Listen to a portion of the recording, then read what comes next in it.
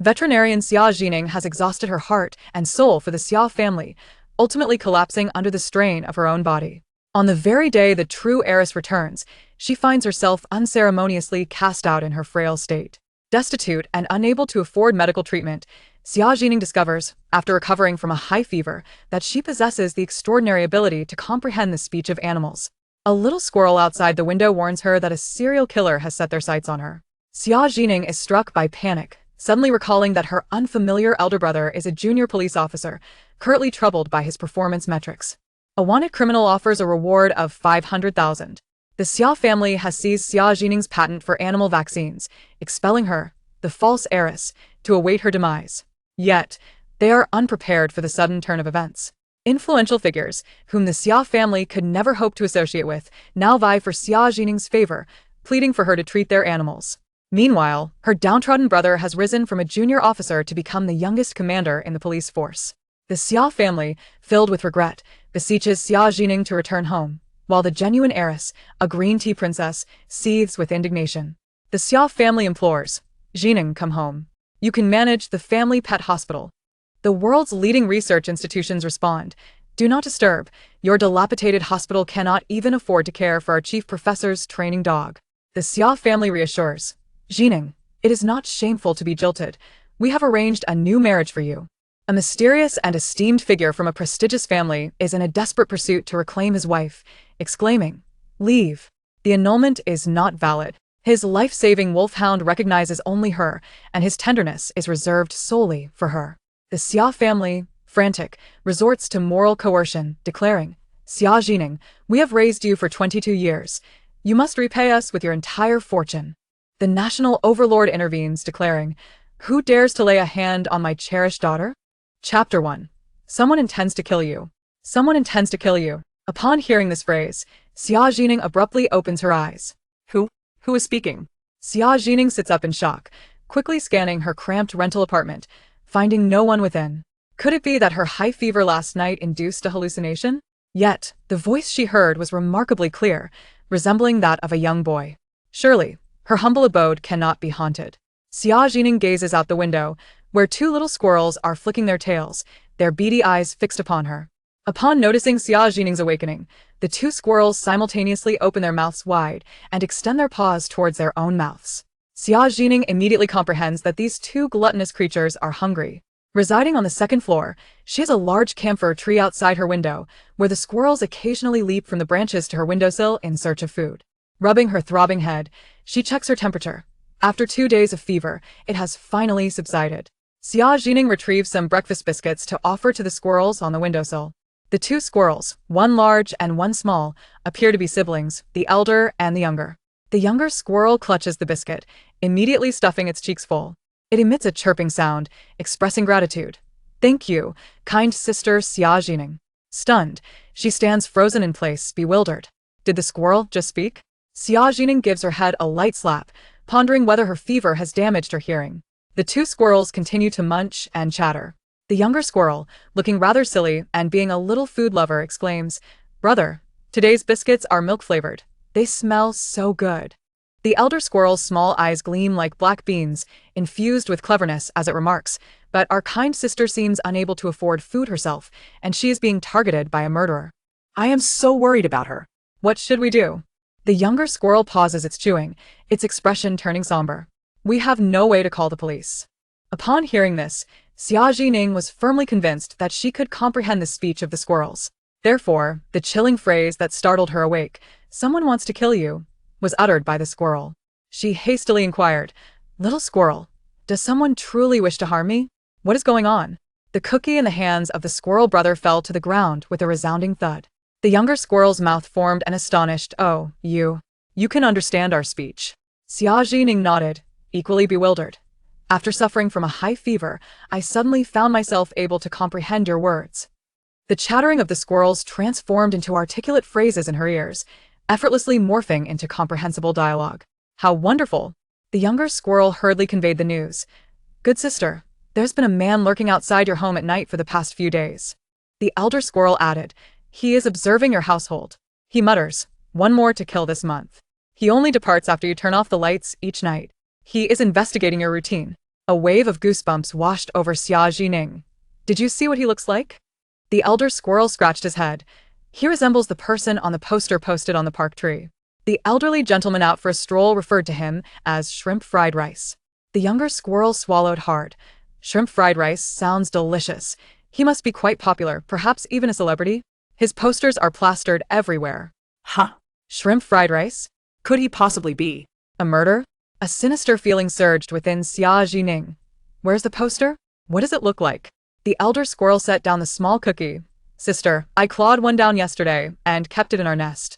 Allow me to show it to you. The elder squirrel returned to their tree hollow and shortly emerged with a piece of paper in his mouth. Xia Zhi Ning accepted the tattered, crumpled white sheet and her eyes widened in horror. The title, Wanted Notice, in bold letters was strikingly conspicuous. This was not a celebrity poster. It was, in fact, a wanted notice. Wanted, Zhou Zifeng, male, 37 years old, an A-class wanted criminal by the Ministry of Public Security, suspected of committing multiple heinous murder cases, with exceptionally atrocious circumstances. Any individual providing information to assist in the capture will be rewarded with a joint bounty of 500,000 yuan from the Public Security Bureau and the victim's family. After reading the wanted notice, Xia Zhi Ning felt a chill run down her spine. She was being targeted by an A-class wanted criminal. Her immediate impulse was to report to the police. She opened her phone, her gaze landing on the call history entry for Xia Zheng, her brother whom she had called for 22 years. Her finger trembled. Xia Zheng was the eldest son of the affluent Xia family. She was aware that Xia Zheng had been tracking the serial murder case involving Zhou Zifeng. Xia Zheng could dispatch the Xia family's bodyguards to protect her while directly liaising with the major crime unit. Xia Zhi Ning dialed Xia Zheng's number, but it was abruptly disconnected. Almost immediately, a text from Xia Zheng arrived. Do not disturb me again. You cannot expect to return to the Xia family after your wrongdoings. A pang of hurt struck Xia Zhi Ning. A month prior, a girl named Xia Qingqing had approached her with a paternity test report. The affluent Xia family had discovered that the daughter they had raised for 22 years, Xia Zhi Ning, was an imposter. The Xia family specialized in pet pharmaceuticals and chain veterinary hospitals, and Xia Zhi Ning had been pressured by her parents to attend a prestigious veterinary school from a young age, enduring various training programs. Her father imposed strict demands. Failure to achieve first place would result in him throwing her pet hamster from the upper floor. Xia Zhi Ning had been unable to relax, her nerves perpetually taut as she studied diligently. At a tender age, she became a top veterinarian and spearheaded the development of the Xia family's new pet vaccine, Claw Shield. Consequently, when the true daughter returned, the Xia family had no intention of expelling Xia Zhi Ning. However, 2 weeks ago, when the true daughter suffered a broken leg, she claimed that Xia Zhi Ning had pushed her down the stairs. The Xia family, infuriated, denied her any chance to defend herself. That very day, her brother Xia Zheng cast Xia Zhi Ning's belongings out the door. Xia Zhi Ning felt helpless and disheartened. Did the Xia family not use the internet? They believed such an antiquated slanderous tactic. After being hung up on by Xia Zheng, Xia Zhi Ning reluctantly sent him a text regarding the discovery of the wanted criminal. Yet, she soon realized that she had been blocked. Never mind, whatever she said now would not be believed by the Xia family. Xia Zhi Ning redirected her efforts to dial the emergency hotline, 110. After an extensive wait, the call was finally answered. A warm and friendly voice from the operator greeted her. Hello, this is the Jiangcheng 110 emergency service. How may I assist you? Hello, I have spotted a suspected wanted criminal, Zhou Zifeng, outside my building. It appears he is conducting reconnaissance prior to committing a crime. Xia Zhi Ning provided her address and floor. The address is. Upon hearing that it involved an A-class wanted criminal, the operator clearly prioritized the matter. Thank you for your call. We will report this to the relevant authorities immediately. Could you please provide your name and contact information? After hanging up, Xia Zhi Ning breathed a sigh of relief. The operator had been quite diligent. She glanced at her phone and realized she had inadvertently slept until 6 in the evening. Night was fast approaching. Xia Zhi Ning's stomach growled with hunger, but she dared not venture outside. She searched on her phone for information about Zhou Zifeng, discovering that his crime timings were unpredictable, and he had the audacity to commit murder in broad daylight. Should she encounter him by chance, it would be a fatal encounter. Do not fear, good sister. We shall accompany you.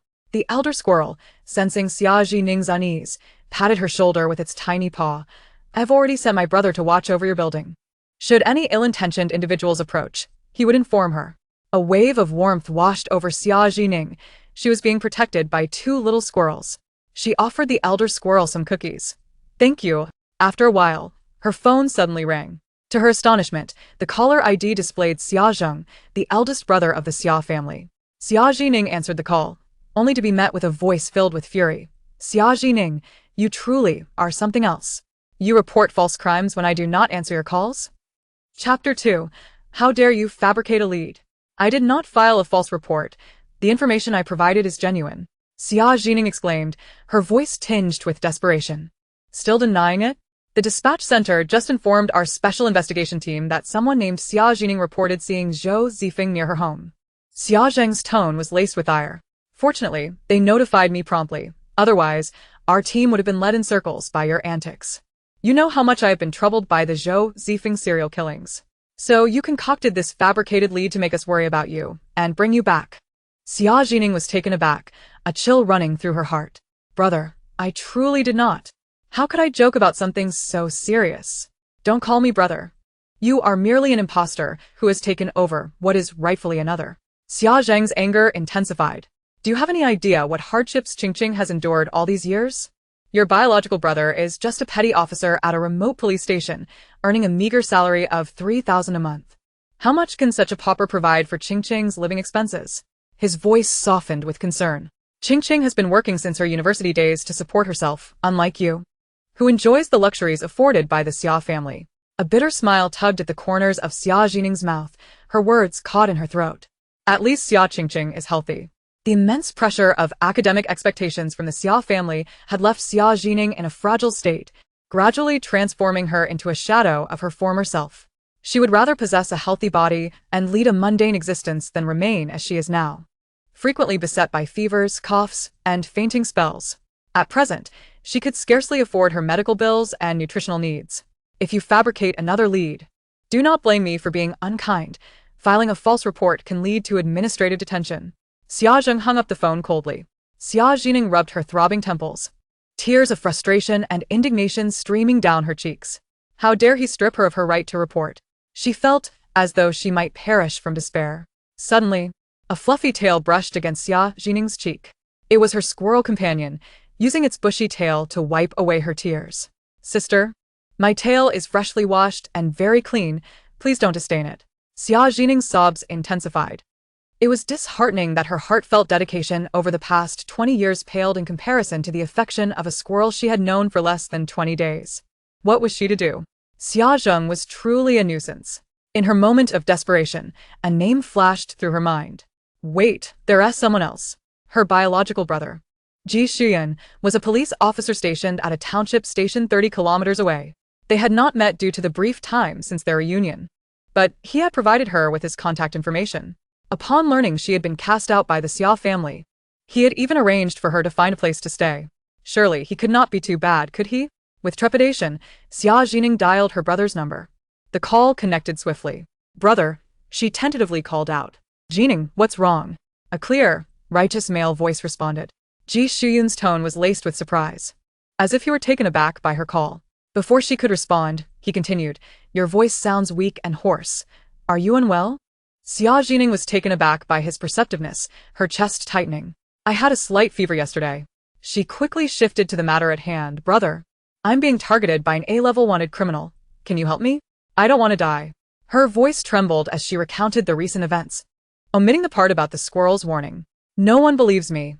I truly don't know who else to turn to. To her surprise, Ji Xuyan did not probe for further details. Instead, his tone turned resolute. Do not be afraid. Stay at home and secure the doors and windows. I will be there shortly. She could hear the rustling sounds on the other end, as if he were gathering his belongings.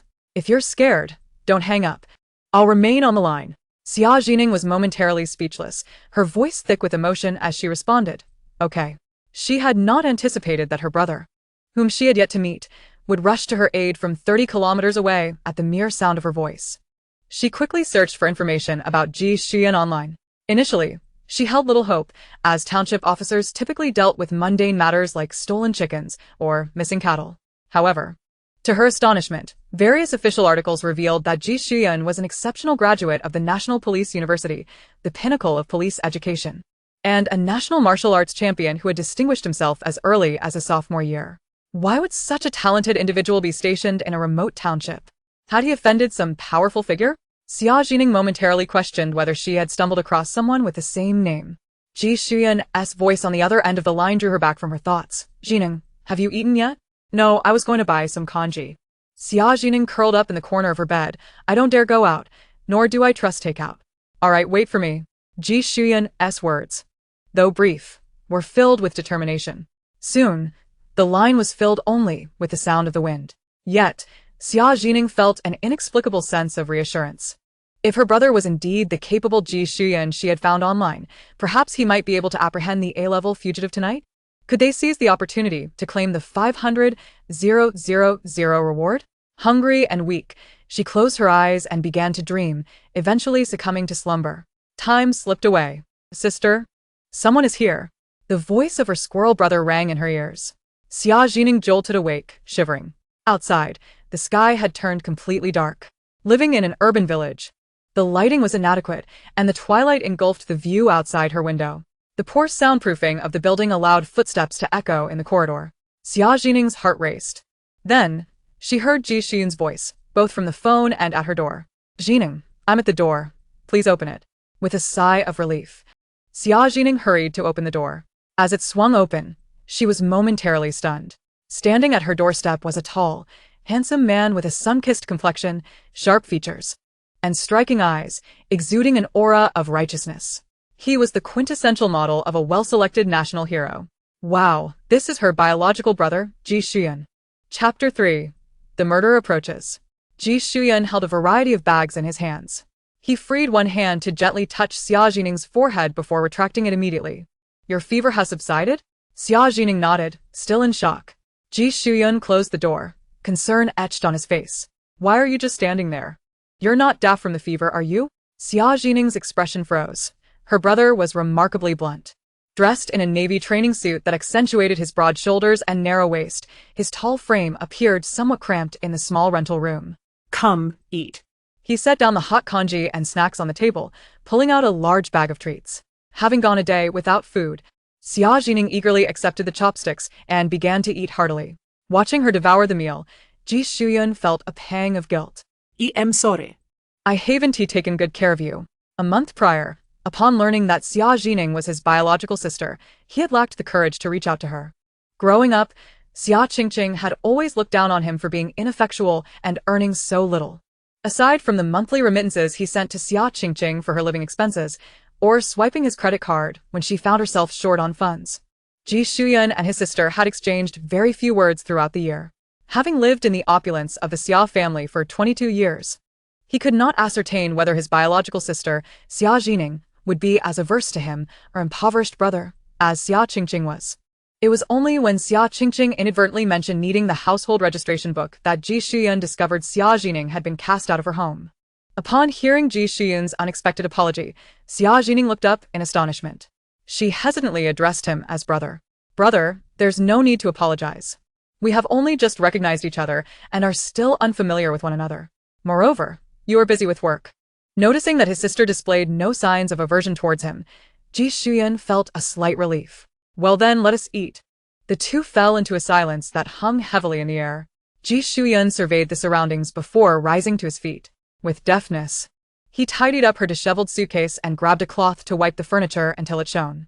Within the span of a meal, the cramped rental apartment was transformed. Xia Zhi Ning was surprised to discover that her brother possessed such domestic skills. She speculated that after their biological parents' untimely demise, Ji Xuyan had relied on scholarships and part-time work to raise Xia Qingqing.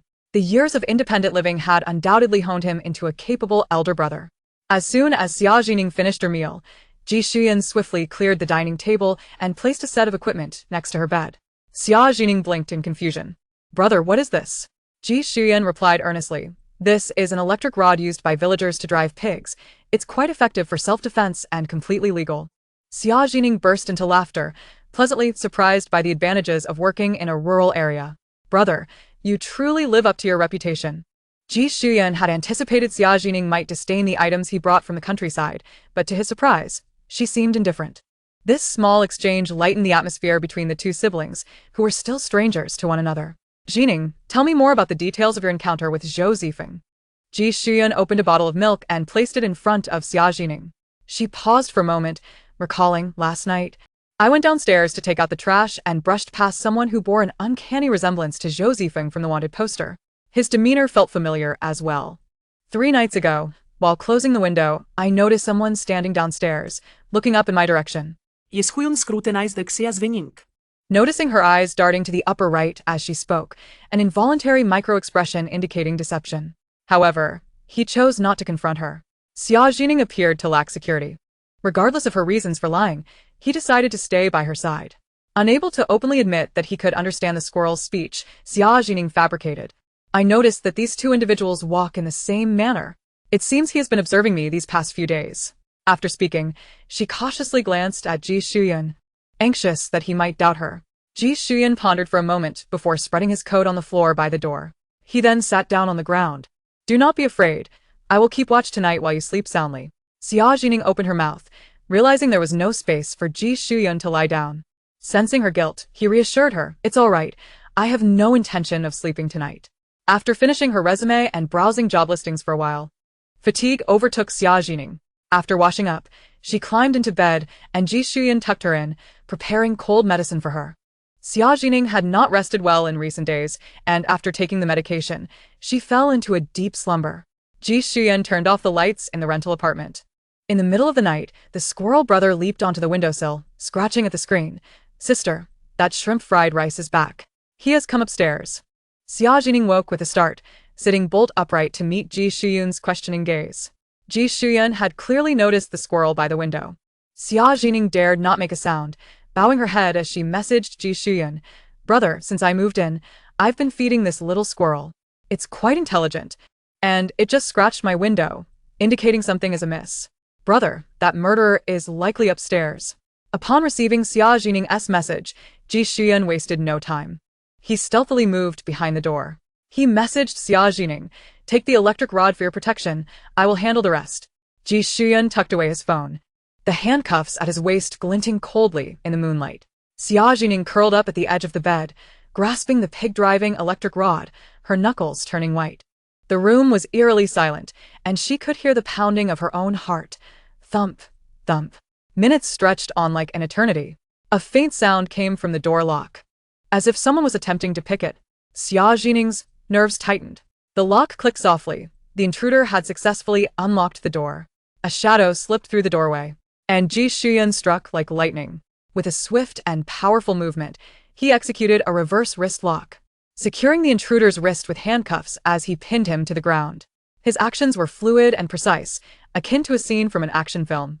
Leaving Xia Zhi Ning in awe, Zhi Ning, turn on the lights, Ji Shuyan commanded, keeping the man restrained. Xia Zhi Ning quickly flipped the switch, illuminating the room. Ji Shuyan removed the mask and hat from the man on the ground. The light revealed the man's waxy skin, round nose, and a conspicuous black mole on his left earlobe. His sinister triangular eyes were filled with disbelief. It was none other than Zhou Zifeng, the A-level wanted criminal. The electric rod clattered to the floor as Xia Zhi Ning stared at the man's face, her blood rushing to her head. She nearly shouted, Oh my gosh, 500,000. Brother, we've captured 500,000. We're going to be rich. At that moment, her exhilaration completely overshadowed her fear. Although Xia Zhi Ning had grown up in a wealthy family, her father had tightly controlled her finances, ensuring all her money went towards tutoring. She had endured the hardships of elite education without reaping any of its benefits. After being expelled from the Xia family, she had not even received her wages from vaccine development, leaving her in a precarious financial situation. She had heard that capturing an A-level wanted criminal could earn one a third-class merit. Xia Zhi Ning exclaimed with glee, Brother, doesn't this mean you can get a promotion and a raise? Chapter 4. Xia Zheng arrived. Ji Shuyan was equally astonished. He had merely come to check on his sister's health and never expected to apprehend a wanted criminal so effortlessly, as if the man had walked right into his hands. Zhou Zifeng, lying on the floor, glared at them, baring his teeth. Did you expect me to deliver myself to you? How did you find me? Xia Zhi Ning shared Ji Shuyan's snacks with a squirrel on the windowsill. This was the consequence of committing evil deeds. Seeing that Xia Zhi Ning had no intention of responding, Zhou Zifeng snorted in disdain and began to curse incessantly. Unfazed, Xia Zhi Ning felt emboldened by the presence of her capable brother. She was no longer afraid. She regarded the A-level wanted criminal on the floor as if he were a fat lamb awaiting slaughter. Brother, what should we do with him now? When can we collect the bounty? Xia Zhi Ning was already entranced by thoughts of wealth, chattering excitedly. I need to make a call to report to my superiors. Ji Shuyan observed his little money-loving sister, unable to suppress a smile as he pulled out his phone. The A-level wanted criminal must be handed over to the Jiangqing Police Headquarters, which has placed significant emphasis on this case. However, before Ji Shuyan could dial the phone, it rang first. The caller was his colleague, Old Li. Xiao Ji, where have you been? Why haven't you returned to the station yet? Old Li's tone was urgent. The deputy director has been watching you closely, and this time he has finally found a reason to act. He claims your leave lacks a legitimate basis and intends to discipline you. Your performance pay will be deducted, and you will face a formal reprimand. Yes, Huyun replied calmly. Old Li, I'm in Changshan district visiting my sick sister. I can't return right away. Old Li's voice dripped with despair. Why did you go so far? You want to make it back in time. The deputy director is definitely going to make it hard for you now. Ji Shuyan responded softly. Old Li, I've apprehended Zhou Zifeng here. Old Li's voice suddenly escalated. What? He nearly broke into a shout. You mean while visiting your sick sister? You casually captured A-list fugitive Zhou Zifeng? How could you speak of such a monumental event as if you had merely purchased a cabbage? Since the deputy director is right beside you, please relay this to him. Ji Shuyan smiled slightly. Let the deputy director report to the higher authorities and have them come take the fugitive away. I will send you the exact address. Old Li's worries vanished instantly. You're quite remarkable. I told you, with such an impressive resume, how could you be assigned to our township police station to deal with trivial matters? And now? You've caught an A-list fugitive during your visit home. Truly, gold shines no matter where it is. You're bound to receive a third-class merit award. Just wait. I'll go commend you right now. After overhearing Ji Shuyan and Old Li's conversation, Xia Zhi Ning looked at her brother with eager anticipation. Brother, now that you've caught an A-list fugitive, doesn't that mean you can be transferred back to the city? Xia Zhi Ning had witnessed Ji Shuyan's swift actions clearly. With such impressive skills, it seemed a travesty for him to assist the villagers in catching chickens and finding lost cattle daily. Upon hearing Xia Zhi Ning mention the potential transfer, Ji Shuyan subtly furrowed his brow. Not necessarily.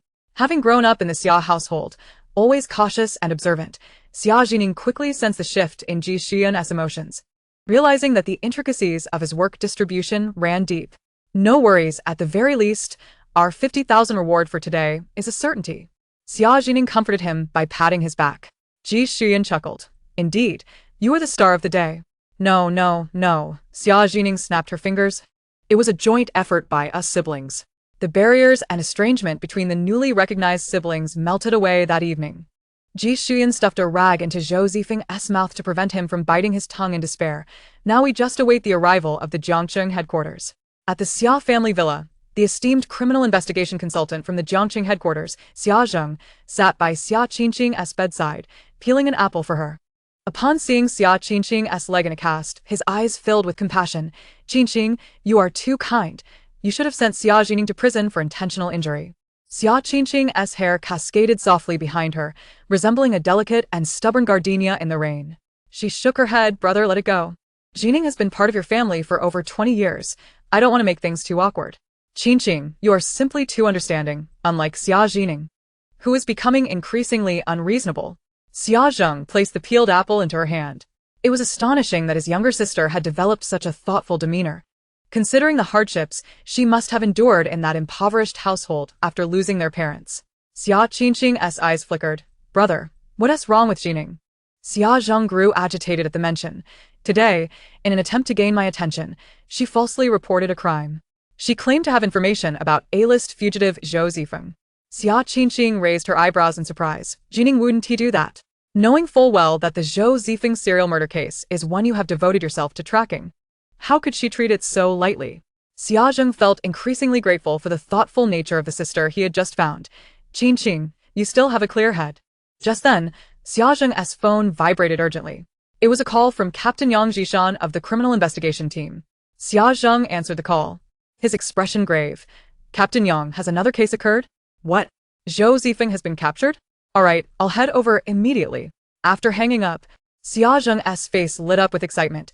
Qingqing, the serial killer Zhou Zifeng, whom I have been tracking for 6 months, has finally been apprehended. I must rush to the scene. You stay home, and let me know if you need anything. Xia Qingqing smiled. That's wonderful. Brother, hurry. Hard work pays off. It must be the clues you've analyzed over the past 6 months that have finally borne fruit today. Xia Zheng exclaimed as he drove towards the address provided by Captain Yang, his heart racing. Upon arriving at the dilapidated urban village, Xia Zheng frowned as he ascended the stairs with Captain Yang. Unable to contain his curiosity, he asked, "Is this rundown place really where Zhou Zifeng has been hiding?" Captain Yang shook his head. No. Zhou Zifeng intended to commit a crime against a young girl living here. However, during his attempt, the girl's brother, who is a police officer from the township station, happened to be present and subdued him. From the township station? Xia Zheng realized, a hint of disdain flashing in his eyes. So it's simply a case of a blind cat stumbling upon a dead rat.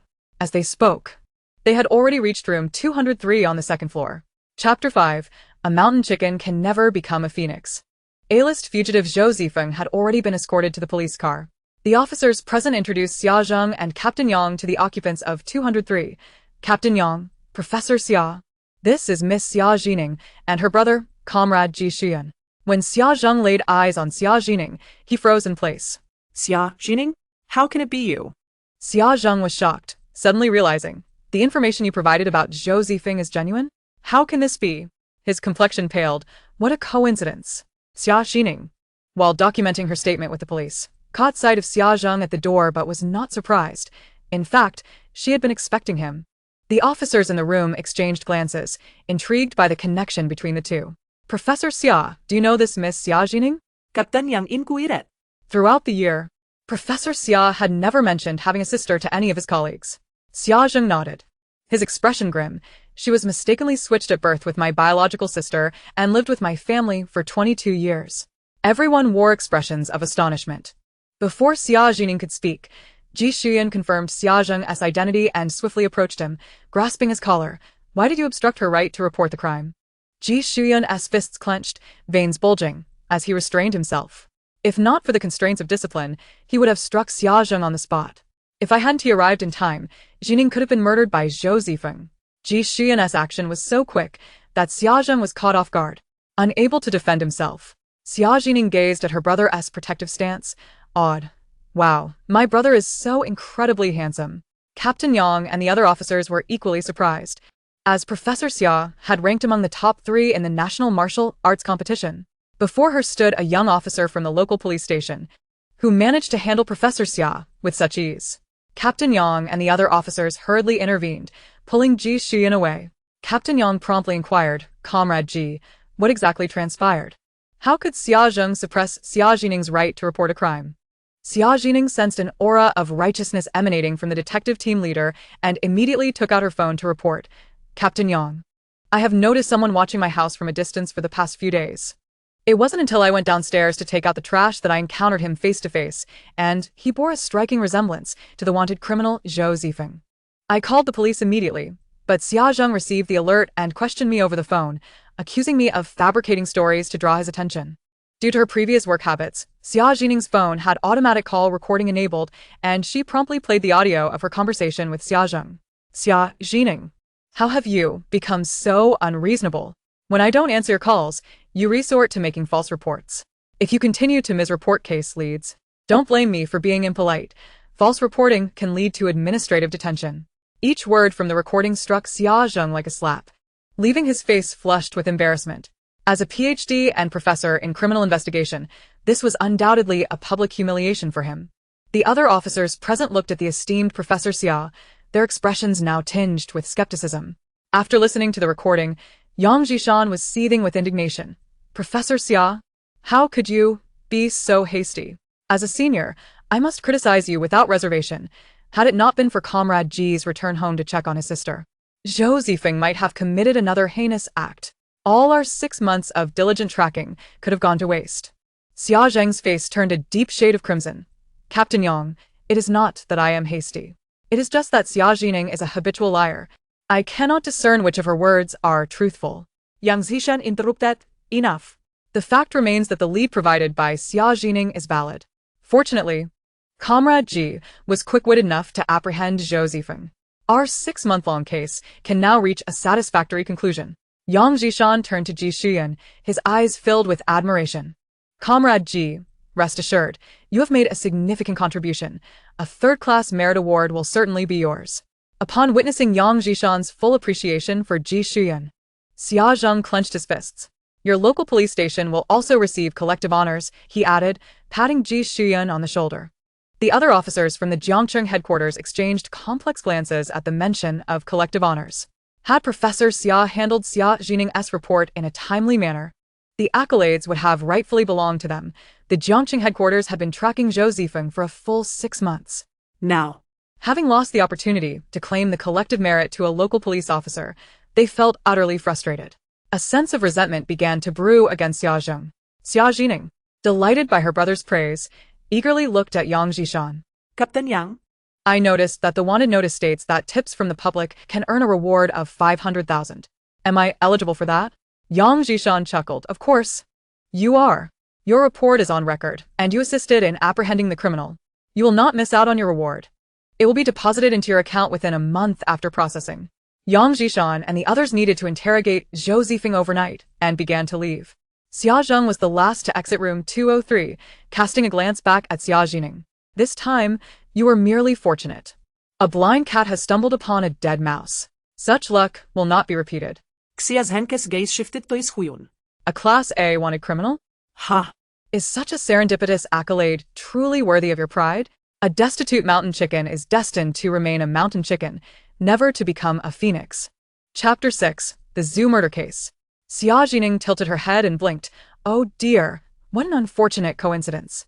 She deliberately waved the wanted notice, adding, it seems this particular mountain chicken is soaring higher than the phoenix. She opened the door and gestured, expert in case solving, do return to your golden nest. She emphasized the term case-solving expert. Xia Zheng left with a sullen expression. Brother, you have achieved such a remarkable feat, and Captain Yang admires you so much. Surely, you can't be denied a transfer to the city. Xia Zhi Ning looked at Ji Shuyan with eager anticipation. Having followed her brother Xia Zheng since childhood as his little shadow, she greatly admired his handsome looks and outstanding grades. However, Xia Zheng had always treated her with indifference and strictness. After only one night of reconnecting with Ji Shuyan, Xia Zhi Ning experienced that wonderful feeling of having an older brother. Ji Shuyan hesitated and shook his head. Not unless I can solve several major cases consecutively, which is unlikely. A bitter smile flitted across his face. This time, I was merely lucky to capture a Class A wanted criminal, and such opportunities will be scarce in the future. The local police station deals solely with routine matters, leaving little room for further accomplishments. Xia Zhi Ning frowned, pulling out her phone to search for Ji Shuyan's profile. Brother, is this you? Outstanding graduate of the National Police University, first place in the National Martial Arts Competition. The accolades were countless, abruptly ceasing in the year Ji Shuyan graduated.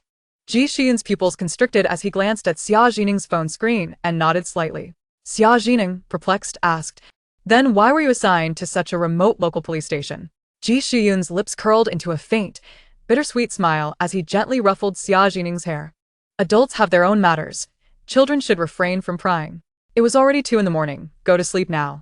Xia Zhi Ning hesitated but eventually complied and went to bed, still recovering from a high fever. As she lay in bed, she gazed at Ji Shuyan's silhouette, who remained vigilantly by her side. She silently clenched her fists, believing that such an exceptional brother would never be overlooked. The following morning, when Xia Zhi Ning opened her eyes, Ji Shuyan had already left for work, leaving a note on the bedside. The note was written in strong, bold strokes. Breakfast is in the pot. Wait until your brother gets paid to rent a better apartment for you. Signed, Ji Shuyan. Ji Shuyan had also transferred her 1,000 yuan. Xia Zhi Ning felt a warm swell in her heart, knowing that Ji Shuyan was living tightly as well. She resolved to work hard to find a new job and treat her brother to a meal once her salary arrived. While eating breakfast, she checked her phone for any interview notifications from companies. With only 70 yuan left in her account, and the reward money still pending processing, she needed to secure a job quickly to make ends meet. Xia Zhi Ning put down her phone, feeling troubled. Despite her impressive resume, veterinary clinics and companies related to pets were refusing to give her a chance. Only one kind-hearted recruiter had subtly informed her, Miss Xia, you are exceptionally talented, but we have been instructed not to hire you. Best wishes. Xia Zhi Ning suspected that the Xia family was behind this maneuver. How could they be so relentless? Just as she was sinking into despair, a notification pinged. She had received an email from a private zoo, offering her a position directly. The role was that of a zoo manager, a leadership position with a salary of 6,000 a month, including meals and accommodation. Xia Zhi Ning was so excited, she could hardly contain her joy. The heavens had indeed not forsaken her. The email urged her to report as soon as possible and included contact information. Xia Zhi Ning dialed the contact number. Hello, may I speak with Mr. Chen? I am Xia Zhi Ning, applying for the position of zoo director. Upon hearing her words, the voice on the other end became exceptionally animated. That's wonderful. Can you start today? I'll come pick you up. Xia Zhi Ning was pleasantly surprised by such thoughtful consideration. Who would have thought an employer would personally drive to collect a new employee? Yes, I can start today. She provided her location. 20 minutes later, Mr. Chen arrived to pick her up. He handed her a prepared employee badge and a red envelope. Director Xia. You are now the director and person in charge of Senyu Zoo. Xia Zhi Ning felt an inexplicable sense of foreboding, as if Mr. Chen were bequeathing her a final task. Her expression was one of astonishment. Compared to other recruitment officers who barely acknowledged applicants, Mr. Chen was remarkably kind. The badge was prepared so quickly, and there was even a welcome envelope. Stealing a glance at the envelope, she was astonished to find it contained 200. My heavens! I must have encountered a benevolent deity. As Mr. Chen sped along in his car, he quickly wished her a pleasant first day and handed over some documents related to the zoo, along with the official seal. They soon arrived at Senyu Zoo, where Mr. Chen thrust a map of the zoo into her hands. I have an urgent matter to attend to, so take some time to familiarize yourself with the surroundings. With your badge, you can come and go as you please. From now on, you are the director of Senyu Zoo. Xia Zhi Ning stepped out of the car, utterly bewildered. Mr. Chen's vehicle sped away as if pursued by unseen forces. Feeling increasingly uneasy, she searched for information about Senyu Zoo on her phone. The results sent a chill down her spine. The zoo was struggling with dismal visitor numbers and was on the brink of closure. Chapter 7. The Headless Corpse. Oh no. On the verge of closure, Xia Zhi Ning nearly dropped her phone. Why would they hire her as the director? She recalled how hurried Mr. Chen had been. Could he be fleeing from something? Looking up at the entrance of Senyu Zoo, the weathered wooden sign showed signs of neglect. Yet at the ticket booth, a considerable line of people eagerly craned their necks to see. Was this what they called dismal attendance? On a weekday morning, so many people were buying tickets. The online news reports must have been exaggerating. Xia Zhi Ning's anxious heart began to calm as she donned her ID badge and approached the staff entrance. To her astonishment, the crowd at the ticket booth erupted in cheers upon seeing her badge. The zoo director has arrived. Xia Zhi Ning was taken aback. Wait. Are these people not here to see the animals, but rather to see the zoo director? The ticket booth employee, a young woman, paused in surprise upon seeing Xia Zhi Ning's unfamiliar face. When she noticed the badge hanging from Xia Zhi Ning's neck, she began gesticulating wildly. Just then, a middle-aged man charged forward and grabbed Xia Zhi Ning by her collar. Ah, there you are. It's about time. His face contorted with rage. Veins bulging. Your zoo's tiger killed my daughter, Xiao Zhou. You must take responsibility for her death and compensate us. Pia, he Ning. But I just started 2 minutes ago. How am I involved in this? She quickly waved her hands in protest. Sir, you're mistaken. I'm the new zoo director. Just starting today. I have no knowledge of what happened. I don't care if you're new. The middle-aged man's eyes were bloodshot as he pointed at her badge. This badge states you are the zoo director, doesn't it? Suddenly, Xia Zhi Ning understood why Mr. Chen had been so eager for her to start. It was to shift the blame onto her. Who would have thought that finding a job would lead to such a predicament, caught in a web of deceit spun by capital? With the middle-aged man gripping her tightly, Xia Zhi Ning felt tears welling up. Sir, I truly just started today. Could you please show me what happened? Meanwhile, the eager crowd chimed in. Miss. Your tiger is too fierce. It even bit off a person's head. Yes, and the head is still missing. Who knows if it ended up in the tiger's belly? It became apparent that these individuals were not here to buy tickets to see the zoo, but were merely onlookers reveling in the spectacle. Xia Zhi Ning frowned. As a seasoned veterinarian, she was well aware of a tiger's eating habits. Tigers favor fatty internal organs and muscle tissue. They would not swallow an entire head but rather crush the skull to access the brain. Everyone please remain calm. The probability of a tiger removing a head is quite low. Calm? The middle-aged man was even angrier at her words. All right, you go see what your tiger has done. Xia Zhi Ning was dragged into the zoo, and the crowd at the ticket booth craned their necks to glimpse the unfolding drama. I'm dying to know what happened. Xia Zhi Ning turned back. If you want to see, buy a ticket and come in. Hearing that someone had died in the zoo, she figured they'd better take advantage of the situation to earn some ticket sales. Otherwise, business would only worsen. Every little bit helps, she thought. At least I can recoup today's expenses and seek some compensation for mental distress. The agitated middle-aged man led her to the tiger enclosure, where a police cordon had already been established. Several officers were present, photographing a headless female corpse lying on the ground. Upon seeing the gruesome sight, Xia Zhi Ning stillated. The body lay in a pool of blood, the head missing, and the wound was a gruesome mess, truly horrifying. Yet, as a veterinarian, she had encountered plenty of bloody scenes and remained surprisingly calm. The middle-aged man shouted to the investigating officers, "I've found the zoo's person in charge." The police turned, surprised to see such a young woman maintaining her composure. Xia Zhi Ning quickly explained, "Officer, I genuinely just started today." She held up her phone. "Here is my acceptance email, sent this morning." The officer glanced at the screen and urged the middle-aged man to release Xia Zhi Ning. "Come on, don't make it hard for the young lady. She's just the scapegoat." At that moment, the forensic expert spoke. "Based on the nature of the wounds on this headless corpse, it does not appear she was killed by a tiger. It is more likely she was slowly decapitated with a blunt instrument, resulting in an irregular wound." The forensic expert's tone turned grave. "This is a homicide." Xia Zhi Ning's heart sank. What a way to begin her first day on the job. Encountering a murder at the zoo. Was she destined to be a detective? The middle-aged man, upon learning that his daughter had been murdered, showed a look of disbelief. His grip on Xia Zhi Ning slackened, and he sank to the ground, cradling his head in despair. How is this possible? Xiao Zhou was always so well-behaved and kind. How could she attract a murderer? Chapter 8. Wonderful, a crime scene expert has arrived. With the police's explanation, Xia Zhi Ning learned more details about the incident. At 7:23 this morning, the zookeeper arrived at the tiger enclosure, intending to release the tigers for the day's operations. Instead, they discovered a headless female corpse lying in the enclosure. Blood from the neck had stained the grass of the tiger enclosure crimson. The zookeeper hastily reported to the police, and upon their arrival at the scene, they identified the headless female corpse through a student ID found in her pocket.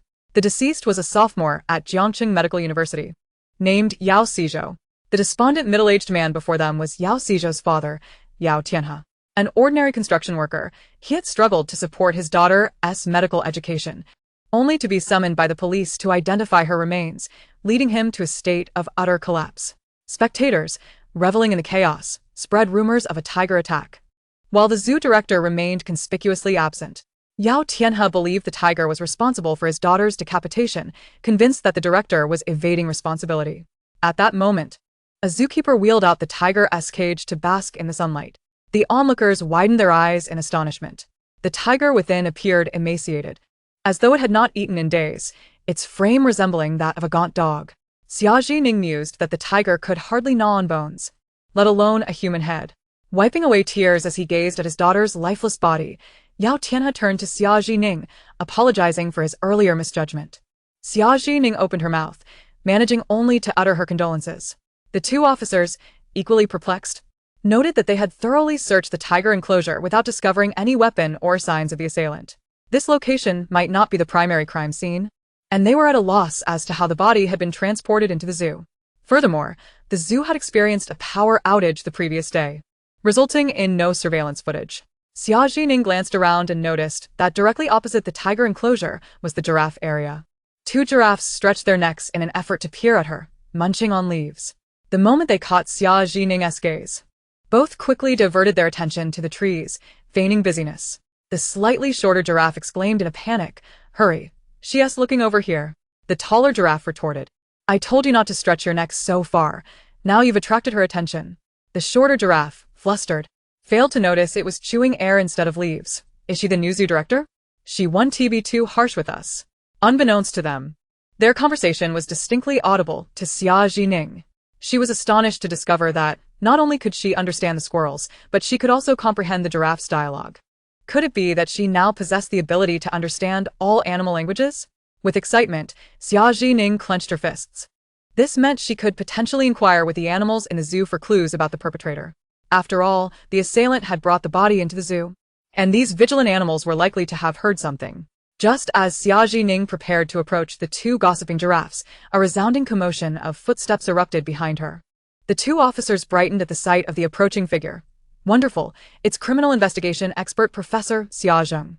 Xia Zhi Ning turned in surprise to see Xia Zheng, donned in a crisp white shirt and an expensive watch, exuding an air of authority as he strode towards the tiger enclosure, flanked by 4 detectives. Noticing Xia Zhi Ning, Xia Zheng raised an eyebrow in astonishment. What are you doing here? Are you following my schedule? One of the officers introduced Xia Zhi Ning, Professor Xia. This is the newly appointed director of Senyu Zoo. She just took office today, yet has encountered such misfortune. Xia Zheng scoffed. Encountering you indeed brings no good fortune. Xia Zhi Ning rolled her eyes. Better than almost letting an A-level fugitive escape last night. Xia Zheng's expression darkened immediately.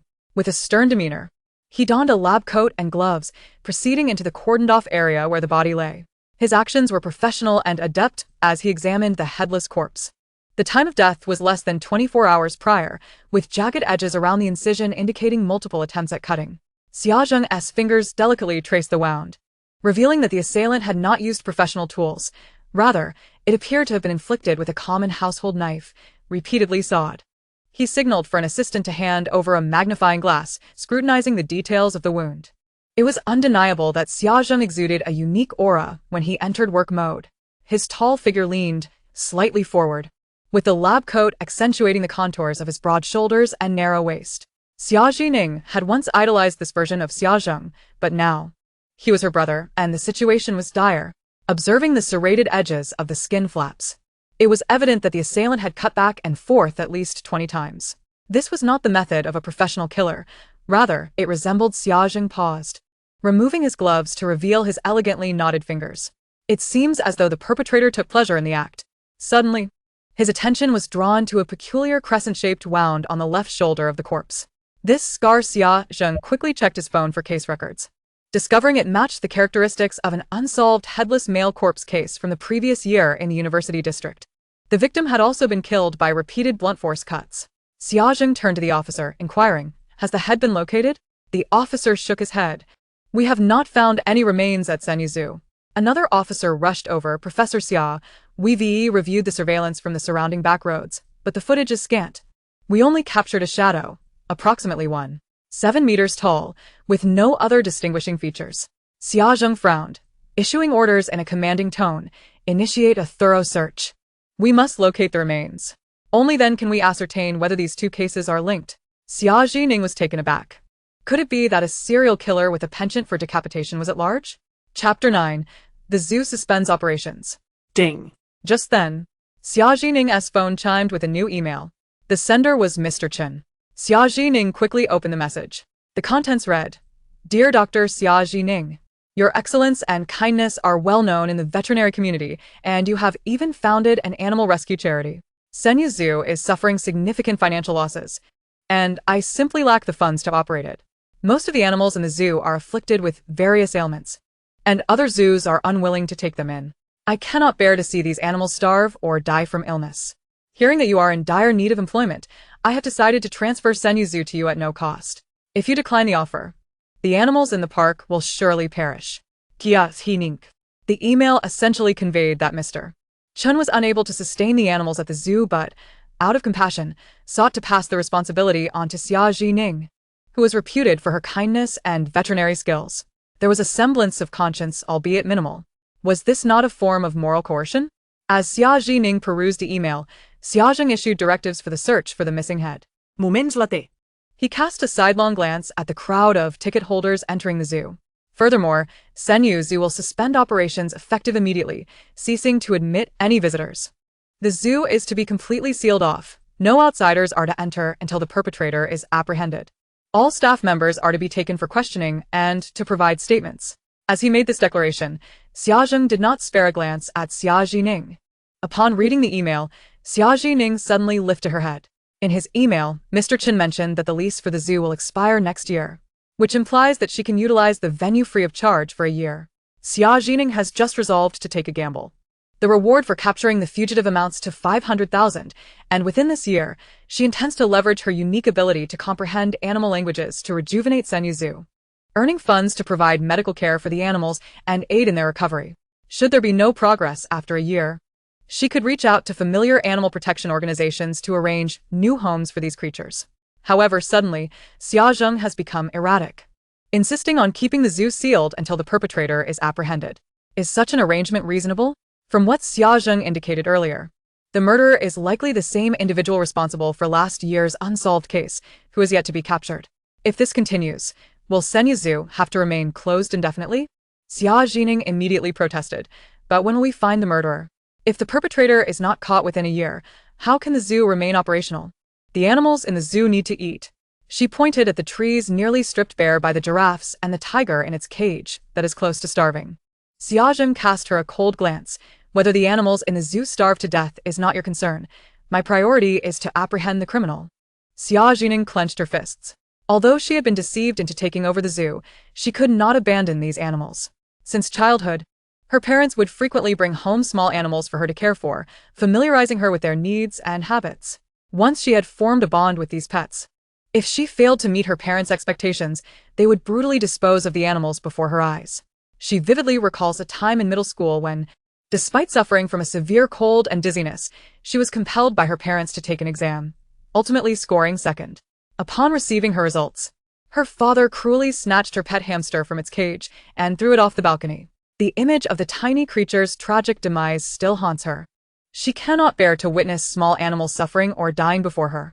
Bearing such pressure from a young age has driven her to excel as a veterinarian. While working at the Xia family's animal hospital, she would strive to save every animal brought before her. Xia Zhi has given the order. Now, mobilize all available police forces to conduct a thorough search for the head of the deceased, Yao Xizhou, at Xia Zhi. After issuing his command, he turned to leave. Xia Zhi Ning quickly grasped his sleeve, gritting her teeth. Brother, could you lend me 500,000? For Xia Zhi, 500,000 was merely a matter of a flick of his finger. He paused, turning his head to regard her. Reason? It is for the animals' food and to pay the staff. Xia Zhi Ning's gaze was resolute. Once the claw shield vaccine is on the market and the technical dividends are released, I will repay you. The claw shield vaccine is one she developed, incorporating the merits of all existing vaccines, capable of preventing multiple diseases with a single injection. Are you not aware? Xia Zhi scoffed suddenly. The pet vaccine you developed encountered issues during the third phase of testing. Cats exhibited symptoms of convulsions and blindness after receiving the claw shield vaccine. Xia Zhi Ning felt as if struck by lightning. How is that possible? The previous tests showed no problems. The claw shield vaccine is my labor of love. I meticulously oversaw every detail. How could such a grave incident occur? You know very well if any data was fabricated, Xia Zhi taunted, a smirk playing on his lips. Fortunately, Qin Qing, also a veterinarian, recognized friends in testing institutions and conducted a thorough clinical trial of the vaccine, uncovering the issues. Xia Zheng's fists tightened, his expression one of fury. Otherwise, if problems arise post-launch, our Xia family will be driven to ruin by you. Upon realizing it was Qin Qing, the genuine heiress, who discovered the fault in the claw shield vaccine, a sense of foreboding surged within Xia Zhi Ning, sensing a conspiracy brewing. Chapter 10. Witnessing the deer. Do you still have the audacity to ask the Xia family for patent fees? Xia Zhi narrowed his eyes at Xia Zhi Ning. If you want me to lend you 500,000, you must kneel before Qin Qing and apologize. If you show a good attitude of remorse, our family might consider taking you back. Impossible. Xia Zhi Ning trembled with rage. I have repeatedly stated that I did not push Xia Qin Qing. Why will you not believe me? She has invested so much effort into the Xia family, developing numerous products, only to be left with a frail body. Then the matter of borrowing money is off the table. Xia Zhi dismissed her, departing with his assistant. Xia Zhi was sealed off. Over 100 police officers conducted a comprehensive search within the zoo. Xia Zhi Ning and the remaining 9 staff members were interrogated for an extensive period. By the time night fell, no trace of the murderer or the head of the deceased had been found. With nothing to show for their efforts, Xia Zhi was in a foul mood. The first 48 hours post-incident are critical for solving a case. As time elapses, the probability of resolution diminishes exponentially. Nearly 20 hours have already passed. Will the perpetrator evade capture once again this year? The officers remained silent, weary from a day of fruitless labor, their spirits low. One officer suggested, Professor Xia, perhaps we should issue a reward notice to mobilize the entire city in search of the head of the deceased, Yao Xizhou. Xia Zhi Ning pondered for a moment. Very well. Have someone draft a reward announcement immediately. At that moment, Xia Zhi Ning and the other zoo staff members, having completed their investigations, were brought back. Xia Zhi Ning crossed paths with Xia Zheng, who, as he left, specifically instructed, Senyu Zoo will remain closed for business tomorrow. Xia Zhi Ning clenched her fists. While the remaining zoo employees began discussing resigning. Director Xia, I do not intend to receive this month's salary. I am quitting. I am leaving as well. This zoo is truly cursed, with no business, sickly animals, and now a murder case. It must be a matter of bad feng shui. One by one, the staff of Senyu Zoo discarded their work badges and departed. In the end, only a fresh-faced young man remained. Xia Zhi Ning, feeling numb, glanced at his name tag. Gulin, aren't you leaving? Gulin scratched his head, his eyes radiating a naive innocence untouched by the harshness of society. Director, I am a senior student from Jiangqing University, here for an internship. I just need a stamped internship certificate. I don't require salary. Upon hearing this, Xia Zhi Ning chuckled softly. Bring me the internship certificate template printed out tomorrow, and I will stamp it for you. Consider it my final act of kindness. Gulin's face lit up. Thank you, Director Xia. I will head back to school now. Good night. The vast zoo was left with only a few police officers on night duty. The officers were busy posting fresh reward notices at the zoo's entrance. Xia Zhi Ning approached to take a look. The notice read, a homicide has occurred at Senyu Zoo in our city. Upon investigation, it has been discovered that part of the victim's remains is missing, the head has not been found, and the nature of the case is severe. In order to expedite resolution, we are publicly soliciting clues from society and offering rewards for critical information. A reward of 100,000 yuan will be granted for the direct discovery of the victim's head and assistance in locating it for the police. A reward of 50,000 yuan will be given for providing clues that directly lead to solving the case, such as the identity of the suspect or the murder weapon. Other significant clues that greatly aid the investigation will be rewarded based on the situation, with a maximum of 30,000 yuan. Finding the deceased's head will earn a reward of 100,000 yuan. Xia Jiqing's numb heart suddenly began to race. She hastily made her way to the tiger enclosure, intending to inquire whether any nearby animals had witnessed anything relevant. At that moment, she overheard two giraffes behind her exchanging whispers. The shorter giraffe remarked, "It seems the new director has landed herself in quite a predicament." The taller giraffe replied, "Perhaps you should worry about yourself first. She appears to be rather impoverished." "Are we destined to starve?" The shorter giraffe lamented, "It's all that man's fault for tossing a body into the tiger enclosure. Why not dispose of it at the landfill instead?" Upon hearing this, Xia Jiqing spun around and approached the two giraffes briskly. "Did you see the murderer throwing the body?" The two giraffes were startled by her sudden appearance and took a few steps back. "Why, you can understand what we're saying?" they stammered. Xia Jiqing pointed to her ears. "Indeed. My ears are different from others. I can comprehend the speech of small animals." The shorter giraffe awkwardly shifted its long legs into an inward stance. "How embarrassing. You heard everything." Xia Jiqing chuckled. "It's all right. You're quite adorable, and you didn't say anything derogatory about me. Weren't you worried about starving?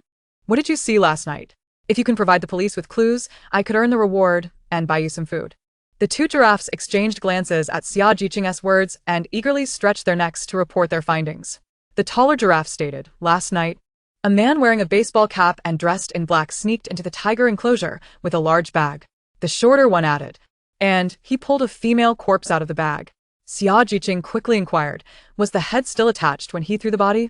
"Yes, it was still there." The shorter giraffe nodded. "Let me tell you, that man was quite deranged. He was using a small knife to saw off the head piece by piece." Xia Jiqing's eyes widened in shock. The murderer was indeed in the tiger enclosure at that moment.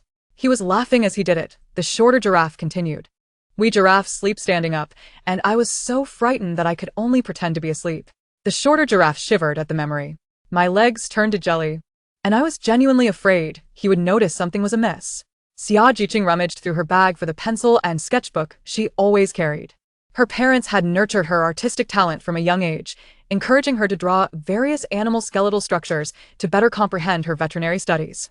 Now, Xia Jiqing excelled in her craft, particularly in rendering portraits of both humans and animals.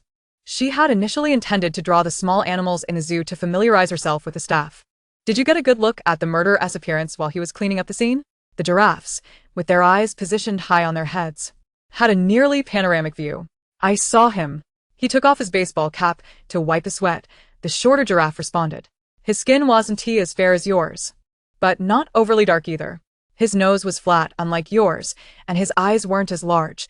Yours resemble those of a fawn, while his were narrow like that of a Tibetan fox. Suddenly, the taller giraffe kicked the shorter one with its long leg, exclaiming, "You look foolish. I didn't expect you to start flattering the director after just a few words." The shorter giraffe appeared aggrieved. "I'm not flattering. It's the truth. The new director is indeed quite lovely, like a fairy," the shorter giraffe added. The taller giraffe, exasperated, swatted at it with its tail. "You're still buttering her up." Xia Zhi Ning couldn't help but chuckle at the giraffe's interaction. "Don't worry, I treat all the little animals equally." Her curiosity piqued. She asked, "Are you two brothers?" The taller giraffe denied, "No, we aren't related by blood. We're merely colleagues." The shorter giraffe's eyes glimmered with hurt. "Aren't we at least partners in crime?" Xia Zhi Ning realized that the two giraffes were simply work companions, with the taller one being somewhat aloof. She continued, "How tall was the murderer?" The taller giraffe quickly answered, "He was a head shorter than the tiger enclosure's fence." Xia Zhi Ning approached the fence, estimating the height of the murderer to be around 1.7 meters. She persistently questioned the two giraffes for details, gradually refining the portrait of the suspect. An hour later, a drawing of a man with a round face, small eyes, and a flat nose appeared on her sketchbook. Xia Zhi Ning displayed the portrait to the two giraffes. "Do you think this is the man?" The two giraffes lowered their heads to examine the drawing. The shorter giraffe exclaimed, "Wow, it looks just like him." The taller giraffe, eager to impress the director, rattled off a string of 4-character phrases he had heard from visitors over the years. "Director, your artistic skill is superb, transcendent. A stroke of genius, a divine brush. Wait, I mean vibrant." Stop, stop, stop. Xia Zhi Ning laughed until her stomach hurt. The flattery was a bit excessive. "So, after that man severed the head from the body, where did he take it?" The taller giraffe replied, "He wrapped the head in cling film, put it back in the bag, and then began cleaning up the scene." Xia Zhi Ning quickly posed the most critical question. "Which route did he take to leave the zoo?" The taller giraffe hesitated. "He went west, and after that, we couldn't see him anymore." Xia Zhi Ning pressed on. "Do any other small animals know the whereabouts of this murderer?" The taller giraffe recalled, "Yes. The crow that often comes to drink from our trough has been following that man." The shorter giraffe nodded. It wanted to feast on the brain and eyeballs of the corpse. Xia Zhi Ning felt a chill at this revelation, but she understood. Crows are omnivorous and primarily feed on carrion, often pecking at the softer parts of a corpse, such as the eyes and brain tissue. Her eyes lit up. "Where does this crow live?" Can we find it now? The taller giraffe responded, "It resides in the largest birch tree along the route you took to get here." Xia Zhi Ning put away her pencil and sketchbook, gently patting the giraffe's leaning neck. "Thank you for your valuable clues. They will be very helpful. I'll treat you to a special meal tomorrow." Soon, Xia Zhi Ning found the largest birch tree, as described by the giraffes. "Little crow, are you there?" she called out, holding up the portrait of the murderer. "Do you know where he disposed of the head?" The tree remained eerily silent, with no response. Strange. The giraffes had mentioned that the crow would be home at this hour. Xia Zhi Ning blinked, wondering if her empty-handed arrival without a gift was the reason for the silence. Remembering that crows are fond of shiny, reflective objects, she rummaged through her pockets and found a single yuan coin left from her bus fare. She tossed the coin onto the ground, producing a crisp, ringing sound. Xia Zhi Ning waited for several minutes, yet there was no sign of movement. Chapter 12. There are others in the murderer's house. The crow had yet to make its appearance. Huh? Could it be that she lacked sufficient coins? Xia Zhi Ning rummaged through her belongings, finding only the red envelope given to her by Mr. Chin upon her employment. At that moment, she remained unaware that a pair of bright, round, yellow eyes were secretly observing her. Xia Zhi Ning produced a crisp, red 100-yuan note, pondering how to exchange it for some shiny coins, when suddenly, a crow swooped down from the sky. In an instant, with a swish, the 100-yuan note in her hand vanished before her eyes. Looking up, Xia Zhi Ning saw a small crow perched atop a trash bin beneath a tree, its claws tightly gripping the bill. Xia Zhi Ning. Had she just been robbed by an animal? The crow even recognized a 100-yuan note. So, It seemed the 1-yuan coin she had tossed earlier was beneath its notice. As she contemplated this, the crow hopped beside the coin on the ground, using its small claws to paw it under its wings. "Xia Zhi Ning, Assessment complete. This is a little money-grubbing crow, not letting go of either large or small sums. Xia Zhi Ning squatted before the crow. Little crow, having taken my money, you shall have to do my bidding now. The crow and she exchanged wide-eyed stares, tilting its head in feigned ignorance. Don't act dumb. You've been trailing this person. Haven to you? Xia Zhi Ning revealed the murderer's portrait in her hand. The crow glanced at the portrait, its tiny eyes flashing. Xia Zhi Ning shook the remaining 100 yuan note in her envelope. Upon seeing the bill, the crow seemed to regain its voice. Yes, I followed him. It then attempted to snatch the note from Xia Zhi Ning's hand with its beak. Xia Zhi Ning quickly pulled the note back. Where did he take the severed head of the corpse? Speak clearly. The crow's eyes fixated on the 100 yuan note in Xia Zhi Ning's hand. Last night, I wanted to feast on a brain buffet, so I followed this man. And to my surprise, he didn't just discard the head, but took it back to an abandoned construction site's basement. Once the basement door closed, I knew I wouldn't be able to enjoy my buffet, so I flew back. Xia Zhi Ning's face lit up. Where is that abandoned construction site? The crow's eyes darted around. Are you sure you want to go alone? That place is quite remote and exceedingly eerie. Xia Zhi Ning was about to suggest calling the police, but then furrowed her brow. What would she say when the police inquired about her source of information? At that moment, her phone in her pocket vibrated. It was a call from her older brother, Ji Xian. His voice was tense with concern. Zhi Ning, where are you? Why aren't you home? Xia Zhi Ning felt warmth in her heart. Brother, I'm at the Senyu Zoo. She recounted the series of bizarre events that had transpired since her employment began. Ji Xian, clearly worried, replied, It's late. I'll come to pick you up from the zoo. Xia Zhi Ning was astonished. Brother, don't you have work tomorrow? Haven T, I just achieved something significant? Ji Xian chuckled lightly. The department finally approved my leave. Xia Zhi Ning then learned that Ji Xian had scarcely taken any time off before, always on duty. Since the others were locals with families, it was presumed that he, as an out-of-town single man, should shoulder more responsibilities. 20 minutes later, Ji Xian arrived at the zoo entrance. Dressed in a simple navy blue t-shirt, the contours of his sturdy muscles were subtly visible beneath the fabric, radiating a sense of upright integrity. Having seen many handsome men throughout her life, Xia Zhi Ning was not particularly impressed, yet every time she beheld her brother's face, she couldn't help but exclaim in admiration, as expected from a national selection. Ji Xian's gaze fell upon the little crow that was eagerly following Xia Zhi Ning, his expression one of suspicion. Zhi Ning, why is there a little crow trailing behind you? Xia Zhi Ning pointed to the crow. Brother, this little crow has been following me, flapping around excitedly, as if it has something to show me. The little crow was indeed trailing Xia Zhi Ning due to the fact that she had yet to pay its fee. It insisted on waiting until she took them to the place where the murderer hid the head. Upon hearing Xia Zhi Ning's words, the little crow energetically flapped its wings, hopping around the two, enthusiastically participating in the performance. Xia Zhi Ning feigned a thoughtful expression. Crows are scavengers. I wonder if it has discovered the head of the headless woman at the zoo? Ji Xian suddenly recalled the night they apprehended Zhou Zifeng. At that time, Xia Zhi Ning had mentioned that a little squirrel had informed her about someone going upstairs. It turned out that the little squirrel's intelligence had been remarkably accurate. This sister of his seemed to possess an uncanny intuition regarding matters related to animals.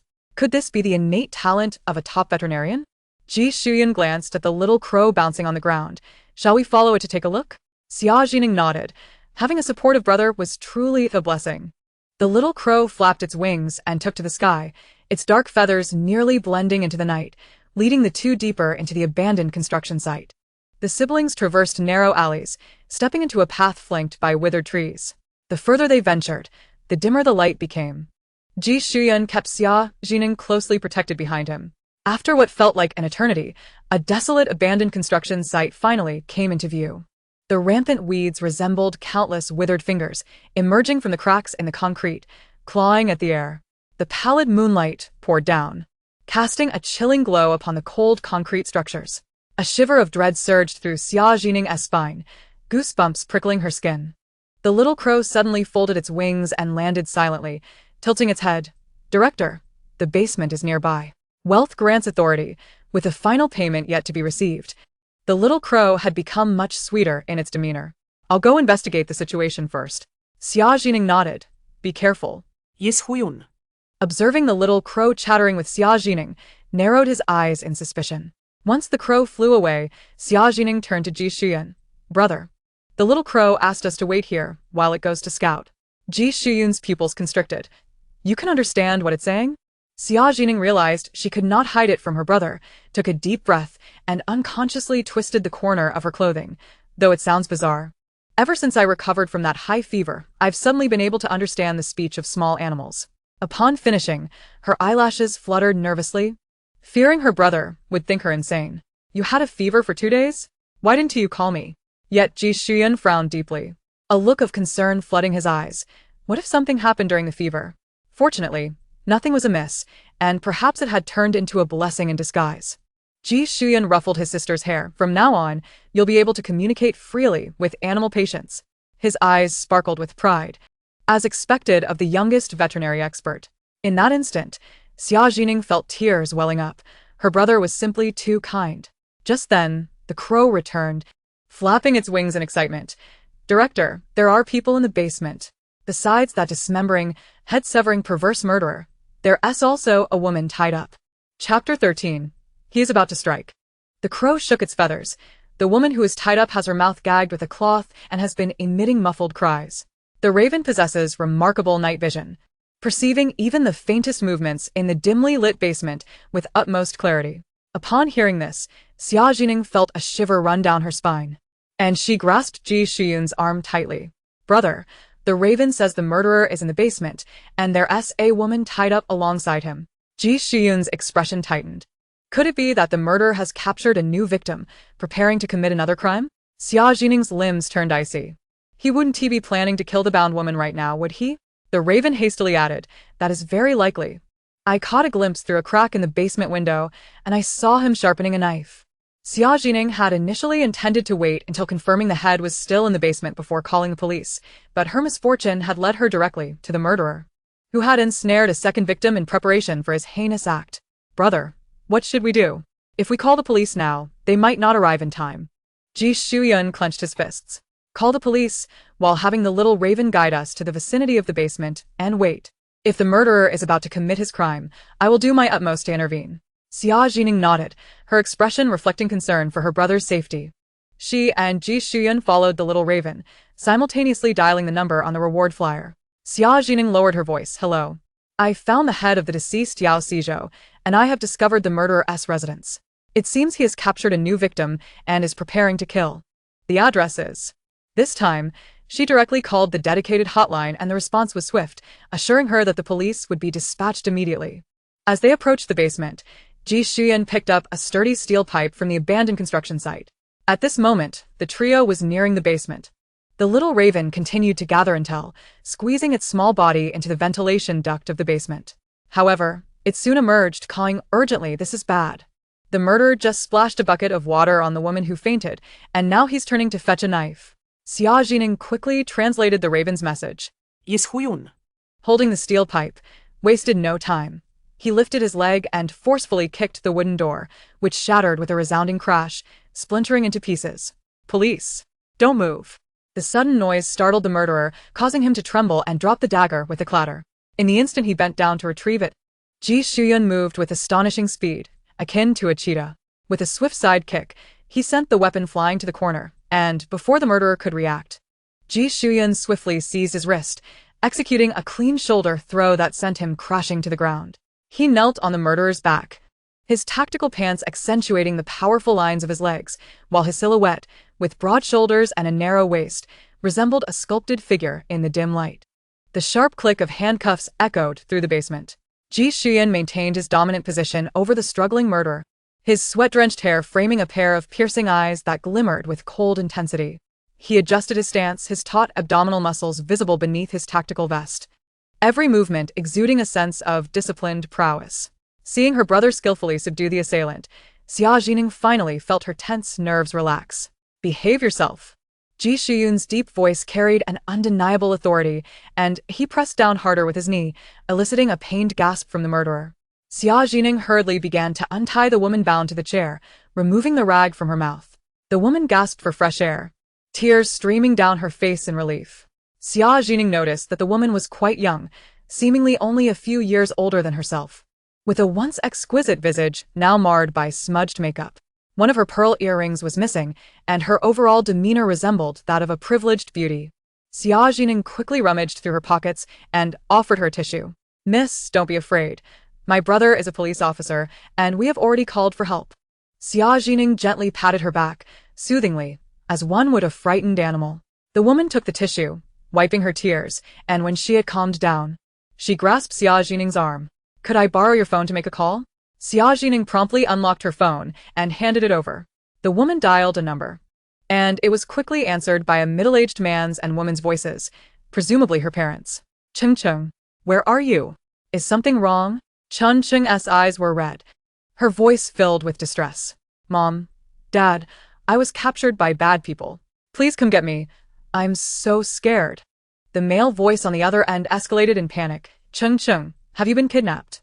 How much ransom do they want? I'll send it right away." Cheng Cheng shook her head vigorously. "No, a police officer and a little sister just rescued me. Please hurry, and come get me." Cheng Cheng looked up at Xia Zhi Ning and asked, "Little sister, where is this place?" Xia Zhi Ning informed her of the construction site's location. Chapter 14. So powerful. Upon hearing her parents say they would come to get her, Cheng Cheng regained a semblance of security. She wiped her tears and looked at Xia Zhi Ning. "Thank you so much. My name is Cheng Cheng. What is your name? How did you find me?" As she spoke, tears began to flow again. "I thought I was going to die today." Xia Zhi Ning, flustered, handed her more tissues.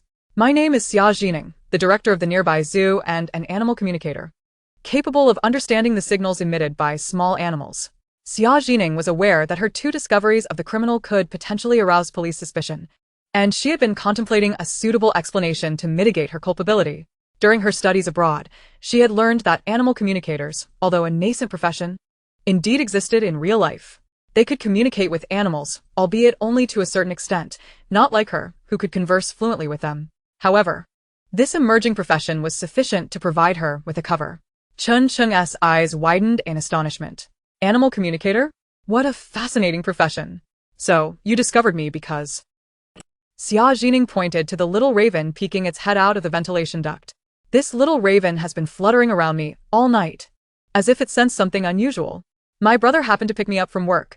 He's a police officer, and he accompanied me to follow the raven, not expecting." Cheng Cheng sighed in relief. "I'm so lucky to have encountered both an animal communicator and a police officer nearby."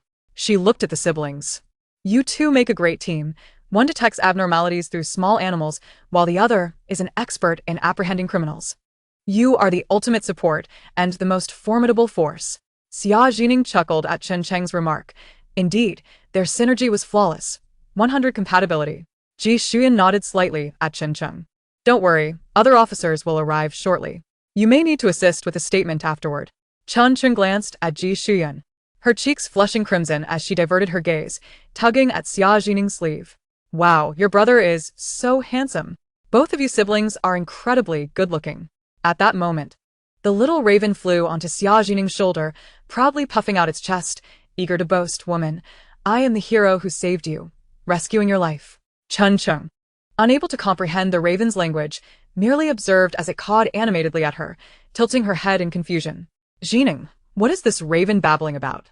Xia Zhi Ning smiled and said, "The little crow wants to boast too." Upon hearing this, Cheng Cheng broke into laughter. Although she had always harbored a fear of crows, those ominous black birds, the thought that this particular crow was her savior helped her conquer her trepidation, and she even found the creature quite adorable.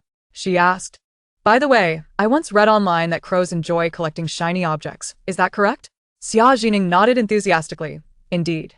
Cheng Cheng then removed her pearl earrings and the ruby pendant from her neck, presenting them to the little crow. "Thank you, esteemed crow, for saving my life. Please take these to play with." Xia Zhi Ning gazed in astonishment at the lustrous, sizable pearl earrings and the vividly radiant ruby pendant, her eyes widening in disbelief. Wow. "What extravagance! What kind of family do you come from?" As an aficionado of collectibles, the little crow recognized their worth immediately, its expression mirroring Xia Zhi Ning's astonishment. It swiftly extended its tiny claw, carefully grasping the two pieces of jewelry, its avaricious demeanor unmistakable. Unable to suppress her amusement, Xia Zhi Ning handed the remaining 100 yuan to the little crow, saying, "Here, this is the final payment. I assure you, I am a person of integrity." The little crow accepted without hesitation, tucking the banknote beneath its wing. At that moment, a loudspeaker echoed around the basement. "You are surrounded. Release the hostages immediately." Xia Zhi Ning exchanged a glance with Ji Shuyan, elated. "Excellent. The police have arrived. Let us escort the criminals out." Outside the basement, the SWAT team had surrounded the area, leaving no room for escape. Captain Yang Jishan wore a concerned expression. "Where is the person who reported this? They were on the line just moments ago." A member of the SWAT team reported through the intercom. "Captain Yang, we have not spotted the person who made the call." Xia Zheng frowned. Could it be that Xia Zhi Ning, emboldened by her previous encounter with an A-class fugitive, approached the underground lair of the criminals for the reward and was captured, becoming a hostage herself? Truly, she is blinded by greed, failing to gauge her own capabilities. Captain Yang's expression darkened at the thought. If the criminals had two hostages, the situation would become even more complicated. Just then, a commotion came from the basement door, prompting everyone to heighten their vigilance. "Police officers, the hostages have been rescued, and the perpetrator has been apprehended." Xia Zhi Ning's voice rang out as she supported the disheveled Chen Cheng, emerging from the basement. Chapter 15. Clearing Suspicion. As Xia Zhi Ning assisted the disoriented Chen Cheng, all the officers present were taken aback. Captain Yang's astonishment was palpable. "Xia, it's you again?" Xia Zheng could scarcely believe his eyes. Xia Zhi Ning had saved the victim? On what grounds? What abilities did she possess? Following closely behind, Ji Shuyan emerged, leading the murderer, and reported to Captain Yang. "This is the suspect." Inside the basement lay his murder weapon, alongside the head of the decapitated female corpse from the zoo.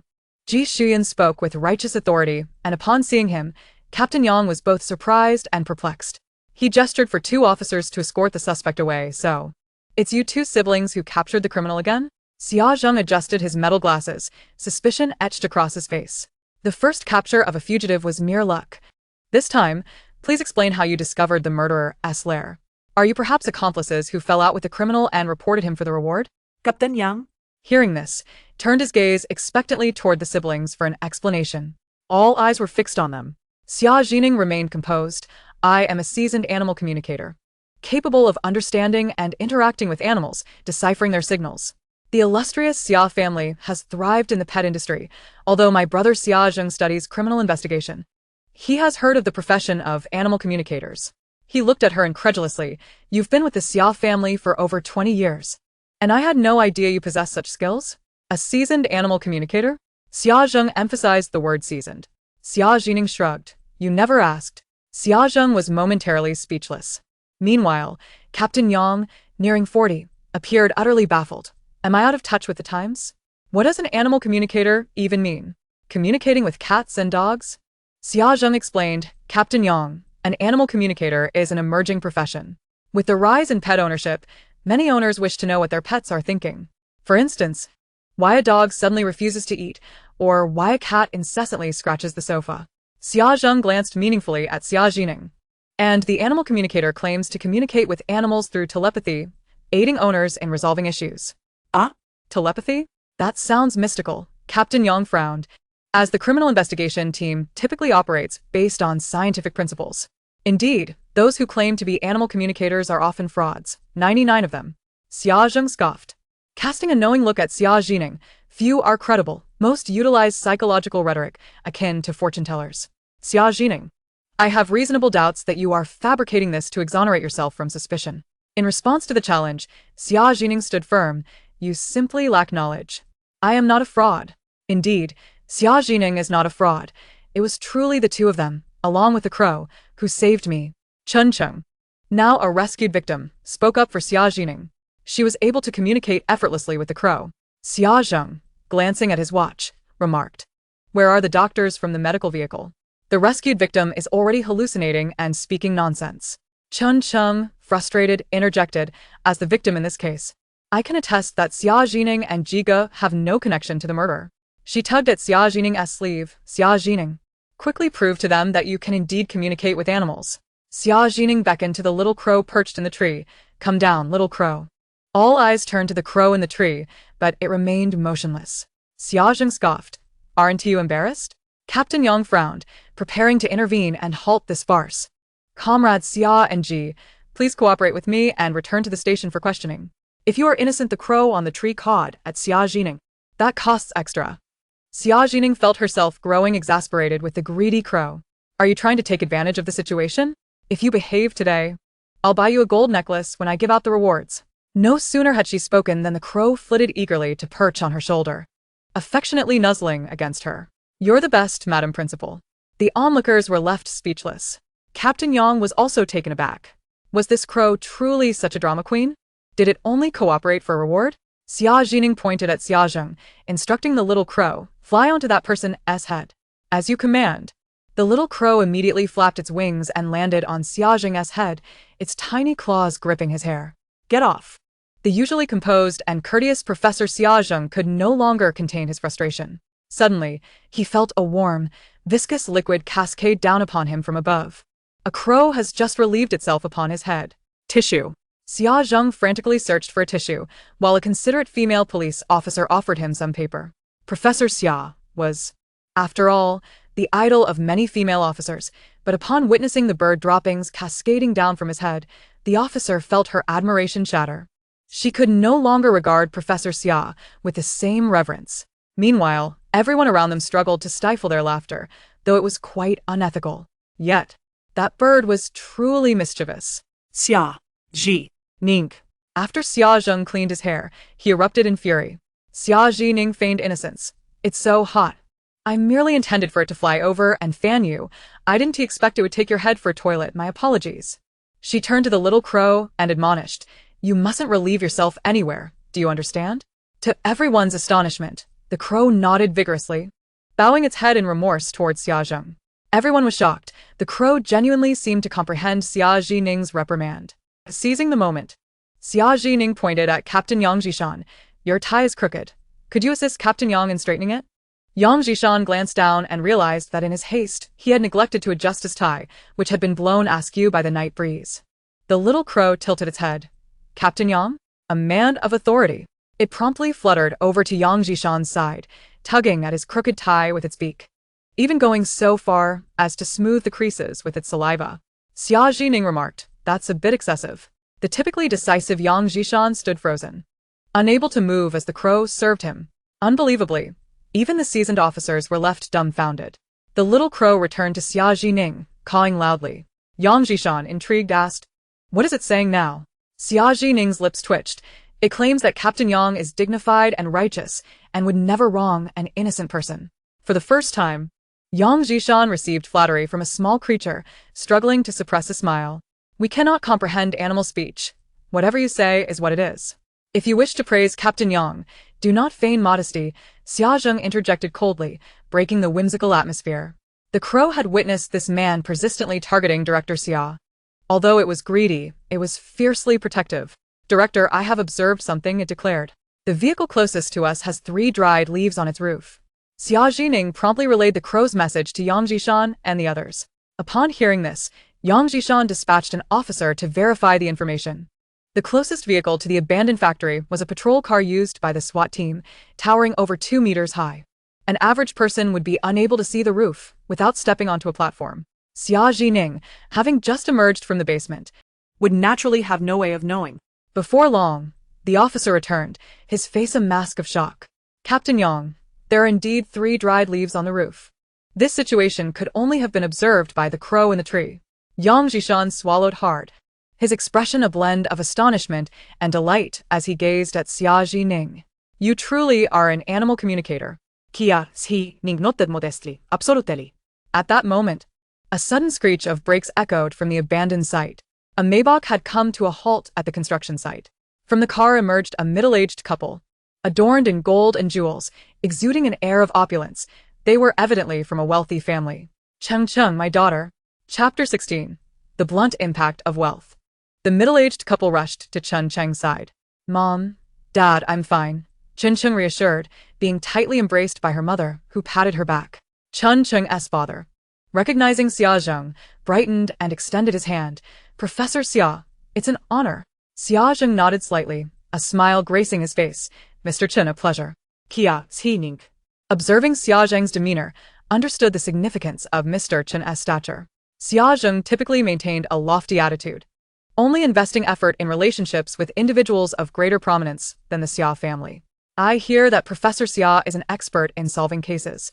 Did he and the police rescue my daughter today? Mr. Chen grasped Xia Zheng's hand with fervor.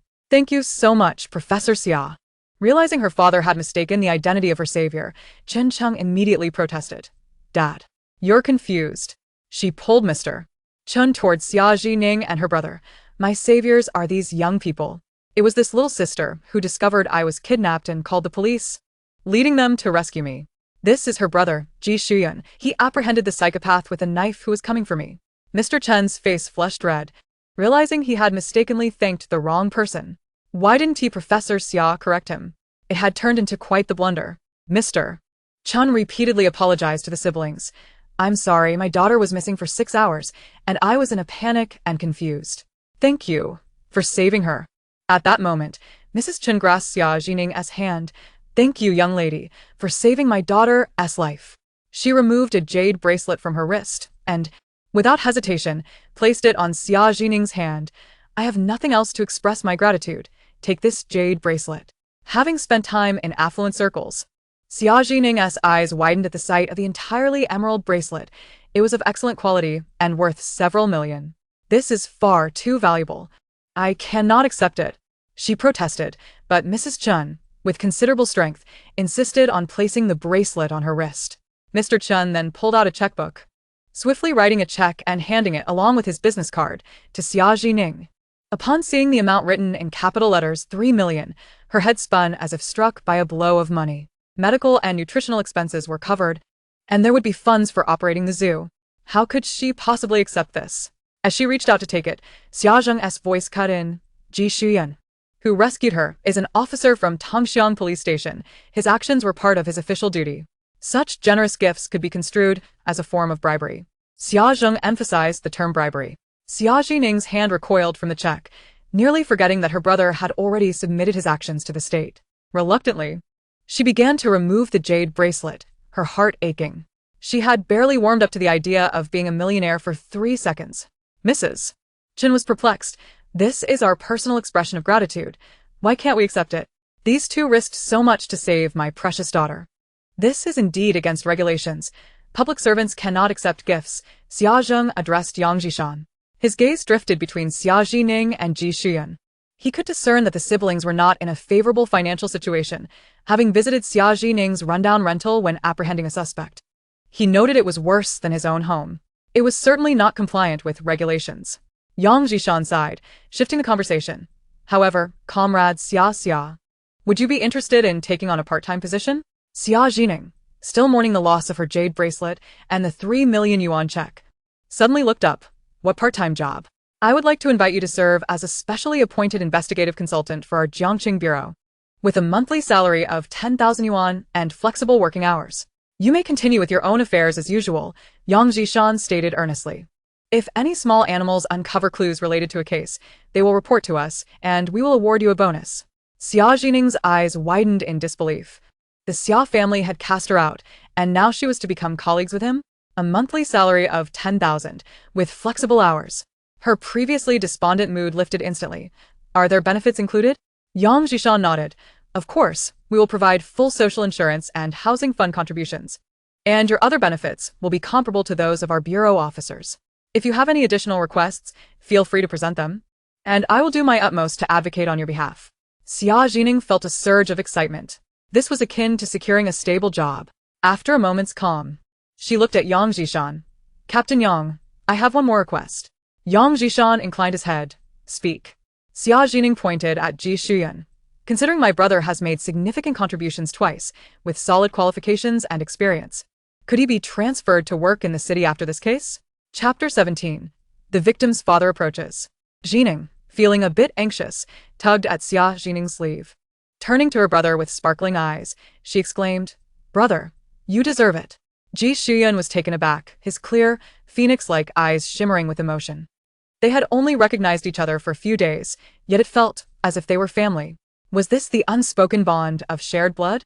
When Yang Jishan first laid eyes on Ji Shuyan, he silently admired his agile prowess. That night, the young man's audacity in venturing into the basement to rescue someone further stirred his appreciation for talent. Such an outstanding young man was unfortunately assigned to a remote town, and he could surmise the reasons behind it. Yet, could a dragon remain long confined to shallow waters? A true gem could never be contained in a small temple. Ji Shiyun's brilliance was simply too radiant. Comrade Xia, Yang Jishan's expression turned serious. The authority for personnel adjustments does not lie with me. However, I will report your request to my superiors in detail. Xia Zhi Ning detected a glimmer of hope in his words, her eyes brightening. Then we shall await your good news. Very well. Yang Jishan nodded slightly. Now I kindly ask you and your brother, along with Ms. Qin Cheng, to return with us to provide a detailed statement regarding tonight's events. By the time they completed the statement, it was already 2 in the morning. Ms. Chen's parents personally drove Xia Zhi Ning and her brother home. Upon seeing where they lived, Ms. Chen's parents were almost compelled to call in a renovation crew to transform the dilapidated abode into a polished residence for their benefactors.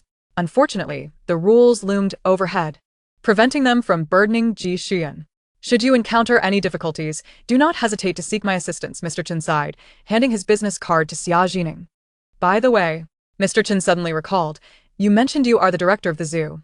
Therefore, my donation to the zoo should pose no problem, correct? What does your zoo currently need? Xia Zhi Ning exclaimed with joy. The animals at the zoo are struggling to afford food. We can't even pay the staff. Mr. Chen nodded. Very well, I will have my assistant coordinate with your zoo tomorrow. With the funding secured for the animals' meals and the caretaker's wages, Xia Zhi Ning slept soundly. Now, she needed to take advantage of Mr. Chen's support to swiftly turn the zoo's losses into profit. Relying on others' donations was not a sustainable solution. She needed to ensure her own pockets were filled. The following morning, Xia Zhi Ning began packing her belongings, preparing to move into the staff dormitories at the zoo. The squirrel brothers leapt onto the windowsill, picking up the little bear biscuits Xia Zhi Ning had placed there earlier. Upon seeing her packing, they suddenly found the biscuits less appealing. With cheeks stuffed with food, the younger squirrel, teary-eyed, pleaded, "Good sister, are you moving away?" As he cried, he tugged on his brother's bushy tail to wipe his tears and mouth. "Are you abandoning us? Is it because we are too greedy and will eat you poor?" After finishing his lament, he let out a loud burp. The elder squirrel gazed at his brother's tear-streaked face with disdain, retracting his tail. "It's your own greed that got you into this mess. Don't drag me down with you." Xia Zhi Ning, flustered, hurriedly pulled out a tissue to wipe the younger squirrel's tears. "Of course not. Sister is moving to the zoo to work. It's too far from here, and I have to pay rent." She pinched the younger squirrel's cheek. "You two are so adorable. How could I ever dislike you? Moving to the zoo?" The elder squirrel's eyes brightened. "Sister, does the zoo have many trees? Can we move there with you?" "Absolutely." Xia Zhi Ning nodded vigorously. "I just started, and everything is unfamiliar. Once you two become friends with the animals in the zoo, you can help me out." The elder squirrel gave an okay gesture with his tiny paw. "No problem. I'll lead the way." With that, he kicked his whimpering brother. "Come on, you little glutton, pack up. We're moving with sister." At the entrance of the staff dormitory at Senyu Zoo, Xia Zhi Ning, pulling her suitcase, found the squirrel brothers each clutching one of the suitcase's handles. "This is where we'll be living from now on. Hooray, a new home. The air is so fresh." The younger squirrel took a deep breath. Senyu Zoo lived up to its name, resembling a small forest with many trees and high oxygen levels. The design was particularly beautiful. It felt as if the zoo from a management simulation game had come to life. However, due to years of losses and lack of maintenance, it appeared worn and desolate. The squirrel brothers were particularly excited. "Sister, let's go find a nest." "Go ahead." Xia Zhi Ning continued toward the dormitory, but caught sight of a somewhat familiar figure sweeping fallen leaves. Hearing the footsteps, the middle-aged man turned to look. Xia Zhi Ning froze. This was the same man who had seized her when she arrived at the zoo yesterday, the father of the deceased, Yao Tianhe. She involuntarily took a few steps back. Surely, he wasn't here to demand compensation from the zoo, was he? Seeing Xia Zhi Ning's fear, Yao Tianhe immediately felt remorseful. "Director Xia, please don't be afraid. I am here to apologize." He clutched the faded edges of his work uniform. "The police have informed me that they have apprehended the murderer and found my daughter Xiao Zhou's head." Yao Tianhe rubbed his hands together, stammering as he spoke to Xia Zhi Ning. "Miss, yesterday, I was in the wrong. My daughter is gone and I lost my mind, insisting it was a tiger's fault and treating you that way. You are so young, only a few years older than Xiao Zhou." He lowered his head and bowed deeply. I have heard that no one dares to visit the zoo anymore. It is all my fault for speaking carelessly. I am truly sorry for the trouble I caused you. Yao Tianhe appeared humble and remorseful. As he bowed his head, Xia Zhi Ning noticed the white hair covering his head. The loss of his daughter had turned him gray overnight. A wave of acidity surged within Xia Zhi Ning's heart, and she vehemently shook her head. No. It is the murderer who should be apologizing. She truly wished to slap herself for having such thoughts about others moments ago. Director Xia, I hope you can forgive me. I wish to visit the tiger park from time to time to see the place where my daughter spent her last days. Yao Tianhe hurriedly added, rest assured. I will purchase a ticket and even assist with cleaning. I am capable of any task. Xia Zhi Ning quickly waved her hand. No need, just your presence is enough. After speaking, Yao Tianhe hastily departed. Xia Zhi Ning noticed that the staff dormitory had been cleaned meticulously. At the entrance of the dormitory lay a sealed thermos bag for milk tea, which she surmised was left by Yao Tianhe. Considering the pale clothing he washed, this uncle likely couldn't bear to buy himself a 15 yuan cup of milk tea. Xia Zhi Ning sniffed and took out her keys to unlock the dormitory door. Upon opening the door, Xia Zhi Ning was astonished. Chapter 18. How to Cure a Daughter's Infatuation. The director's dormitory was surprisingly a suite with a private bathroom. The decor was rustic wood, albeit a bit dirty. It was evident that Senyu Zhu had once basked in glory. The thought of staying here for free brought her immense joy. She finally had her own little room. Although the Xia family was luxurious, her parents installed surveillance in her room to monitor her study habits, leaving her devoid of any sense of safety. Humming a tune, Xia Zhi Ning tidied up the room and discovered a set of wearable live streaming equipment covered in dust within the storage cabinet. She speculated that this might have been used for activities in the park previously. An idea sparked in her mind. After organizing the room, she donned her work uniform and prepared to attend to the animal residents of the zoo. Spreading out the park map, her gaze fell upon the nearest animal exhibit, the Desert Paradise. The name sounded grand, but upon pushing the door open, she found the sandy area empty except for 4 little fennec foxes huddled together, sleeping soundly. The morning sunlight cascaded gently, painting their fur in a soft golden hue. These little creatures were nocturnal, preferring to slumber during the day, and at this moment, they were in a deep, sweet sleep. Their furry bodies curled into little balls, with their large ears drooping softly like small fans, gently rising and falling with their breaths, resembling 4 adorable, snoring rice cakes. Xia Zhi Ning clasped her chest. This is too much. My heart might melt. For the sake of these fluffy beings, she charged ahead.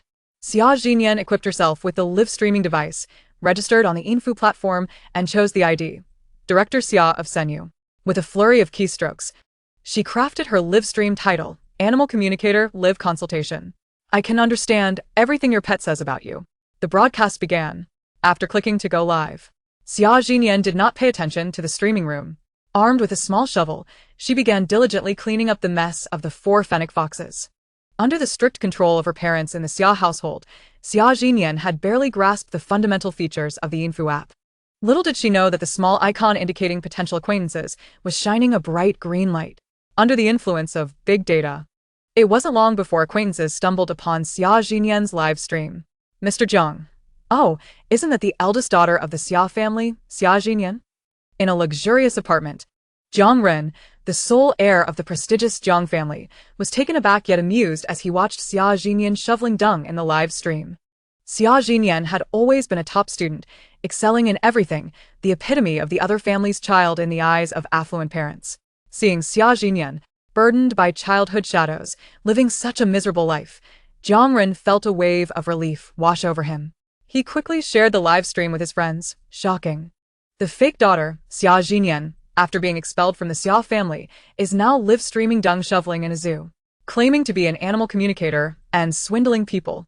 Soon, young masters and young ladies from wealthy families flocked to see the spectacle, sharing the live stream with one another. The viewership of Xia Zhi Ning's stream surged, though the comment section was rife with mockery and derision. It's shocking that the top student who is always first in class is now in such dire straits after being cast out of the Xia family. Heh. Who knows how she achieved those grades? The title of top veterinarian is likely just a facade.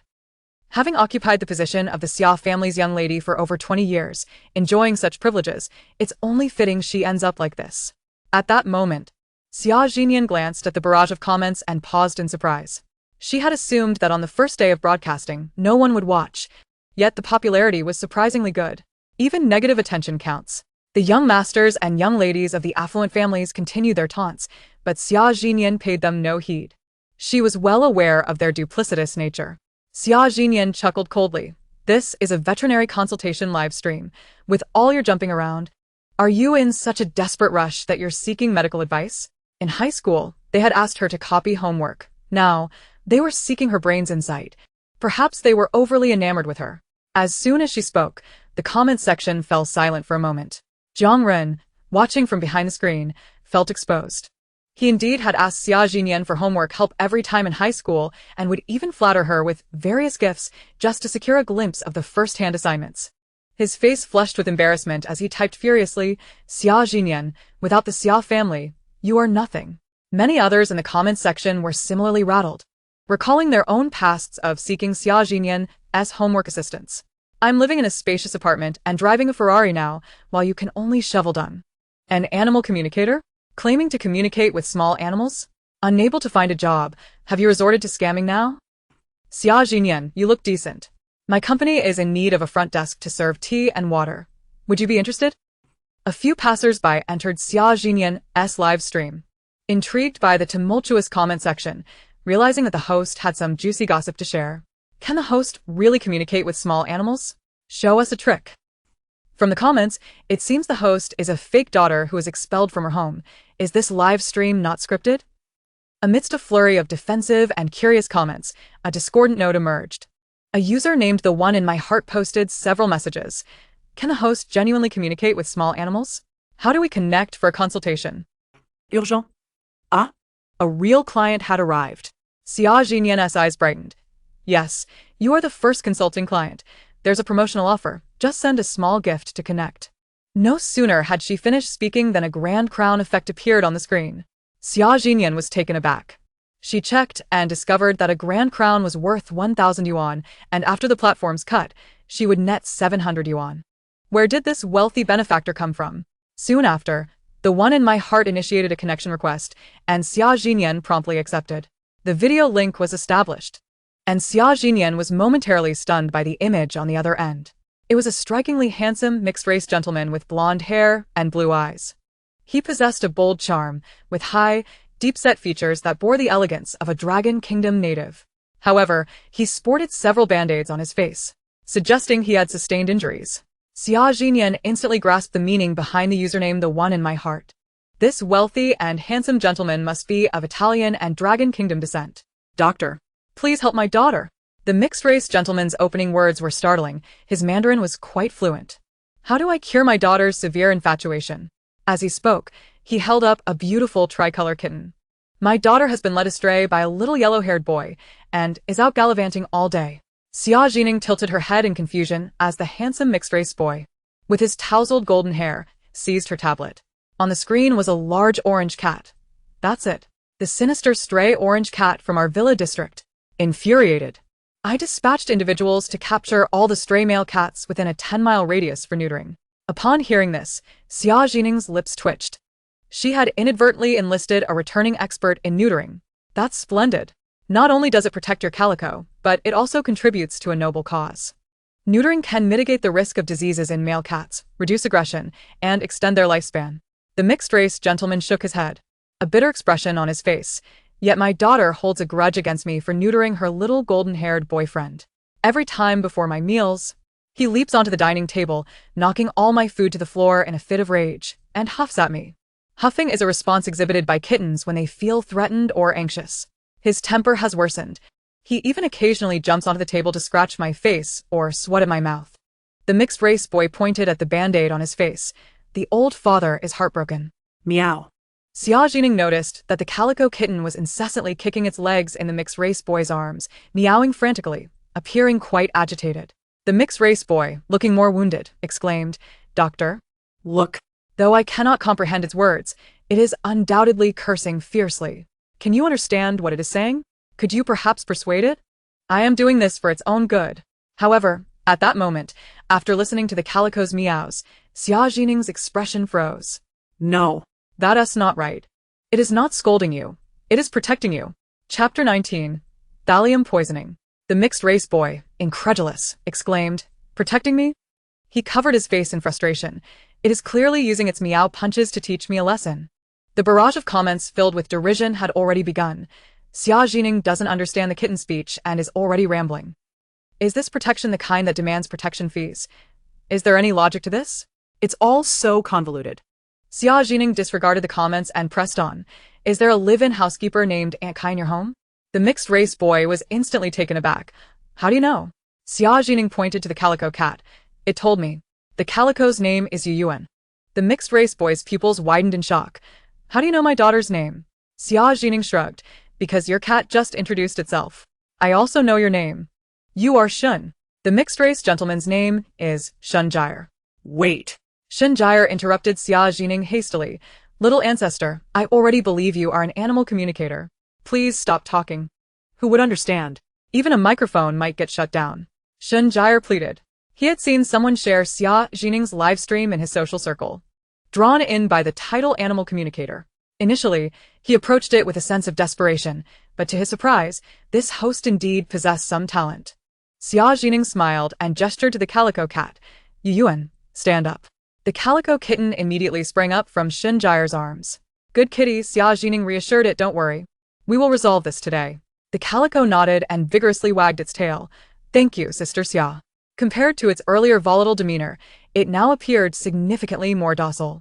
Shun Jire was baffled. Why is it so obedient to you? Who is the real owner of the cat? Just then, a voice came from Shun Jire's end. Young master, breakfast is ready. Will you be eating in the dining room or still hiding from the cat? Shun Jire looked at Xia Zhi Ning. I have to hide in my room to eat breakfast, avoiding my daughter. It's utterly humiliating. Xia Zhi Ning lowered her voice. Tell Aunt Kai to bring it into the room. Shun Jire was taken aback. Xia Zhi Ning's tone was firm. Rest assured. This time the kitten won to kick your bowl over. Shortly after, Aunt Kai brought in breakfast. After setting the dishes, she cast a worried glance at the calico still in the room. Young master, shouldn't the cat be taken outside? Shun Jire shook his head. Yuyuan is very well behaved today. The calico lay obediently in its owner's arms, not jumping onto the table to cause chaos. Aunt Kai's eyes flickered, and she respectfully retreated. Shun Jire inhaled the aroma of the food, unable to help but exclaim, it's been tough these years abroad. Nothing compares to the home-cooked meals of Dragon Country. Just as he picked up his chopsticks to dig in, Xia Zhi Ning suddenly interjected. Now, call the police. Something has been added to your food. The chopsticks in Shun Jire's hand clattered to the floor. What? He sprang up from his seat, distancing himself by 2 meters from the food on the table. The comment section erupted. Don't say the hostess script is actually quite interesting. It's entertaining to watch. For the sake of the show, they even hired a foreign actor and rented a grand villa. They're really going all out. If you have the guts, actually call the police. Let us see if the police want to arrest you actors. Just as this comment flashed by, Shun Jire indeed called the police. Hello, officer, someone is trying to harm me.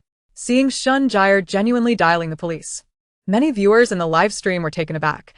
Did he really call the police? The officers coming one T also be actors, will they? Pretending to be police? Nobody would be foolish enough to take it that far. It doesn't seem scripted. Let us watch and see. Could it be that the host really understands the speech of small animals? Curiosity piqued. More viewers remained in the live stream to follow the developments. And the number of online viewers surpassed 500. After reporting the incident, Shun Jire wiped the cold sweat from his forehead. Dr. Xia, what on earth is happening? Xia Zhi Ning, having tidied up the desert paradise, sat on a small stool to rest, explaining, Yuyuan kicking over your food is not out of malice. It is because Aunt Kai has added something to your meals. Shun Jire, puzzled, asked, how does Yuyuan know? Xia Zhi Ning opened a bottle of mineral water. Every night, while you were asleep, Yuyuan sneaked out to meet the orange cat. One night, it encountered Aunt Kai in the little woods. Someone gave Aunt Kai a bottle of something to add to your food. Shun Jire furrowed his brow even more tightly. No wonder Yuyuan kicked over his bowl. Xia Zhi Ning wiped the sweat from her forehead. Do you have the key to the housekeeper's room? Shun Jire nodded. Yes. On the second shelf of the storage cabinet in the housekeeper's room, there is a bottle of seemingly ordinary plastic eye drops. As Xia Zhi Ning spoke, she gasped for breath. It's actually poison. Doing physical labor was exhausting for her frail body. Shun Jire immediately stood up. I'm going to wait by the housekeeper's room door for the police to arrive. He noticed Xia Zhi Ning's already pale face turning even more ashen. Dr. Xia, are you okay? Xia Zhi Ning shook her head. I'm not feeling well. It's an old ailment. I'll be fine after a rest. Observing Xia Zhi Ning's frail appearance, Xinjire was genuinely worried that this host might suddenly collapse while he was on the phone. After finally finding a true animal communicator, nothing must go wrong. Having witnessed Xia Zhi Ning's abilities, he had something even more important to entrust to her. Xinjire anxiously picked up his phone and went downstairs, keeping the line open without hanging up. The police responded swiftly, with 2 officers arriving at the entrance of Xinjire's villa. Good day, Mr. Shin. Did you call for assistance? Yes, someone has poisoned my food. Xinjire led the officers directly to the nanny's room. Upon entering, the cat, Yu Yuan, eagerly dashed inside. It then stood on its hind legs, pawing at the cabinet door. Officer, the poison is right here. It looked quite pitiful, but the door is too heavy. I lack the strength. Xinjire swiftly picked up Yu Yuan, exclaiming, Little one, stay away from that, it's dangerous. The officers observed the cat's unusual behavior and opened the cabinet door. Xinjire immediately spotted a bottle of plastic eye drops positioned on the second shelf of the storage cabinet. The 3-colored kitten pointed at the bottle, saying, Officer, that's the one. The older officer, seasoned in investigations, donned gloves and retrieved the bottle. Let us first test for heavy metal contamination, he suggested. The younger officer took a metal detection device and scanned the liquid. 30 seconds later, the device emitted a series of alarming beeps. The older officer's expression turned grave. The readings indicate an excess of thallium. Thallium? Xinjire scratched his head, perplexed. What exactly is thallium, officer? The younger officer explained. Thallium is a colorless and odorless heavy metal that readily dissolves in water and food. Prolonged exposure can lead to symptoms such as hair loss, fatigue, and tingling in the extremities. Ultimately, it can result in dementia and organ failure. The older officer added, to put it plainly, thallium was once used as rat poison. At that moment, Xinjire, feeling drowsy, yawned, abruptly jolting at this revelation. He scratched his head. Wait, I've had several meals at home already, all prepared by Aunt Kai. A few strands of golden hair fell to the ground as he did so, and Xinjire instantly froze. He hastily tapped on his phone. I should call for an ambulance for myself, just to be safe. On the first floor of the villa, Aunt Kai entered with freshly laundered clothes, only to hear commotion from the nanny's room, prompting her to approach with suspicion. Upon seeing the uniformed police officers, she dropped the clothes in shock and turned to flee. Don't run. The officers tackled Aunt Kai to the ground, handcuffing her. In the live stream of Xia Zhi Ning, the audience was rapidly increasing, surpassing 1,000 viewers. They were astonished to witness a live police arrest while simply tuning in for entertainment. Wow, I just wanted to watch some gossip. And now I'm witnessing Officer Hat capture a suspect. I've been following the host, and it turns out they are indeed a genuine animal communicator. I only saw on social media that a rich heiress was discovered to be a fraud and was expelled from her affluent family. But I had no idea she was such an impressive animal communicator. The wealthy young masters and ladies, initially tuning in to mock Xia Zhi Ning, were taken aback to find that instead of upsetting her, they inadvertently brought her a wave of attention, prompting them to close the live stream. The police took Aunt Kai away. The ambulance Xinjire had called arrived at the villa's entrance. He sent a carnival gift to Xia Zhi Ning and privately messaged her. Just as he was about to end the live stream, he noticed Xia Zhi Ning sway and then faint on the ground. Sister Xia. Xinjire's heart raced as the 3-colored kitten scratched him anxiously. Oh no. Hero, please wake up. You can't die. Panic surged within Xinjire as he frantically dialed a number. In a newly constructed commercial building in South City, the atmosphere in the conference room was tense, with everyone holding their breath in anticipation. Gu Huaiyi, seated at the end of the long table and perusing contracts, appeared sharply dressed in a black suit, his long fingers twirling a Montblanc pen. His phone vibrated, and he glanced at the caller ID showing Xinjire, his brow furrowing slightly. Why was this kid suddenly reaching out with such urgency? Gu Ye. Are you in South City negotiating a project? On the other end, Xinjire's voice was frantic. Help me save someone. It's crucial for both of us. Gu Huaiyi paused, glancing at the awaiting crowd, his tone turning cold. Shin, you better have a life-or-death matter. Xinjire spoke rapidly. I need your help to save someone. It's vital for both of us. At the Sun Yu Zoo nearby. The call ended abruptly, and Gu Huaiyi closed the contract, standing up with swift precision. Ladies and gentlemen, we shall continue next time. The conference room fell into a stunned silence, with everyone exchanging glances. A 300 million contract, and Gu, the head of the business empire, was willing to push it aside? Truly a show of audacity. No one dared to stop him, merely watching as his tall figure exited the room. The sound of his polished shoes echoing against the marble floor resonated like an unspoken threat. Xia Zhi Ning lay limply on the ground, her consciousness flickering, her lips unable to utter a sound, and even her fingertips lay still. In her daze, a tall shadow loomed over her, the tailored trousers exuding an air of arrogance. The next moment, she felt herself lifted off the ground in a firm embrace, the crisp scent of wood enveloping her. "Is it my brother?" She struggled to focus, clutching the expensive shirt of her rescuer. The man seemed to sense her, looking down. His face was strikingly different from Ji Shuyun's, exuding an intense, wild allure. His features were sharp, with a jawline that commanded attention, resembling a solitary wolf. When he looked upon her, his dark, brooding eyes bore down with an overwhelming authority. Not Ji Shuyun. Who is he? As this realization dawned, Xia Zhi Ning's eyelids grew heavy and closed. When Xia Zhi Ning regained consciousness, she recognized the familiar scent of hospital disinfectant. It seemed someone was speaking nearby. She merely overexerted herself and fainted due to malnutrition. The man's voice was cold and edged, each word wrapped in ice. "Is this trivial matter what you summoned me for? Xinjire, are you tired of living?" His deep voice brushed past her ears like an unsheathed blade. Soon, she heard the sound of retreating footsteps. Xia Zhi Ning blinket blarili. Only catching a glimpse of the man's back as he exited the ward. Was the one who saved her a friend of Xinjire's? Rubbing her throbbing head, Xia Zhi Ning felt her phone vibrate beside her. It was a call from Ji Shuyun. She answered hastily. "Ji Shuyun, I'm in the hospital. Don't worry, it's just malnutrition causing me to faint. It's an old problem. Send me the address. I'll be there right away." Ji Shuyun arrived promptly. He had gone to the supermarket earlier that day to buy supplies for Xia Zhi Ning's move to the zoo dormitory, picking up some snacks along the way. However, upon arriving at the zoo, he heard from the staff that Xia Zhi Ning had fainted and been taken away by a stranger. Xia Zhi Ning watched as Ji Shuyun peeled an apple for her. "Brother, I'm sorry to have worried you. Don't say such foolish things." Ji Shuyun placed the apple in her hand. Just then, he received a call from the chief of the police station in his hometown. "Hello, Chief. I'm in the city.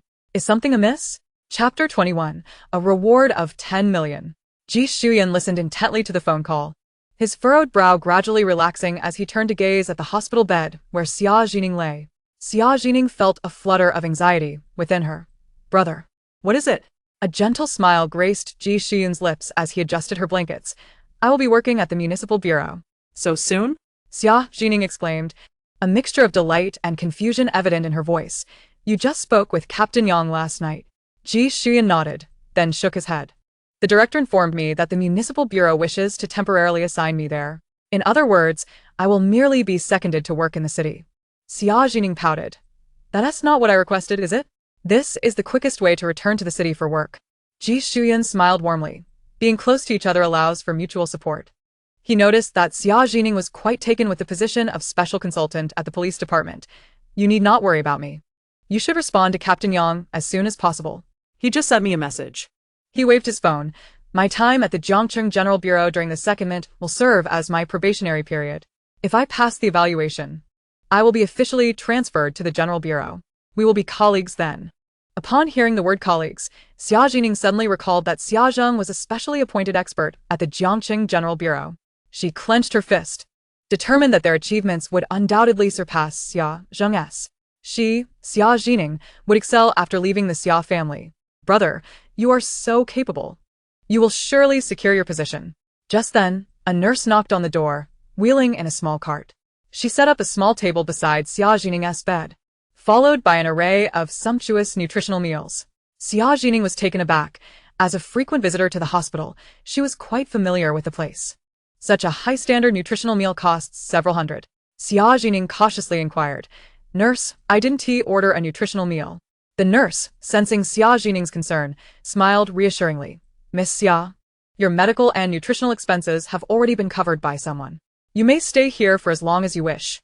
After saying this, the nurse brought Ji Shuyun a meal as well. "Sir, this is the meal for the family member of the patient.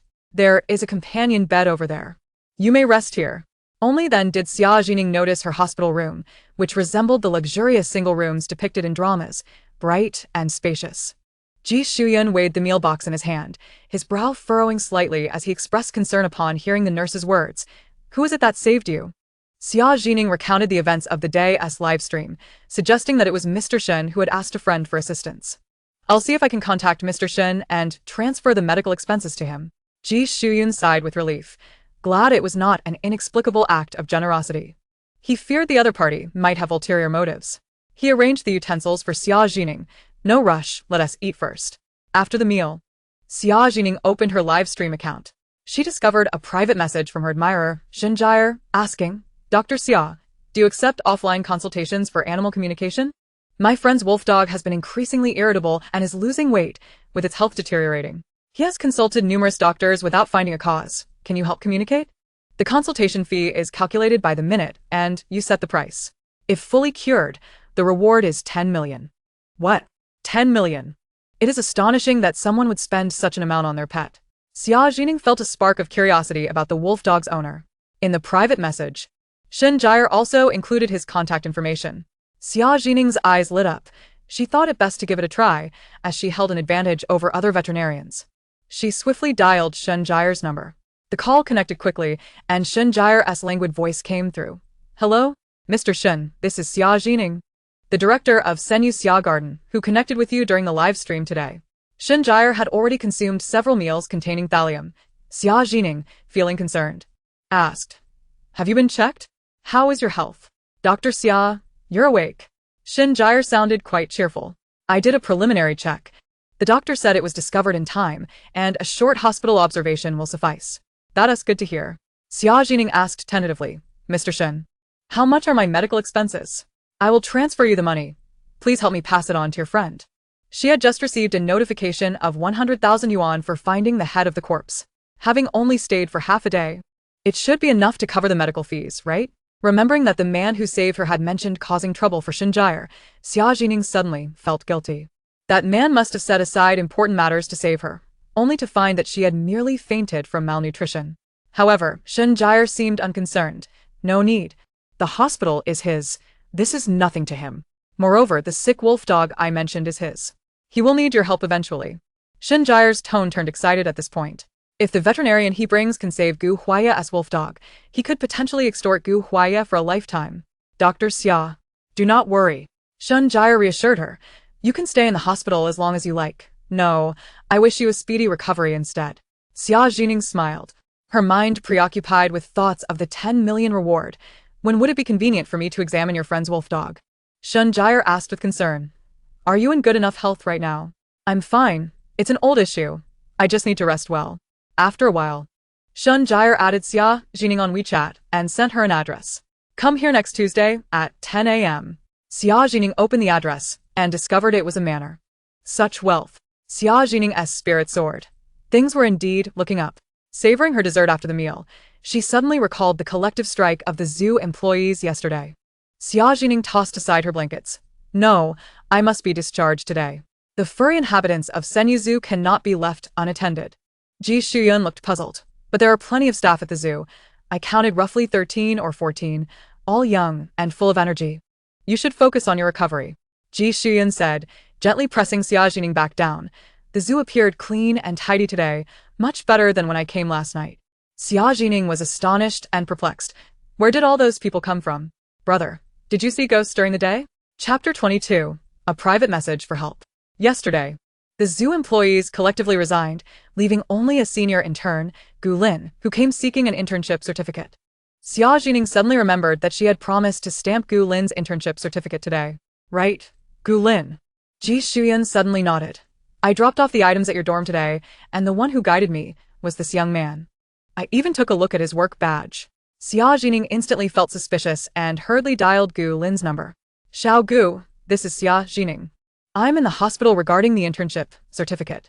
Director Xia, the stamping of the internship certificate is not urgent. We can wait until you are discharged. Gu Lin replied cheerfully. By the way, I brought a few classmates to the zoo today. They want to help out in exchange for an internship certificate. What do you think? Xia Zhi Ning suddenly realized that the energetic young employees her brother mentioned were most likely Gu Lin's classmates. Are university students really this eager for an internship certificate? Xia Zhi Ning questioned. Just a few classmates? Gu Lin on the other end hesitated. 22. Xia Zhi Ning nearly choked on her own saliva, astonished. With so many people here, why would they choose to intern at my nearly defunct zoo? Gu Lin responded sheepishly, nowadays. Most internships seem to exploit college students, like us, for their labor. The Senya Zoo has few animals, provides dormitory accommodation. And your leadership as the new director is quite commendable.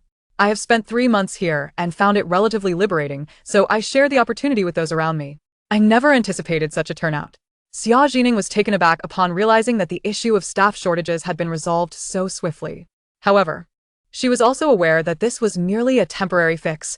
Sustainable operations would still require some seasoned employees to mentor the interns. Please compile a list of personnel, she instructed. In her mind, she began to strategize the allocation of the 3 million yuan donated by Chen Cheng, understanding that a significant portion would go towards the animals' feeding costs. With a hint of trepidation, she inquired, currently, I am financially constrained, and the intern wages will only be calculated at the basic salary of Zhangcheng. Would you all be amenable to this? Gu Lin exclaimed with delight. What?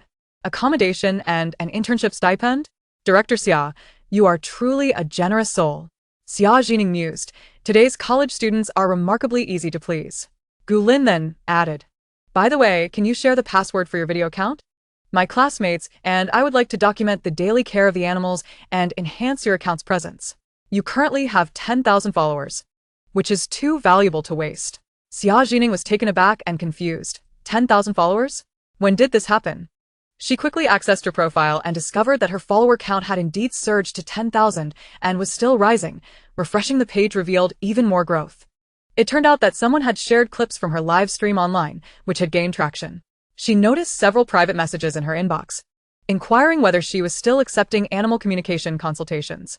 After filtering through them, she found that most were merely seeking amusement, while a few appeared to present genuine cases.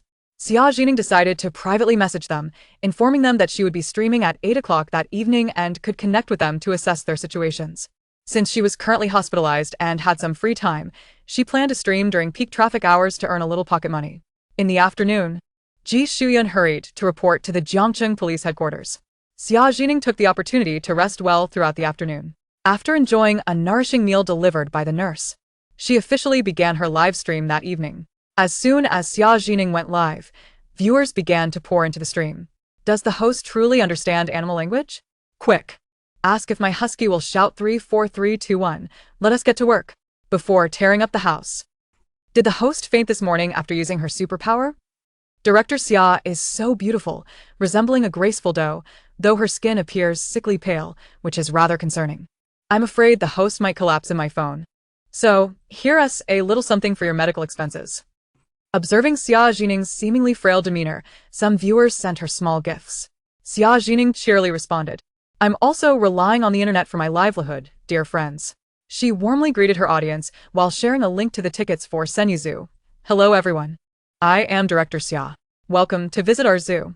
If you wish to consult about your pets during a live stream, a luxury car emoji will do the trick.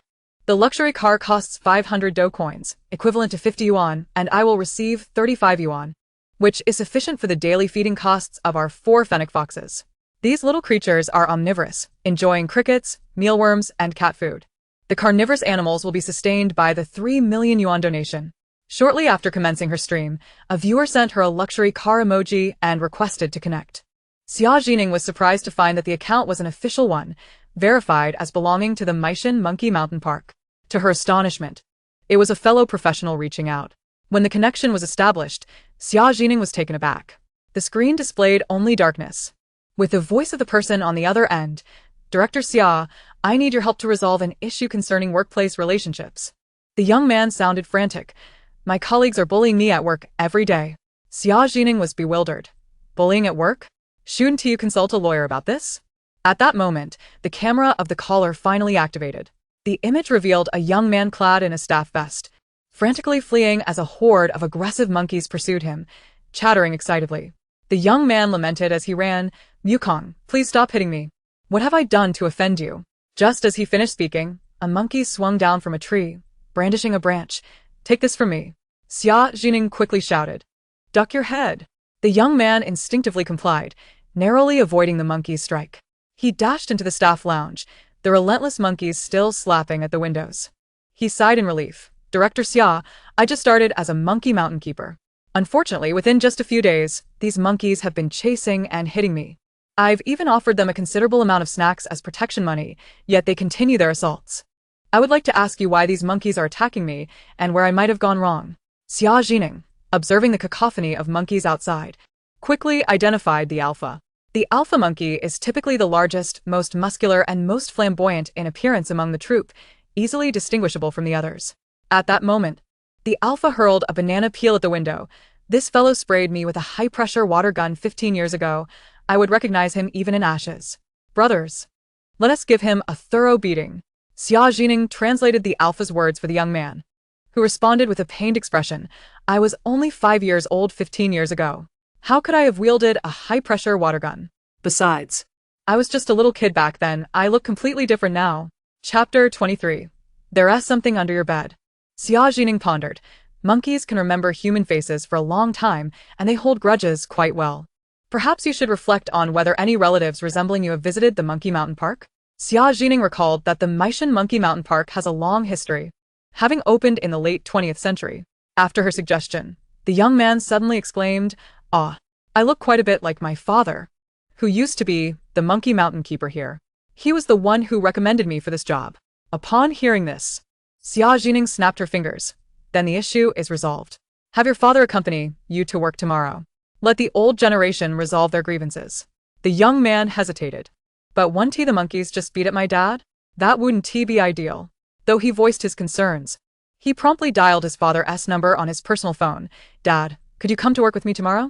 I just started, and I'm still getting the hang of things. The viewers burst into laughter. Is this what they mean by paying off one's father's debts? Saying one thing but meaning another, his body is quite honest, bringing much amusement to the audience. The young keeper. Oh no, I've become my dad's stand-in. Finally, after much difficulty, the misunderstanding was cleared up, and the monkeys, upon Xia Zhi Ning's explanation, realized they had misidentified the wrong person, ceasing their torment of the young keeper. Just then, Xia Zhi Ning noticed a user named Xiaoyu spamming the comments. Director Xia, I want to connect to urgently. My pet rat has just done something mischievous, and I caught it in the act. Xiaoyu directly rewarded Xia Zhi Ning with a 100 yuan airplane. Clearly in a state of urgency, Xia Zhi Ning recalled that this user, Xiaoyu, was one of the netizens who had previously messaged her for assistance, and she promptly connected with Xiaoyu. On the call, Xiaoyu displayed a face full of frustration and distress, exclaiming, Director Xia, didn't I message you about my hamster frequently urinating by my bed? Look, it just did it again. Xiaoyu pointed to a suspicious puddle on the wooden floor beside her bed, wrinkling her nose in disgust. It smells terrible. Seeing the hamster's urine on the floor, Xia Zhi Ning felt a twinge of suspicion. The amount of urine from your hamster seems abnormal. Hamsters typically only release a few drops at a time. Have you taken it to the vet for an examination? Xiaoyu replied with a forlorn expression. I have, and the doctor declared it in perfect health, with no issues in its urinary system. Let me inquire about your hamster's situation, Xia Zhi Ning said, increasingly puzzled. Xiaoyu directed the camera towards the hamster cage, revealing a hamster the size of an egg, trembling in its little house. This is terrifying, utterly terrifying. Xia Zhi Ning paused. Hamster, what is frightening you? Her tone was soothing and gentle. I can understand you. Tell me, and I will help you resolve it. The little hamster's tremors lessened significantly as it cautiously peeked its head out of the house. The audience in the live stream and Xiaoyu could only hear a series of continuous squeaks from the hamster. What is this little creature saying? It seems afraid? Is there an intruder in the room, making it feel threatened? At that moment, after listening to the hamster's lamentations, Xia Zhi Ning's expression turned serious. It's not misbehaving by urinating everywhere. It's scared to the point of urinating. A cold light flashed in her eyes. There is something beneath your bed. Her statement transformed Xiaoyu's distressed expression into one of sheer terror. Viewers commented, could it be the local giant cockroaches? Or spiders and crickets? I've heard hamsters are frightened by rapidly moving insects. Let us not jump to conclusions. Could it possibly be a snake? Ugh, I have goosebumps. Goodness, could there be a large python under the bed? Sleeping alongside a python at night? Xiaoyu frowned. That's impossible. I just used a telescopic mop to clean under there this morning. There's nothing. Xia Zhi Ning nodded. There is something. You just didn't see it. However, your little hamster saw it when it crawled under the bed to retrieve something. Xiao Yu, upon hearing this, grew angry. Host, you can't be suggesting there is something under the bed that I can't see, like a ghost or spirit.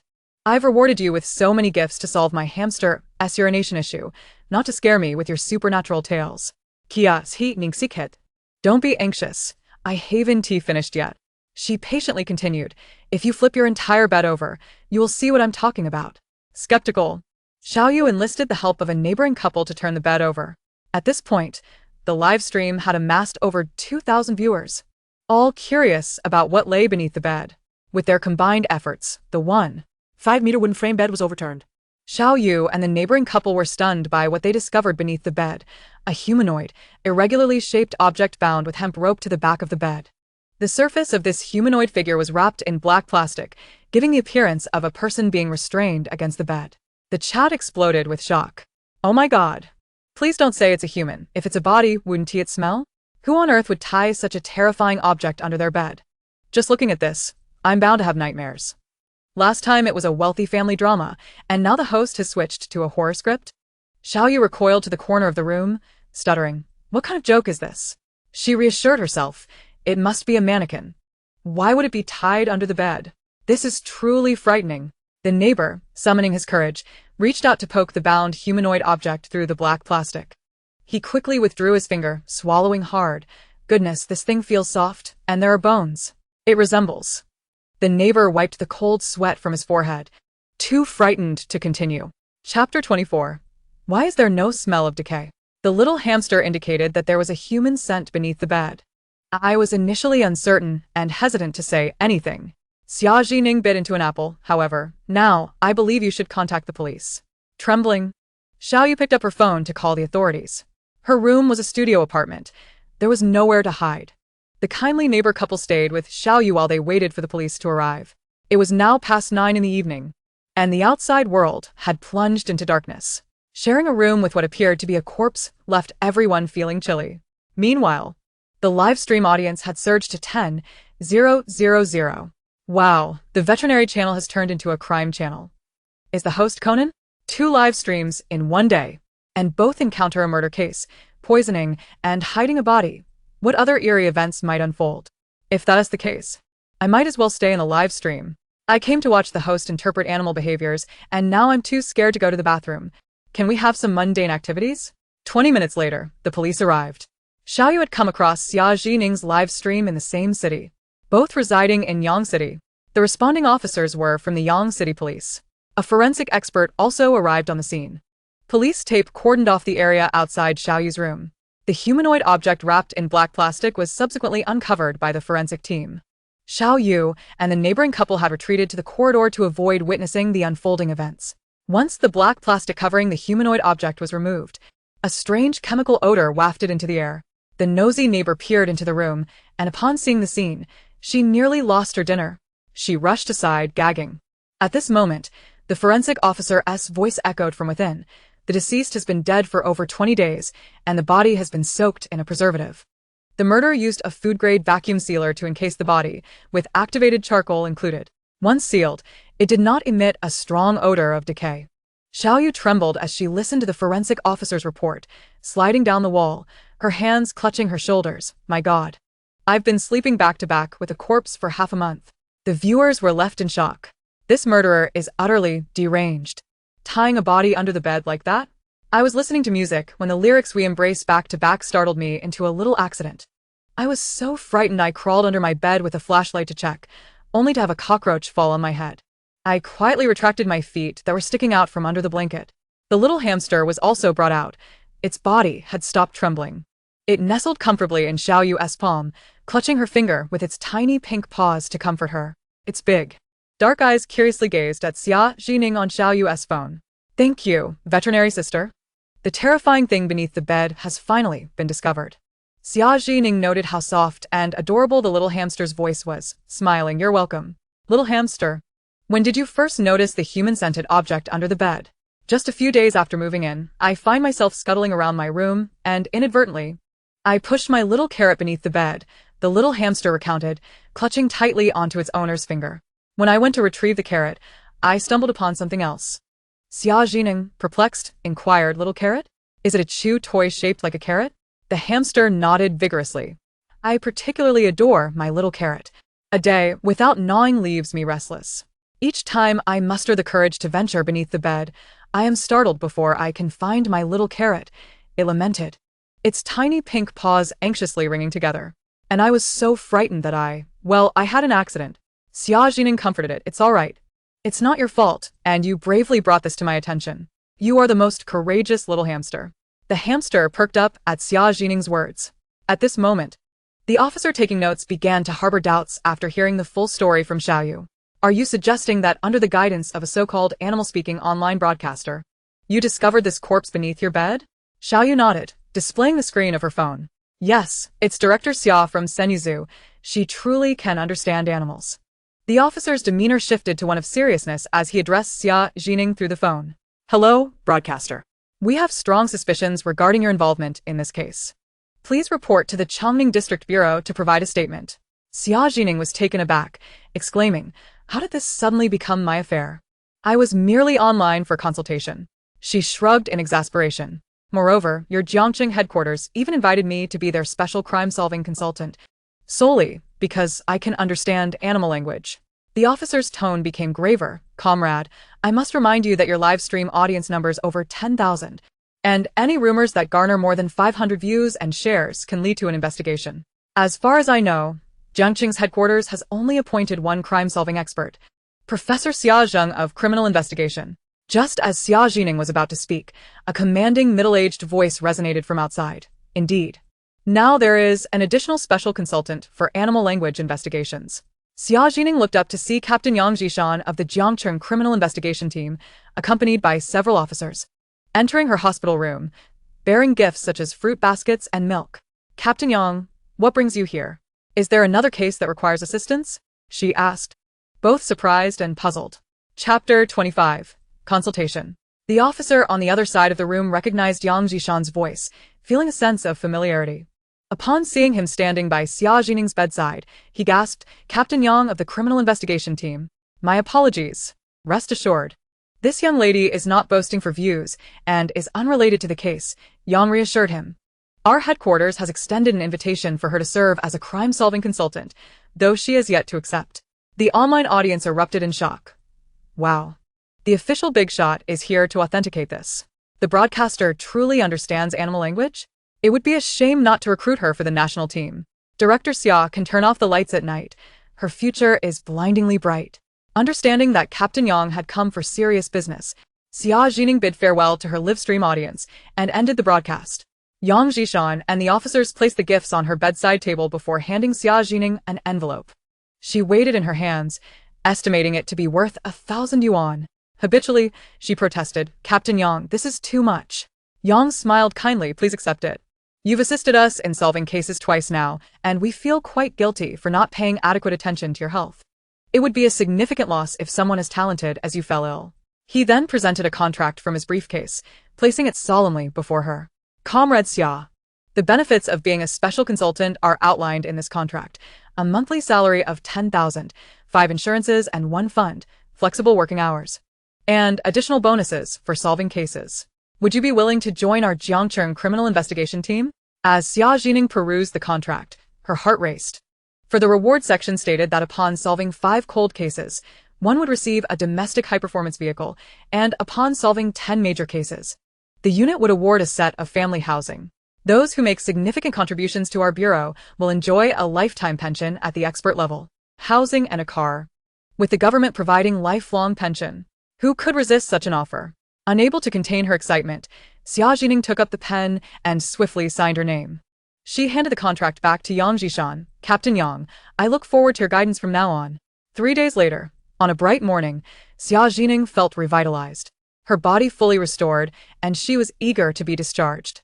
She was determined to work towards her dream of a mobile home and a lifetime pension. Ji Xian came to pick her up, and upon returning to the staff dormitory of the zoo, Xia Zhi Ning discovered that her room had been beautifully redecorated by her brother. The iron bed was now outfitted with a mattress and warm-toned bedding, and the cabinet was stocked with snacks her brother had prepared for her. Overwhelmed with happiness, Xia Zhi Ning couldn't help but squeal, Brother, you're the best. Ji Shuyan was momentarily taken aback by her words, feeling he had not done enough for her. Yet he was surprised at how easily she was satisfied. Lowering his beautiful phoenix eyes to hide his own pangs of guilt and sorrow, he gently ruffled her hair. I will do even better in the future. Together, Xia Zhi Ning and Ji Shuyan helped the interns at the zoo stamp their internship certificates. Gu Lin, elated after receiving her certificate, exclaimed, Director, you're amazing. Don't worry, we won T run away. Xia Zhi Ning blinked curiously. You guys Haven T called me in 3 days. With the old keepers gone, can you manage? I've been here for 3 months. So I guess I'm an old employee now, but I still encountered quite a few tricky problems, Gu Lin admitted sheepishly. However, she quickly added, but we can always reach out for help. Xia Zhi Ning was taken aback. Huh?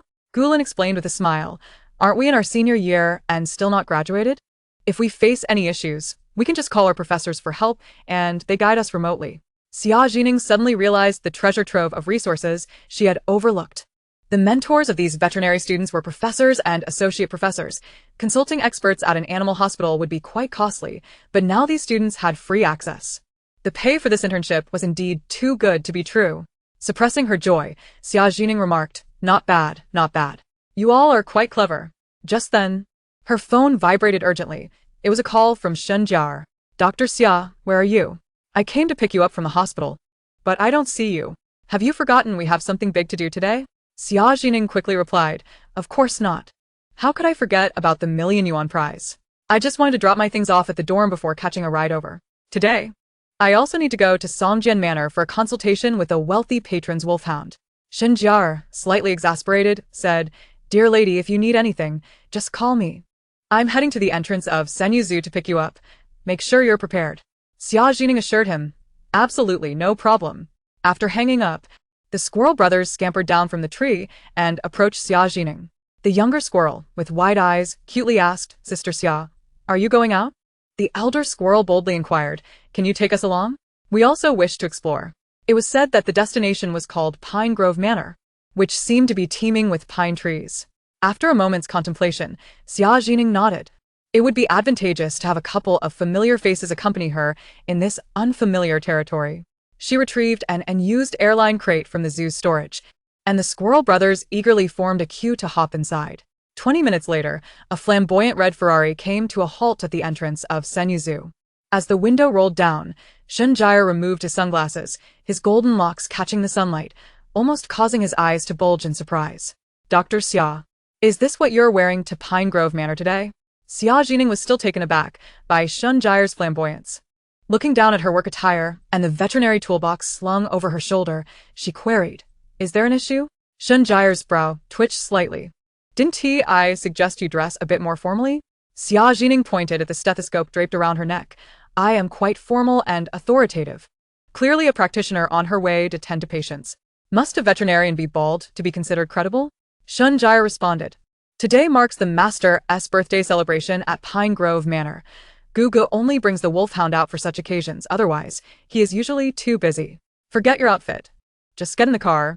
Feeling a bit flustered, Xia Zhi Ning obliged and took a seat in the back. Chapter 26. Xia Qingqing on the wheelchair. The red Ferrari sped along the roads, but did not head directly to Pine Grove Manor. Instead, Shen Jiar stopped in front of a standalone building that resembled an art studio or a private club. It appeared that Shen Jiar was the proprietor here. Upon entering, he gestured, and a small entourage of 8 or 9 individuals swiftly attended to Xia Zhi Ning, their efficiency astonishing. Within the hour, Xia Zhi Ning was transformed. After changing into an evening gown and returning to the car en route to Pine Grove Manor, she touched the uniquely designed diamond pendant at her neck. Feeling as if she were in a dream, she had initially assumed Shen Jiar was just an ordinary rich heir, unaware of his own styling studio. She began to share the snacks brought from the styling studio with the squirrel brothers in the crate. The younger squirrel exclaimed, Yummy, so fragrant. The elder sibling nudged him on the cheek. Shh, keep it down. Sister Xia had instructed them to maintain silence outside, and thus, the younger squirrel chewed his treats quietly. Shen Jiar noticed the airline crate in the rearview mirror. What do you have in that crate? My assistants, 2 little squirrels. Xia Zhi Ning quickly explained. They heard I was going to Pine Grove Manor and, intrigued by the name, wished to accompany me, believing there would be plenty of pine trees and cones. Don't worry, they are well behaved. Shen Jiar waved dismissively. You're my savior. Don't fret about the squirrels. With my Ferrari, you could even transport a pig without a hitch. Xia Zhi Ning replied, "That is quite generous." Pine Grove Manor was situated on a mountain on the outskirts of the city. As the car wound along the serpentine roads, Shunjire drove confidently on the straight stretches. But once they hit the winding paths, he accelerated exuberantly, leaving Xia Zhi Ning feeling quite nauseous. As Pine Grove Manor came into view, Xia Zhi Ning urgently knocked on the door. "Stop the car, let me out to walk it off." Shunjire glanced at her pale complexion and quickly slammed on the brakes. Goodness. Xia Zhi Ning scrambled out, ensuring she brought her squirrel airline crate with her. Shunjire had intended to slow down and walk alongside her, but was suddenly interrupted by a phone call.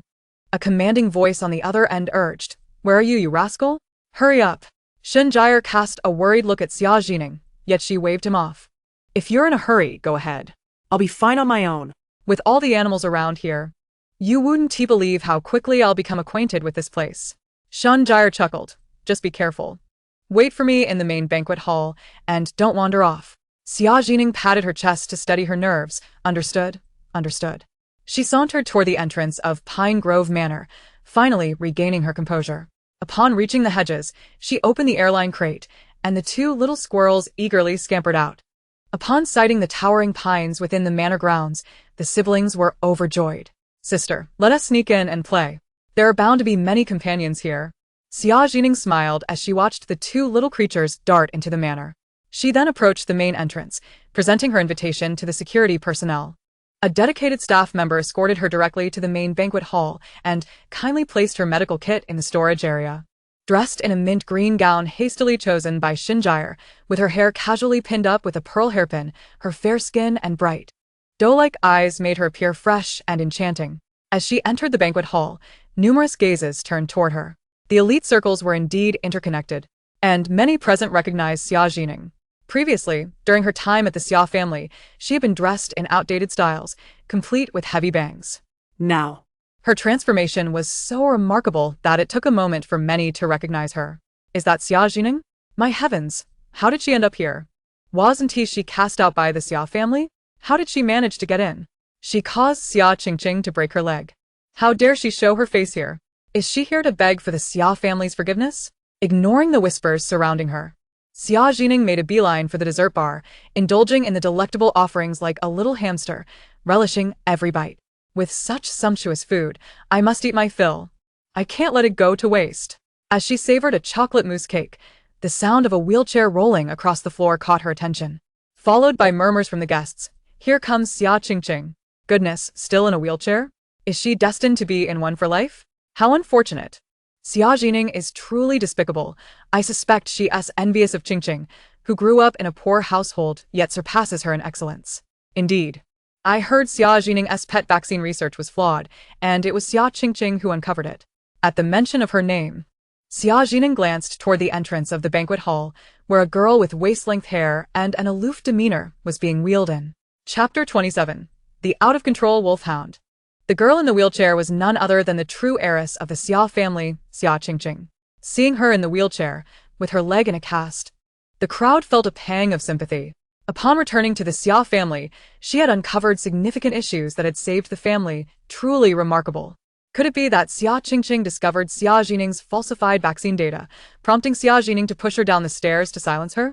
When the wheelchair-bound Xia Qingqing spotted Xia Zhi Ning, astonishment flickered across her face. Soon, a gentle smile graced her lips. "Zhi Ning, you've finally come to your senses. I saw your live stream the other day. You looked exhausted, even while ill." Xia Qingqing wore a gracious smile. "The Xia family would be pleased to welcome you back. After all, you share 22 years of history with your parents. It seems you've realized your mistakes after being cast out into the world." The girl pushing Xia Qingqing in the wheelchair, Su Yao, wore a contemptuous expression, lifting her chin as she regarded Xia Zhi Ning. "The dog is back, knowing it belongs home. Qingqing, she'll apologize to you later. Please don't forgive her." Su Yao spoke softly to Xia Qingqing, her voice instantly transforming into a gentle murmur. "Xia Zhi Ning injured your leg. At the very least, you should demand her to kneel and apologize." Su Yao had once been Xia Zhi Ning's loyal lackey and plastic friend. After Xia Qingqing returned to the Xia family, Su Yao swiftly changed her allegiance to Xia Qingqing. Before Xia Zhi Ning could indulge in more than a few bites of her cake, her tranquility was disrupted by these people. She took a bite of the strawberry atop her dessert, casting a silent glare at Su Yao. "Su Yao, I never realized you had a penchant for playing the devoted servant. You used to carry my backpack, and now you assist Xia Qingqing in her wheelchair. Xia Zhi Ning tapped her chin thoughtfully, adding with feigned seriousness, indeed, you resemble a famished dog circling its master. You have described yourself quite accurately. Laughter rippled through the crowd. Su Yao's face flushed crimson. Xia Zhi Ning, you. Xia Qingqing furrowed her brow and interjected at the opportune moment. Zhi Ning, I understand you harbor resentment due to my return and the displacement it caused you.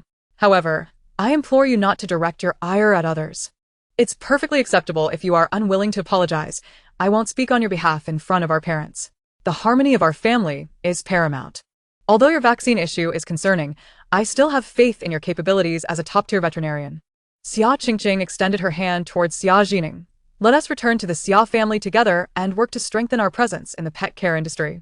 Witnessing Xia Zhi Ning's brazen demeanor, the crowd lauded Xia Qingqing, the genuine heiress, for her grace and composure. Wow, she truly is the academic goddess from S University. Her perspective is far broader than that of Xia Zhi Ning, this petty impostor. The true heiress grew up in humble circumstances, yet maintained such poise, truly a phoenix among chickens. Xia Zhi Ning gazed at Xia Qingqing's outstretched hand, smiling as she took measured steps toward her. Then, she placed the dessert plate and fork atop Xia Qingqing's hand and wiped her mouth with a napkin, depositing it into the plate. Thank you. Please dispose of that in the recycling bin. Xia Qingqing's expression nearly shattered in that instant. Suppressing her anger, she donned an air of indifference. Zhi Ning, must you make it so difficult for me?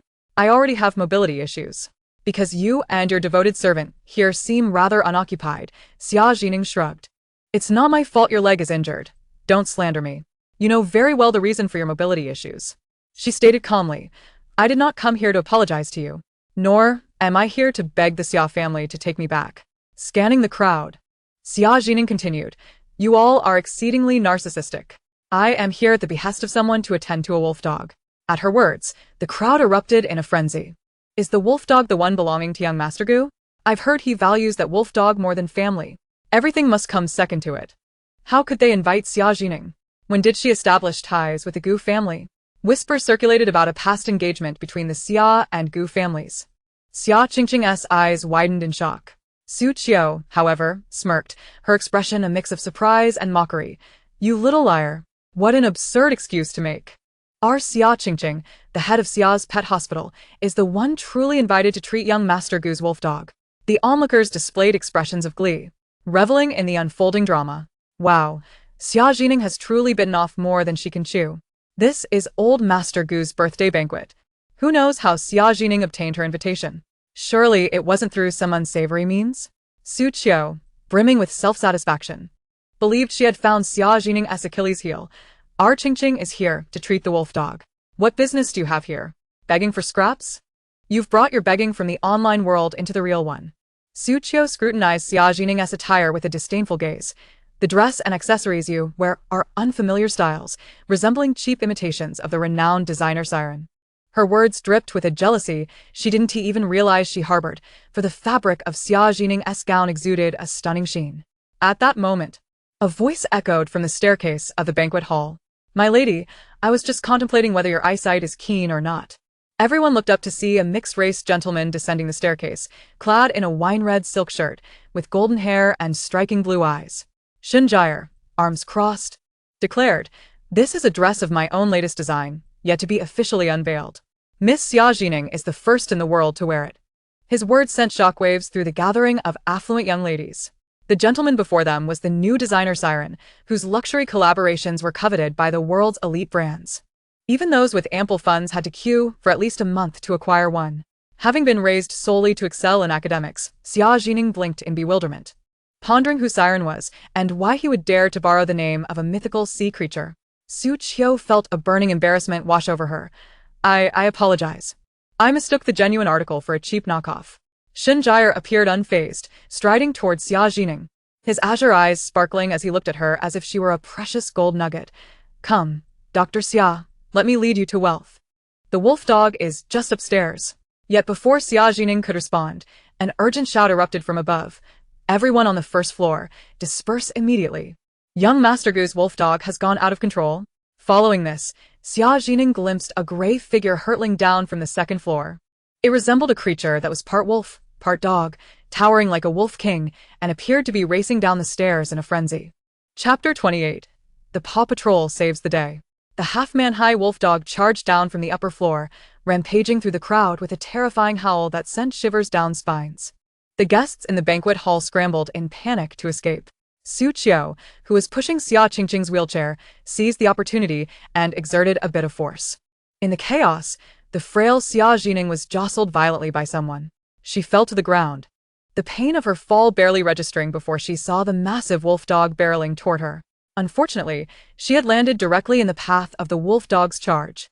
She understood the wolfdog's anguish growls. Run. The enemy's aerial assault is imminent. The master is in danger. During her university years, Xia Zhi Ning had interned with a global animal protection organization, providing aid in war-torn regions abroad. In those areas, military dogs were trained to detect landmines and patrol for safety or engage in search and rescue. Narrowing her eyes, she quickly deduced that the rampaging wolfdog had likely served as a military dog and bore the scars of post-war trauma. Patients with such trauma often experience hallucinations, believing they are still on the battlefield, their nerves frayed. Realizing she could not evade the wolfdog, Xia Zhi Ning decided to stand her ground, extending her hand toward it. "Help me." Such dogs, trained from a young age, had the instinct to protect ingrained in their very being. They would even sacrifice their lives to ensure human safety. Xia Zhi Ning gambled on the hope that it would halt to save her. Help me. Upon hearing her cry, the wolfdog reacted almost instantaneously. Its speed suddenly decreased, and as it neared Xia Zhi Ning, it knocked her to the ground. However, this action was not one of aggression. The wolfdog shielded Xia Zhi Ning beneath its imposing frame, its four sturdy paws encasing her in a protective embrace. The creature's fluffy head nestled against her neck, safeguarding the most vulnerable part of her humanity. Had they been on a battlefield, this noble canine would have served as a bulwark, absorbing bullets and shrapnel with its very body. Its previously fierce growls softened into a soothing whimper, as if to convey, "Fear not, for I am here to protect you." Xia Zhi Ning's eyes glistened with unshed tears. She extended her arms, enveloping the wolfdog in a tight embrace. Despite its intimidating exterior, this magnificent creature instinctively chose to save humanity, even while grappling with its own psychological scars. The wolfdog had been well cared for. Its coat was soft and plush, providing an overwhelming sense of security akin to that of a large stuffed toy. With moisture in her eyes, Xia Zhi Ning gently stroked the dog's head, whispering, "Good dog. The air raid has ended, and we are safe now." As a scholar of unity in knowledge and action, she possessed extensive experience in calming animals. At that moment, she softly massaged the acupressure points near the wolfdog's ears and murmured, "We are in a beautiful, peaceful place. The architecture here is splendid and pristine. We have left the battlefield behind." Noticing the wolfdog's tense body begin to relax, it lowered its head and brushed its large, fluffy ears against the corners of her eyes to wipe away her tears. "Do not cry. We are safe together." Xia Zhi Ning paused, stifling the urge to burst into tears, and continued her gentle reassurance.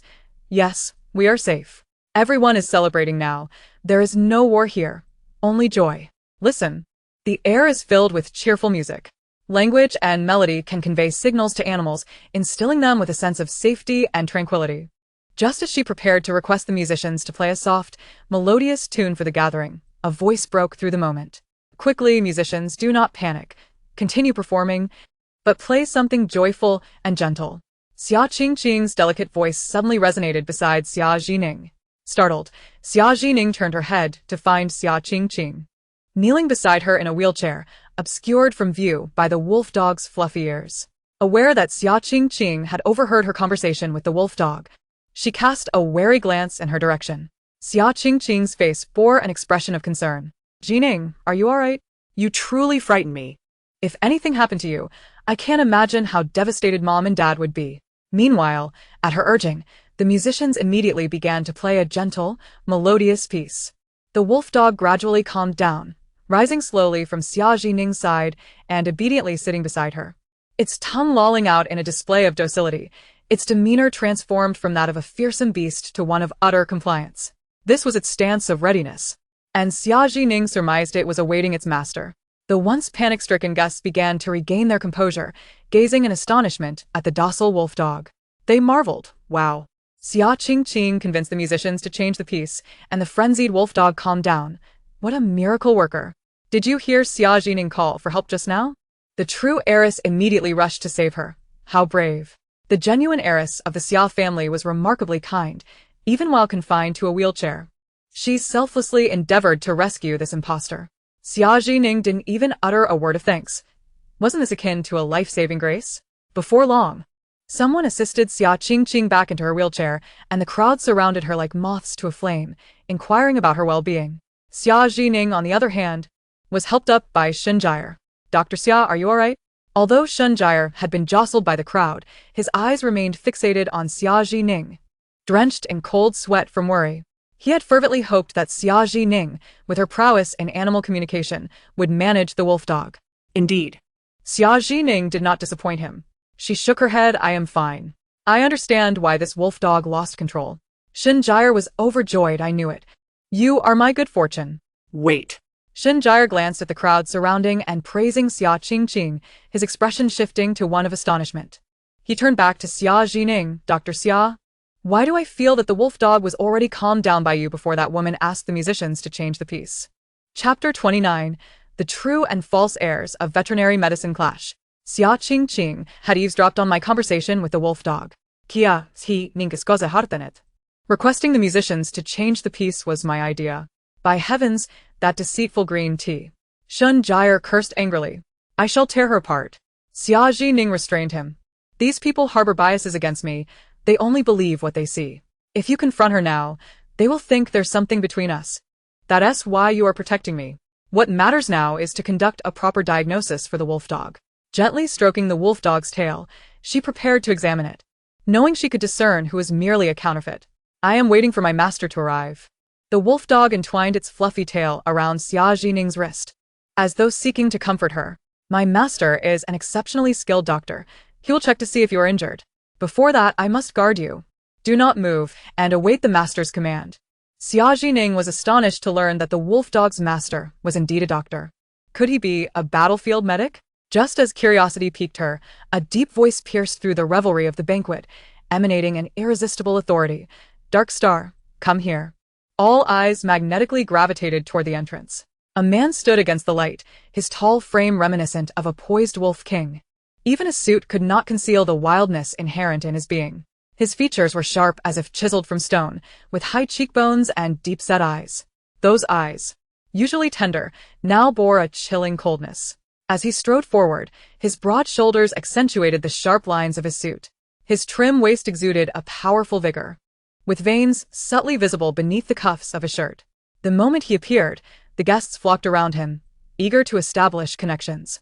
Upon seeing his face, Xia Zhi Ning felt a surge of familiarity. This was the man who had taken her to the hospital that day. She turned to Shunjire in astonishment. Is he the wolfdog's owner? Indeed, Shunjire nodded. The wolfdog's name is Dark Star. Gu Go was sent abroad as a battlefield doctor by his stepmother's scheme. Dark Star is Gu Ji's companion in the field. Gu Ye. Xia Zhi Ning was not well versed in the social circles of the Xia family, and thus unfamiliar with the intricacies of the elite world. However, the existence of the Gu family conglomerate was as pervasive as air itself.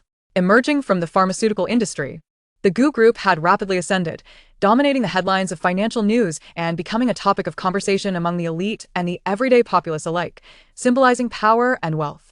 Xia Zhi Ning began to piece together the identity of the wolfdog's master. He bore the surname Gu, the heir of the Gu group?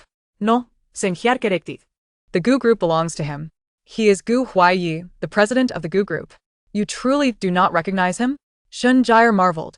He is the new business tycoon sweeping through the elite society, his wealth growing at an unprecedented rate, single-handedly revitalizing the declining Gu family. Shunjire, ever self-absorbed, added, Of course, I am not far behind. Xia Zhi Ning shook her head in disbelief, realizing that the man who had saved her that day was of such immense stature. I spend my days ensconced in the laboratory, engrossed in case studies or tending to animals, leaving little time to attend to such matters. This busy magnate, who once negotiated a contract worth 300 million to save himself, ultimately discovered he had merely fainted from malnutrition. One can only imagine his fury. I hope he does not hold me accountable for that 300 million. Xia Zhi Ning glanced at Gu Huaiyi, her heart fluttering with trepidation. At that moment, The wolfdog Anqing wagged its tail and bounded towards Gu Huaiye, gripping the fabric of his suit and tugging insistently in Xia Zhi Ning's direction. Master, master. There are injured individuals requiring examination over there. As the wolfdog approached, the guests encircling Gu Huaiye quickly dispersed, creating a clear path. They were acutely aware that in the presence of Gu's life-saving wolfdog, they were as inconsequential as a mere strand of fur. Gu Huaiye affectionately ruffled Anqing's head, saying, "Lead me to them." Anqing wagged its tail and promptly guided Gu Huaiye before Xia Zhi Ning. Xia lightly clenched her skirt, remaining composed despite the situation. Gu Huaiye, towering at nearly 6'3", stood alongside the large wolfdog, exuding an aura of palpable pressure. "Is it you?" Gu Huaiye squinted, scrutinizing Xia Zhi Ning. The girl before him resembled a delicate sprig of mint, her slender arms seemingly fragile enough to be subdued with a mere pinch. Gu Huaiye had little affection for the weak. He inquired coldly, "What seems to be the issue this time?" Xia Zhi Ning found the presence of this man intimidating. A ferocity and wildness honed amidst gunfire and chaos. A shiver ran down her spine. "There's nothing wrong now, but earlier. Mr. Gu." She was knocked to the ground by an uncontrollable wolfdog. "It was my daughter, Xia Qingqing, who calmed the wolfdog and rescued her." The voice of Xia Qingqing's father, Xia Cheng, oozed with flattery as he wheeled his daughter to Gu Huaiye's side. "Mr. Gu, I am Xia Cheng, chairman of Xia's pet hospital, and this is my daughter, Xia Qingqing. Qingqing is a seasoned veterinarian and is here today to examine your wolfdog." From her wheelchair, Xia Qingqing nodded at Gu Huaiye, her smile poised and graceful. At just 22 years old, she is already the director of our chain's main hospital. After Xia Cheng's declaration, he turned to glare at Xia Zhi Ning. "Xia Zhi Ning, why are you still here? Haven't you embarrassed yourself enough?" Chapter 30. Exposing her. Xia Zhi Ning, who had toiled tirelessly at Xia's pet hospital, was merely a lead physician. She had not anticipated that Xia Qingqing would return to assume the role of director. A smirk of derision graced Xia Zhi Ning's lips as she disregarded Xia Cheng. She turned to Gu Huaiye. "Mr. Gu, thank you for saving me last time. Time is of the essence. Let us attend to Anqing." Xia Cheng, incensed by Xia Zhi Ning's blatant disregard, erupted in fury. "Xia Zhi Ning, are you deaf? I am speaking to you. I will not allow you to return to the Xia family." So be gone. Mr. Xia, Shenjire, having stowed away his nonchalant demeanor, interjected, "Miss Xia Zhi Ning is here on behalf of the Shen family to attend to Gu Ji's wolfdog. She is a distinguished guest at today's banquet. I suggest you show her some respect." Xia Cheng's shock was palpable upon hearing the Shen family name. In comparison to the venerable and influential Shen family, the Xia family was scarcely noteworthy. He looked at Xia Zhi Ning with derision. "It seems you have managed to climb up the social ladder by cozying up to the Shen family." Shen Jire corrected Xia Cheng. "It is not she who has latched onto the Shen family, but rather I, Shen Jire, the sole heir, who seeks her assistance. Do you comprehend?" The revelation sent shockwaves through the crowd. Curiosity surged. Rumor had it that this young master of the Shen family held lofty standards. What could Xia Zhi Ning possibly possess that would prompt Shen Jire to seek her favor? I witnessed it firsthand. It was Dr. Xia Zhi Ning who soothed the wolfdog. Shen Jire eagerly defended his savior. "Mr. Xia, your daughter has stolen Xia Zhi Ning's accomplishments, yet here she pretends to be innocent. Truly, she is adept at deceit. I advise you to take your daughter home and discipline her. Do not allow her to embarrass herself here." Xia Qingqing's face paled at these words. "I did not." She protested stubbornly. "Mr. Shen, how can you distort the truth just to curry favor with Zhi Ning?" Although Xia Cheng was wary of the Shen family, he nevertheless rallied behind his daughter. "Young Master Shen, everyone present has heirs. If Qingqing manages to heal the wolfdog, they will naturally align themselves with the Gu family and may even supplant the previously arranged union with Xia Zhi Ning in favor of Xia Qingqing." With this thought, Xia Cheng's confidence surged. It was Qingqing who suggested changing the music for the performers, which prompted the wolfdog to dismount from Xia Zhi Ning. The guests nodded in agreement. Indeed, it was Xia Qingqing who saved the day, while Xia Zhi Ning, this ingrate, seeks to claim credit. Suddenly, Gu Huaiye, who had remained silent, let out a cold laugh. The crowd fell silent in an instant. Today was certainly lively. Gu Huaiye ran his fingers along the wolfdog's chin. "Anqing, which of these two individuals calmed you just now?" The wolfdog glanced between Xia Zhi Ning and Xia Qingqing. Xia Qingqing, seated in her wheelchair, wore a confident and gracious smile as she extended her hand towards Anqing. "Anqing, do not fear. We are no longer on the battlefield, This place is safe. There are no enemy airstrikes. Her words echoed Xia Zhi Ning's earlier reassurances. Upon hearing the terms battlefield and airstrikes, Gu Huaiye abruptly fixed his gaze upon Xia Qingqing. During his 2 years as a battlefield medic, he had never shared such details with anyone. The wolfdog's nose twitched suddenly. It ambled towards Xia Qingqing, sniffing her hand before circling around her, wagging its tail. Observing this, Gu Huaiye's lips curled into a subtle smile, a glint of shrewdness flashing in his eyes, though he remained silent. The sight of the wolfdog circling Xia Qingqing suggested a close bond, much to the astonishment of onlookers. See? It was indeed Xia Qingqing who healed the wolfdog. They murmured, convinced of her prowess. Xia Zhi Ning's audacity was astonishing. Even after being rescued by Xia Qingqing, she sought to undermine her. Even the dog could not tolerate her actions, coming forth to identify its true comforter. Xia Qing, witnessing this, bellowed, Xia Zhi Ning, why don't you leave? You have repeatedly targeted Qingqing with your malicious intent. I will absolutely not allow you to return to the Xia family, so abandon that notion. Xia Zhi Ning remained unfazed, as the wolfdog called out to her, Veterinarian Miss. There is something amiss with the sense emanating from this woman. I can't help but feel exhilarated and drawn to her. Xia Zhi Ning smiled at this revelation, and amidst the astonished gazes of the crowd, she stepped towards Xia Qingqing. Seizing her wrist, she inhaled deeply. What are you doing? Keep your distance from Qingqing. Xia Qing pushed Xia Zhi Ning away with force. As she stumbled backward, a broad hand suddenly grasped her arm, steadying her wavering form. Yet, the moment the hand's owner confirmed her stability, it recoiled as if shocked. Xia Zhi Ning looked up to find it was Gu Huaiye who had steadied her. As she met his cool, chiseled profile, she uttered a soft thank you, her smile brightening. Perhaps Gu Huaiye was not so fearsome after all, merely cold in demeanor. I simply feared you might fall and injure yourself, Gu Huaiye replied, finding her smile blinding and his tone growing colder. Xia Zhi Ning's expression momentarily froze. She hastily retracted her previous statement. Gu Huaiye furrowed his brows and inquired, what did you just discover from her? Darkstar was not merely affectionate towards Xia Qingqing. Xia Zhi Ning asserted with conviction. Rather, I sensed a peculiar fragrance emanating from Xia Qingqing, compelling me to draw closer for repeated confirmation. She turned her gaze towards Gu Huaiye. Mr. Gu, having served as a battlefield medic, you must be quite familiar with the meaning behind a training dog circling around a person, wagging its tail, correct? Gu Huaiye met hergaze. Tilting his chin slightly as a prompt for her to continue.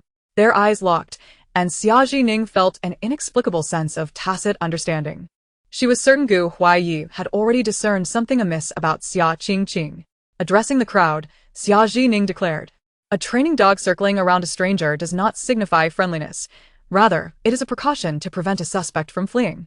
Her words ignited a stir among the onlookers.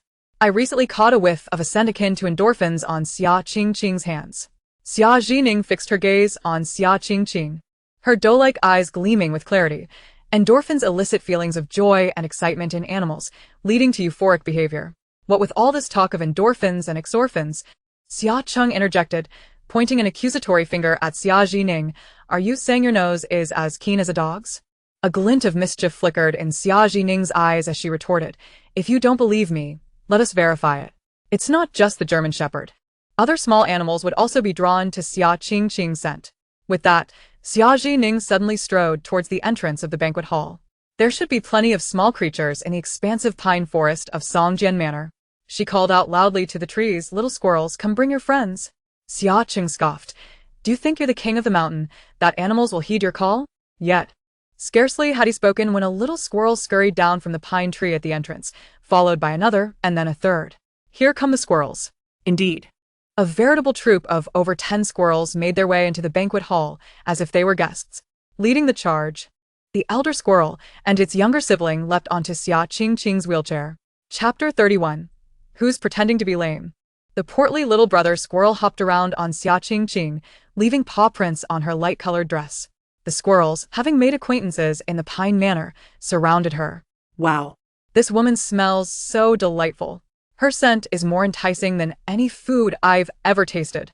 The little squirrels clambered onto Xia Qingqing's wheelchair, and soon she was festooned with them. While 1 or 2 squirrels are adorable, an entire swarm is rather alarming, particularly since they are wild and may carry bacteria. Not to mention, the little squirrels were licking Xia Qingqing's hands, treating them as if they were delectable morsels. Even the typically composed Xia Qingqing could no longer contain her fear, letting out a terrified scream, "Get away! Get away!" However, it was not only the squirrels.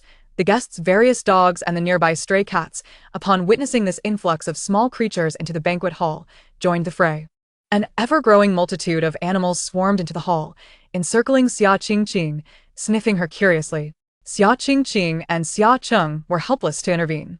It was as if a miniature zoo had formed around her. Ultimately, it was the Gu family's bodyguards who intervened, armed with an assortment of enticing animal treats, to coax these exuberant creatures out of the hall. Xia Qingqing was finally saved, but she was left covered in fur, her dress marred with paw prints and saliva stains. Her hands were damp and bore bite marks, unmistakably having been nibbled on by the animals.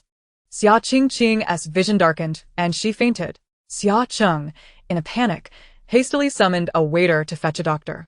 By now, Xia Qingqing had lost her delightful scent, replaced by the pungent odor of various animals' dried saliva, a most unpleasant aroma. The crowd instinctively receded, forming a protective perimeter. Even Xia Qingqing's assistant, Su Qiu, found herself stepping back. Xia Zhi Ning, stifling laughter to the point of discomfort, turned away, concealing her mirth. She patted the arm of the person behind her, lowering her voice to whisper, "Xinjia Air, I told you not to rush. I would handle it." The firm muscles of the arm she touched felt quite pleasant, prompting Xia Zhi Ning to linger a moment longer. Did you see that? Just moments ago, Xia Qingqing had enough animals around her to open a zoo. Indeed, I saw. Your handiwork? The voice of Gu Huaiyi resonated above her, causing her smile to falter as she realized she had inadvertently grasped his arm. Meanwhile, Xinjia Air, standing to her right, gave her a thumbs up, as expected of you. Xia Zhi Ning felt the heat of embarrassment wash over her, wishing for a hole to burrow into. She had sensed something odd about the texture of the arm. Xinjia Air appeared slender, yet his arm was surprisingly muscular. So, it turned out she had mistakenly grabbed the wrong person. Xia Zhi Ning quickly withdrew her hand as though it had been scorched, her face aflame. She could feel Gu Huaiyi's gaze fixed upon her. Just had a meal. But I'm feeling a bit peckish again, she muttered to herself, moving a few steps towards the dessert table, feigning busyness as she pretended to select pastries. Her actions a flurry of exaggerated motions. At that moment, Xia Zhi Ning felt a furry tail brushing against her ankle beneath the table. Lifting the tablecloth, she discovered the pair of squirrels had mysteriously found their way under the dining table. One squirrel was clutching a macaroon and munching away, its cheeks bulging. "Are you guys here for the buffet?" Xia Zhi Ning couldn't help but smile. The younger squirrel wiped the cream from its mouth. "Sister, I want strawberry cake." All right. "What else do you wish to eat?" "I shall fetch it for you." Just as Xia Zhi Ning prepared to stand and procure more treats for the squirrel siblings, the elder squirrel suddenly posed a question. "Sister, I've seen stray cats pretending to be lame to elicit pity from humans for extra food. Why does that person pretend to be lame? Is it out of laziness to walk?" Xia Zhi Ning was taken aback, suspicion bubbling within her. Who is pretending to be lame? The younger squirrel chimed in. "That woman in the wheelchair. Her lameness is an act."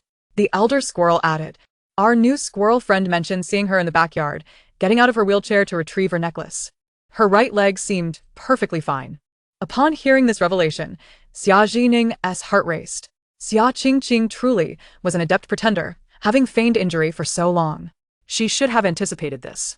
Xia Qingqing would go to any lengths to ensnare her, but she could never truly harm herself. Xia Zhi Ning's eyes sparkled with mischief as she retrieved the desserts the squirrels desired from beneath the table, contemplating how to unmask Xia Qingqing. At that moment, Gu Huaiyi's voice resonated behind her. "The waiter has retrieved your medical kit. Are you now able to examine her?" Xia Zhi Ning nodded vigorously, absolutely. She beckoned to the German shepherd. "Dark Star, I have a few questions for you." To the astonishment of the onlookers, Gu's German shepherd, typically obedient to his commands, immediately bounded over to Xia Zhi Ning, nuzzling her neck affectionately. It was as if she were its true master, a stark contrast to its demeanor with others. "What kind of spell has Xia Zhi Ning cast on this dog?" My daughter mentioned she saw Xia Zhi Ning's live stream, where she claimed to understand animal speech. Could that possibly be true? The wolf dog belonging to Mr. Gu has long been tormented by illness. A complete cure is not something that can be achieved in a short span of time. Even Gu Huaiyi has shown hints of jealousy since the onset of its condition. There are times when he finds it challenging to fully control the wolf dog, Dark Star. Gu Huaya cast a glance at Xia Zhi Ning, his expression intricate. Follow me. It's too noisy here. Xia Zhi Ning hurriedly trailed behind, her excitement palpable at the prospect of a 10 million yuan reward. Gu Huaya held the leash of Dark Star. Previously, the wolf dog would walk ahead of him, yet now it lagged half a step behind, its body almost brushing against Xia Zhi Ning as it emitted affectionate barks. Doctor, will you always play with me? Only you can understand what I say. Being by your side makes me feel incredibly secure. Dark Star frolicked beside Xia Zhi Ning. She gently patted its head. I'm sorry, but I can't stay with you all the time. I have an entire zoo of animals to take care of and can hardly manage. However, if you wish to see me, you can visit my zoo. It's perfectly fine to stay there, and there are plenty of little friends to play with. After just a few hours of acquaintance, you wish to steal my dog? Gu Huaya pushed open the door to the dog room, casting a disapproving glance at Xia Zhi Ning. She immediately fell silent. Chapter 32. Never Indulging Anyone. Upon seeing Dark Star's dog room, Xia Zhi Ning was taken aback. Dark Star's abode resembled a quaint little villa, furnished with various toys and training equipment for dogs. The villa was surrounded by a sprawling lawn, larger than the bathing area in Xia Zhi Ning's own dormitory. Shun Jire said you can understand animals, Gu Huaya said, his gaze fixed on her. What was Dark Star saying to you on the way here? Although Shun Jire might be naive, he would not deceive. And given the recent events, Gu Huaya had begun to trust that Xia Zhi Ning could indeed communicate with animals. Under his scrutinizing gaze, Xia Zhi Ning swallowed hard. It said that being beside me makes it feel safe. Gu Huaya attempted to discern any signs of deceit on Xia Zhi Ning's face. But her honesty shone through, her doe-like eyes exuding sincerity. He scoffed, you certainly have a talent for self-aggrandizement. Xia Zhi Ning found his attitude rather peculiar. Could it be that he was feeling jealous of the bond between her and the wolf dog? If so, she resolved to shower the wolf dog with even more affection to vex him. Gu Huaya handed her a thick dossier. This is Dark Star's health report. As Xia Zhi Ning perused the document, she learned that Dark Star, a purebred male Czech wolf dog, was 6 years old, having suffered wounds from gunfire or shrapnel on its spine and 3 legs. As a search and rescue dog for battlefield doctors, it had spent 2 years in war zones before returning to the country with Gu Huaya. This dog had truly emerged from the chaos of gunfire. Its survival was remarkable. Xia Zhi Ning's eyes brimmed with tears as she embraced Dark Star tightly. Sensing her emotions, Dark Star nuzzled against her. Sister, it's all right. I'm lively and well. Besides, my master has endured even more injuries than I have. I want to be as brave as him. Xia Zhi Ning looked at Gu Huaya in surprise. Shun Jire had mentioned that Gu Huaya was a medical prodigy, entering the nation's top medical university at the age of 15, completing his Bachelor-S, Master-S, and doctoral studies in succession, and graduating at 22, poised to take over the Gu family's pharmaceutical empire. However, his stepmother had schemed to send him abroad to serve as a battlefield doctor for Medicine Sans Frontieres. That was no ordinary burden. It was laden with exhaustion and danger. Each day, he faced hundreds of injured individuals, attending to gruesome wounds that could never be fully treated, with little sleep and scant resources. He risked death from gunfire, landmines, or disease at any moment. Xia Zhi Ning's gaze toward Gu Huaya shifted to one of admiration and compassion. The way she looked at him resembled how one would regard an injured animal, which irked Gu Huaya. He rubbed his forehead in frustration. What else did Dark Star tell you? You seem to have no discretion in sharing everything. Xia Zhi Ning's tone softened considerably. Dark Star said you have endured many injuries, and it wishes to be brave like you. Gu Huaya's peach blossom eyes softened slightly as he gazed at Dark Star, akin to looking at a family member. Just then, Shun Jire entered the room. Confronted with Gu Huaya's probing gaze, he shrank back. Brother Gu, I came to check on Dark Star. Gu Huaya shot him a disdainful look. I suspect you are more interested in my sports car in the garage. Shun Jire chuckled and settled into a seat, knowing that as the introducer, he would earn a commission if Xia Zhi Ning treated Dark Star. Xia Zhi Ning conducted tests and inquiries for Dark Star, ultimately diagnosing it with canine post-traumatic stress disorder. The symptoms had not been as apparent upon returning to the country, but they had grown increasingly severe, often causing it to confuse reality with memories from the battlefield and exhibit various uncontrollable reactions. Gu Huaya was taken aback by her revelation. Shun Jire exclaimed, Brother Gu, ISN to your condition similar? He turned to Xia Zhi Ning. Dr. Xia, can you treat Dark Star's ailment? Xia Zhi Ning clenched her fists. I can attempt it. I currently have an 80% confidence level. My advantage lies in my ability to communicate with animals, allowing me to apply therapeutic methods akin to those used by human psychologists to treat psychological trauma. Xia Zhi clapped his thighs in delight. Splendid. I knew I had chosen the right person. Brother Gu also suffers from PTSD, frequently experiencing insomnia and nightmares. Only with Dark Star by his side can he sleep soundly. Upon hearing this, Xia Zhi Ning glanced at the dark circles under Gu Huai's eyes. His insomnia appeared quite severe. With Dark Star's condition deteriorating and often losing control in the middle of the night, Gu Huai's insomnia was also worsening. Xia Zhi clasped his hands together towards Xia Zhi Ning. If you save Dark Star, you are also saving Brother Gu. Double the merit. Xia Zhi Ning grasped Xia Zhi's implication. He was hinting at Gu Huai offering more money. Having such an intermediary was indeed advantageous. Gu Huai's expression darkened, feeling a strong urge to send Xia Zhi flying. In this room, both a man and a dog spoke without any discretion, turning their elbows outward towards Xia Zhi Ning. Gu Huai massaged his temples. 20 million. Upon hearing this figure, Xia Zhi Ning felt a jolt of her heart, her mind buzzing. 10 million would cover the treatment fees, payable in installments. Gu Huai's tone was frigid, and the other 10 million would be a reward, deposited into her account once Dark Star was fully healed. Additionally, I can agree to one condition, within the realm of my ability. Xia Zhi Ning nearly exclaimed her agreement at once. However, Gu Huai's tone shifted. However, during the treatment period, you must remain by Dark Star and my side, on call 24 hours a day. He surveyed the girl's delicate frame, contemplating how to ensure she gained weight during this time, concerned for her frail appearance. He worried that if she were to leave his sight, complications might arise. After all, there might not be another animal communicator like her. Gu Huai added, during this period, unless in an emergency, you cannot take leave. Everything will be arranged by me. Xia Zhi Ning's smile vanished instantly. Was there any difference between this and being imprisoned? She estimated that the treatment for Dark Star would require at least 6 months, meaning she would have to stay glued to Gu Huai's side for that duration. Not only did she have more than one animal to save, but she also disliked being tethered to someone. The treatment for Dark Star would not require 24-hour care every day. It could be conducted 2 to 3 times a week, with feedback and adjustments made based on the treatment's progress. In the event of an emergency, simply give me a call. Xia Zhi Ning frowned, attempting to reason. There is no necessity for me to remain by your side around the clock. Must you be so stringent? Gu Huai replied in a low voice. In case of unforeseen circumstances, your presence beside Anqing would be more timely. Xia Zhi Ning raised an eyebrow. Then why not allow me to take Anqing back to the zoo? Gu Huai replied with unwavering conviction. I need Anqing by my side in order to sleep. Xia Zhi Ning gritted her teeth. Then you should reside at the zoo with it.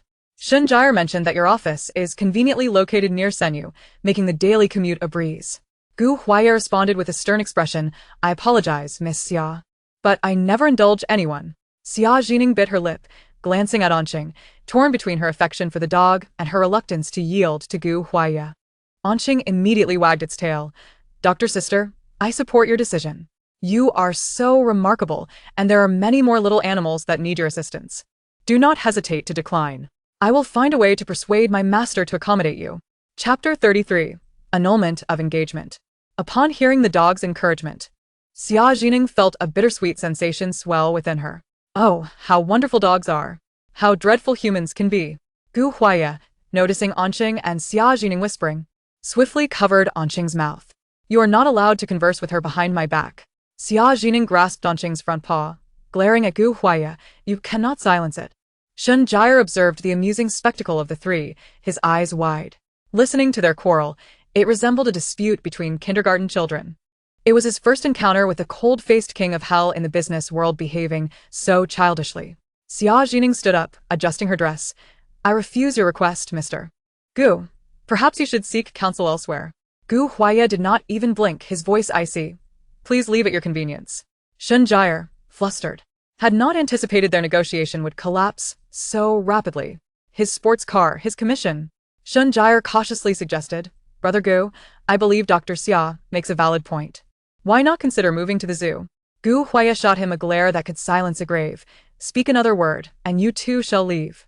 Fuming, Xia Zhi Ning stormed out of the dog villa, oblivious to the many pairs of eyes from the guests, feigning casualness, that were watching the unfolding drama. Upon her return to the banquet hall, the news of her expulsion by Gu had already spread among the guests. At that moment, the guests had all taken their seats, and the waitstaff were serving dishes as preparations for old Master Gu's birthday celebration were underway. Xia Zhi Ning scanned the crowded seating arrangement, unsure of where she should sit. Just then, she heard footsteps behind her. Turning around, she saw Xinjire approaching with an ingratiating demeanor. "Dr. Xia, you shall sit at my table." Xia Zhi Ning sighed in relief. "At least you have some conscience, and did not abandon me." However, as Xinjire led her toward the main table, Xia Zhi Ning suddenly felt uneasy. "I can't be seated at the same table as Gu Huaya and old Master Gu, can I?" Xinjire nodded. "Aren't you an esteemed guest? Sitting at the main table is quite an honor." No. "I cannot eat if I am at the same table as Gu Huaya. It would only infuriate me." Xia Zhi Ning vehemently shook her head. "Moreover, I am not familiar with the others. I dread such occasions at feasts. It would be so awkward if the main table stood to offer a toast." "Very well." Xinjire conceded. A savior can do no wrong. He found her a seat at a table nearby. As soon as Xia Zhi Ning sat down, the people around her noticeably distanced themselves. The table was filled with lively conversation, deliberately excluding Xia Zhi Ning from their social circle, their remarks dripping with disdain towards her. It was perplexing how some individuals could be so brazen. Unable to treat patients properly, they were expelled yet lingered at the banquet, likely hoping to leverage their association with Gu. It was better to keep her distance, lest she be held in contempt and, in a moment of carelessness, find herself pushed down the stairs, suffering a broken arm or leg. Xia Zhi Ning paid little heed to their gossip, her gaze fixated on the menu filled with delectable dishes. Her appetite peaked. Although the business deal had fallen through, she could not let the trip be in vain. The waitstaff had just presented the hors d'oeuvres, lobster and sashimi platters. Xia Zhi Ning's eyes widened in delight. At that moment, the hall erupted into commotion. She looked up to see Gu Huaya and an elderly gentleman with silver hair, dressed in traditional attire, entering the banquet hall and taking their seats at the main table. The elder radiated an aura of dignified authority. This must be old Master Gu. The birthday celebrant, Gu Songnian. Anqing, too, was brought along by Gu Huaya, obediently sitting beside him, yet its glistening eyes longed for Xia Zhi Ning. Gu Huaya followed Anqing's gaze. While others focused on the main table, Xia Zhi Ning's eyes sparkled as she fixated on the platter of lobster sashimi. Her eating pace was rapid, yet her demeanor remained elegant, a skill honed under the stringent environment of the Xia household, where her schedule was packed with various learning activities, limiting her mealtime to just 10 minutes. Gu Huaya gently ruffled Anqing's pointed ears. "I wonder what is so remarkable about her that you are so fond of her." Just then, Xia Qing pushed Xia Qingqing's wheelchair back into the banquet hall. Xia Qingqing had changed into a light purple dress, appearing neat and tidy. She greeted old Master Gu with a demure smile. "Hello, Grandfather Gu. Did you enjoy the birthday gift I brought for you today?" Old Master Gu's affection for Xia Qingqing was evident as a warm smile graced his face. "Indeed. I never imagined the younger generation would still take an interest in such obscure traditional studies." Xia Qingqing responded with a gentle and poised demeanor. "Studying these subjects brings tranquility to my heart." Old Master Gu's appreciation deepened at her words. Xia Qingqing then turned her attention to Gu Huaya. "Mr. Gu, I heard you declined Xia Zhi Ning as Anqing's veterinarian. Might you consider me instead?" Gu Huaya was still fixated on Xia Zhi Ning, astonished by her swift consumption of food. When his gaze shifted to Xia Qingqing, it suddenly turned cold. Xia Qingqing felt a piercing scrutiny, struggling to maintain her composure. "Previously, I did indeed use a synthetic endorphin analog. But that was merely one step in my treatment for the dog, to foster a bond with it." Xia Qingqing spoke with determination. "I assure you that what I used is harmless to dogs." Old Master Gu, upon hearing this, immediately stepped in as an advocate. "It is commendable for the young lady to be so proactive. Huaya, since you have yet to find a suitable veterinarian, why not give Qingqing a chance?" However, Gu Huaya showed no sign of yielding to old Master Gu's request. He cast a dismissive glance at Xia Qingqing. "I'm afraid you have already been dismissed." Xia Qingqing's face paled. Seeing this, Xia Qing took out a small box from his pocket, opening it to reveal an exquisitely crafted phoenix-patterned ring. "Old Master Gu, is the engagement arranged between our two families still valid?" Old Master Gu gazed at the ring, nostalgia flickering in his eyes. Years ago, the Gu family suffered a betrayal from a partner, leaving them severely weakened, and the Xia family extended a helping hand. leading to an alliance between the two families, securing a betrothal between the Gu family's eldest son and the Xia family's only daughter. Now, The Gu family's rapid development had left the Xia family far behind. The intricacies of the situation were undeniably complex. Elder Gu cast a guilty glance at Gu Huaya, then nodded towards Xia Cheng. Of course, it is settled. Xia Cheng's face broke into a smile. The Xia Zhi who was betrothed to President Gu back then is not related to me by blood. Now that everything is clear, isn't it time to proceed? At this point, Xia Cheng rubbed his hands together. Upon hearing this, Gu Huaya's expression turned cold. Indeed, I should annul my engagement with Xia Zhi. Chapter 34. A Medical Miracle. Gu Huaya instructed his assistant standing behind him, draft a document to notify Xia Zhi about the annulment of the engagement. Commercial unions are safeguarded by a series of contracts. Simply declaring the annulment does not suffice. Xia Cheng felt a surge of joy. He had initially thought that the president's loyal aide would be reluctant to allow Gu Huaya to dissolve his engagement with Xia Zhi. Unexpectedly, upon mentioning it, the president readily acquiesced. Perhaps Xia Zhi's earlier consultation with the aide had thoroughly exasperated him. Xia Cheng suppressed his elation, casting a covetous glance at the phoenix-patterned ring on the table. Soon, Gu Huaya, the head of the Gu family, would be her fiancé. The prospect of healing the aide seemed insignificant to her now. Whoever wished to treat him could do so.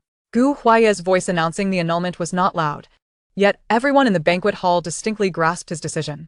All eyes turned towards Xia Zhi, brimming with schadenfreude. Xia Zhi leaned close to the aide, whispering, "Aide, when Xia Zhi is about to take her seat, do this. Let us have a little treatment for her limp." It was as if she were not the one involved in the annulment. Gu Huaya then noticed that the fluffy dog that had been squatting beside him had vanished without a trace. Xia Zhi had stealthily taken his dog away. He clenched the utensils in his hand, feeling an unprecedented headache over a person who was not even a formidable figure, merely a frail little girl. Seeing an empty seat beside Xinjire, Elder Gu beckoned Xia Zhi. "Zhi, come sit with me. You can cultivate feelings with Huaya over there." Xinjire glanced at the empty seat next to him and then at Xia Zhi, his previous demeanor shifting entirely as he stood up and walked to her side. "Uncle Xia, let me help Miss Xia to her seat." Xia Cheng, taken aback by Xinjire's 180-degree change in attitude, thought that perhaps he had learned about the engagement and was overly eager, quickly releasing Xia Zhi's wheelchair. thank you, Shen Xiao. Xinjire's azure eyes curved into crescent moons, a radiant smile gracing his face. "No trouble at all. It is my pleasure to assist Miss Xia." However, when Xinjire reached the back of Xia Zhi's wheelchair, he did not directly push her to the seat beside him but instead maneuvered her to a spacious area along the main table's aisle. After releasing her, Xia Zhi patted the aide's back. "Aide, it's your turn." "No problem." Suddenly, the aide charged towards Xia Zhi like an arrow released from a bow, letting out a thunderous roar resembling a wolf's howl, sending chills down everyone's spines. Xia Zhi saw the massive wolfhound barreling towards her, mouth agape. The glinting, sharp teeth loomed menacingly, as if ready to snap a bone in half. Instinctively, her body reacted before her mind could catch up. Almost in the moment, the wolfhound lunged. Xia Zhi leaped from her wheelchair, scrambling to the side, desperate to escape, yet the wolfhound pursued relentlessly, as if poised to bite her at any moment. "Help! Somebody save me! Where are the bodyguards?" Xia Zhi's heartfelt cries for help resonated in the air. However, despite her right leg being in a cast, she sprinted across the spacious banquet hall with astonishing speed, even outpacing a normal person, leaving everyone gaping in disbelief. Xinjire laughed and clapped. What a medical miracle! Miss Xia Zhi, who is likely to spend her life in a wheelchair, has miraculously healed her right leg. "Aide, come back." Xia Zhi had nearly concealed Xia Zhi's ruse, beckoning to the aide. "You have successfully healed this Miss Xia Zhi's feigned limp." The aide obediently ceased its chase and returned to Xia Zhi's side, sitting quietly. Noticing Gu Huaya's cold expression, the aide sheepishly nuzzled against his leg for affection. Gu Huaya, however, was disinclined to acknowledge it, feeling humiliated by the dog's eagerness to be a sycophant. "I am not your master. Go find your true owner." The aide whimpered, lowering its head in dejection, and indeed returned to Xia Zhi's side. Gu Huaya, with the predator no longer in pursuit, Xia Zhi, utterly exhausted, collapsed onto the floor. Observing the terrified faces of the guests around her, she finally realized what she had just done. Panic and embarrassment washed over her features. "No." Xia Zhi glanced at Xia Cheng. Mr. Xia Cheng, shall we present our aid with a banner of gratitude for the miracle doctor? At that moment, Xia Cheng looked at Xia Qiqing, astonished. Qiqing, your leg. I have always insisted that Xia Qiqing is not the one who pushed me down the stairs. Xia Jiqing advanced towards Xia Qiqing. No one believes me. You have tarnished my reputation. Shun Jire handed Xia Jiqing a small hammer, and she squatted down before Xia Qiqing, skillfully tapping the cast on her right leg. The cast cracked instantly. Xia Jiqing pried apart the shattered pieces, revealing Xia Qiqing's fair, flawless calf. Instinctively, she attempted to pull her right leg back under her skirt, but Xia Jiqing grasped her ankle. Chapter 35. His sudden change of heart. Your calf muscles are firm, showing no signs of atrophy. A patient with a fracture would visibly lose weight after 2 weeks of immobility. Xia Jiqing tightened her grip on Xia Qiqing's leg. Moreover, if you were truly fractured, you would have been in excruciating pain by now.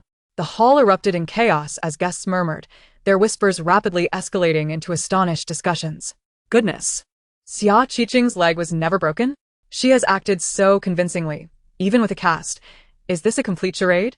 I always said Xia Jiqing has been an exemplary student since childhood. How could she be so foolish? This genuine heiress has resorted to such tactics to frame another. Has she gone astray in the world? Shun Jire snickered. Some people, when the winds change, realize the pain of their own faces. Several wealthy ladies who had vehemently condemned Xia Jiqing as a venomous, white-eyed wolf turned pale, gripping their champagne glasses tightly. I didn't say anything earlier. We can't be entirely to blame. Who knew she would be so convincing? Xia Cheng stared incredulously at Xia Qiqing. Qiqing, why would you do this? Xia Qiqing's face turned ashen. Amidst her panic, she forced herself to regain composure, her eyes reddening as she choked out, Father, I realize my mistake. She trembled as she spoke. On the 34th, I discovered an issue with the claw shield vaccine developed by Zhi Ning, and I was in a rush to trace the source of the problem. While compiling the analysis report overnight, I felt utterly disoriented. When I descended the stairs, my vision darkened, and before losing consciousness, I seemed to glimpse Zhi Ning's figure. She shivered slightly, her voice dwindling. I thought Zhi Ning had pushed me. Xia Cheng's anger softened somewhat upon hearing Xia Qingqing's mention of the vaccine, as it was she who had uncovered the vaccine's flaws. Xia Zhi Ning furrowed her brow, pondering what exactly was wrong with her claw shield vaccine. This matter must be investigated thoroughly. She could not allow Xia Qingqing to ruin her 4 years of hard work. When I fell from the stairs, my leg was indeed uninjured. Xia Qingqing's voice trembled, her fingers twisting the hem of her clothes. But at that moment, I believed Zhi Ning had pushed me. She has always disliked me, and I feared she might harm me again. Tears welled in her eyes as she continued. I had only just returned to the Xia family for a few days, while my parents and brother have had a 22-year bond with Zhi Ning. I was terrified, afraid of being cast out at any moment. She suddenly covered her face, her shoulders quaking violently. That's why I pretended my leg was severely injured, hoping to drive Zhi Ning away. I truly realize my mistake now. As Xia Qingqing's words fell, the anger on Xia Cheng's face dissipated entirely. He reached out to help her up and turned to the guests with an apologetic expression. I apologize for the spectacle today. This child, Qingqing, is merely frightened of losing this home. The guests exchanged glances, murmuring amongst themselves. Indeed, Zhi Ning has enjoyed over 20 years of privilege at Qingqing's expense. Mr. Xia, it is time to properly compensate your biological daughter. Blood ties are ultimately different. Xia Zhi Ning coldly observed all of this, as if it were unrelated to her. She no longer harbored any expectations of the Xia family. Gu Huaiye's profound gaze reflected Xia Zhi Ning's slender figure, his eyes flickering with complexity and reminiscence. Just then, Xia Qingqing suddenly rushed in front of Xia Zhi Ning and, with a loud thud, knelt heavily. Zhi Ning, I'm sorry. I misunderstood you. I swear I will never act like that again. Xia Cheng hurriedly stepped forward to assist her. Qingqing, please get up, don't do this. He turned to Xia Zhi Ning, his gaze laden with complexity. Zhi Ning, Qingqing has admitted her mistake, and the misunderstanding has been resolved. You should move back in today. After all, you are our daughter, whom we have raised for 22 years. Xia Cheng paused, suddenly adopting a serious tone. However, upon returning home, remember your place. You must prioritize Qingqing in all matters and cannot be as willful as before. Xia Zhi Ning scoffed, the silver fork in her hand glinting coldly under the light. Return to the Xia family? Surely, Mr. Xia thinks too highly of himself. With a resounding thud, She placed the knife heavily on the porcelain plate. Wiping the corner of her mouth, does the Xia family truly believe they deserve my admiration? Xia Cheng slammed his hand on the table, his finger trembling as he pointed at Xia Zhi Ning. You would rather be a mere zookeeper, enduring a hard life with that little policeman brother than return to the Xia family? Dad, Xia Qingqing, eyes reddening, reached to tug at Xia Cheng's sleeve, but was interrupted by Xia Zhi Ning's light laughter. Calmly, she beckoned a waiter. Please bring me another serving of stir-fried matsutake. Throughout the entire episode, she did not spare a glance at the enraged Xia Cheng, as if the scene before her were merely a tedious farce. Enough. Today is my birthday banquet. You Xia family's affairs should be handled by yourselves, Mr. Gu admonished, clearly displeased with Xia Zhi Ning. Miss Xia Zhi Ning, since you failed to treat Huaiya's dog and have no ties with the Xia family, I kindly ask you to leave my birthday banquet. Mr. Gu was quite displeased with this ungrateful wolf who disregarded her adoptive father's dignity. Xia Zhi Ning found the old man overly petty, wishing to expel her. The dark star immediately lay down at her feet, refusing to rise. Why should the doctor be driven away over such a bizarre issue? Xinjiar, growing anxious, was about to advise Mr. Gu when an unexpected voice shattered the stalemate. Although the collaboration with Dr. Xia has not been finalized, her professional capabilities are beyond reproach. Gu Huaiya's voice was cold, yet underscored by an undeniable authority. Grandfather, is it not unbecoming to expel guests? Though phrased as a question, his tone was resolute. Mr. Gu furrowed his brow, ultimately falling silent. The guests present were acutely aware of who truly held sway between the grandfather and grandson. Butler, Gu Huaiya gestured, passing the menu to Miss Xia.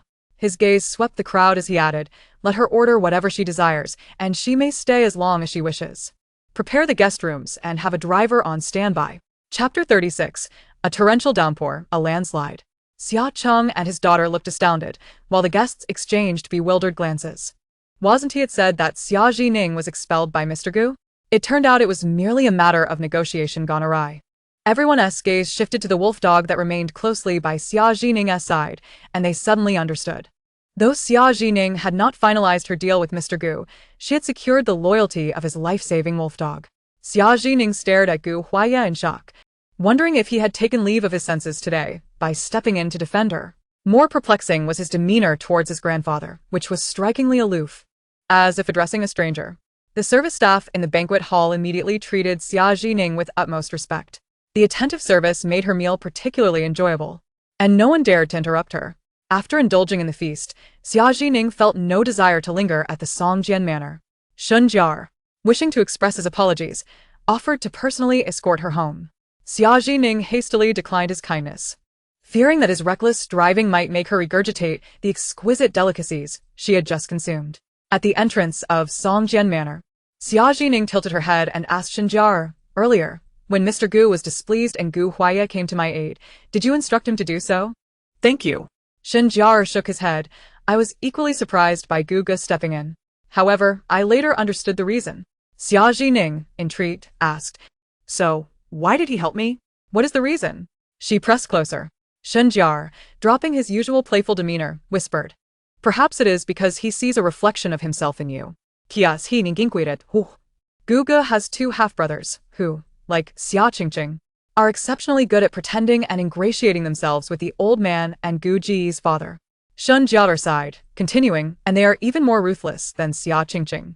During Gu Ji's 2 years as a battlefield doctor, they even bribed foreign mercenaries to kill him. Xia Zhi Ning felt a chill run down her spine, unable to fathom how Gu Huaiya had survived. Yet he had endured. Shun Jiao'er smirked. Now, who would dare to provoke him? After hearing this, Xia Zhi Ning felt a shift in her perception. Perhaps Gu Huaiya was not so dreadful after all. Just as they were conversing, the car arranged by the butler arrived. A remarkably spacious and luxurious vehicle glided smoothly down the mountain as Xia Jiqing settled into her seat. However, the driver had not been driving for long when, suddenly, a plop echoed through the air. A splatter of white bird droppings landed on the windshield. Oh dear, how annoying! The driver exclaimed, rubbing his forehead in exasperation. With the windshield smeared and visibility compromised, he had no choice but to halt the vehicle. Turning to Xia Jiqing with an apologetic expression, he said, Miss Xia, would you mind waiting in the car for a moment? I need to clean the windshield. Xia Jiqing nodded understandingly. It's no trouble at all. I'm not in a hurry. Please go ahead. She rolled down the window, inhaling the fresh air of the mountainous forest. At that moment, two little sparrows flitted down to the roadside, chirping in an agitated manner. Their voices were filled with urgency as they flapped their wings heavily, as if laden with water. A torrential downpour was imminent. They needed to find shelter quickly. Birds possess a keen ability to sense changes in humidity and atmospheric pressure, allowing them to anticipate shifts in weather. What shall we do? The ground down there is so loose. What if a landslide occurs? One sparrow fretted. Where can we go? Mama has flown off, and we don't know where. The voices of the two sparrows were tender and small, reminiscent of fledglings just learning to take flight. Little sparrows, would you like to come in to escape the rain? Xia Zhi Ning called, waving at the two birds from her window. The sparrows were momentarily taken aback, forgetting their fear of escape. This human can understand us? They thought. Should we approach her? Would she harm us? At that moment, two squirrels emerged from their carrier, leaning on the window and waving their paws at the sparrows. The elder squirrel reassured, don't worry, she is not a bad person. She's a doctor who cares for animals. She's quite kind and even shares delicious treats with us. Are you hungry? The younger squirrel, a little glutton, eagerly chimed in, I can share half of my food with you. Clearly swayed by the offer, the two sparrows flapped their wings and flew into the vehicle, landing on the carrier next to Xia Zhi Ning. She retrieved some biscuit crumbs from her toolkit and offered them to the birds. Thank you, kind lady. You are truly wonderful. The sparrows chirped gratefully. Xia Zhi Ning observed their chubby bodies, reminiscent of little balls, and mused that their mother must have been generous in feeding them. Glancing outside at the clear blue sky, she inquired, little sparrows, do you think it will rain heavily soon? The first sparrow nodded vigorously, yes. A particularly heavy downpour is on the way. The second sparrow added, it's the first time we've felt our wings become so heavy since we were born. Are you heading down the mountain? The first sparrow asked with a serious tone. Perhaps we should wait? It's quite dangerous up here with the impending storm. We can sense the earth's decay, and our claws feel the ground trembling. Xia Zhi Ning's heart sank as she pieced together their descriptions. It sounded like a landslide could be imminent. Before a landslide, rock layers often release radon gas and other radioactive emissions, which small animals can detect. Additionally, birds possess vibrational receptors in their claws, enabling them to sense ground tremors hours before humans can. Just then, the driver returned, having cleaned the windshield, and the sparrows and squirrels quickly scurried back into the carrier. I apologize for the wait, Miss Xia, the driver said, preparing to start the engine. Xia Zhi Ning interjected, driver. Wait. A heavy rain is on the way, and a landslide could happen. It's unsafe. Let us return to the Songjian Manor. The driver looked at the clear blue sky, seemingly devoid of any rain clouds, and expressed his confusion. But the weather forecast predicts sunny conditions for today and tomorrow. Xia Zhi Ning replied firmly, it will rain. Weather forecasts can only predict large-scale conditions, but the weather in the mountains is unpredictable, and the instincts of local wildlife are far more reliable. For safety's sake, after you drop me off, please do not descend the mountain until after the storm passes. Reluctantly, the driver nodded, though he remained skeptical of Xia Zhi Ning's words. She pondered further, still feeling uneasy. If they did not descend, other vehicles would still be making their way down. It could lead to a disaster if someone were caught in danger. By the way, do you have a temporary warning sign in your vehicle? Xia Zhi Ning asked, furrowing her brow. We should place it on the road to prevent anyone from descending. It's truly perilous right now. The driver halted the vehicle, positioning it across the road to block traffic. He retrieved a warning sign and set it up. After all, Xia Zhi Ning was a distinguished guest personally arranged by Mr. Gu, and he complied with her request to avoid offending anyone. Xia Zhi Ning lifted the carrier, knowing they were not far from the Songjian Manor, less than a kilometer away. As she prepared to walk toward the manor, several vehicles suddenly approached. The leading vehicle, a custom Rolls-Royce, was occupied by the affluent. The driver was startled and immediately recognized it. That's old Master Gu's car. Upon seeing the road blocked and the warning sign in place, old Master Gu's vehicle came to a halt, followed by several others. Unklali. The driver for old Master Gu exited the vehicle and asked, Old Chen, what is going on here? Old Chen, the driver who had brought Xia Zhi Ning down the mountain, explained, Miss Xia warned that a heavy rain is imminent, posing a great danger and potential landslides. She asked me to block the road and set up a warning sign. Uncle Li's expression grew serious. Miss Xia, do you have any evidence to support your claims? Clutching the large black umbrella she had taken from old Chen's vehicle and holding the carrier, Xia Zhi Ning replied, I am an animal communicator. I can converse with animals. The sparrows on the mountain can sense that a heavy downpour is coming. Her face tightened with seriousness as she added, moreover, the ground is trembling slightly. A landslide could very well occur. Given the significance of Xia Zhi Ning as a distinguished guest under Mr. Gu's special care, Uncle Li considered her words carefully and hurried back to relay her message to old Master Gu. To his surprise, upon hearing this, old Master Gu stormed out of the car, visibly irate. What are you doing here again? He barked, gesturing to the clear, cloudless sky with his cane. You must have some basis for your claims. I see you simply don't want to leave. He accused, you've concocted this excuse to linger at the manor overnight. Trying to secure a business deal with Huaya. Xia Zhi Ning replied coolly, you are mistaken. Old master, Songjian Manor is not some rare gem. Today is your birthday banquet. And I merely wish to prevent a joyous occasion from turning into a tragedy. The two drivers exchanged incredulous glances. This Miss Xia spoke with a boldness that rivaled old Master Gu's sharp tongue. Old Master Gu was clearly infuriated by her words. I'm telling you, I must descend the mountain today to sign an urgent contract. You better not be the reason I miss a 20 million contract for my grandson A's. Can you take responsibility for that? Old Master Gu was referring to Gu Huaya as half-brother, Gu Fengzi. Gu Fengzi had faced numerous business failures.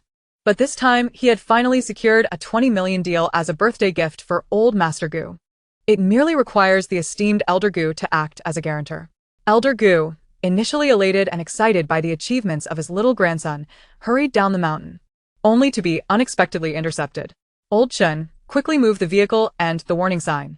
Xia Zhi Ning Fronet. The Elder Gu already held a poor impression of her and did not trust her words. She was reluctant to engage in prolonged discourse with him. However, should any misfortune befall Elder Gu, it would distract Gu Huayi and inevitably delay the treatment progress for Dark Star. The owner, Gu Huayi, must be actively involved in the treatment process. Xia Zhi Ning promptly called Shen Jier. Mr. Shen, please inform Gu Huayi. A torrential downpour is expected shortly, which may lead to landslides. Elder Gu refuses to believe me and insists on descending the mountain. After hanging up, she noticed that old Chen had already removed the warning sign and was preparing to move the obstructing vehicle. After all, Elder Gu's words carried more weight than hers. Yet, just as old Chen was halfway through turning the vehicle around, he received another phone call. He then turned off the engine and halted the car in the middle of the road. Old Chen emerged from the vehicle, his expression troubled. Elder Gu. I just received a call from General Gu. He instructed me to block the road. Elder Gu's face flushed with rage. Are you listening to me, or that insolent boy? The driver, old Chen, averted his gaze and did not respond directly. Elder Gu, General Gu is also concerned for your safety. Concerned for my safety? Scoffed Elder Gu. I see he is deliberately trying to prevent me from descending the mountain. He wants A's to fail in securing the contract. At that moment, a group of bodyguards clad in black surged forth, carrying roadblocks from the Songjian Manor. Xia Zhi Ning was taken aback by Gu Huayi's swiftness. Did he truly trust her words so completely? The black-clad bodyguards moved with remarkable efficiency, promptly sealing off the descent. It was the time when the birthday banquet was concluding, and other guests were gradually preparing to descend, only to find themselves trapped on the road. Upon learning that Xia Zhi Ning had ordered the blockage, they voiced their grievances. With such splendid weather, how could it possibly rain? I suspect Xia Zhi Ning is unwilling to relinquish her chance to collaborate with General Gu, relying on the affection of that wolfdog to linger here. What a disaster. I have an important client meeting at 7:30 tonight. If she could truly understand animal speech, General Gu would undoubtedly spend a fortune hiring her as the exclusive veterinarian for the wolfdog. Suddenly, the crowd fell silent. Gu Huayi appeared, leading Dark Star into view. Elder Gu, unable to descend the mountain to assist his grandson, wore a face as dark as thunder. He slammed his cane against the ground, glaring at Gu Huayi. A's has already been driven to the brink of bankruptcy by you. Are you not satisfied? Now you conspire with this woman to provoke me? Elder Gu's voice trembled with fury. Gu Huayi, unhurriedly adjusting his cuff, did not even raise his eyes. Third brother? You overestimate him. He chuckled softly.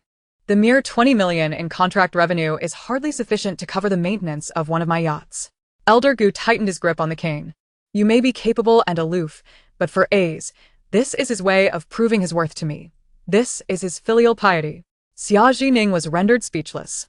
This old man was no different from Xia Cheng, utterly lacking clarity. He readily dismissed a 300 million contract, yet eagerly offered to act as a guarantor for a spendthrift grandson who had lost considerable funds and investments. Faced with the agitated elder Gu Huaiyi replied expressionlessly, "As you wish. I merely wish to avoid any incidents during the Gu family's banquet that could reflect poorly." He then began calling to coordinate responses to the impending rain and the risk of landslides. At that moment, the little sparrow in Xia Zhi Ning's travel case began chirping insistently. "Sister, we must hurry. The torrential rain is about to arrive." The air felt oppressively humid. Xia Zhi Ning quickened her pace back toward the manor. As she passed by Gu Huaiyi, who was busy coordinating efforts, she contemplated for a moment before thrusting the large black umbrella into his arms. In the midst of his astonished gaze, Xia Zhi Ning blinked and urged, "Quickly. It will rain imminently. Once you finish your call, return at once. I cannot allow my dear dark star to be caught in the rain." With that, Xia Zhi Ning took off running. The large black umbrella was too cumbersome and hindered her speed.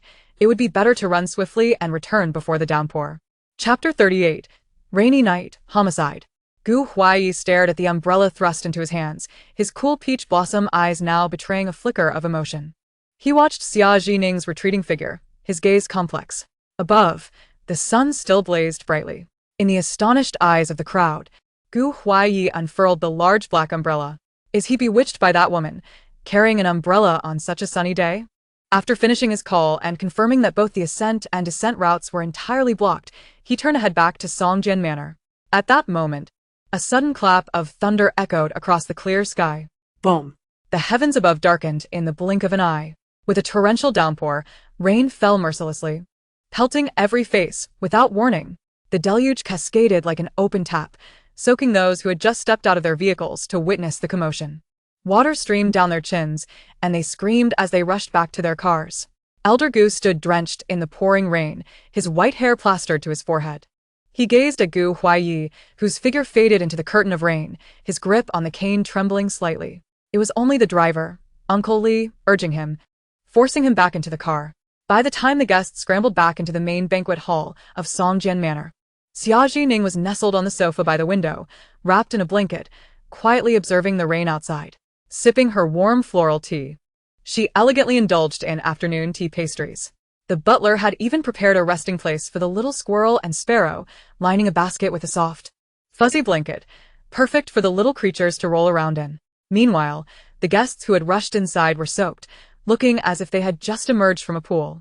They huddled in a corner of the hall, their expensive attire clinging to them, their makeup smeared like a painter's palette. The meticulously styled curls of the socialites hung limply like seaweed, occasionally dripping water. Even the birthday celebrant, Elder Gu, had lost his earlier vitality. Supported by a driver as he entered. Seeing Xia Zhi Ning at ease, with the little squirrel comfortably nibbling on pine nuts on her shoulder, everyone wore expressions of embarrassment. Could it be that Xia Zhi Ning genuinely understood animal speech?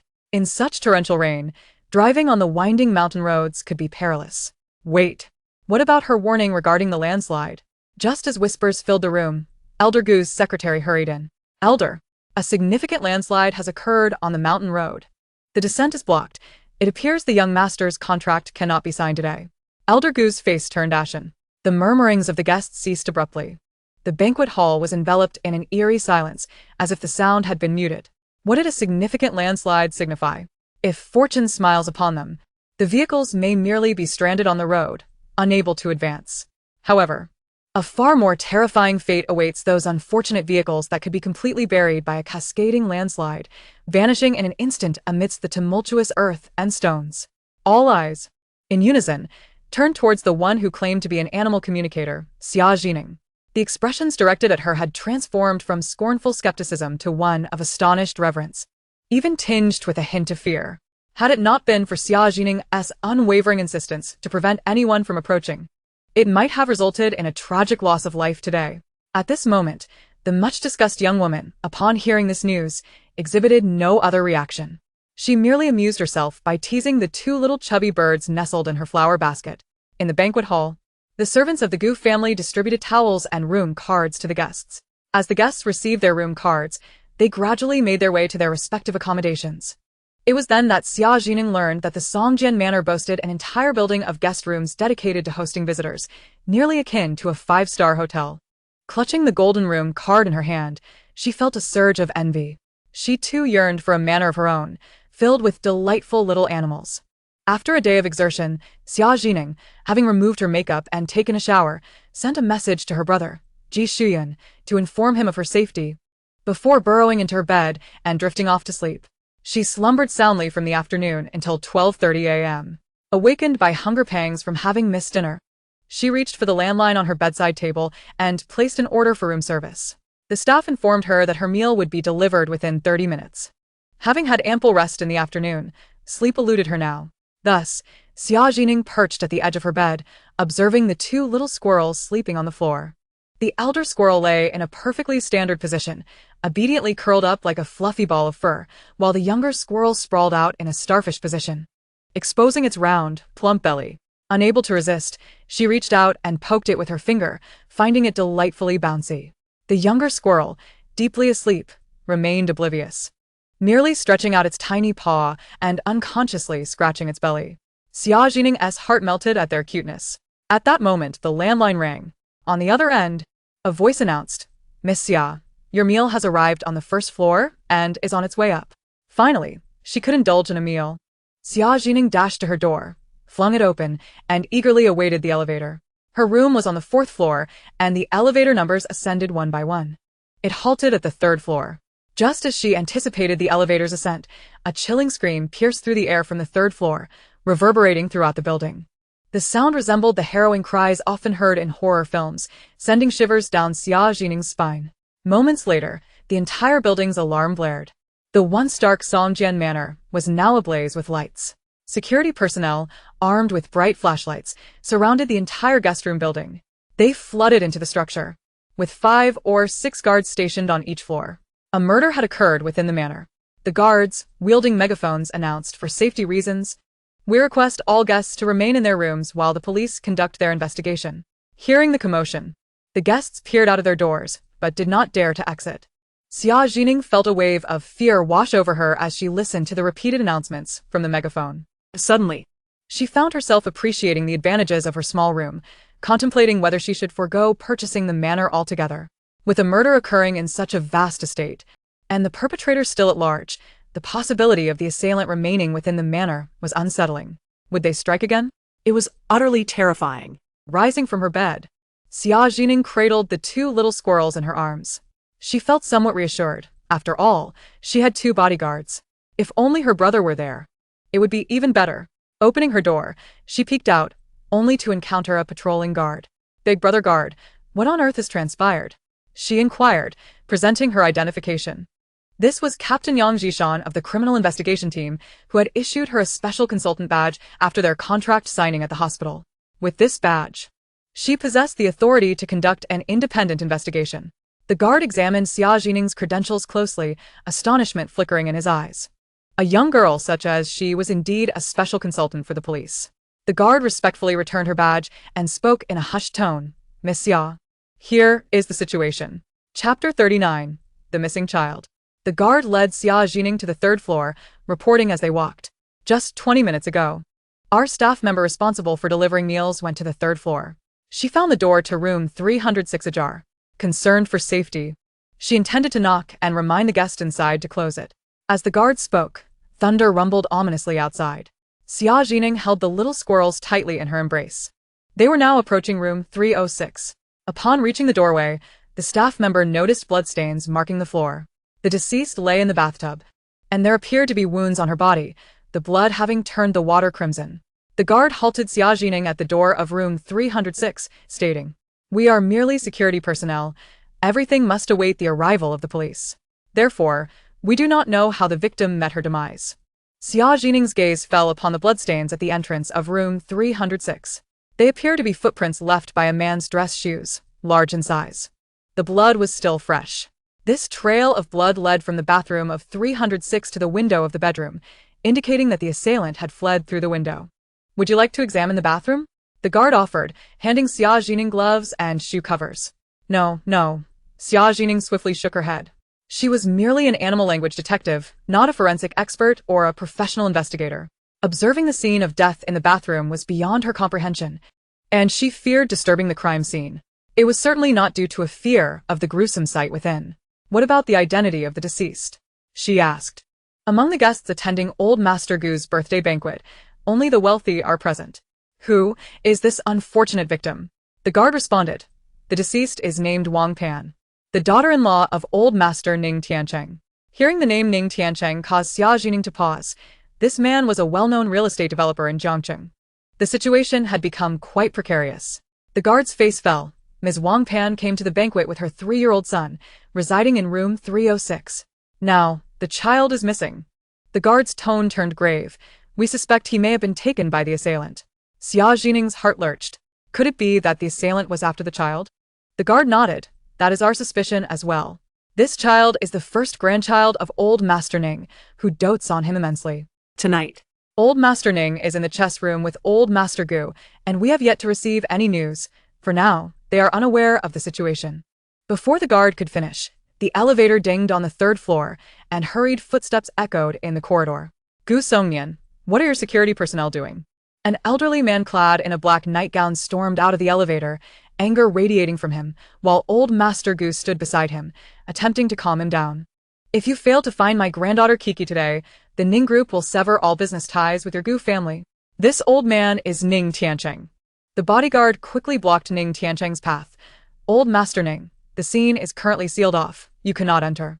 Old Master Gu chimed in. Old Ning, wait for the police to arrive. Getting angry now is futile. Mind your blood pressure. Beside Old Master Gu stood an unexpected individual, Xia Qingqing, who had quietly followed along. Upon seeing Xia Zhi Ning, Xia Qingqing was equally taken aback. Waiting for the police? Ning Tiancheng scoffed. We don't even know if the road up the mountain is passable. By the time the police arrive, it will be too late. My grandson's life hangs in the balance, and the murderer has vanished without a trace. It's not your grandson who is missing, so of course, you're not worried, retorted Old Master Gu, patting his shoulder.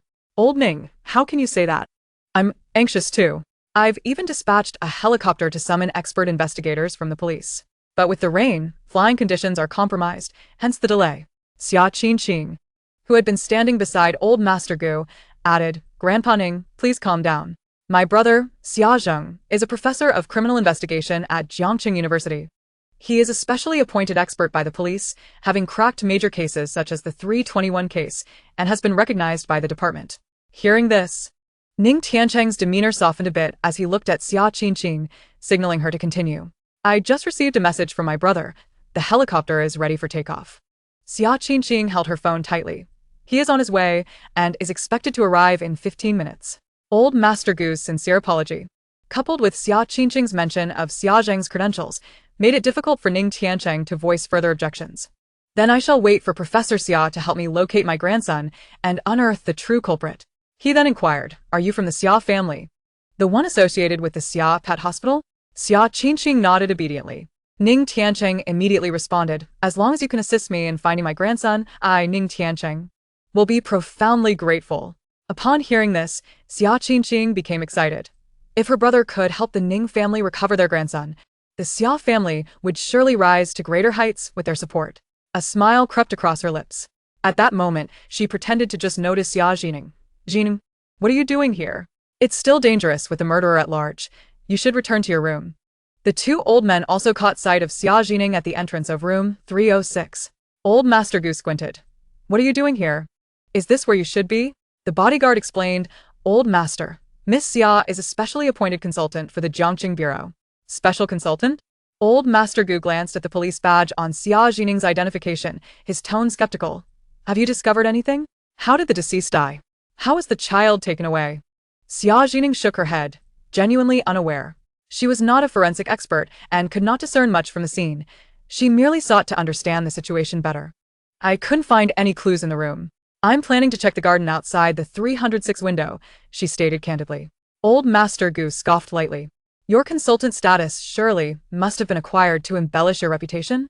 Old Master, as a specially appointed consultant for the police, I possess independent investigative rights, Xia Zhi Ning replied. Turning to Ning Tiancheng. Mr. Ning, may I see a photo of your grandson? Ning Tiancheng scrutinized Xia Zhi Ning's youthful face. More hands mean more help. He handed over a photo of his grandson. My grandson, Kiki, is 3.5 years old. Xia Zhi Ning took a photo with her phone. Then turned to the bodyguard. Brother bodyguard, I need 2 accompanying bodyguards to ensure my safety. Old Master Gu, feeling humiliated due to the rain incident, was irked by her presence. You'd best not cause any further disruption. Our Gu family still needs to send bodyguards to protect you. Chapter 40. Pursuing the murderer under the moonlight. The little squirrel brothers, who had been cozily nestled in Xia Zhi Ning's embrace, had now awakened. They gritted their teeth. Humph. That old man is truly annoying. Sister, we can manage without his bodyguards. Indeed, there are plenty of squirrels here. We have eyes everywhere. Xia Zhi Ning absent-mindedly stroked the fluffy tail of the squirrel, barely lifting her eyelids. Then there's no need for any assistance. She turned and descended the stairs with a swift motion. Old Master Gu let out a cold snort, his bony fingers tapping heavily on his cane. Huh. What can one person accomplish? Isn't that akin to courting death? Don't come crying to the Gu family if something goes awry. Xia Qingqing watched Xia Zhi Ning's retreating figure. Her eyes dimming. She lowered her head to send a message on her phone. Xia Zhi Ning donned the raincoat provided by the butler, holding an oversized black umbrella, and made her way to the garden facing the 306 window. The rain had eased significantly, and the air was filled with the scent of damp earth. Any traces that may have existed in the previously drenched garden had likely been washed away by the rain. Xia Zhi Ning glanced up at the 306 window. If the murderer had scaled down with the child, it would have certainly caused quite a commotion. They would have needed tools such as ropes. The squirrel brothers leaped from Xia Zhi Ning's arms. The elder squirrel said, Sister, you stay here. We'll go rally some help nearby. Xia Zhi Ning nodded. Thank you for your hard work. At that moment, the sound of a helicopter echoed overhead. Xia Zhi Ning looked up to see a black helicopter circling over the squirrel manor. It must be Xia Zheng bringing the police. She wondered if her brother was among them. After this thought crossed her mind, she shook her head in self-deprecation. The helicopter was there to pick up Xia Zheng, and he would undoubtedly bring his trusted aides. Ji Shuyun, being a police officer seconded to the Jiangqing Bureau, was unfamiliar with his colleagues and had no background. She worried about being isolated. Not to mention, the 2 siblings had previously outpaced Xia Zheng in solving cases and apprehending culprits. While Xia Zhi Ning sought out the small animal witnesses in the garden, Xia Zheng, accompanied by officers, arrived at the 3rd floor of the guest house in a hurry. Hello everyone, I am Xia Zheng. These are my 2 assistant officers. After a brief exchange with the 2 elderly gentlemen, he swiftly donned a white lab coat and put on rubber gloves with precision. Following a preliminary examination, Xia Zheng approached the door of room 306 and stated to Ning Tiancheng and the others, the deceased suffered a fatal stab wound to the abdomen. The edges of the wound are neat, indicating that the weapon was likely a sharp dagger. He moved to the window, lightly brushing his fingertips over the marks on the windowsill. The fibrous remnants of rope here suggest that the murderer likely used a rope to remove Kiki from the scene. Based on the blood footprints and the weight capacity of the rope, the perpetrator wears size 41 shoes and is likely slender and tall. He turned to the bedside table, picked up the half-filled glass of milk, and scrutinized it under the light, his brow furrowing. The milk contains a sedative, which explains why Kiki did not cry out. Ning Tiancheng clenched his fists upon hearing this. Damn that beast. How could they administer a sedative to my grandson? Kiki is only 3.5. Xia Zheng's voice was calm and steady. Old Master Ning, please do not panic. The blood footprints at the scene are crucial clues. Surveillance shows that no one else entered room 306. The murderer likely came in through the window. We will begin by investigating the guests and staff based on the shoe size and physique. With that, Xia Zheng hurriedly departed with his assistants. Old Master Gu could not help but exclaim his admiration for Xia Qingqing, saying, Qingqing, your brother truly lives up to his reputation as a detective extraordinaire. In comparison to that clueless Xia Zhi Ning, he is a celestial being. Ning Tiancheng nodded in agreement, remarking that this distinction epitomizes the difference between a specially appointed consultant and an expert of renown. One could only wonder how that consultant lady was faring in the back garden. Xia Qingqing lowered her gaze to conceal the pride in her eyes and glanced towards the direction of the back garden. At that moment, the back garden was bustling with activity, resembling a gathering of small animals. The squirrel brothers had summoned nearby friends, and even enlisted 2 little sparrows wandering about the garden. They had congregated with Xia Zhi Ning to report their findings. I saw a man in a plaid suit climbing up the rope to room 306, exclaimed one little squirrel. Moreover, The rope was lowered by the woman residing in 306. Upon receiving this information, Xia Zhi Ning's heart jolted. The perpetrator was acquainted with the woman. Furthermore, he had entered her room by climbing the rope. Was this relationship legitimate? For a moment, Xia Zhi Ning began to question whether the missing Ning Ko was indeed the beloved grandson of old Master Ning. They were even kissing and hugging by the window. Another little squirrel chimed in, covering its eyes and cheeks shyly with its tiny paws. Xia Zhi Ning was charmed by their adorableness. And what happened next? Did he bring a child out with him? She pressed. Yes. He descended the rope holding a little boy, and then ran towards the fountain pool. She continued. What did that man look like? What was his build and height? What kind of hairstyle did he have? Asked Xia Zhi Ning. The little squirrel replied. He had short hair and was quite tall, taller than you by at least a head. His face was too dark to see clearly, but his eyes were quite large. The other squirrels shook their heads in unison. We couldn't see the man's full appearance either, no matter. The most important thing now is to find the child, Xia Zhi Ning said, gripping the handle of her umbrella tightly. Let us head to the fountain pool. With a commanding tone, she set off, followed by over a dozen little squirrels and 2 sparrows at her beck and call. Let us go. We must catch the perpetrator. Will there be treats for us if we find the child? The clever squirrel brother whispered. Sure. Let us keep our voices down so we don't scare the culprit away. In an instant, all the little animals quieted, moving stealthily with an air of secrecy. Xia Zhi Ning could not help but chuckle, her previous fears of venturing out alone at night dissipating. Under the guidance of the resident squirrels, Xia Zhi Ning quickly located the fountain pool. The fountain pool was silent, surrounded entirely by trees.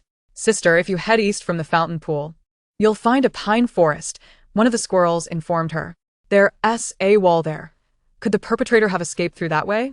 Xia Zhi Ning glanced towards the dark eastern woods. Let us check the east side, she decided. Sister, don't be afraid. We'll scout the way for you. The little squirrel led Xia Zhi Ning into the eastern pine forest. The forest was devoid of light, shrouded in darkness. To avoid alerting the perpetrator, Xia Zhi Ning refrained from turning on her flashlight, relying on the squirrel's navigation as they ventured forth smoothly. They could faintly see the distant walls of the manor between the trees. Just then, a loud thud echoed behind Xia Zhi Ning. The sound of something heavy falling to the ground. Chapter 41. A Blessing or a Curse. Xia Zhi Ning's heart leapt to her throat in an instant. She turned rigidly, and by the moonlight, she beheld a dark, wriggling mass on the ground. Oh, dear. My bottom hurts. She heard the creature exclaim. Xia Zhi Ning recognized it as a bat. However, it was rather plump. Disregarding its conjoined black wings, it resembled a little pig. The chubby bat had fallen onto its back and was struggling to right itself. It had noticed Xia Zhi Ning's gaze and was kicking its legs in embarrassment. Don't look at me. Don't look at me. This is so humiliating. With a sigh of relief, Xia Zhi Ning reassured herself that there was no danger. A bat falling from the sky. This must be a good omen. Indeed. Had there been any threat, the little squirrel would have alerted her. Do you need assistance? Xia Zhi Ning asked, witnessing the little plump bat's struggle to stand. The bat promptly froze in place. Oh my, you can understand me. Did you hear everything I just said? Xia Zhi Ning nodded. What is there to be embarrassed about from falling? Did you hurt yourself? I'm a veterinarian. I can help you. The little bat shook its head. Me fine. My chubby body cushioned the fall, so I'm unscathed. Xia Zhi Ning smiled, picking up a twig for the little bat to grasp. With a firm tug, she lifted the bat off the ground. Sister, since you claim to be a veterinarian, can you cure my cravings? The little bat, now upright, stared up at Xia Zhi Ning with wide, glistening eyes. Xia Zhi Ning was puzzled. Cure your cravings? I am the only bat in our family who cannot hang upside down while sleeping, and I am also the plumpest bat, it shyly explained. I tried to sleep upside down just now, but the whole bark came off with me. Hanging upside down is more energy efficient for bats, allowing them to take flight quickly. Due to their weak hind limbs, bats find it difficult to launch themselves like birds. Thus, sleeping in that position allows them to spread their wings and glide upon releasing their grip. Xia Zhi Ning felt that this little bat must endure considerable hardship due to its obesity. I can help you lose weight, but before Xia Zhi Ning could finish, the little bat suddenly twitched its ears. Sister, I hear footsteps. The little bat became alert immediately. They're coming from behind us. Are they your friends? I didn't bring any friends, Xia Zhi Ning replied, startled. Could it be the perpetrator? She picked up a sturdy branch and held it tightly. How tall is the approaching figure? The bat's hearing was exceptionally keen. able to determine the size and movement of objects through echoes with remarkable precision. Only slightly taller than you, but quite stout. The little bat's pointed ears twitched. He's smoking, searching around, and seems rather excited. The description the little bat provided did not match that of the perpetrator. Could it be an accomplice? Xia Zhi Ning's heart raced. But the sound of footsteps had already begun to echo behind her. A stocky man appeared behind Xia Zhi Ning, rubbing his hands as he approached her. Little beauty, what brings you out here alone in the woods at this late hour? As he loosened his belt, his tone became lewd and suggestive. Are you preparing to rendezvous with your lover? Xia Zhi Ning gripped the branch tightly, ready to summon the hidden army of squirrels lurking in the woods. However, the little plump bat remained rooted in place and suddenly let out a cry. Mommy, Daddy, Grandma, Grandpa, Uncle, Auntie, Cousins. There's a bad person bullying me. The once quiet pine forest erupted with rustling sounds, as though a multitude of creatures were rushing past. After the little bat's cry, it quickly turned to Xia Zhi Ning and urged, veterinarian sister, quickly crouch down. Xia Zhi Ning immediately ducked, covering her head. In the next moment, a massive swarm of bats darted toward their location. Who dares to bully my precious grandson? Leading the charge was a large bat flapping its wings, rallying the bat army forward. The plump little bat extended its claw, pointing at the lecherous man approaching them, and immediately began to complain with bravado. Nanny, it's him. Before the words had fully escaped the little bat's lips, a dark swarm of bats lunged towards the offending man in an instant. The lascivious grin on the man's face vanished in an instant, and he exclaimed in shock, "What the heck?" He turned to flee. Yet how could he outrun the diving bats? In a heartbeat, he was overwhelmed and brought crashing to the ground, entangled by the swarm of bats. Grandmother Bat stood triumphantly atop the man's head. You dare bully my grandson? With a commanding sweep of her claw, she declared, give him a good thrashing. The members of the bat family unfurled their wings, launching a flurry of blows, their wings striking the man's face with a resounding clarity. The man was rendered unconscious by the sheer terror of the spectacle. Xia Zhi Ning sighed in relief, realizing that this plump little bat was indeed the treasured darling of the entire family. As the bats gathered around the little chubby bat, they inquired with concern, "Darling grandson, are you hurt? Dear nephew, are you hungry? Your uncle will catch mice for you to eat." Xia Zhi Ning began to piece together why the little bat was so rotund. With so many relatives showering it with treats, how could it possibly not gain weight? I'm fine. The little bat exclaimed, pointing at Xia Zhi Ning, I just fell from a tree, and this kind-hearted veterinary sister helped me up. She can even understand our animal speech. However, the bat elders grew wary. The most authoritative of them, Grandmother Bat, narrowed her eyes. Veterinarian? And she understands the language of beasts? With a commanding stance, she questioned, what brings you here? Are you here to capture my grandson for experiments? There's no need for concern. My primary occupation is as a veterinarian and the director of a zoo, while my secondary role is that of a specially appointed animal language detective for the police, specifically to catch villains. I'm here to track down a murderer who has also abducted a child of this height, Xia Zhi Ning explained, gesturing to indicate the child's stature and describing the appearance of the perpetrator. Have any of you seen him in this pine forest? I have. I have too. A chorus of bats immediately responded with information. He took the child over the wall to the other side. One bat reported, I encountered them. They are currently hiding in my great-aunt's nest. Another bat added, they even used fire to drive my great-aunt and her family away. Xia Zhi Ning felt a surge of joy. They had indeed located the hiding spot of the murderer. She pressed further. Could you tell me where your great-aunt resides? In a cave near the winding mountain road. The excited bat replied, if you can capture the bad guy, that would be wonderful. My great-aunt is outside in the rain with her whole family. Xia Zhi Ning nodded and kicked the ground beneath the lecherous man. I'll deal with him first. I'll be there shortly. I'll fly to the cave to scout the situation.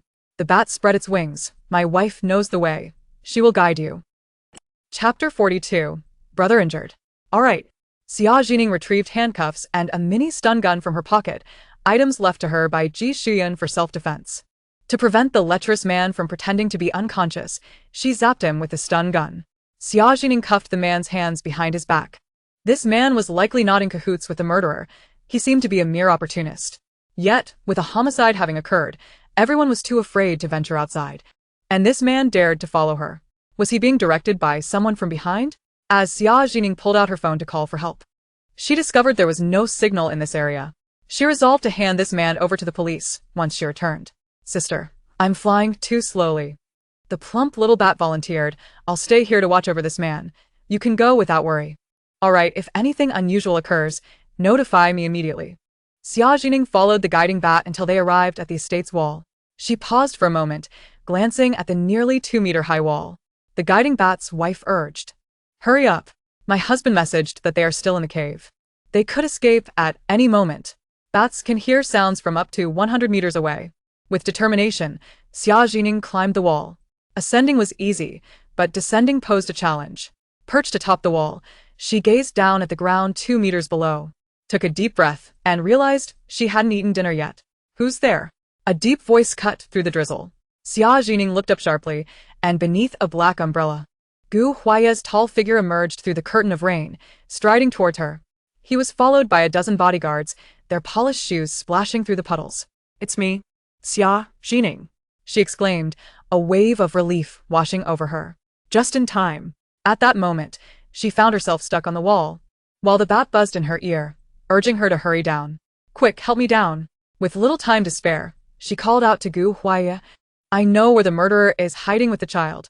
Gu Huaiya furrowed his brow, quickly approaching her. At 9 meters tall, the wall was hardly an obstacle for him. He effortlessly extended his hand, his fingers wrapping around her waist with ease, as if cradling a child, and gently lowered Xia Zhi Ning to the ground. Under the astonished gazes of the bodyguards, Xia Zhi Ning felt her face flush with embarrassment. Just as she regained her footing, her legs suddenly weakened, and she stumbled forward uncontrollably. Gu Huaiya swiftly caught her. Noticing the pallor of her lips, his expression darkened. Haven't you eaten? Xia Zhi Ning nodded. Unable to offer further explanation, the bat's wife pressed. Hurry, hurry. They are coming out of the cave. They are about to leave. Quickly, follow this bat. It can lead the way. Don't worry about me. Xia Zhi Ning waved her hand. The murderer is trying to escape with the child. Gu Huaiya's expression hardened, and without further ado, he scooped her up in his arms. His strong embrace felt like iron bands, securing her tightly within his grasp. Lead the way, he commanded in a cold tone, striding forward decisively. Xia Zhi Ning's ears burned, yet she understood that this was not the time for hesitation. 50 meters ahead, there's a path on the west side of the road leading up the mountain, with Xia Zhi Ning acting as the navigator. The bodyguards swiftly located the cave she had mentioned. Just then, a man clad in a checkered suit emerged from the cave, cradling a small boy in his arms. It was the murderer. Xia Zhi Ning recognized him immediately. The bodyguards surged forward. The man, upon seeing them, was taken aback and stumbled onto the road, fumbling for a knife from his pocket, pressing it against the boy's neck. Don't come any closer. I can't guarantee this child's safety, he threatened. The bodyguards froze in place. Gu Huaiya's eyes narrowed. As the man drew the knife, he discreetly adjusted his stance, with his left arm still securely holding Xia Zhi Ning. His right hand stealthily reached towards his inner suit pocket, concealed by her clothing. Everyone, retreat, he ordered coldly to the bodyguards, while signaling a tactical gesture with his thumb. 2 bodyguards understood the cue and began to encircle the man under the cover of darkness. Put the knife down. Gu Huaiya's voice was as chilling as ice. Yet his footsteps advanced stealthily by half a step, leaving the child behind. What do you want? Money? A car? I can arrange it all. In an instant, as the man's gaze flickered, Gu Huaiya suddenly sprang into action. He sidestepped and, with a swift motion, launched a pen from his inner pocket, striking the man's wrist with impeccable precision. Ah! The man winced in pain and loosened his grip, the dagger still suspended in midair. 2 bodyguards immediately rushed in. One seized the knife, while the other rescued the child. Upon witnessing his hostage being taken, the man panicked and fled down the mountain. The bodyguards pursued him without hesitation, just as a thunderous roar of engines erupted from below. A blinding beam of light sliced through the night, accompanied by the sharp sound of tires skidding against the ground. A police motorcycle executed a perfect drift, blocking the man's path. The glaring headlights rendered the man momentarily blinded. Before he could react, a uniformed officer leaped from the bike. Bang! The police baton struck the man's knee with precision, causing him to collapse onto the ground. The officer, swift and efficient, had already produced handcuffs to secure the man's hands behind his back in a seamless motion. Once this was accomplished, he leisurely removed his helmet. Beneath it, a pair of iconic phoenix eyes arched slightly, casting a faint shadow across a high nose, while thin lips formed a stern arc. It was none other than Ji Shuyan, the elder brother of Xia Zhi Ning. At that moment, the bodyguards restrained the assailant on the ground, while the beloved grandson of old Master Ning had already been escorted by the bodyguards to the manor for medical attention. Xia Zhi Ning's eyes widened in surprise. Brother? What brings you here? The mountain roads are perilous in the rain. How did you manage to get up here? Upon hearing Xia Zhi Ning's voice, Ji Shuyan immediately lifted his gaze to search for his sister. When he spotted her cradled in Gu Huaiya's arms, his handsome face darkened ominously. Release her. He enunciated each word with chilling authority, striding forward with determined steps, his police boots splashing through puddles. Gu Huaiya had initially intended to set her down but was incensed by the commanding tone, his gaze darkening. Rather than relinquishing her, he tightened his embrace. The taut lines of his muscles barely concealed beneath his suit. Officer. Gu Huaiya's lips curled into a dangerous smile. It's not that I don't wish to let her go. It's that your esteemed family member here.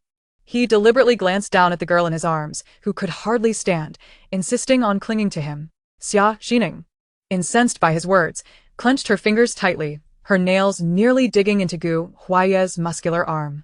It was as if he were insinuating that she was taking advantage of him. Wasn't she merely eager to lead the way and assist the Gu family in apprehending the assailant? How could he so brazenly twist the truth? Stop talking nonsense and let me down. Xia Zhi Ning suddenly struggled, but as soon as her feet touched the ground, her legs wobbled, and she stumbled. Ji Shuyan was quick to catch his sister, subtly increasing the distance between her and Gu Huaiya. His warm hand firmly supported Xia Zhi Ning's lower back, while his other hand instinctively reached for his baton. Brother. Xia Zhi Ning swiftly pressed down on her brother's wrist.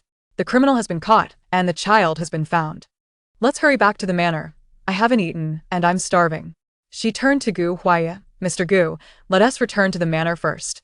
I haven't had the meal the waiter brought me.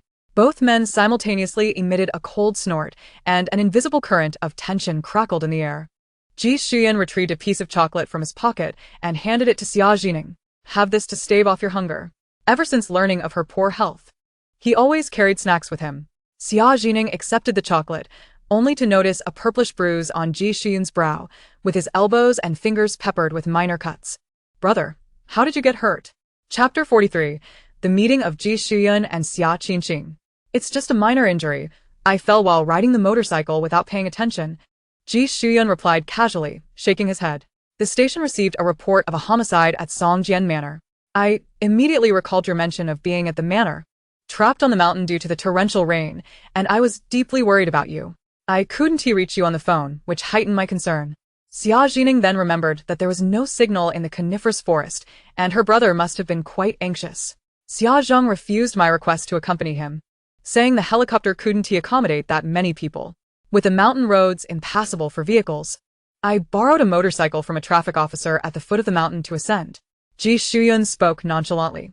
Yet Xia Zhi Ning could surmise how treacherous the mountain path was. Touched, she sniffled slightly and assured him, Brother, don't worry. I will take care of myself. Ji Shuyan affectionately ruffled her hair. I trust you. He generously praised her. Once again, our little Xia Zhi Ning has cracked the case. Xia Zhi Ning chuckled. Brother. We are one step closer to the RV reward. The lively exchange between the siblings contrasted sharply with Gu Huaiya's solitary demeanor ahead. Suddenly, Xia Zhi Ning recalled that there was another person yet to be apprehended. She hurried a few steps forward. Mr. Gu. I previously tracked the assailant all the way to the coniferous forest east of the fountain. While I didn't encounter the assailant there, I did run into a lecherous thug. Ji Shuyan's heart tightened at her words. Zhi Ning, you weren't harmed, were you?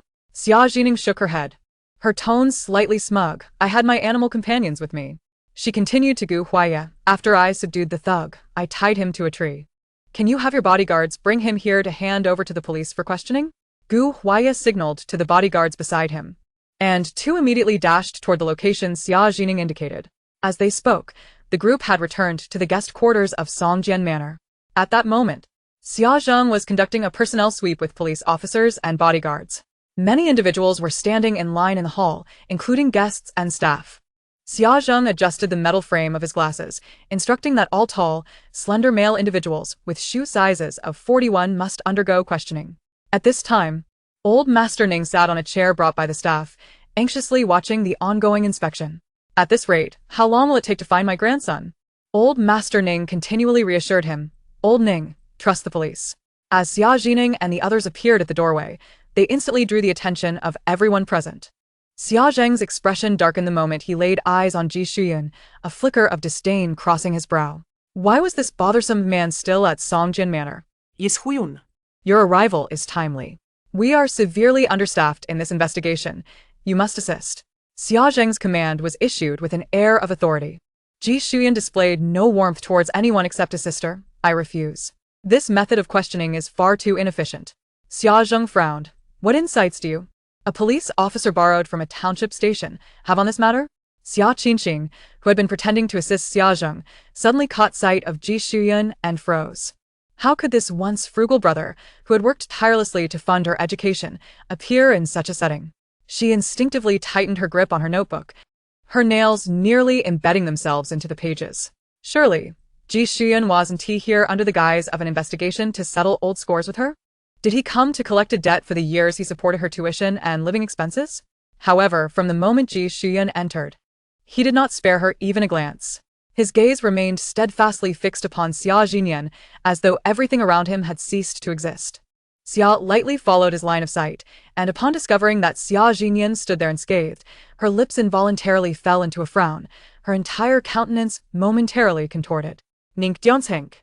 Upon seeing Xia Zhi Ning return so soon, visibly paled, the light of hope in his eyes dimming perceptibly. A so-called expert, a specially appointed consultant, his voice dripped with disappointment.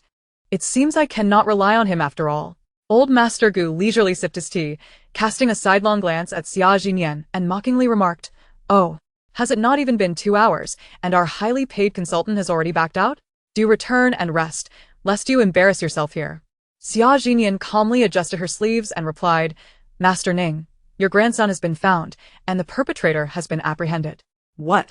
The thunderous declaration reverberated through the hall. Xia Zheng's face turned ashen. Old Master Gu choked on his tea, nearly dropping his cane. Ning Tiancheng abruptly stood, exclaiming, "Is that true? You are not deceiving me?" Gu Huaiya's deep voice resonated in the hall. "Old Ning, Kiki has indeed been found." He glanced at his phone. "The family doctor has just completed the examination, and the child is in perfect health." As the words left his lips, the family doctor entered, leading a sleepy-eyed Kiki. The little one rubbed his eyes and sleepily murmured, "Grandpa, the doctor uncle woke me up." Ning Tiancheng staggered forward and embraced his grandson, tears streaming down his face. "My dear grandson." He trembled as he looked at Gu Huaiya. "Huaiya, this kindness." "You are mistaken in your gratitude," Gu Huaiya interjected. Gesturing towards Xia Zhi Ning and her brother, it was Miss Xia who, through animal communication, pinpointed the location of the murderer, and this officer personally apprehended him. Xia lightly narrowed her pupils, her nails digging deeply into her palm. How could this be possible? Ji Shuyan, this small-town officer, managed to capture the murderer before Xia Zheng? She fixed her gaze on Ji Shuyan, her chest rising and falling violently. How could Ji Shuyan possibly surpass Xia Zheng? Ji Shuyan maintained a calm demeanor, not seeking accolades. "I merely tied up the loose ends. The true hero in saving the child is Mr. Gu." Seeing Ji Shuyan's modesty, a flicker of surprise passed through Gu Huaiya's eyes. "Miss Xia is the one to credit. If it were not for her tracking the clues through animals, we would not have even caught a glimpse of the murderer." He turned to Ning Tiancheng. "This incident has frightened Kiki, which reflects a lapse in the Gu family's security. Now that we have safely retrieved the child, it serves as an explanation to you." Xia Zhi Ning's skeptical gaze darted between the two men, unable to suppress a raised eyebrow. The two who had been at odds moments ago were now engaging in a display of humility. The shift in demeanor was rather abrupt. Ning Tiancheng's face was adorned with a grateful smile as he solemnly bowed to Xia Zhi Ning. "Consultant Xia, I owe you a great debt of gratitude." Chapter 44. The Abduction of the Beloved Child. Ning Tiancheng turned and entrusted the sleeping Kiki to the nanny, his voice instinctively softening, "Take the young master to rest." After the nanny departed, Ning Tiancheng produced a gilded business card from his suit pocket, respectfully presenting it to Xia Zhi Ning. "Miss Xia, this is my personal contact information. Should you require anything from Ning Corporation in the future, do not hesitate to reach out." The eyes of everyone present widened in astonishment and envy. It was the first time they had witnessed the formidable old Master Ning of the real estate industry showing such deference to someone. "You are too kind, old Master Ning."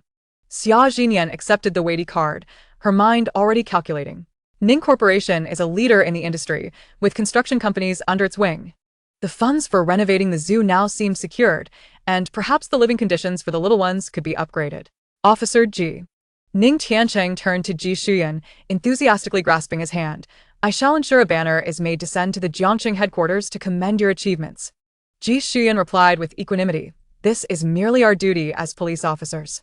Meanwhile, Xia Zhi, who had been summoned by Old Master Gu via helicopter as a case-solving expert, could only stand awkwardly by, reduced to an unnoticed backdrop.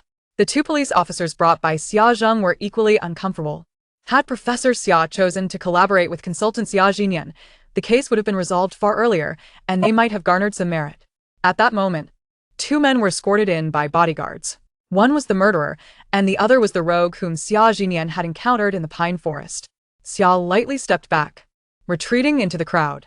Xia Zhi Ning pointed at the murderer, declaring, "This man in the plaid suit is the one who murdered your daughter-in-law." Ning Tiancheng appeared to recognize him, gasping in shock. How could it be you? Out of respect for the deceased, Xia Zhi Ning refrained from publicly disclosing the man's relationship with the victim, Wang Pan. Instead, she recounted to Ji Shuyan how the witness, a little squirrel, had seen this man enter the victim's room and then slip out. Gu Huaya nodded at the bodyguards, who promptly understood and began escorting the onlookers back to their rooms. Ji Shuyan perused the materials provided by the butler. This murderer was not on the guest list. Old Master Ning, do you recognize him? He is Chun Hesheng, a drinking buddy of my son, Ning Tiancheng replied, his face a mask of anger. Is it not enough that you led my son into gambling, but you also had to abduct my grandson? Chun Hesheng retorted defiantly. Your son never regarded me as a friend. What is wrong with you Ning family giving me a bit of money? His eyes were bloodshot, clearly having lost his sanity. I am being pursued by debt collectors. How could you stand by and do nothing? Ning Tiancheng songer surket. The wealth of the Ning family is something I built from scratch. If you want money, so be it, but why must you take the life of my daughter-in-law? Chun Hesheng laughed coldly. You should ask your daughter-in-law that. Guess how I managed to infiltrate Songjian Manor? Ning Tiancheng's face turned pale. She wouldn't let me take Kiki, that golden nugget, and push me to my limits. With the situation beyond redemption, Chun Hesheng no longer held back. Ning Tiancheng erupted in furious exclamations. You scoundrel. Gu Huaya ordered for the murderer to be taken away, instructing that he be transported to the police station once the police car ascended the mountain. The previous one was the murder. What about this one? Ning Tiancheng's chest heaved with agitation. Ji Shuyan, having observed earlier, determined that the murderer and the rogue who had harassed his sister were not affiliated. Ji Shuyan stated, Old Master Ning, you should return to rest. This is a suspect in another case. Ning Tiancheng, weary from the tumult, waved his hand and departed. Ji Shuyan delivered a sharp kick to the rogue's knee, coldly demanding, Name. The man, in pain, fell to his knees, trapped by Ji Shuyan. Su Shuzha. Officer, I merely stepped out for a smoke. Su Shuzha hastily defended himself. I saw a beautiful girl in the pine forest and was momentarily bewitched, but I didn't touch a single hair on her head. He feebly attempted to argue. This is merely a public order case at most. He would be detained for just a few days. Ji Shuyan let out a cold laugh. Ah, you certainly seem well-versed in legal jargon. With a firmer grip, she intensified her hold. Upon hearing that the man's surname was Su, Xia Zhi Ning immediately associated him with Su Yao, a follower of Xia Qingqing. She understood that this man would not divulge any further information and tugged at her brother's sleeve. Brother, let us take him to the police station tomorrow. He should spend a few days in the detention center to learn a lesson. Xia Zhi Ning exchanged a knowing glance with Ji Shuyan, who promptly understood her intent and instructed the bodyguard to escort the man away. On the day he emerges from detention, I shall have small animals keep an eye on him. Ji Shuyan observed her pale visage and furrowed his brow. Zhi Ning, you need to rest immediately. His deep voice bore a hint of concern. Xia Zhi Ning wearily nodded. The Gu family's butler had also prepared a guest room for Ji Shuyan, while Gu Huaya had quietly slipped away at some point. As she trudged heavily to the door, a servant coincidentally appeared, pushing a cart before her. Miss Xia, your supper. Lifting the exquisite porcelain lid, the aroma of red date and shredded chicken porridge wafted towards her. Xia Zhi Ning was momentarily taken aback. I did not order this. The kitchen sent it. The servant replied respectfully. They mentioned you had no time to dine this evening. The tray also contained neatly packaged pills alongside a folded note. Upon unfolding it, she discerned the sharp handwriting, which seemed to pierce through the paper. Take one when experiencing hypoglycemia. The strokes were as fierce as a blade. And it bore no signature. Recognizing the handwriting, Xia Zhi Ning immediately deduced who had sent the porridge. This flamboyant medical advice could only belong to Gu Huaiya, the battlefield doctor. What could have prompted him to suddenly exhibit such kindness? After pondering for a moment, she comprehended the reason. As the sole beast language communicator capable of treating the bat family, Gu Huaiya must have been concerned for her well-being. The following morning, the mountain road had been cleared, and guests began to depart one by one, reluctant to linger at the Pine Grove Manor, given the murder that had transpired there the previous night. Early in the morning, the police had already escorted the murder back to the station, and Ji Shuyun, as the officer pursuing the perpetrator, needed to accompany them back. Xia Zhi Ning, however, headed towards the pine forest from the previous night. She had not forgotten the chubby little bat that had assisted her. She had promised to help it lose weight. "Little bat, are you here?" she called out. After a brief while, rustling sounds emerged from the woods, and the little bat flapped its wings vigorously as it approached her. "Veterinarian sister, I was just about to sleep. I'm heading down the mountain." Xia Zhi Ning smiled at it. "If you wish to shed some weight, you can come back to my zoo with me. This place is not my home. I cannot stay here forever." Without a moment's hesitation, the chubby little bat nodded eagerly. "I will go with veterinarian sister." Xia Zhi Ning felt slightly uneasy about taking the beloved pet of the bat family away and asked, "Shouldn't you inform your family?" Suddenly, a rustling noise from the tree interrupted her. "Where are you taking my grandson?" The bat grandmother, whom she had encountered yesterday, appeared upside down from the tree. The chubby little bat shrank back. "Grandma, I want to go with the veterinarian sister to lose weight." "Grandma bat, excessive weight poses a threat to your safety," Xia Zhi Ning added. "Being too heavy slows you down and dulls your reflexes. If you encounter a predator, you may not escape. Furthermore, excessive obesity may hinder reproduction." Lowering her voice, she continued, "Obesity can diminish the vitality of the little tadpoles. Grandma bat, you wouldn't want your family to face extinction, would you?" The bat grandmother fell silent, seemingly deep in thought. "How about this? You can send a few bats as guardians to accompany me to the zoo." Xia Zhi Ning's eyes sparkled mischievously. "My zoo has plenty of trees and a plethora of mosquitoes and moths. You won't lack for food there." The bats that had helped her yesterday belonged to the house bat species, whose diet consists of mosquitoes, moths, and other small insects. A single house bat can consume up to 1,000 small insects in one night, with mosquitoes making up the bulk of that number. In the sweltering summer, having a few bats accompany her down the mountain to reside near her staff dormitory would mean she could easily manage the pesky mosquitoes. It would be akin to having a few invincible, automatic mosquito repellers. Ultimately, the bat grandmother made her decision very well. "I will allow its siblings to accompany you down the mountain and see the world." Xia Zhi Ning cheerfully replied, "Rest assured, I will take good care of them." In the end, 4 bats followed the chubby bat as they descended the mountain together. 5 bats in total, a particularly auspicious number. The journey down the mountain was arduous for the bats, especially the chubby one, who could hardly muster the energy to fly. Xia Zhi Ning arranged for a carrier box for the 5 bats to travel in. As they departed Pine Grove Manor, the wolfdog, Dark Star, came to see Xia Zhi Ning off. "Sister, I will definitely come to find you. When I come to visit next time, make sure to ask my master for a few million or tens of millions. He has plenty of money." It excitedly pawed at the car door and window. "After all, he doesn't spend it anyway. He might as well give it to you." Xia Zhi Ning couldn't help but chuckle. If Gu Huaiya were to learn of Dark Star's words, he would likely be infuriated. The affectionate demeanor of Dark Star made it seem as if the leash Gu Huaiya held was on the verge of snapping. Originally, Gu Huaiya intended to have a final negotiation with Xia Zhi Ning, but seeing his dog so eagerly attached to her, he felt it diminished his bargaining power, leading him to press his lips into a thin line. "Miss Xia, how about an additional 5 million? Gu Huaiya spoke helplessly. "What do you think about becoming Dark Star's dedicated veterinarian?" Xia Zhi Ning shrugged. "I'm afraid, Mr. Gu, I do not cater to anyone." She returned his previous words to him, without alteration. Gu Huaiya's expression darkened. Xia Zhi Ning waved to Dark Star. "Don't forget our agreement." Dark Star nodded and turned to fetch a small canvas bag, tossing it into Xia Zhi Ning's car window. "Veterinarian sister, I heard you are in need of money. This is my little savings." Xia Zhi Ning was taken aback that a dog would assist her financially in her lifetime and hastily attempted to return the canvas bag to Gu Huaiya. Gu Huaiya looked at the saliva-soaked bag with disdain but reluctantly accepted it. "You can keep it. It's just a pile of worthless toys covered in its drool." Thus, Xia Zhi Ning descended the mountain, holding 2 carrier boxes and a small savings bag, embarking on her journey. As her car started, Dark Star chased after it for quite a distance. With strength akin to that of a bull, Gu Huaiye could not restrain him. He had no choice but to turn away, unable to bear witnessing such an embarrassing scene. By 11:30 a.m., Xia Zhi Ning alighted at the entrance of the Senyu Zoo. At the ticket booth, the on-duty staff member was none other than the college student employee, Gu Lin. Upon seeing her, he eagerly responded, "Director Xia, you're back." "Gu Lin, how has the visitor traffic been at the zoo these past few days?" Xia Zhi Ning asked impatiently. "Director Xia, I'm using your account for online promotions."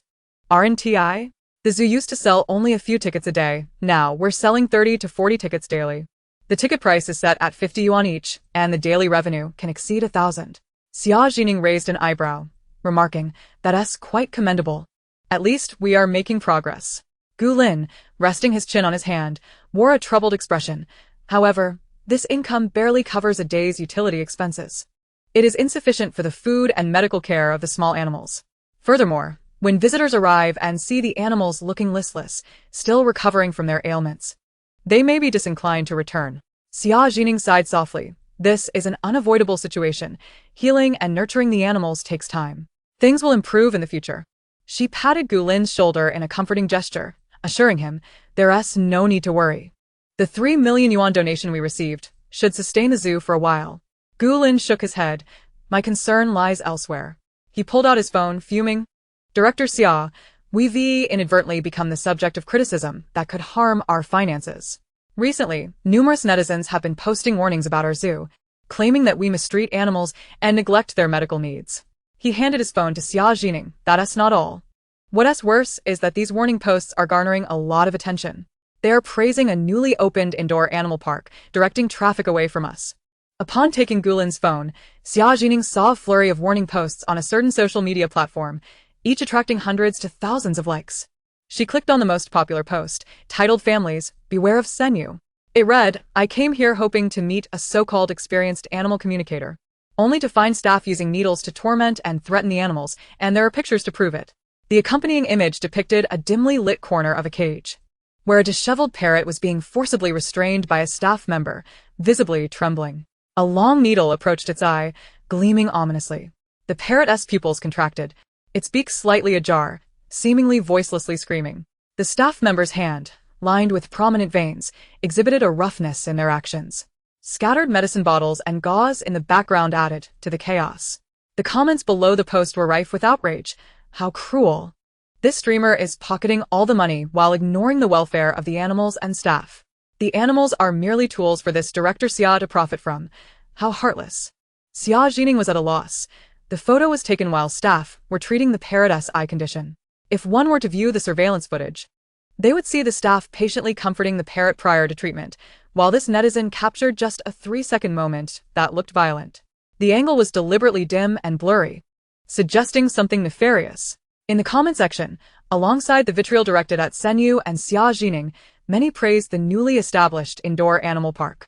Why bother with this terrible zoo when you can visit the newly opened indoor animal park? I've been to the indoor animal park. It's all indoors. No need to tire your feet, and the animals are adorable. Perfect for photos. The director of the indoor animal park is both beautiful and approachable.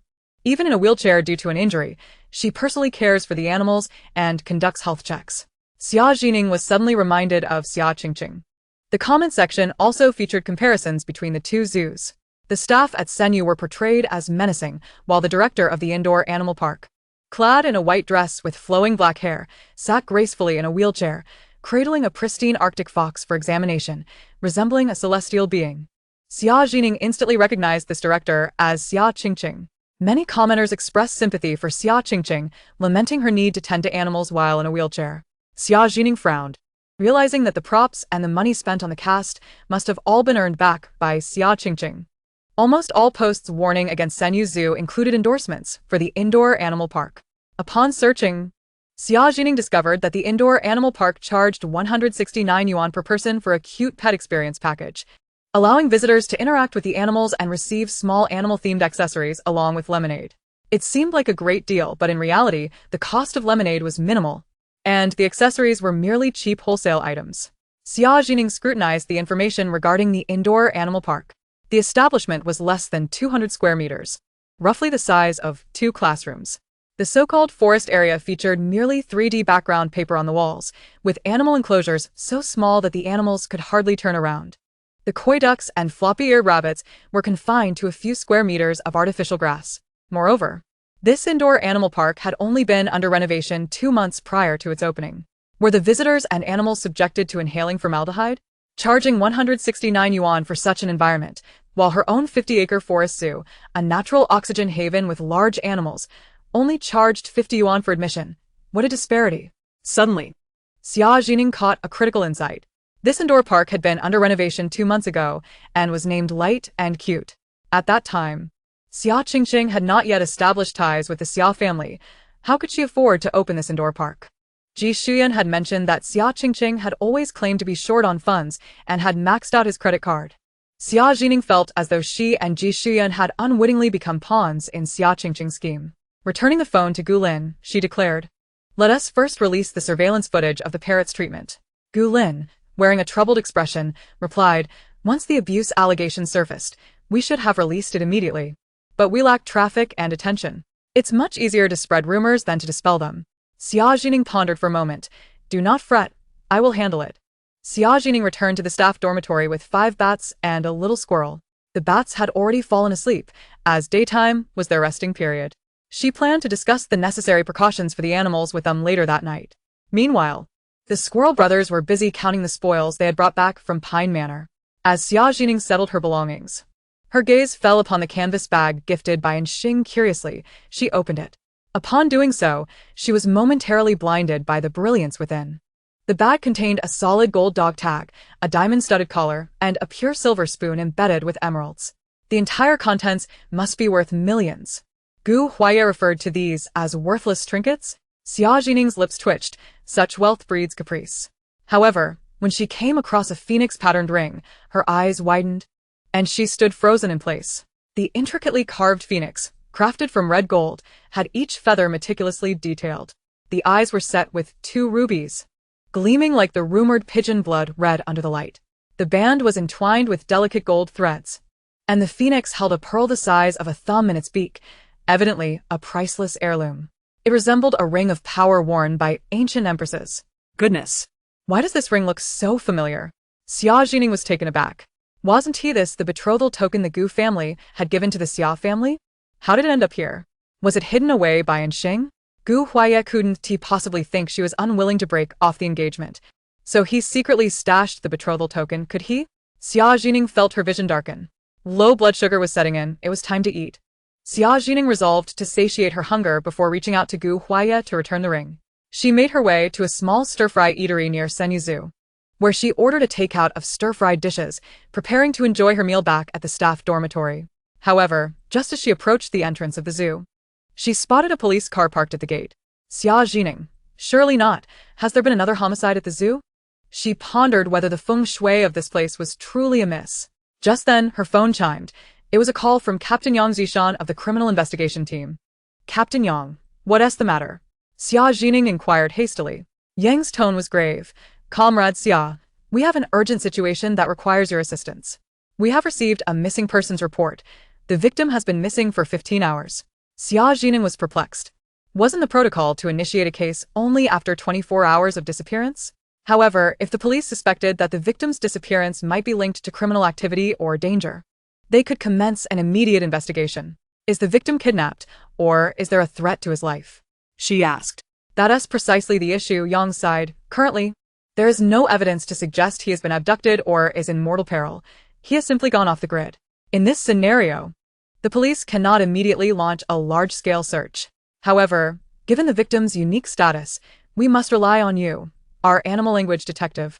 The officer assigned to the case is already waiting for you at the entrance of Senyu Zoo. He will explain the specifics to you. After hanging up, Xia Zhi Ning glanced at the police car and knocked on the window. The officer inside stirred and stepped out, followed by a robust middle-aged man who appeared anxious. "Director Xia." The officer saluted her and promptly explained, "The missing person is a member of the national swimming team.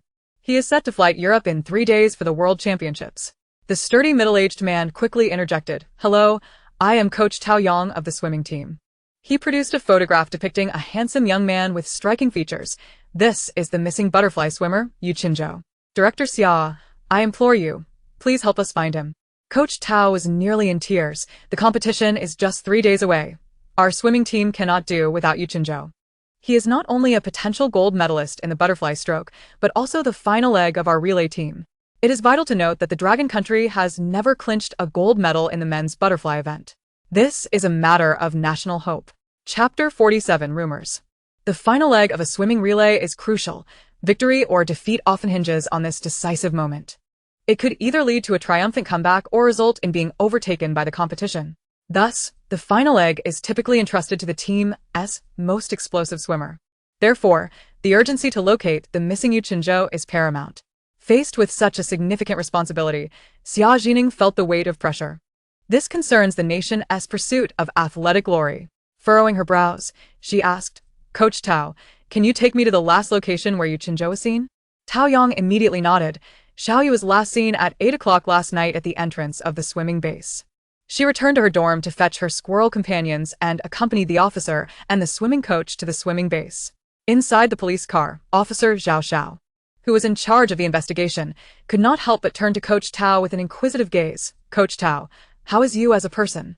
Xia Zhi Ning perked up her ears to listen. Coach Tao lowered his gaze, pausing for a moment before sighing. This boy, Xiaoyu, comes from a humble background. He was discovered for his swimming talent quite by accident while rescuing people by the river. He continued, his voice heavy. At 16, Xiaoyu was picking up bottles by the riverside when he suddenly saw 3 people being swept away by the current. Without a moment's hesitation, he jumped in and managed to save all 3. I was there, witnessing him emerge soaked to the bone, panting heavily. Yet he didn't take a break and immediately returned to helping his father gather recyclables. Coach Tao chuckled bitterly. That explosive power, that speed, that endurance, he was born to swim. Xia Zhi Ning's eyes widened slightly in astonishment. Rescuing 3 people? Water rescues are perilous. One misstep, and he could have been swept away himself. Yu Qinzhou is truly both strong and selfless. Coach Tao added, Xiaoyu trains diligently, always the first to arrive and the last to leave.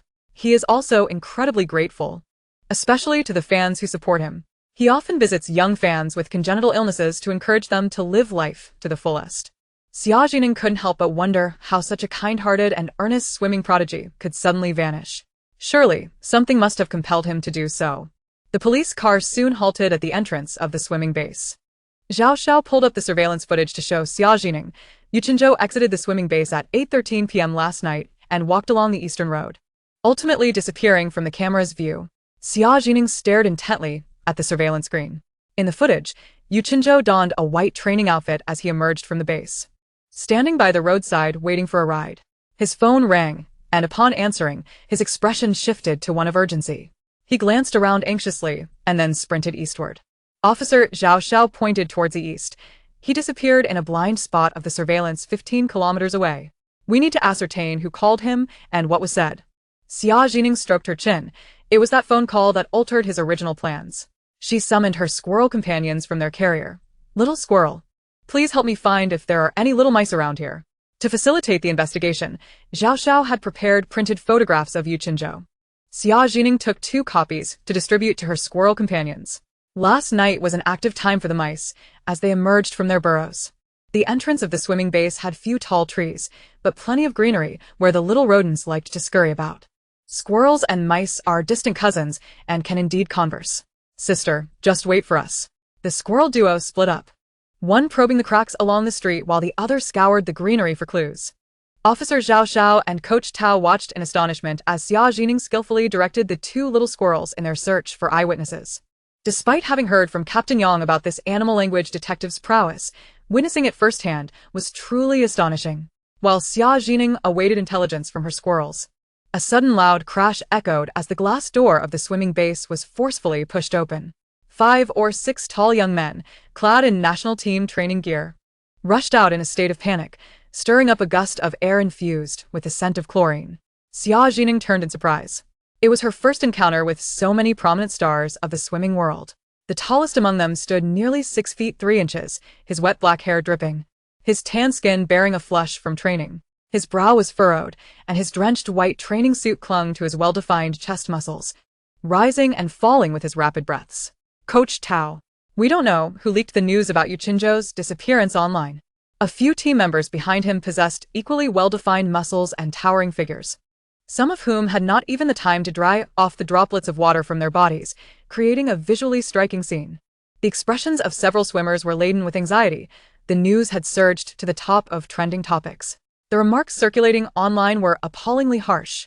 They lacked any evidence. By what right did they engage in such malicious speculation? Upon hearing this, Xia Zhi Ning promptly opened her phone. The trending topic revealed that Yu Qinzhou was absent from the swimming team's training session. He had also missed a commercial event for a sports brand. It appeared that the swimming team had a training session early that morning, and Yu Qinzhou was scheduled to attend a pre-competition promotional event at 11:30 a.m. However, due to his sudden disappearance, he had inexplicably missed both the training and the event. Speculation about Yu Qinzhou's abrupt vanishing had ignited a frenzy online, with various theories circulating. The most prevalent rumor suggested that this rising star in butterfly swimming had allegedly become embroiled in a romantic entanglement, purportedly being taken away by a wealthy woman. This conjecture stemmed from images captured by paparazzi just 2 days prior, depicting Yu Qinzhou leaving the back entrance of an upscale sports club in a state of panic, shortly followed by a woman in sunglasses carrying a designer bag, who emerged from the same exit. However, the woman's face was not captured, while Yu Qinzhou's figure was clearly visible. Reports indicated that this exclusive sports club required a financial vetting process for membership, with assets exceeding 50 million. Many in the comment section believed that Yu Qinzhou had attracted trouble by courting a wealthy woman. Is there even a need to speculate? He must have been off gallivanting with some rich lady. With that physique and face, he has the perfect trophy boy. What a waste not to latch onto a wealthy patron. What disappearance? Don't be ridiculous. It's certainly the wealthy woman's husband who discovered this pretty boy and is preparing to retaliate, which has frightened him into hiding. Doesn't he have a sense of responsibility? The country has invested so much in his training, and he goes missing just before a crucial competition. Why has the team come forward to clarify? The longer they remain silent, the more it suggests they have something to hide. We're just waiting for solid evidence. Xia Zhi Ning frowned at these malicious rumors. A hard-working and talented athlete who devoted himself to bringing glory to his country was being reduced in the eyes of these people to a greedy and selfish pretty boy. Her gaze fell upon the photos taken by the paparazzi, and she turned to Coach Tao, asking, "Coach Tao, why was Yu Qinzhou at this upscale sports club? Was there some commercial collaboration?" Coach Tao nodded earnestly, his brow furrowed. Young Yu was invited here to record a public service swimming course.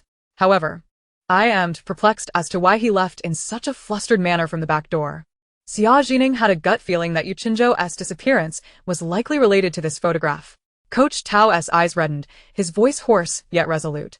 This child's greatest wish is to win a world-class gold medal and use the prize money to take his father to a hospital in the capital for treatment of pneumoconiosis. The teammates of Yu Qinzhou were equally indignant. Little Yu has trained until his fingers have blistered.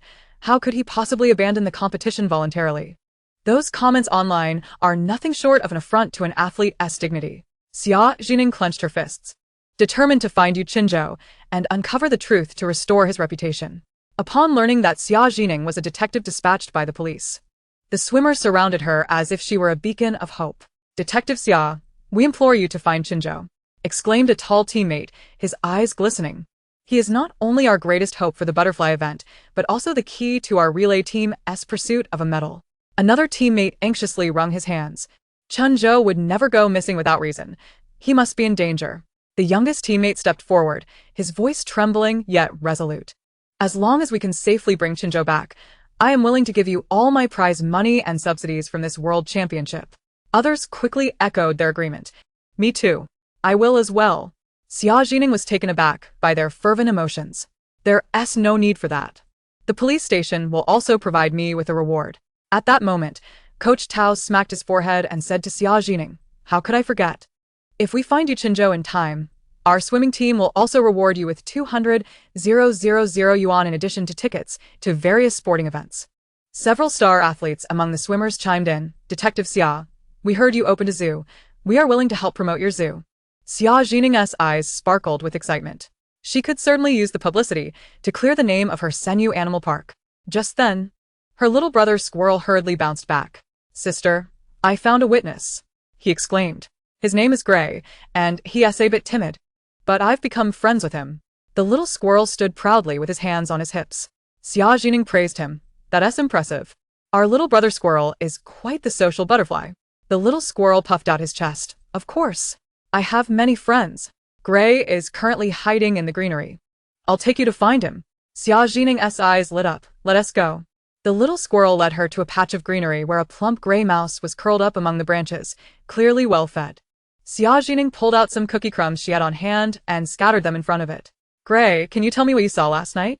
The gray mouse cautiously sniffed the crumbs with its tiny nose. Wow, this smells delicious, onion-flavored. It eagerly grabbed the crumbs with its little paws, but halfway through, it suddenly remembered that this was a reward from someone else. Last night, I was rummaging through the trash can at the swimming base for food. The gray mouse pointed at the photo of Yu Qinzhou in the little squirrel's hands with its pink paw. I heard this man on the phone saying, why has he suddenly become critically ill? Wait, I'll be there shortly. The gray mouse shrugged. That is all I heard. After that, I continued rummaging through the trash. Xia Zhi Ning scattered another handful of cookie crumbs. Thank you. This information is very important. The gray mouse looked at the pile of crumbs with excitement. Sister, you're so kind. As long as I can help you, will there be cookie crumbs to eat? Xia Zhi Ning smiled and nodded. Rodents, indeed, are highly intelligent creatures, quick on the uptake. Of course, helping me will earn you a reward. The gray mouse was overjoyed. If you ever need help, remember to come find me. My big brother squirrel knows where I live. Our family of mice can assist you with tasks. Xia Zhi Ning smiled gently. I may indeed need your family's help soon. Can you follow me? The gray mouse nodded eagerly. Sure. Following this sister means tasty food to eat. Plus, the little squirrel is so entertaining. Xia Zhi Ning called back the little squirrel and relayed the information she had gathered to Officer Zhao Xiao and Coach Tao. After pondering for a moment, Officer Zhao Xiao remarked, so, Yu Qinzhou left in such a hurry because someone he cares about is suddenly critically ill? But Coach Tao found this hard to believe. When I contacted Yu Qinzhou's family this morning, they seemed perfectly fine. Xia Zhi Ning suddenly recalled something. Coach Tao, you mentioned that Yu Qinzhou also visits sick fans, right? Coach Tao immediately connected the dots and quickly made a phone call. However, after the call ended, he shook his head at Xia Zhi Ning and Zhao Xiao. Qinzhou often visited an 8-year-old little fan who was bedridden. But after my recent phone call, I learned that this little fan is still alive and well. Xia Zhi Ning and Zhao Xiao exchanged dubious glances. It's alright. Let's go take a look near the surveillance blind spot where Yu Qinzhou vanished. Xia Zhi Ning beckoned the squirrel brothers and Hui Hui to head eastward. The place where Yu Qinzhou disappeared was a bustling yet intricate alley. It was crisscrossed with pathways, imbued with the lively essence of the marketplace, yet riddled with blind spots for surveillance, with ample hiding places scattered throughout. At the same time, it was a paradise for the mice. Now it was Hui's turn to take action. Sister Xia, I'll contact my kin from here.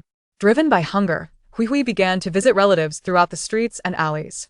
In this alley, many houses had large trees in their yards, and the squirrel brothers also sought out their kind to inquire about the situation. Xia Zhi Ning observed the alley, recalling that she had heard a cat's meow when she first arrived. With so many trash bins in this alley, there should be plenty of food, likely attracting several stray cats. Wait a moment, with Hui's ample build, wouldn't he become a stray cat's lunch while visiting relatives? Xia Zhi Ning silently prayed. Yet, what one fears often comes to pass. 15 minutes later, the elder squirrel hurried down from the tree. Urgency etched on his face as he relayed the news to Xia Zhi Ning. Sister, something terrible has happened. I just saw a ferocious tabby cat in the tree, and it caught 2 mice in one go. One of them is Hui, and the other is a knowing mouse that followed Hui, likely here to provide us with information. Chapter 49. Is the clue severed? Xia Zhi Ning's heart tightened, and she anxiously inquired, where's Hui? Take me there quickly. Follow me. The elder squirrel nimbly darted along the wall, while Xia Zhi Ning desperately chased after him, wishing for wheels of fire to sprout from her feet. When she finally arrived at the scene, the sight before her made her gasp in horror. A tabby cat was firmly pinning Hui's tail, with one paw, while another paw pressed down on a small mouse. The cat lowered its head menacingly, revealing its sharp fangs, clearly about to bite through the little mouse's neck. Tabby King, spare them! Xia Zhi Ning shouted urgently. The elder squirrel leaped forward, deftly using a discarded water bottle to block the cat's impending bite. The tabby immediately bristled, arching its back and emitting a threatening hiss. Although the tabby was not large, it exuded an aura of a predator. Its amber eyes narrowed into slits, each hair brimming with a dangerous edge, as if it would spring to attack at any moment. Who dares interrupt my meal? The tabby glared fiercely. Xia Zhi Ning quickly rummaged through her bag and pulled out a sausage, carefully unwrapping it and inching closer to the tabby cat. Tabby King, we did not intend to interrupt your meal. If you could kindly wait, I can offer you the sausage instead. The two little mice beneath your paws are eager to help find the missing person. Their information is crucial to me. The tabby cat glanced up, its expression skeptical. You think a mere sausage can persuade me to release two mice? Xia Zhi Ning clasped her hands together. Your Majesty, if there is anything else you desire, I can fetch it immediately, no limits. A woman who can understand my speech? How intriguing. The tabby mused. I want fish. The kind with few bones. The tabby king promptly issued its command. Cats possess barbed tongues that aid them in separating fish from its bones.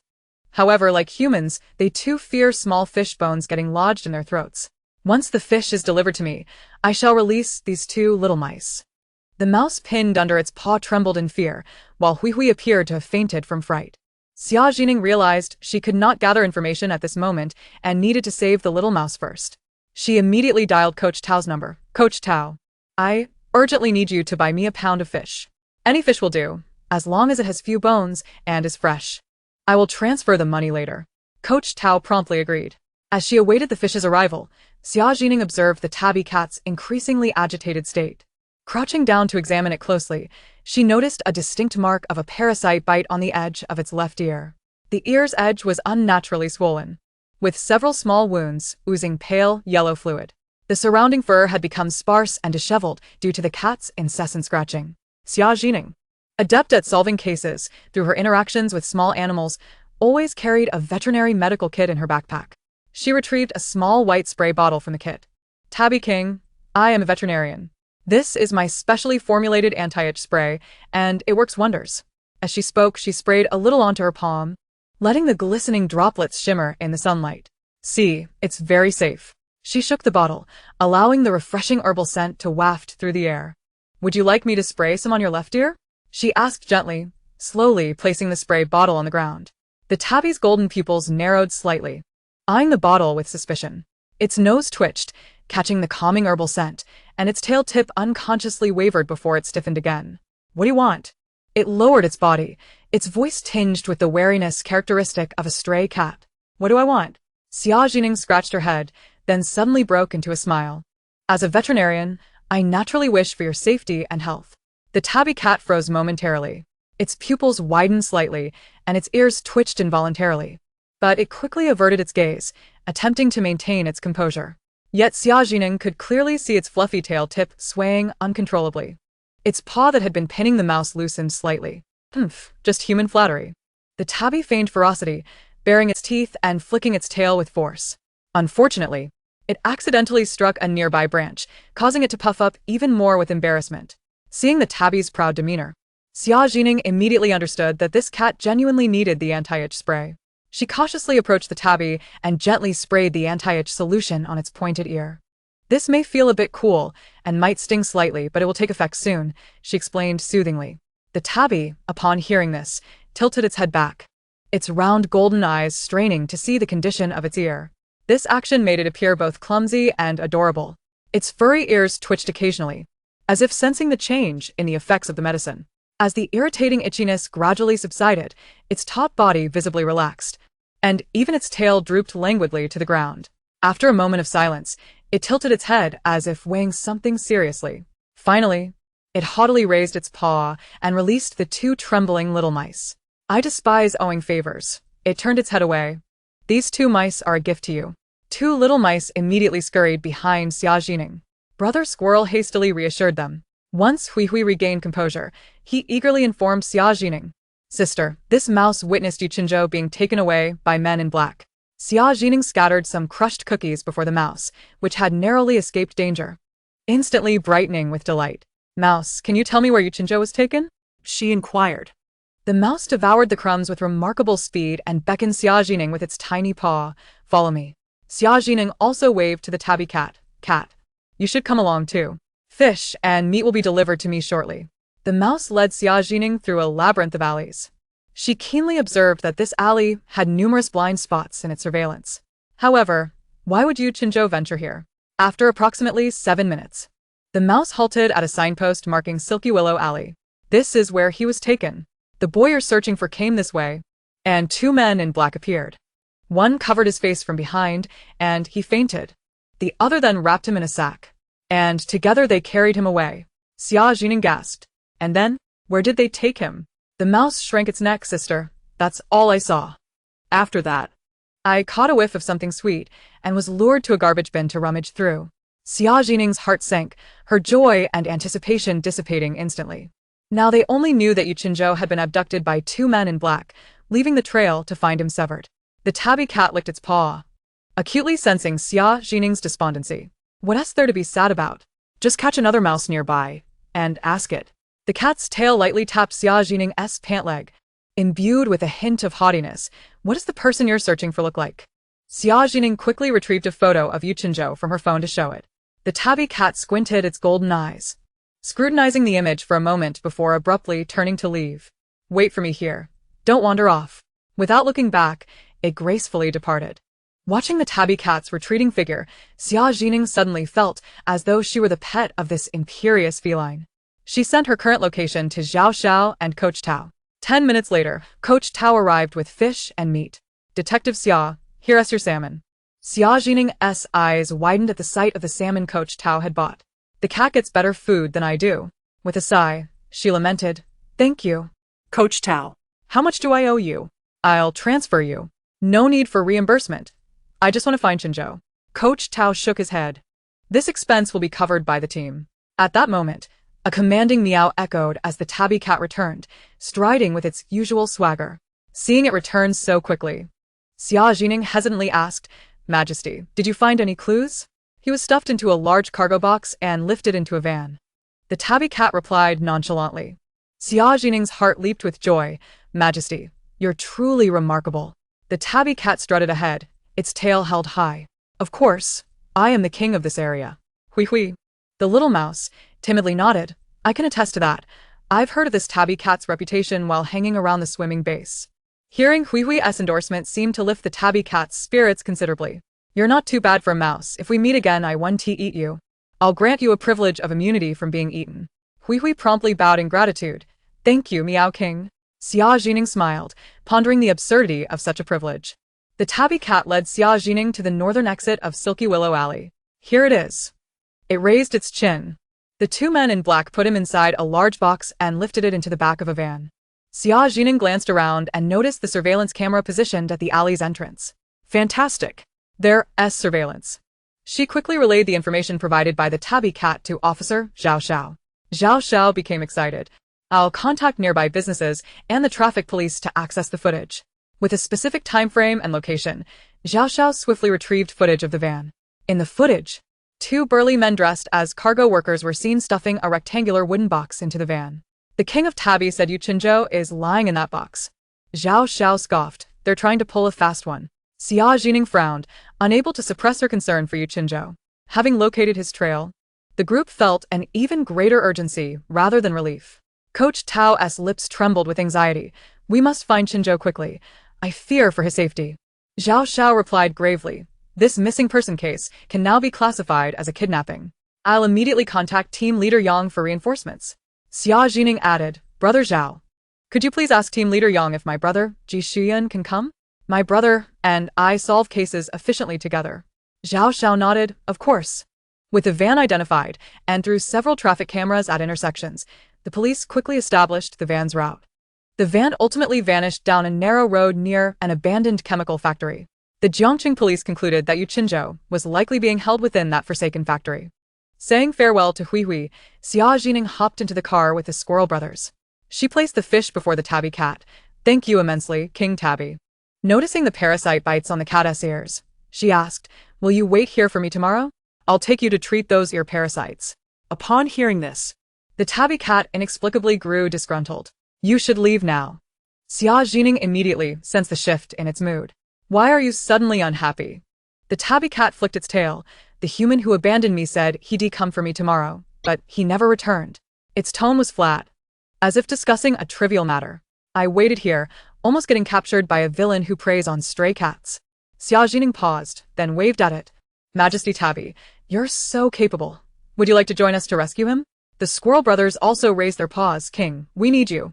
The tabby cat hesitated, and after a moment leaped into the police car. Since you all need this cat so much, I suppose I'll reluctantly assist you.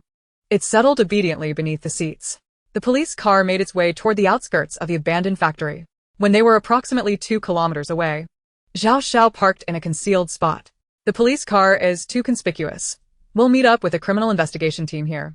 As Xia Zhi Ning exited the vehicle, Zhao Xiao solemnly saluted her. Detective Xia, we're counting on you. Coach Tao waved from the car. Detective Xia, thank you no matter what. Xia Zhi Ning tightened her expression, nodding seriously. My brother and I will certainly bring Yu Qinzhou back. Soon, the criminal investigation team's vehicle arrived. Ji Shuyan stepped out of the vehicle, his black tactical suit accentuating his sharp silhouette, exuding an imposing aura. Trailing behind him were several officers clad in similar garb. Upon catching sight of Xia Zhi Ning, Ji Shuyan's stern facial features softened instantly. Brother! Xia Zhi Ning exclaimed, a hint of excitement in her voice. What's our course of action now? Ji Shuyan crouched down slightly, gently tapping the aviation case. First, let's enlist the help of our little companions to scout the situation inside the chemical plant. We need to ascertain whether Yu Qinzhou is present and note the number of guards at the facility. The Squirrel brothers promptly emerged, chirping, we're here, we're here. Having witnessed Ji Shuyan in combat against criminals, the 2 little squirrels had become his ardent admirers. Chapter 51. The appearance of the scandalous heiress. 2 kilometers away from the chemical plant, Ji Shuyan held the aviation case aloft with one hand, cradling the tabby cat securely in his arms, moving with agility towards their destination. A few meters behind him, Xia Zhi Ning cautiously followed, flanked by 2 fully armed SWAT officers. Observing her brother's swift strides, she felt a surge of motivation to enhance her physical fitness. Otherwise, should they encounter perilous situations in the future, she would be ill-prepared to respond. An abandoned chemical plant came into view. Ji Shuyan and Xia Zhi Ning affixed miniature cameras, provided by the police, to the chests of the little squirrels. The squirrels puffed out their chests, resembling proud little officers. Go, let us set off. They scurried into the plant with remarkable agility, adeptly climbing walls and trees to infiltrate the facility. Meanwhile, the tabby cat was assigned to patrol the perimeter, remaining vigilant for any unusual activity or intruders, while also hoping to catch a mouse for information. With a drawing pad and pencil in hand, Ji Shuyan meticulously crafted a map of the plant's interior based on the footage transmitted from the squirrels' cameras. Xia Zhi Ning stood by, captivated as she watched her brother's slender fingers deftly maneuver the pencil across the paper like a precision drawing instrument. The sound of the pencil scratching against the paper produced a map with astonishing accuracy, detailing every ventilation duct within the factory.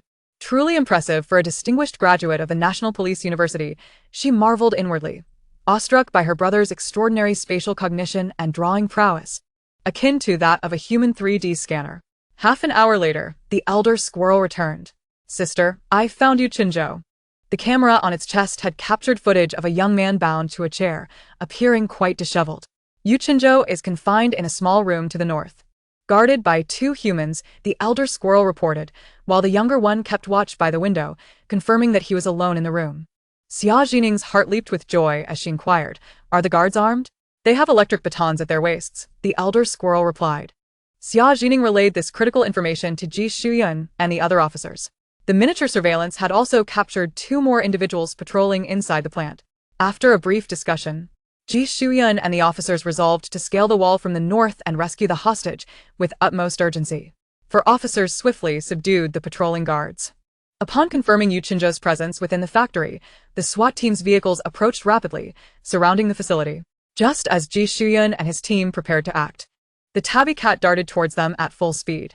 Sister Xia, a black car is approaching, it exclaimed, its tail flicking with urgency. That same black car was here last night. Should we apprehend the occupants? The occupants had previously doused Yu Qinzhou with water and slapped him. Xia Zhi Ning immediately conveyed this vital information to Ji Shuyan, who promptly contacted the SWAT team. We'll split into 2 units. One team will rescue the hostage while the other intercepts the black car to prevent the occupants from fleeing. The detectives and SWAT officers sprang into action. Xia Zhi Ning rewarded the tabby cat with a treat, speaking fondly, Your Highness, how did you gather such intelligence? The tabby nonchalantly licked its paw, responding, I kidnapped the leader of the local mouse clan, compelling its subordinates within a 5-mile radius to inform me. Xia Zhi Ning was taken aback, acknowledging the tabby's cunning. The tabby sniffed disdainfully, otherwise, patrolling alone would be exhausting. A phrase echoed in Xia Zhi Ning's mind. Those who cannot lead a team will toil until the end. Armed with precise intelligence, the detectives and SWAT officers acted with remarkable efficiency. Ji Xuyan soon emerged from the factory, supporting Yu Qinzhou, just as the ambulance, summoned by the police, arrived with a wail. The medical personnel swiftly placed Yu Qinzhou onto a stretcher. As the stretcher passed by Xia Zhi Ning, her heart sank with trepidation. She worried about whether Yu Qinzhou had sustained injuries and how it might affect his athletic career. A once-in-a-lifetime butterfly stroke prodigy in swimming, it would be a tremendous loss if he were to suffer due to this kidnapping before even gracing the world stage.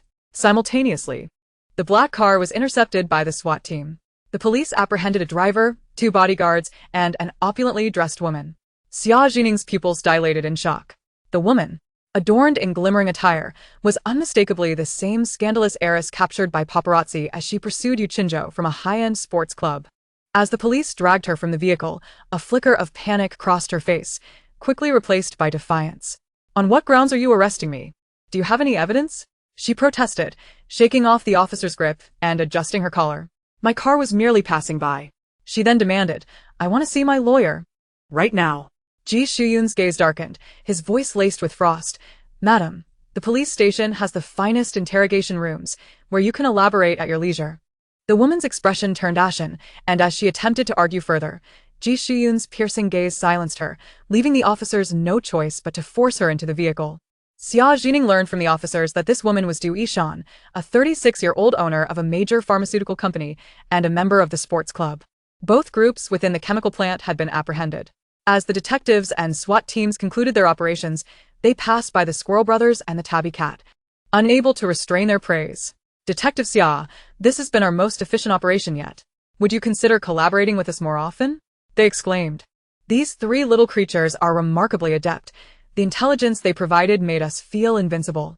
If it weren't for that cat's timely warning, we might have let the black car escape, and the chase would have been arduous."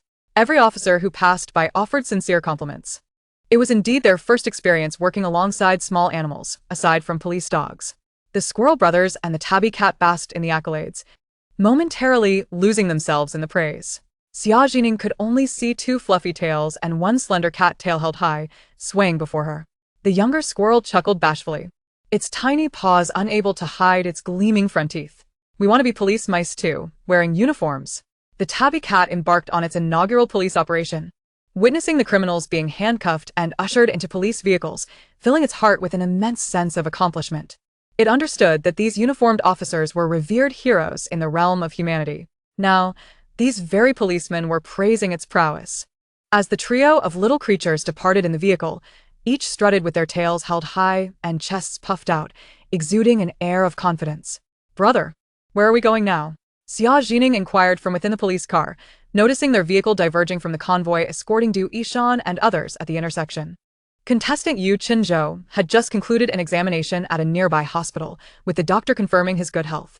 Ji Shuyan knitted her brows and spoke in a grave tone. "We must go to the hospital to find him.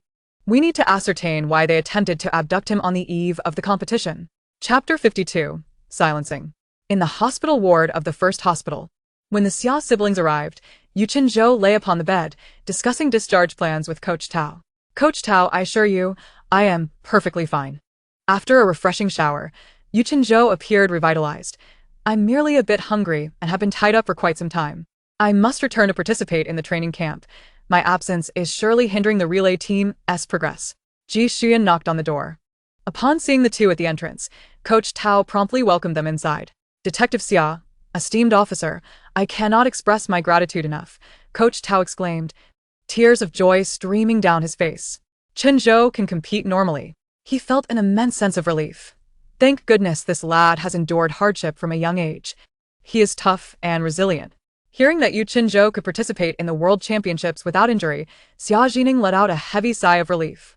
"So it was this young lady who traced my whereabouts and brought the police to rescue me?" Yu Qinzhou exclaimed, suddenly raising his head, a flicker of astonishment crossing his face. Grasping the sleeves of the 2, he continued, "Detective Xia, and this officer, I am immensely grateful for your timely arrival."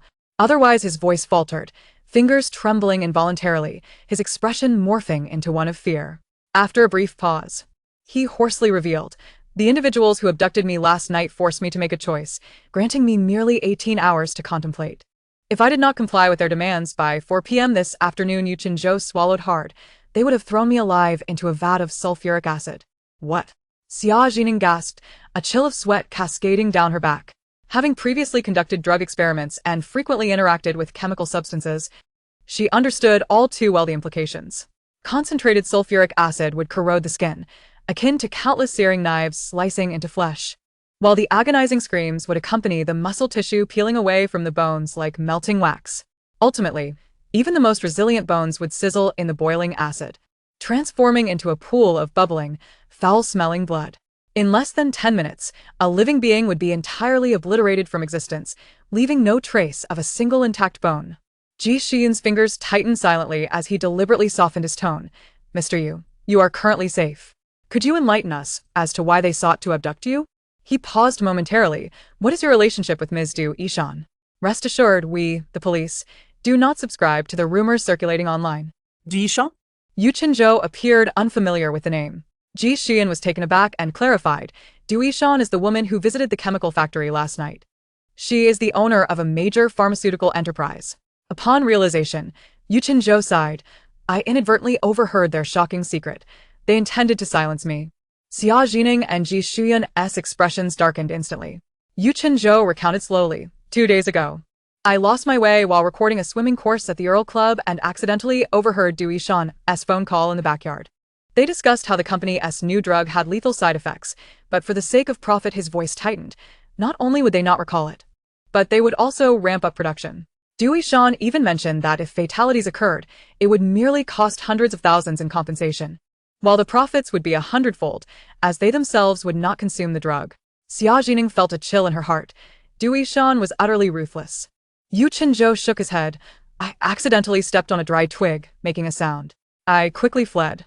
That afternoon, I returned to the training base for close training, continuously pondering this issue, yet I had no recordings or evidence and was unsure whom to approach.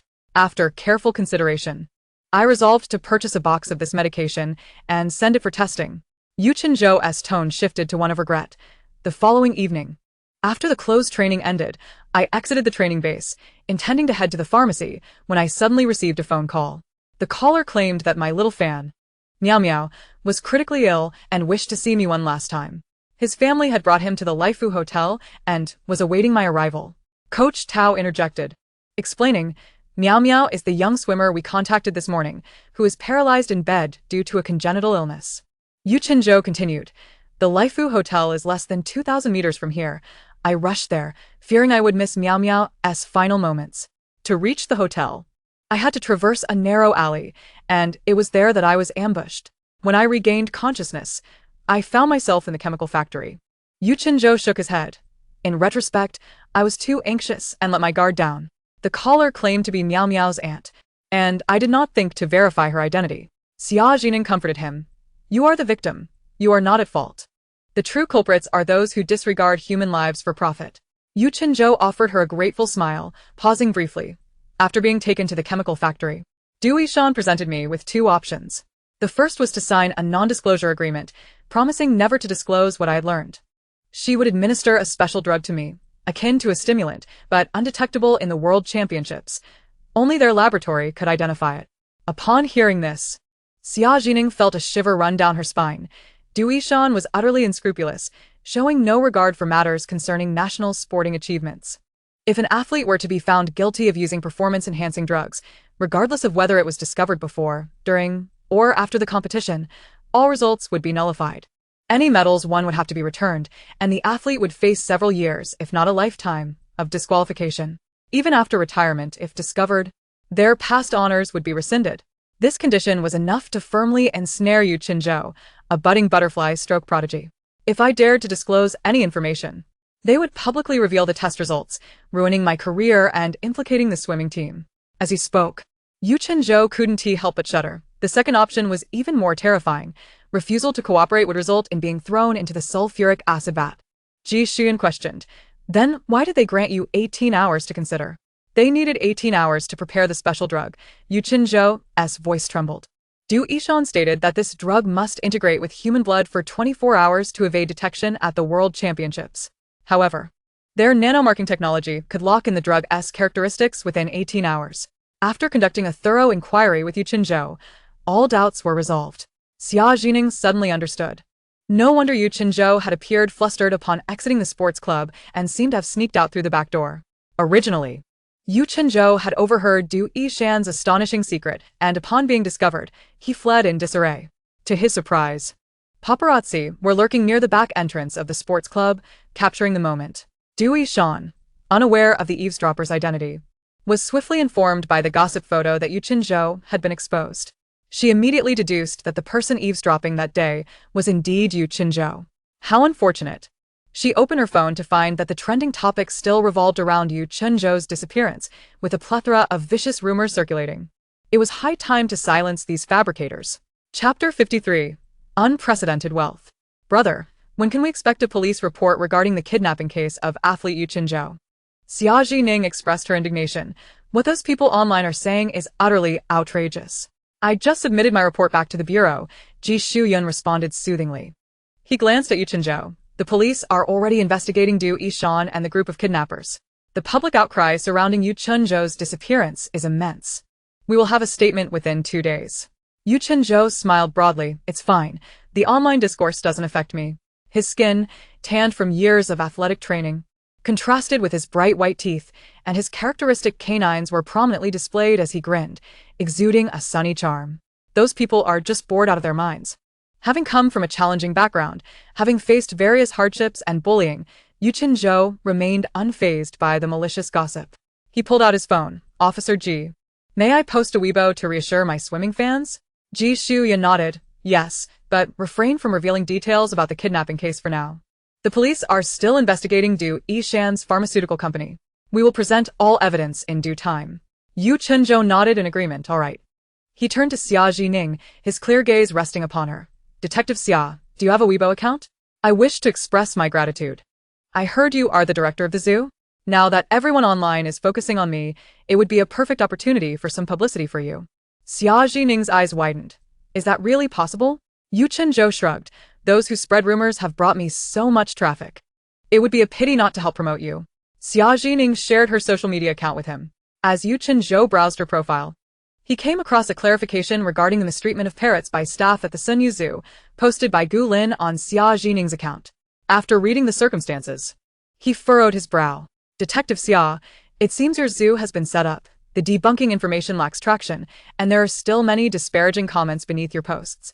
Xia Zhi Ning shook her head. There's nothing to be done. While rumors can spread with a mere utterance, debunking them requires considerable effort. After contemplating, Yu Qinzhou asked, Detective Xia, are the little squirrel and the cat around? Shall we take a photo together? The hospital prohibits bringing pets inside, Xia Zhi Ning explained. They're playing under the trees in the hospital's backyard.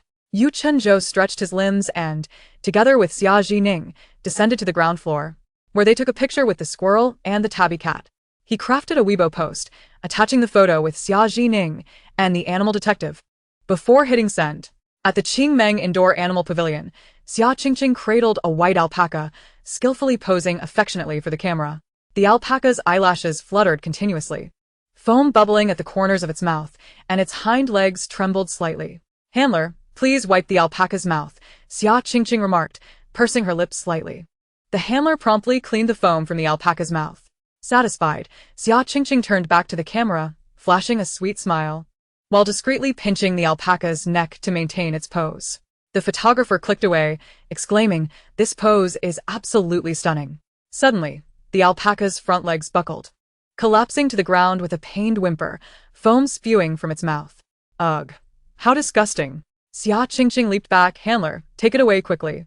We can't afford to delay the next shoot. Bring the lop-eared rabbit over. The makeup artist needs to touch up my makeup. The handler half-carried, half-dragged the alpaca from the studio. Soon, another small animal was brought in for the shoot. After completing the promotional photos, Xia Qingqing languidly sank into a lounge chair, scrolling through her phone while leisurely sipping coffee. The Qingmeng account has surpassed 100,000 followers, she exclaimed, shaking her phone with a satisfied smile. Her assistant, Su Yao, eagerly approached, presenting her with a compact powder. Ching, these followers are all drawn to your ethereal beauty as the director. Your photos with the animals are breathtaking. It's practically effortless for you to go viral.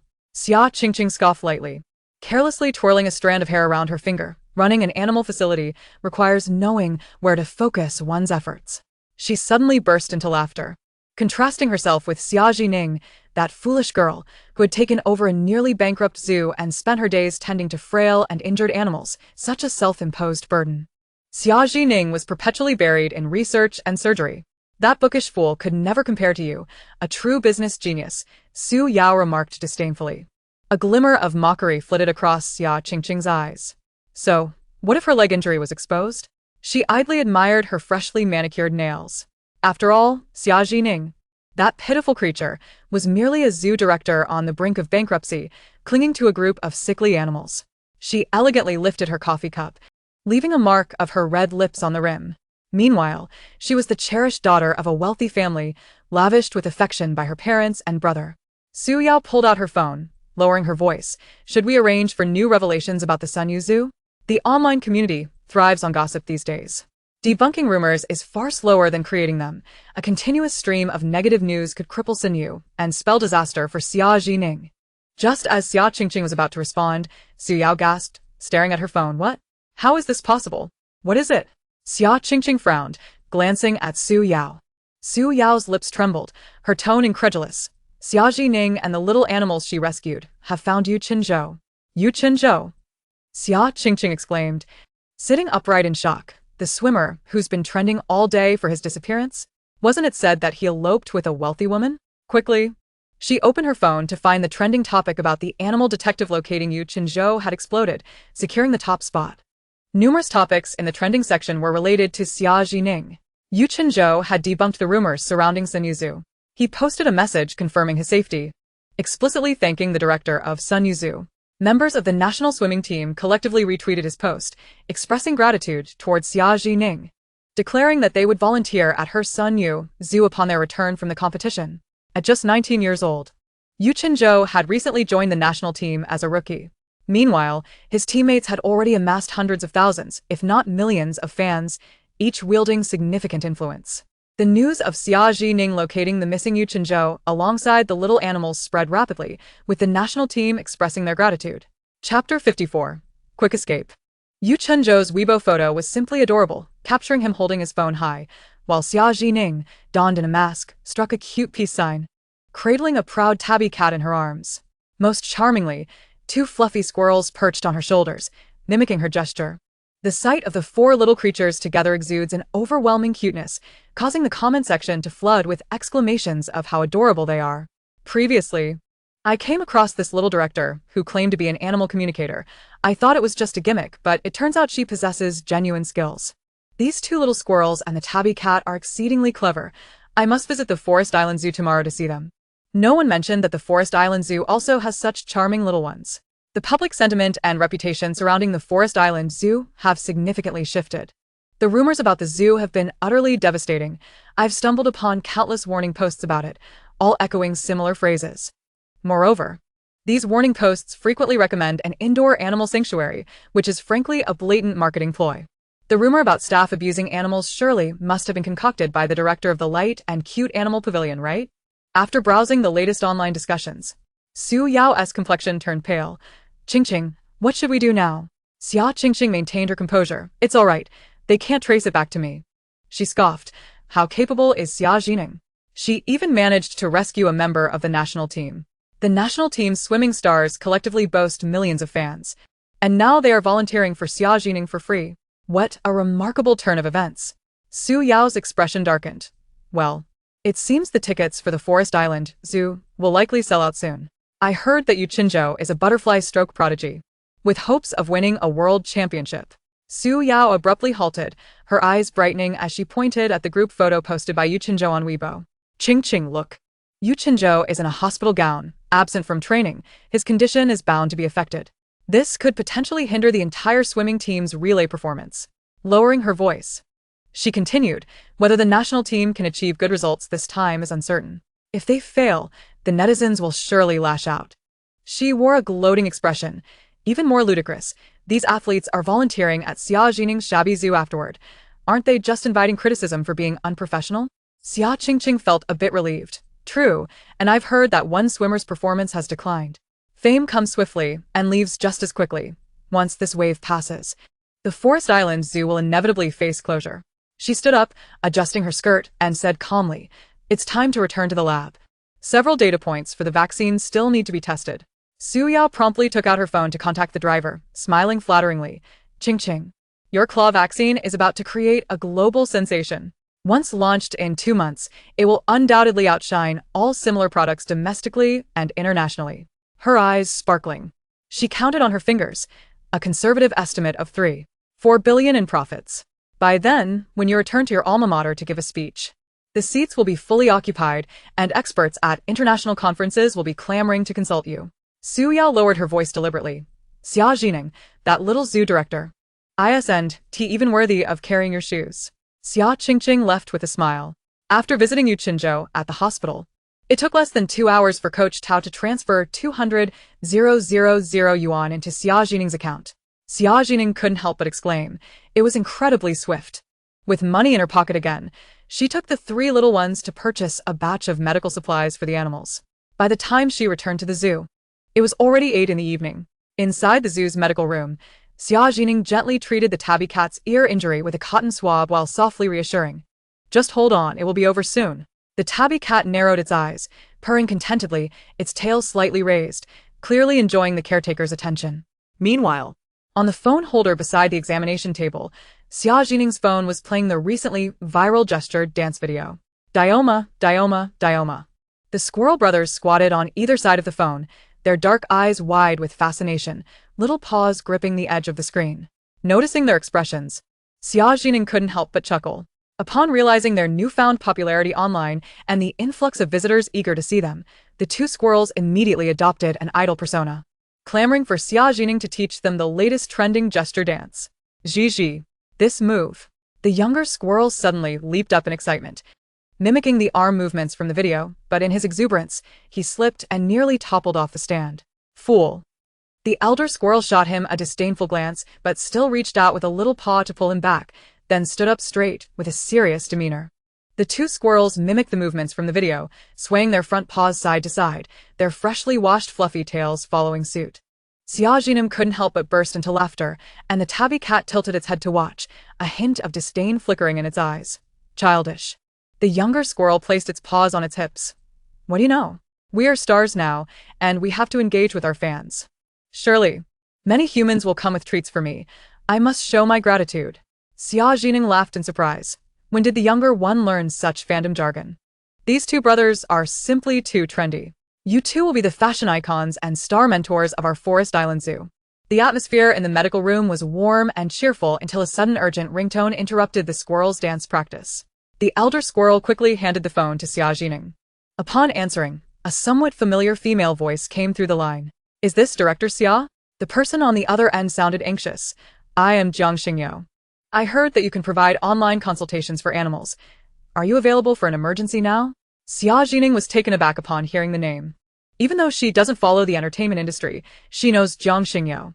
Jiang Xingyou is a top-tier idol with 30 million fans, excelling in both singing and dancing, with every song she releases becoming a massive hit. She never expected such a superstar would reach out to her. Xia Zhi Ning composed herself. "Yes, please add me on WeChat. And we can have a video call to assess your pet's condition."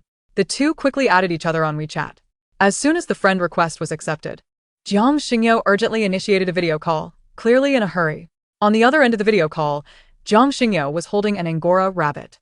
The rabbit was trembling, making short puffing sounds from its nose, and even attempted to bite Jiang Xingyou's fingers. Jiang Xingyou was nearly in tears from panic. "Dr. Xia, when I got home today, I found my rabbit trembling. It even bit my calf, preventing me from changing its spot." "Wait." Xia Zhi Ning suddenly interrupted, gesturing for silence.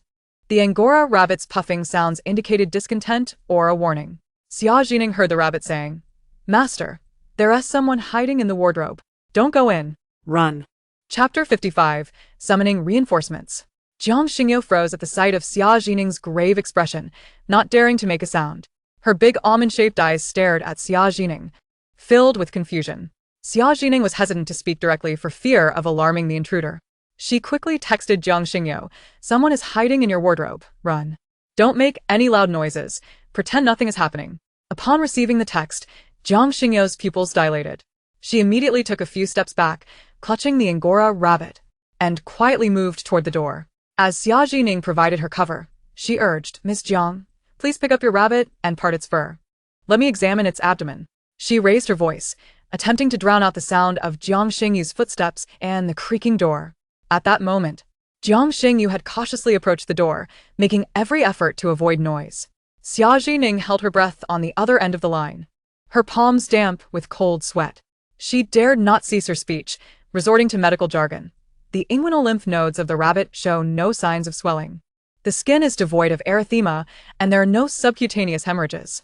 Meanwhile, Jiang Xingyu's fingers slowly grasped the doorknob, her knuckles whitening from the pressure. She held her breath and pressed down with the utmost gentleness. Yet, the doorknob remained unyielding. A faint click resonated sharply in the stillness. Jiang Xingyu's pupils constricted in alarm. Desperately, she tugged at the knob, once, twice, thrice. Still, the door refused to budge. After several attempts, beads of sweat began to form on her forehead. Clutching the rabbit tightly, she slid down to the floor, her back pressed against the cold door. Her trembling fingers flew across the phone screen. "Help. The door won't open." Xia Zhi Ning's heart sank. She suspected foul play with the lock. Taking a deep breath, she too became anxious. Xia Zhi Ning continued messaging Jiang Xingyu. "Stay calm. Send me your address." Jiang Xingyu swiftly provided her location along with her floor and room number. Currently residing in a high-end company-rented flat in the heart of Jiang City, her location was hardly obscure. Upon receiving the details, Xia Zhi Ning promptly forwarded the address to Ji Shuyun, succinctly elucidating Jiang Xingyu's perilous predicament. "Brother, hurry. It's urgent." Ji Shuyun responded almost instantaneously. "We are dispatching the nearest officers now. Keep in touch with her." Upon receiving Ji Shuyun's reply, Xia Zhi Ning felt a slight wave of relief wash over her as she hurried to reassure Jiang Xingyu. "Don't be afraid. I've already called the police." Xia Zhi Ning noticed Jiang Xingyu was in the living room, video calling her while cradling the rabbit. She quickly added, "The police will arrive shortly. Look around for anything that could serve as a weapon." Upon receiving Xia Zhi Ning's message, Jiang Xingyu tightened her grip on the rabbit and scanned her surroundings. Despair and fear etched deeper into her features. "There's no furniture. The living room is quite spacious. I usually use it as a dance practice space." Through the video call, Xia Zhi Ning observed that indeed, the living room was barren, with wooden floors and large windows, reminiscent of a rehearsal studio for idols. Only two large black speakers occupied a corner, far too heavy for Jiang Xingyu to move. The man hiding in the cloakroom was likely listening intently to the commotion in the living room. In such an urgent situation, the dispatch center would immediately assign the nearest police station or patrolling officers. However, it would still take at least 15 minutes for the police to arrive. The distance between Jiang Xingyu and the man in the cloakroom was merely a few dozen steps. Xia Zhi Ning felt parched with anxiety. She cursed herself for not being able to leap through the screen and bring a tiger from the zoo along the network cables. Forcing herself to remain composed, she pondered what else she could do to assist Jiang Xingyu aside from calling the authorities. Her greatest ability lay in communicating with small animals. An idea sparked in her mind. Perhaps she could summon animal reinforcements for Jiang Xingyu?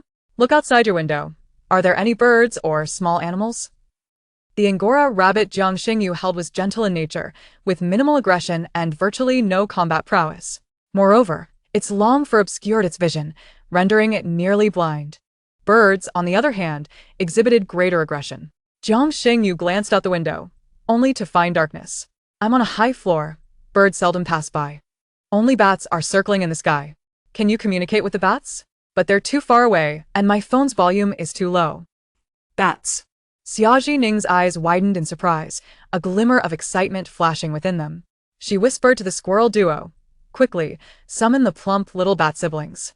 The two squirrels, responding to the urgent mission, scampered out of the medical room to fetch reinforcements. Meanwhile, she continued messaging Jiang Xingyu. "There are speakers in the living room, right? Can you connect to them?" Jiang Xingyu nodded. "Yes, but there will be a prompt sound if the Bluetooth connects successfully, which might alert the person in the cloakroom." Xia Zhi Ning replied, "Wait for me to give you the OK sign, then connect the Bluetooth. Now, go to the window and open it." Jiang Xingyu bit her lip and nodded, quietly moving towards the window. The squirrel duo soon returned, bringing 5 bats with them. The 5 bats hung upside down from the door frame of the medical room, each wide-eyed and gazing at Xia Zhi Ning. She quickly muted her microphone. Lowering her voice, she addressed the 5 upside-down bats. This young lady's home has been invaded by intruders. The situation is dire. The lead bat swooped down before her, the gentle rustle of its wings creating a slight breeze. What should we do, Director Xia? There are your kind circling nearby. Xia Zhi Ning connected the speaker for the live broadcast to her phone. We need you to emit ultrasonic cries for help, summoning all bats that can arrive. Her nails dug into her palm, anticipating the moment when the intruder would appear and she would need to restrain him. The police were already en route. The 5 little bats flapped their wings in unison. Leave it to us. The chubby little bat puffed out its round belly, proudly asserting, I'm the tenor of our bat community. My voice can carry for miles. Excellent, we shall see shortly. Xia Zhi Ning signaled an OK to Jiang Xingyu and then unmuted her microphone. Jiang Xingyu successfully connected to the Bluetooth, and the mechanical voice indicating a successful connection echoed loudly in the spacious flat. Both parties on the call felt their hearts race. The bat choir immediately emitted a high-frequency sound, squeak. Jiang Xingyu had opened the window, and the bat's cries reverberated through the living room speakers. Clutching the Angora rabbit tightly, she fixed her gaze on the corridor of the flat, the very location of the cloakroom. Upon entering the house, Jiang Xingyu had been seized by the Angora rabbit, which refused to let go of her clothing, preventing her from approaching the cloakroom. Only the living room lights were on, while the corridor remained shrouded in darkness. It was impossible to discern whether someone was lurking at the end of the corridor. Chapter 56. Suddenly, I saw Batman. The atmosphere in the flat was suffocatingly tense. Aside from the sound of the bats from the speaker, silence enveloped the space. Xia Zhi Ning could not utter a sound. She could only wait, her heart racing uncontrollably. Just as the bat choir called for their comrades to come to the rescue, a faint creak emanated from the direction of the cloakroom. This subtle noise, distinct from the bat's high-frequency sounds, was unmistakably clear to the human ear. Jiang Xingyu immediately tensed up. Dr. Xia, I think I just heard the sound of the wardrobe door opening. Jiang Xingyu pressed her phone firmly against her chest, the cold surface almost embedding itself into her flesh. The sound of sticky footsteps echoed from the depths of the corridor. Top, top. Each step resonated with a chilling dread, sending shivers down her spine. From the shadows emerged a vague human silhouette, a man hunched over, a pale neck protruding from beneath a black baseball cap. He lifted his head, revealing a face as wrinkled as a rotting orange peel, with murky eyes twitching erratically. The man's throat emitted a phlegmy call. It's time to practice dancing. Suddenly, he grinned, exposing yellowed gums. Don't come any closer. Jiang Xingyu crouched by the window, cornered. Her voice tinged with a sob. I've already called the police. On the other end of the line, Xia Zhi Ning frantically texted Ji Xuan. Brother, hurry. The assailant has appeared. Something terrible is about to happen. In the luxurious apartment, the man gripped a spring knife in his right hand, its blade glinting coldly. Call the police? It's pointless. I 1T survive, and you 1T fare any better. His left hand was caressing the screen of the phone, which displayed Jiang Xingyu's latest performance stills. It was evident that the man was an obsessive fan, a stalker who invaded the privacy of celebrities and would resort to any means to approach his idol. Jiang, why haven't you played any music? The man's smile was grotesque and deranged, his gaze fixated on Jiang Xingyu's casual athletic wear. His demeanor shifted abruptly. Jiang, you don't look good in that outfit. There are so many beautiful clothes in the closet. He was now less than 5 steps away from Jiang Xingyu. Come. Let me dress you in something lovely. Just as he reached for the garment at Jiang Xingyu's feet, a sudden rustle erupted from outside the window. A swarm of bats surged into the apartment through the window. Their flapping wings created a bone-chilling hum, akin to the frantic fluttering of countless pieces of paper. The incessant buzzing of the bats produced a high-frequency sound wave that could induce a sense of pressure in human ears. Reinforcements had descended from the heavens. Xia Zhi Ning finally found her voice and urgently shouted, Jiang, little bunny, quickly cover your ears. Jiang Xingyu instinctively extended her hand, gently covering the long ears of the Angora rabbit. At that moment, she felt a pair of soft little paws tenderly placed against her ears. The little rabbit was valiantly balancing on its hind legs, clumsily shielding her ears with its front paws. Tears streamed down Jiang Xingyu's face uncontrollably as she embraced this small creature, which, despite trembling in fear, was determined to protect her. She buried her face in its warm fur. The swarm of bats swept in like a black tempest. What is happening? The obsessive fan recoiled in terror, only to be met head-on by the first wave of bats. A particularly large bat clamped onto the brim of his cap and yanked it back forcefully. Ah! More bats surged forward, not attacking haphazardly, but moving with the precision of a trained battalion. Some targeted his face, others clawed at his sleeves, while the largest group formed a moving black barrier, encircling the man. The wings of wild bats were filthy, creating a suffocating mist of dust and scales in the air. The man staggered, flailing his arms, but only succeeded in swatting at clumps of damp fur. Help! There's an assailant! Jiang Xingyo screamed as she dashed toward the door. The man's anguished cries echoing behind her. Get away! You damned creatures! Suddenly, a dull thud resounded as the bats knocked the man to the ground. Amidst the sea of dark wings, only his flailing legs were visible. 2 minutes later, a thunderous banging on the door and the roar of a power drill shattered the air. Police! Everyone inside! Don't move! Jiang Xingyo immediately responded with a tearful voice. Officer, I'm here. The assailant has been subdued. With a resounding crash, the door was forcefully breached by the tactical unit, fully armed. But they stood frozen in astonishment at the sight before them. The obsessive fan lay sprawled on the ground, covered in bats, unable to utter a sound. Help! Help me! His knife had long since clattered to the side. The lead officer rubbed his eyes in disbelief. Who called the police? Do we still need backup? 34. I asked a friend to call. Jiang Xingyo trembled as she stood, clutching the rabbit. This person was hiding in my closet. He also broke my door lock. Upon hearing the commotion, Xia Zhi Ning quickly addressed the bat choir. Dear bats, please let your companions down from the bad man. The police have arrived. The bat leader emitted a series of chirps into the phone microphone. Brothers, retreat. We perfectly handled this situation. Feel free to come visit me at the South City Forest Zoo anytime. With the command relayed, the bats simultaneously folded their wings, akin to sheathing swords. The largest bat leader kicked off with its hind legs, performing a somersault into the air, its wings unfurling like a black cloak. It traced silver arcs in the moonlight before vanishing into the night, leaving behind a few fallen tufts of fur. The officers present, witnessing the bats departing gracefully amidst Xia Zhi Ning's farewell, were left slack-jawed. Wow, this is incredible. Is that really Batman? How on earth did that happen? 2 officers cuffed the obsessive fan, their faces still bearing disbelief. Jiang Xingyo, still holding the rabbit, suddenly remembered something crucial. She hurriedly spoke into her phone. Dr. Xia, could you please ask the bunny, when this man came in? How did he manage to get in? Chapter 57. The Bunny's Testimony. The security and privacy of the luxurious apartment where the female star resided were exceptionally high. Xia Zhi Ning was equally curious about how the obsessive fan had infiltrated. Jiang Xingyo pointed the camera at the Angora rabbit. Xia Zhi Ning softened her voice. Little bunny, do you feel any discomfort now? Not at all. Thank you, sister. I'm no longer afraid.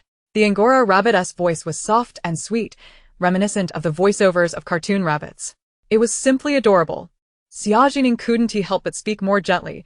Can you tell me, how did you discover someone hiding in the closet? When the master is away, I enjoy scurrying around the big house. As she spoke, the Angora rabbit suddenly became shy and fidgety. I also like to sneak into the master's closet to do my business. It stated this with an air of confidence. After all, the cleaning lady comes regularly. Xia Zhi Ning, she retracted her earlier praise. This little rascal was quite something. Rabbits tend to prefer designated spots for their business, but some mischievous ones occasionally mark their territory. For example, this one. The Angora rabbit blinked its round, glistening eyes, reminiscing innocently. 2 nights ago, the little rabbit, frolicked into my master's dressing room as usual. I began to sniff around meticulously, seeking the coziest corner for myself, leaving behind my tiny droppings. Summer Zhi Ning remarked, to describe the act of relieving oneself so refreshingly and adorably is truly unparalleled. My Angora rabbit ears quivered with trepidation as I suddenly detected an unfamiliar scent. Following the aroma, I bounded over and found a man in my master's dressing room, sniffing her personal garments. My voice trembled at the thought of that scene. He spotted me, grinned, and reached out to stroke my fur, nearly sending me into a state of sheer panic. I hurriedly scurried out of the dressing room, too frightened to return. Summer Zhi Ning shuddered at my description, astonished. Did this stalker really lurk in the apartment the night before? Does that mean he spent the night here? The Angora rabbit nodded, its ears twitching nervously. At first, I thought my master had sent someone to catch me for my mischief. But it turned out, he treated my master's home as if it were his own. Bathing and using the restroom. The most terrifying part is, today he has been hiding in the dressing room, refusing to come out. I even saw him sharpening a knife and tampering with the door lock. At that moment, a familiar officer examined the lock, explaining. The perpetrator tampered with the lock from the inside, allowing the victim to open it once. However, once closed, the latch would jam, rendering it impossible to open again. The Angora rabbit trembled, exclaiming, "That was too terrifying. Fear not, it's all right now. The villain has been taken away by the police." Summer Zhi Ning reassured while translating the rabbit's testimony to Jiang Xingyou and the officers. Officer Xiao Li, tasked with documentation, stared at Summer Zhi Ning as she concurrently interpreted the rabbit's speech. He glanced at the serious Angora rabbit murmuring away and began to question his life choices. "I can't believe I'm taking a statement from a rabbit?" He rubbed his temples, thinking that if this got out, he'd surely top the police department's annual joke list. He glanced down at his notepad, which read, "Witness, Angora rabbit, male, 1.5 years old. Testimony, that pervert not only invaded my master's apartment, but also used her shower gel." The rabbit was agitated, even thumping its feet in accusation. Xiaoli's lips twitched. Can this really be considered evidence? Wouldn't the judge just laugh and call for a recess? I was so scared that I hurriedly hid in the corner of the living room, curling up and waiting for my master to return. The Angora rabbit continued.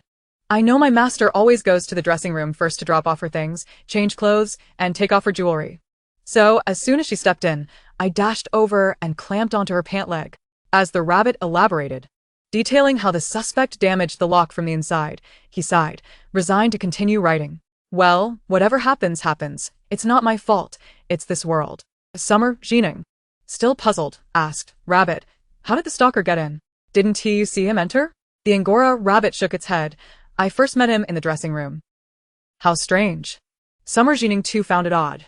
Think carefully. Did anyone enter the apartment the night before? The Angora rabbit tugged at its ears. The cleaning lady comes every day to clean up and refresh my water and food. Summer Zhi Ning pressed. Did anyone accompany the cleaning lady inside? No, replied the rabbit. Also, the assistant brought 2 movers to carry in an enormous wooden box.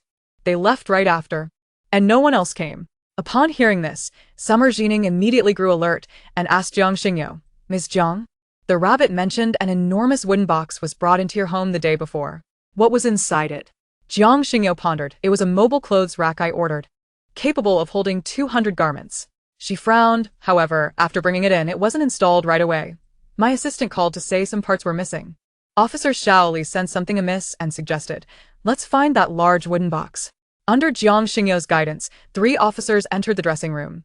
As Summer Zhi Ning observed the dressing room on screen, she was taken aback. She had imagined it to be a larger fitting room, yet it resembled a clothing warehouse. The entire wall was lined with pristine white wardrobe doors, arranged like a set of dominoes. Behind each door lay the latest seasonal garments, the handles glinting under the light. With so many wardrobe doors, even one could easily conceal an adult. No wonder the rabbit always darted in here. It was a veritable amusement park for them. Officer Xiao Li quickly spotted the large box mentioned by the rabbit. He rushed over to inspect it. The box was empty. There were no clothes racks inside. Jiang Xingyou hurried over as well. Inside the large box were numerous fast food wrappers and empty water bottles, along with tools like hammers and wires, presumably used to damage the lock. It was evident that the stalker had hidden food, water, and tools inside the box, sneaking in with the movers, thus evading all security and surveillance. How is this possible? Jiang Xingyou gasped, her face turning pale, her voice trembling. Summer Zhi Ning frowned. Could someone have swapped the cargo? She suddenly looked up. Were those 2 movers bribed by the stalker? Chapter 58. A snake on the loose. Impossible. Jiang Xingyou shook her head. The movers are all property management staff, and every move requires identity verification. They wouldn't dare jeopardize their jobs. Summer Zhi Ning frowned and asked the Angora rabbit, Rabbit, when the assistant brought the 2 movers in with the box, did anything unusual happen? Can you recount that process from when they entered until the box was placed in the dressing room? The Angora rabbit nodded. That afternoon, as the sun was setting, the assistant brought the movers in with the box. They directly moved it to the dressing room. I was curious about what was inside, so I followed them to take a look. The movers took out a hammer, saying they would help unpack the box and install it. The assistant said it wasn't necessary, that they were missing parts, and they left. Xia Zhi Ning felt something was off. They didn't even open the box to check. How would the assistant know there were missing parts? Did the vendor inform her? Jiang Xingyao's expression turned uncertain. I'll call the vendor to inquire. After a call to the vendor, Jiang Xingyao's voice trembled as she spoke. How could this be? How could Xiaonan deceive me? Officer Xiao Li noticed the situation was deteriorating and quickly asked, what did the vendor say? Jiang Xingyao replied gravely, the vendor said my custom clothes rack has not yet shipped. Xia Zhi Ning asserted, this assistant is definitely suspicious. Upon reflection, it seems the stalker knew exactly when you would return home. His actions, devoid of assistance from any internal personnel, were easily susceptible to detection. Suddenly, Xia Zhi Ning recalled that the assistant frequently entered and exited Jiang Xingyao's spacious apartment, often finding herself alone with the Angora rabbit. Rabbit, when your master is away, does the assistant often come to take things? How does she treat you? The Angora rabbit shook its ears and lowered its voice. That wicked woman. Every time she comes, she pinches my backside and threatens that if I dare tell my master, she will turn me into spicy rabbit head. She is not here to take anything. I have seen her stuff the master's necklace into her bag. The array of accessories in the cloakroom was so abundant that one could easily overlook a few missing pieces. The most outrageous thing is that she always twirls in front of the mirror wearing the master's dresses, claiming to her phone, these are all mine. Yesterday, she even spat in the master's face cream. I could smell the foul odor. Xia Zhi Ning solemnly recounted these details to Jiang Xingyao. Jiang Xingyao's complexion paled as she silently discarded the cosmetics on the cloakroom table. Xia Zhi Ning furrowed her brows in concern. Why don't you install a surveillance camera at home? It would provide at least some safety. Jiang Xingyao chuckled bitterly, shaking her head. Those networked cameras are far too easy for hackers to breach. If I installed one, who knows, one day my changing clothes might be broadcasted online. Xia Zhi Ning recalled news she had seen online and shook her head in disbelief. It truly was a perilous situation. Having identified an accomplice in the case, Officer Li contacted his superiors to request the detention of Jiang Xingyao's assistant, Xiao Nan. The intruding fan was subdued, pointing to the mastermind behind the scenes. After taking Jiang Xingyao's statement, the female officer advised her to rest well. Jiang Xingyao clutched the rabbit and expressed her gratitude. Dr. Xia, I cannot thank you enough for today. Otherwise, I might not have been able to stand here calmly. Xia Zhi Ning shook her head. There is no need for thanks. I, too, find solace in saving a life. She inquired with curiosity, but how did you think to contact me? Jiang Xingyao gently groomed the rabbit's fur, a faint smile gracing her lips. Actually, I had been aware of you for quite some time. Recently, I took on a role that required horseback riding, and while browsing videos, I happened upon your segment on communicating with animals. I specifically requested your contact information, intending to ask you to be my horseback riding companion. A hint of embarrassment flickered in Jiang Xingyao's eyes as she admitted, I wanted you to help me communicate with the horse, to make it a bit gentler with me. Xia Zhi Ning displayed an expression of understanding. But tonight, the rabbit suddenly went wild and bit my pant leg. Jiang Xingyao chuckled helplessly. I thought I would test your abilities first. I was originally planning to take it to the veterinary clinic for a checkup, to compare both sides' claims. Her voice lowered as she hugged the rabbit tighter. I never expected this call would end up saving my own life. Xia Zhi Ning shared in the relief. Thank goodness we connected. Jiang Xingyao's face was filled with gratitude. I heard that your zoo is struggling financially. I wonder if you need any volunteers? I would like to come help you out, and perhaps film a vlog to promote your work. Xia Zhi Ning was elated. Of course. You are always welcome to bring the rabbit for a visit.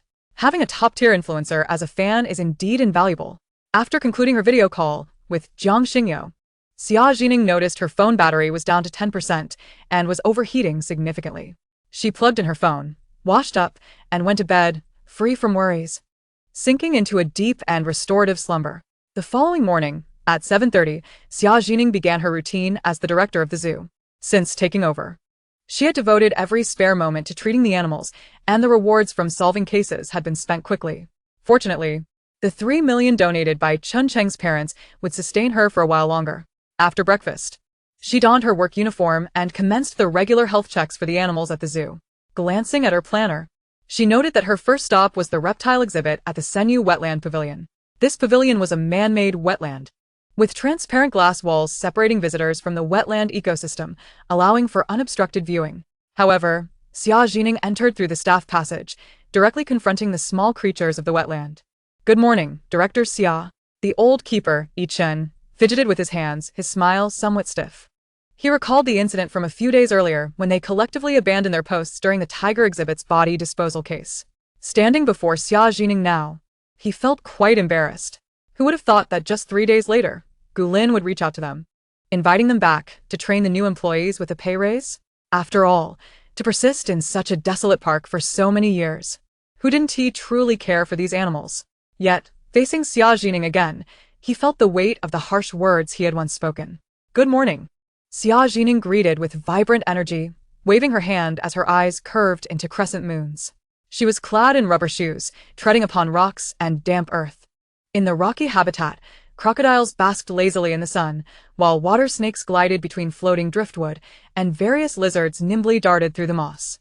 The humid air was tinged with a faint briny scent, occasionally punctuated by splashes, signaling another mischievous creature leaping into the water. Xia Zhi Ning had just completed a dental check for a freshwater crocodile named EBA when Yi Chen rushed over in a flurry. Director Xia, something has gone wrong. A snake has escaped. Chapter 59.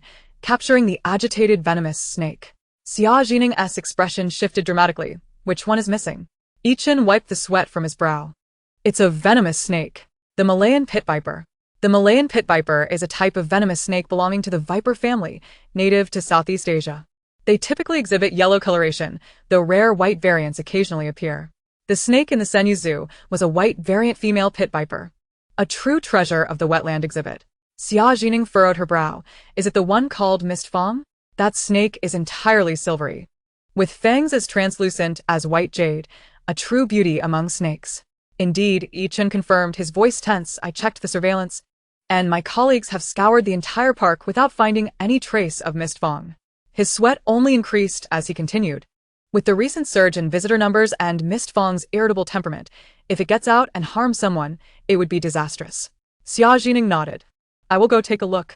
As a venomous pit viper, Mist Fang resided in a luxurious insulated box, generally rendering escape impossible. Xia Zhi Ning meticulously examined Mist Fang's enclosure. Due to budget constraints, the box was rather sparse, furnished only with a layer of white pebbles and a simple faux branch for the snake to coil around. A layer of shed skin hung from the branch. Donning thick bite-resistant gloves, Xia Zhi Ning began to sift through the white pebbles in the enclosure. Suddenly, her fingers halted. She discovered that the drainage pipe beneath the pebbles was damaged. Oh no! A wave of dread washed over her. This broken pipe could very well be the escape route for Mist Fang. Without hesitation, Xia Zhi Ning dashed toward the control room, urgently requesting the drainage layout for the wetland pavilion. After quickly scanning the blueprints, she immediately followed the path of the pipes and hastened out of the wetland pavilion. She had hardly stepped out of the wetland pavilion when the leader of the 5 bats suddenly flapped its wings and flew over. Xia Zhi Ning was quite taken aback by the sight of the bat, as it was the time they usually slumbered in the morning. Help, Principal Xia. This is terrible. Just now, Fatty almost became a meal for a white venomous snake. A jolt of fear gripped Xia Zhi Ning's heart as she immediately deduced that the white snake must be Wuya. One of the bamboo viper's favorite prey was bats.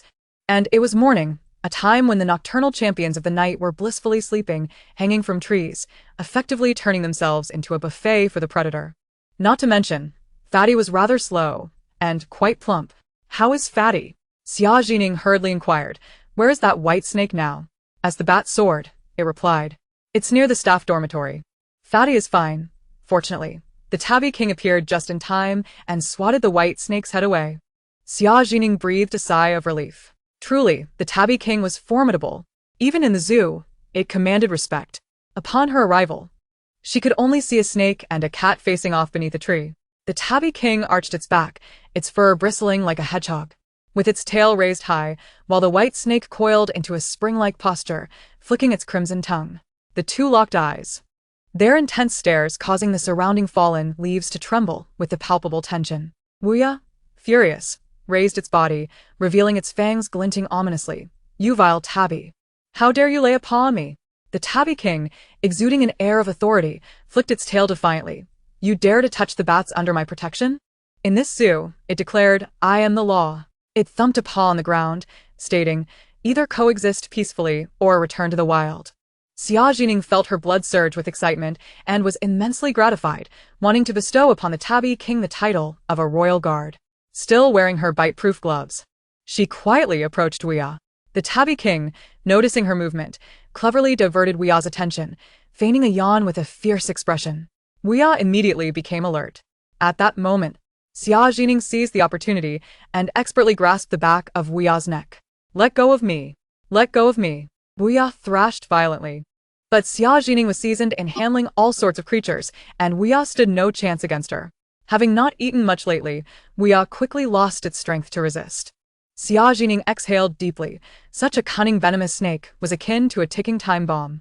"I refuse to be confined, detestable humans," Wuya hissed, angrily thrashing its tail. Xia Zhi Ning crouched down, meeting the gaze of the leucistic bamboo viper, patiently explaining, "Your leucistic gene makes you a living target in the wild. You lack camouflage to evade predators, and direct sunlight could scorch your scales. The zoo provides you with UVB therapy 3 times a week and special nutrients, none of which you would find in the wild." After hearing this, Wuya coiled into a spiral, its fangs retracting. It realized that the two-legged creature spoke the truth. "Staying cooped up in this little box every day is making me moldy," it sulked, suddenly lifting its head. "How about you let me out for a stroll? I swear it will only be for 10 minutes.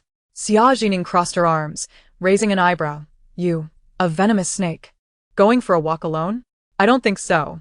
Well, you can accompany me," Wuya urged, flicking its tongue in desperation. "Aren't you supposed to give all the animals a checkup? Let me be your live stethoscope." It nudged her glove affectionately as it spoke. Remembering the note in Wuya's care record about its declining appetite and having bumped into glass 3 times, Xia Zhi Ning realized that Wuya's claim of being bored was not a lie. Being confined to one place had indeed caused it to exhibit signs of irritability and depression.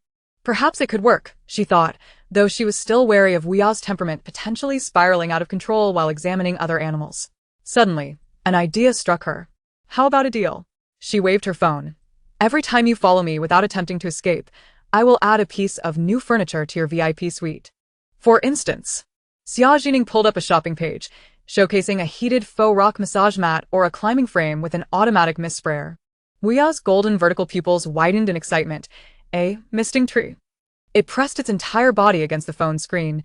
"Deal. But I want the one with the little fish pattern." All right, Xia Zhi Ning chuckled, tapping its head, "But if you try to escape again, I'll give that mat to the lizard next door." "You wouldn't dare." Wuya immediately coiled around her wrist. "Let me show you what a model companion snake is." For the next several hours, Xia Zhi Ning attended to the animals in the park, documenting their health statuses. Wuya remained obediently coiled around her wrist, even passing her various small diagnostic tools with its mouth. Xia Zhi Ning found herself puzzled by the sudden change in attitude of the snake that had previously been so irritable and eager to escape. Was it truly just because of the promise of new furniture? That didn't seem to align with the snake's nature. She decided to stay vigilant. Before long, Xia Zhi Ning discovered the reason behind Wuya's newfound docility. Chapter 60. She brings a snake to the rescue of the entire team. While Xia Zhi Ning was examining the black panther, Caesar, in the jungle pavilion, Wuya excitedly twisted its body, whispering in her ear, "Wow, look at that sleek, shiny fur and those powerful long legs." Wuya fixated on the panther's fluid muscular lines, twisting into a pretzel beside Xia Zhi Ning. When it runs, its fur shines like liquid obsidian. It walks with such elegance. "Its catwalk is mesmerizing," Wuya exclaimed, panting. Xia Zhi Ning, fearing that Wuya's drool might land on her hand, gently prodded the snake's head with her tweezers. Hey, wipe your mouth. You're a poised venomous snake, not a drooling puppy."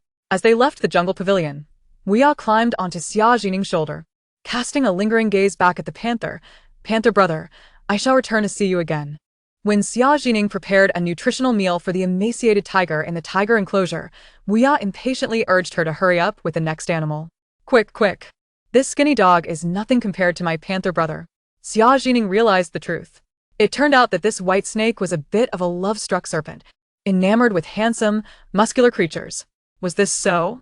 Xia Zhi Ning reasonably suspected that Wuya's previous irritability from being confined was due to the lack of attractive company. During the subsequent examinations of various animals, Wuya chattered like a gossip. "The stag brother is so handsome, with antlers like a crown.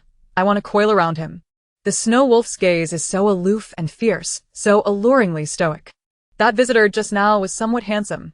I want to bite him to get his attention." Xia Zhi Ning was nearly overwhelmed by Wuya's infatuated chatter. After finishing the examination of the last sea turtle's shell, Xia Zhi Ning suddenly received a phone call from Yu Qinzhou. Detective Xia, we're flying abroad the day after tomorrow. The whole team would like to treat you to dinner today to express our gratitude. Yu Qinzhou's voice was clear and magnetic. Are you free to join us? The moment Weya heard the male voice on the phone, its tail flicked with interest. Upon learning that someone was inviting her to dinner that evening, Xia Zhi Ning felt delighted. Yes, I can make it. Yu Qinzhou chuckled heartily and said, you can first visit our swimming base. We will take the bus to the restaurant together shortly. Xia Zhi Ning, both astonished and intrigued, exclaimed, I can visit? Will I get to see your training? Yu Qinzhou replied, of course. Once you arrive, simply call Coach Tao. After hanging up the phone, Xia Zhi Ning looked at the misty serpent coiled around her arm and said, all right, Wuya. I've taken you around the park for most of the day. It's time for you to behave. As she glanced down, she was startled by the fierce, wolf-like gaze of Wuya. The serpent's body was tightly wrapped around her arm. Director of the garden. It called out directly. Its small eyes glimmered with excitement. I want to go to the swimming base. The swimmers must have fantastic physiques. Xia Zhi Ning instinctively protested. No, you will frighten them. The once arrogant and domineering snake now exhibited a desperate, pleading demeanor, writhing in anxiety. Please, I'll do anything you say. I'll hide in your pocket and only take a distant look. Just one glance, and my ailment will be cured. Xia Zhi Ning remained firm in her refusal. Absolutely not. What if you scare the swimmers? They're flying abroad in 2 days and have a competition next week. Wuya began to act petulantly. Then I will cling to you, and not leave. With no choice but to consult Coach Tao, Xia Zhi Ning made the call. Surprisingly, Coach Tao agreed. It's fine, these kids have grown up by the water and have encountered snakes more or less. I've also heard that the Senyu Zoo has a prized white snake. Is it this one? I just asked the team members, and they all want to see this white snake. Upon hearing this, Wuya proudly flicked its tail. Yes, yes, you are the most beautiful. You are the best. Xia Zhi Ning found an airline carrier and took Wuya in a taxi to the swimming team's base. Throughout the journey, Wuya was particularly excited, exclaiming, abs. Athletic boys. Here I come. Xia Zhi Ning covered her face, relieved that the others could not comprehend the lewd musings of the serpentine creature. Upon arriving at the training base, the assistant coach warmly guided Xia Zhi Ning through the various facilities, while Coach Tao was absent. The assistant explained, one of the athletes is not in great form. Coach Tao is currently giving them a talk. Xia Zhi Ning listened with concern. The national swimming team was under considerable pressure from the audience across the country. As they entered the training area, Xia Zhi Ning was instantly captivated by the scene before her. By the azure pool, the swimmers were attentively listening to Coach Tao. Crystal droplets cascaded down their chiseled chests, gliding over well-defined abs, before ultimately disappearing into their elegant mermaid lines. The youthful bodies, illuminated by sunlight, radiated vitality, with every muscle contour exuding strength and grace. The perfect proportion of broad shoulders and narrow waists made Xia Zhi Ning nearly swoon. Not to mention Wuya in the carrier, whose head seemed eager to burst forth, longing to entwine itself around the abs of the handsome athletes. This place felt like paradise. After merely a few glances, Xia Zhi Ning redirected her attention to the athlete receiving Coach Tao's admonition. Shin, if you continue like this, you will hold us back. We cannot have any weak links in the relay. Xia Zhi Ning recognized that the athlete being chastised was once a sports star, Lin Shen. He was the oldest member of the swimming team, and his performance in recent competitions had been less than stellar. Lin Shen hung his head, speaking in a low tone. Coach, I really am getting old. My physical capabilities are failing me. After this world championship, I want to retire. Enough of that nonsense. Coach Tao scolded. With the competition approaching, the one thing athletes cannot afford to lose is their fighting spirit. At that moment, Xia Zhi Ning suddenly had a flash of inspiration. Hesitantly, she spoke up, Coach Tao, I have a method to test whether Lin's issue is physical or psychological. The crowd looked at her in confusion. The assistant coach frowned. Excuse me, visitor, please refrain from disturbing the training during your tour. What method? Coach Tao inquired earnestly, aware that she was a straightforward person who would not speak frivolously. Xia Zhi Ning leaned in and whispered a few words into Coach Tao's ear, both of them glancing at the airline carrier. Given Lin Shen's current state, it might be worth a gamble. Coach Tao nodded and instructed the other team members to step back to the pool's edge. Lin Shen, we have a special test to determine whether your issues stem from your body or your mindset, Coach Tao informed him. However, it might be a bit stimulating. Are you willing to give it a try? I am willing, Lin Shen replied resolutely, curious to know if he could still swim effectively. Alright, prepare at the poolside. Coach Tao signaled to Xia Zhi Ning. She walked to Lin Shun's side, instructing Wu Ya, when the whistle blows, you pursue this handsome guy, but absolutely do not bite. Understood? Wu Ya excitedly wriggled. Rest assured, I wouldn't dream of biting someone so handsome. Ready. Lin Shun assumed his starting position.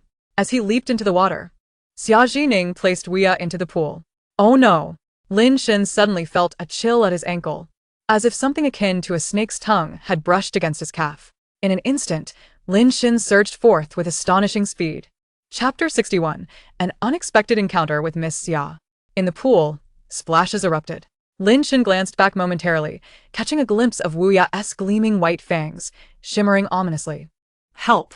Lin Shun screamed, switching into escape mode, his arms slicing through the water with fervor. Wu Ya, flicking its tongue, joyfully pursued, what delicate ankles my brother has. I wish to coil around them. He fled, and it chased. He was trapped with no escape. The assistant coach, stopwatch in hand, was overwhelmed, trying to monitor both the timer and Lin Shun's remarkable performance. Wow, this kid is swimming so fast, he even has time to look back.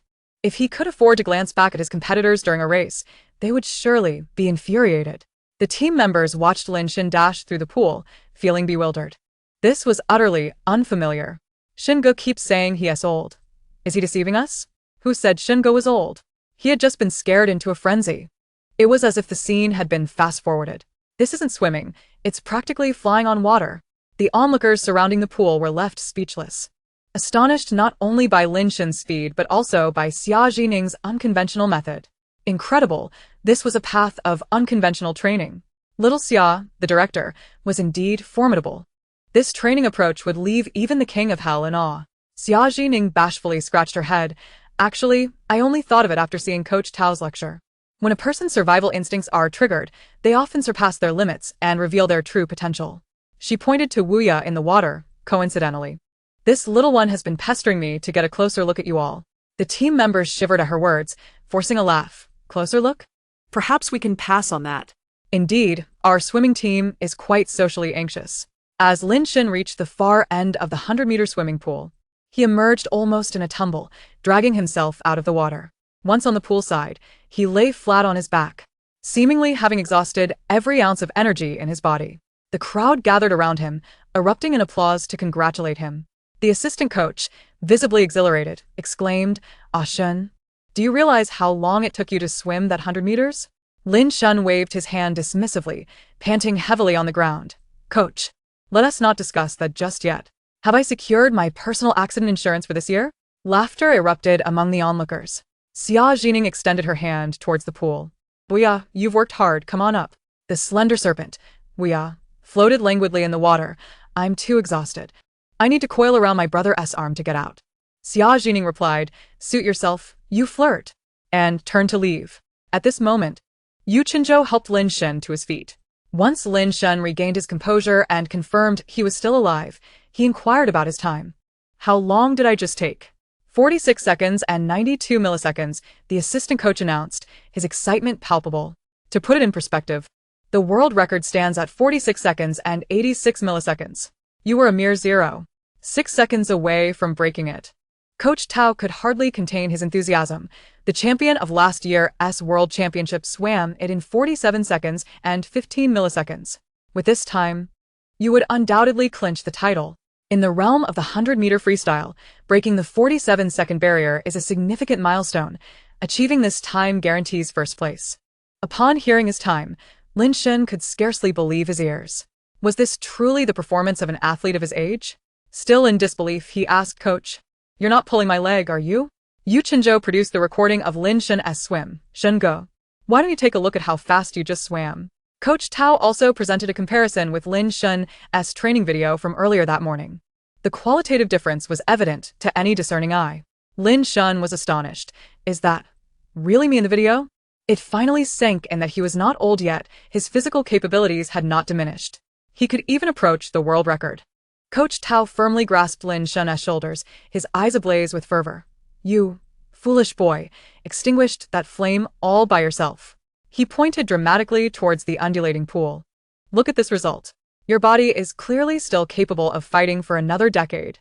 Lin Shun, now with tears brimming in his eyes from the excitement, nodded vigorously. I understand now, coach. He turned to Xia Zhi Ning, overwhelmed with gratitude. Thank you, Director Xia, for helping me rediscover myself. Xia Zhi Ning shook her head. You never lost anything to begin with. With a piercing gaze directed at the pool, she added, see, your strength has always been there. You must not allow anyone to extinguish that flame within you. Lin Shen nodded. I will remember this. Thank you. Coach Tao gave Xia Zhi Ning a thumbs up. Xia, your approach is truly effective, a stroke of genius. He pounded his chest in exasperation. Why did we only meet you, a top-notch animal communicator, just before the competition? Xia Zhi Ning, flattered, felt a bit shy. It's not too late. At least I've helped Lin Shen with his mindset.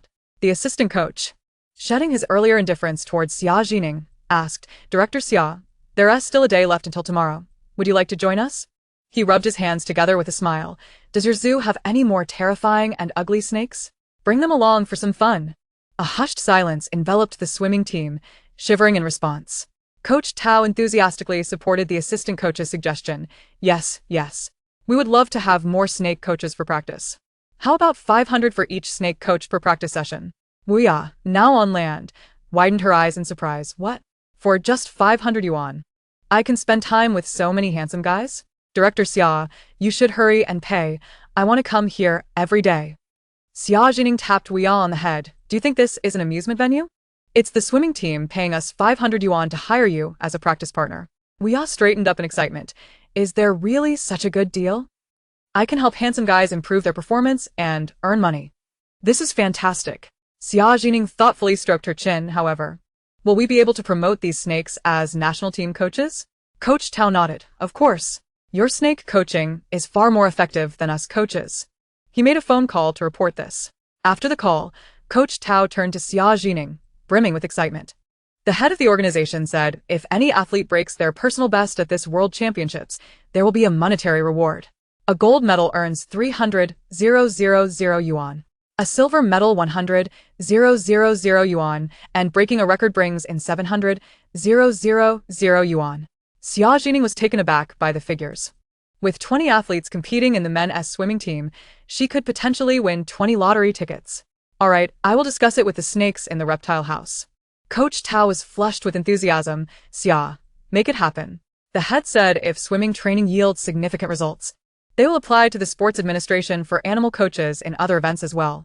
The future looks bright for your zoo. Xia Zhi Ning was filled with excitement. Along with the little animals, will do our utmost. Subsequently, Coach Tao and the assistant coach were called into the office by the head. The swimming team members gathered around Xia Zhi Ning, engaging in conversation, their curiosity piqued by the white snake, Wuya, coiling around her arm. Meanwhile, in the office on the second floor, the door swung open, and a gentleman dressed in a tailored suit with golden-rimmed glasses stepped out with a steady gait. Coach Tao followed closely behind, shaking hands to bid farewell. Secretary Jiang. Thank you for the generous sponsorship of the rehabilitation project for the national team by the GU Group this year. Secretary Jiang inclined his head slightly. His gaze sharp yet restrained behind the lenses. You flatter me, Coach Tao. President Gu often states that the health of outstanding athletes is the best commercial return. A subtle smile graced his lips, for win-win situations are the guiding principles of the GU Group. After Coach Tao departed, Secretary Jiang paused at the second-floor observation deck. His eyes fixed on Xia Zhi Ning, who was surrounded by the swimming team members. He adjusted his gold-rimmed glasses thoughtfully and then retrieved his phone. President Gu. I've encountered Miss Xia at the swimming base. With a gentle tap on the screen, he attached a photo. Should I discuss the treatment of Dark Star with her further? Chapter 62. Let us go. Follow me to assist with the birth. In the most scenic Jiang City apartment, Gu Huaya lay on the bed in a light sleep, having just returned from a research trip in Europe, struggling to adjust to the time difference. The wolf dog, Dark Star, sat beside him, tail wagging, its large, watery eyes fixed on Gu Huaya, as if deep in thought. Had Gu Huaya opened his eyes at that moment, he would have recognized this as a sign that Dark Star was up to mischief. However, he slept soundly. Minutes later, the soft glow of dusk filtered through the floor-to-ceiling windows, casting a gentle light in the bedroom. Gu Huaya slowly opened his eyes. The collar of his black silk pajamas slightly ajar, revealing his well-defined collarbone. He languidly propped himself up, his deep, hoarse voice still laced with sleepiness. What time is it? The Dark Star immediately perked up its ears. obediently lying by the bedside, its damp nose gently nudging its owner's hand. Gu Huaiya's long fingers glided through the dog's soft fur, a low chuckle escaping his lips. Why is it so quiet today? Having just returned to the country and adjusting to the time difference, the dark star remained tranquil, keeping him company as he slept soundly. Gu Huaiya affectionately ruffled the dark star's fluffy head, his tone unusually relaxed. This isn't like you. Don't you usually pester me to find Dr. Xia as soon as you see me? The moment the name Dr. Xia was mentioned, the dark star lunged at Gu Huaiya, licking him eagerly. Gu Huaiya pushed it away in disdain. What a disgrace. Ding dong. A notification chimed from his phone. Gu Huaiya lazily swiped his screen, and a photo sent by Secretary Jiang instantly came into view. Dr. Xia Zhi Ning was surrounded like a queen by a group of bare-chested swimmers. Water droplets sparkled on the young, muscular athletes' firm abdomens, their youthful, exuberant faces making him squint. TSK. He let out a soft scoff, absent-mindedly patting the dark star's head. Your Dr. Xia certainly knows how to enjoy herself. The dark star wagged its tail fervently, its paws eagerly pawing at the phone screen. Gu Huaiya raised an eyebrow, leisurely enlarging the photo. What's the rush? They're all embracing her right now. Do you really think she remembers you silly dog? The dark star stamped its feet in frustration, suddenly launching itself at Gu Huaiya, knocking him down onto the bed, gripping the hem of his pajamas in its mouth. It tugged upwards, its paws playfully smacking against his abdomen. Woof. One paw pointed accusingly at the muscular group beside Dr. Xia in the photo, its tail spinning like a propeller. Gu Huaiya's expression darkened instantly. Are you suggesting I go seduce her? The dark star nodded vigorously, its eyes gleaming with intelligence. Master. Your physique surpasses theirs, and you have more wealth. With a bit of courage, you surely have a chance. The dark star continued, its eyes gleaming fiercely. Master. Just a glance from you, and I could send those little rascals tumbling into the pool. As the dark star spoke, its fierce gaze was unmistakable. Though Gu Huaiya couldn't comprehend canine language, he could tell from the dog's exaggerated expressions that mischief was brewing. He raised his hand and gave it a gentle thump on the head. Have you grown some ambition? He scoffed, his long fingers pinching the dog's mouth. Do I really need to resort to selling my charms to achieve my goals? Gu Huaiya picked up his phone and sent a voice message to Secretary Jiang. There's no need to report on Xia Zhi Ning from now on. With that, He tossed the phone aside and turned back to sleep. However, his slumber was far from peaceful. In the midst of his dreams, a thunderclap shattered the night sky. The resounding boom jolting Gu Huaiya awake. It was just like a stormy night 5 years ago, when armed militants bombed the war-torn area he was aiding. Gu Huaiya bolted upright, and with the flash of lightning illuminating the room, he spotted the dark star curled up in the corner of the living room. The once mighty Czechoslovakian wolfdog now stood with bristled fur, its teeth chattering, emitting intermittent whimpers. Those once confident eyes were now filled with terror. The sight of the dark star in distress was like a knife twisting in his heart each time. Gu Huaiya clenched and unclenched his fingers, took a deep breath, and grabbed his phone. Lao Chun, prepare the car immediately. His voice was hoarse. To Senyuzu now.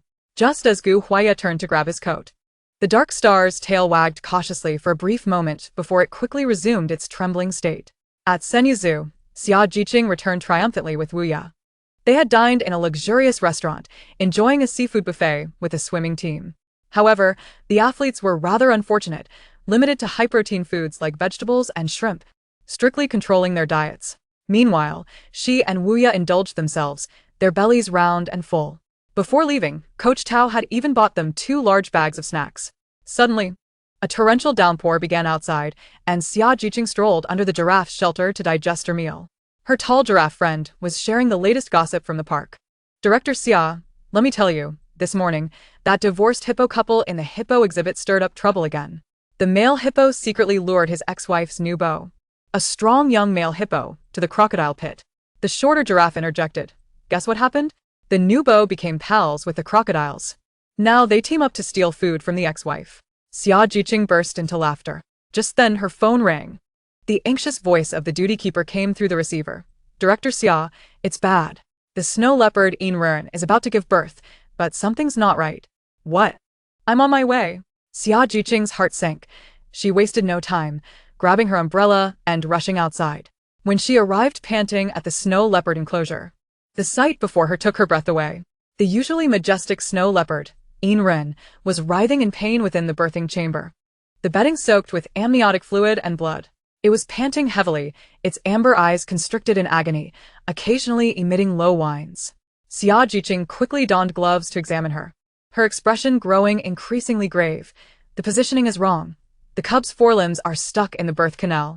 We need to perform an emergency cesarean. She looked up at the keeper. Quick, contact the anesthetist. The anesthetist had to return to his hometown in the north today. The earliest he can arrive is in an hour. The keeper's response sent Xia Zhi Ning's heart plummeting. The snow leopard was too large. She needed assistance. One to comfort, the other to deliver. Trembling, Xia Zhi Ning flipped through her contacts, but couldn't find a professional veterinarian who could arrive quickly. Just then, the security guard's call came in. Director Xia, there's a Mr. Gu at the entrance looking for you. Gu Huaya? Xia Zhi Ning's eyes brightened. Gu Huaya had served as a battlefield doctor, performing countless surgeries under dire medical conditions, his surgical skills undoubtedly exceptional. Although he wasn't a veterinarian, desperate times called for desperate measures. If she could get Gu Huaya's help, there might still be a glimmer of hope. Let him in immediately. Tell him to come straight to the snow leopard enclosure. At the entrance of Senyu Zoo, a blinding car headlight sliced through the rainy night. A low-profile black Maybach glided into the park. Inside the car, Gu Huaya's face was shrouded in clouds, as if he were prepared to battle the storm raging outside. You're quite the sight, he stated slowly, gripping the dark star's ear, his long fingers dangerously twirling at the furry tip. The dark star, feigning illness, had just slipped up in the car, and Gu Huaya immediately saw through it. With a pathetic awoo, the dog nuzzled its head against its owner's knee, thinking, "Since you're here, Dr. Xia must be missing me." Ha. Gu Huaya scoffed coldly, releasing the wolf's ear and pinching its mouth instead. "You can roll out yourself when we get there. After this, you're not getting back in this car." The dark star wagged its tail in dismay.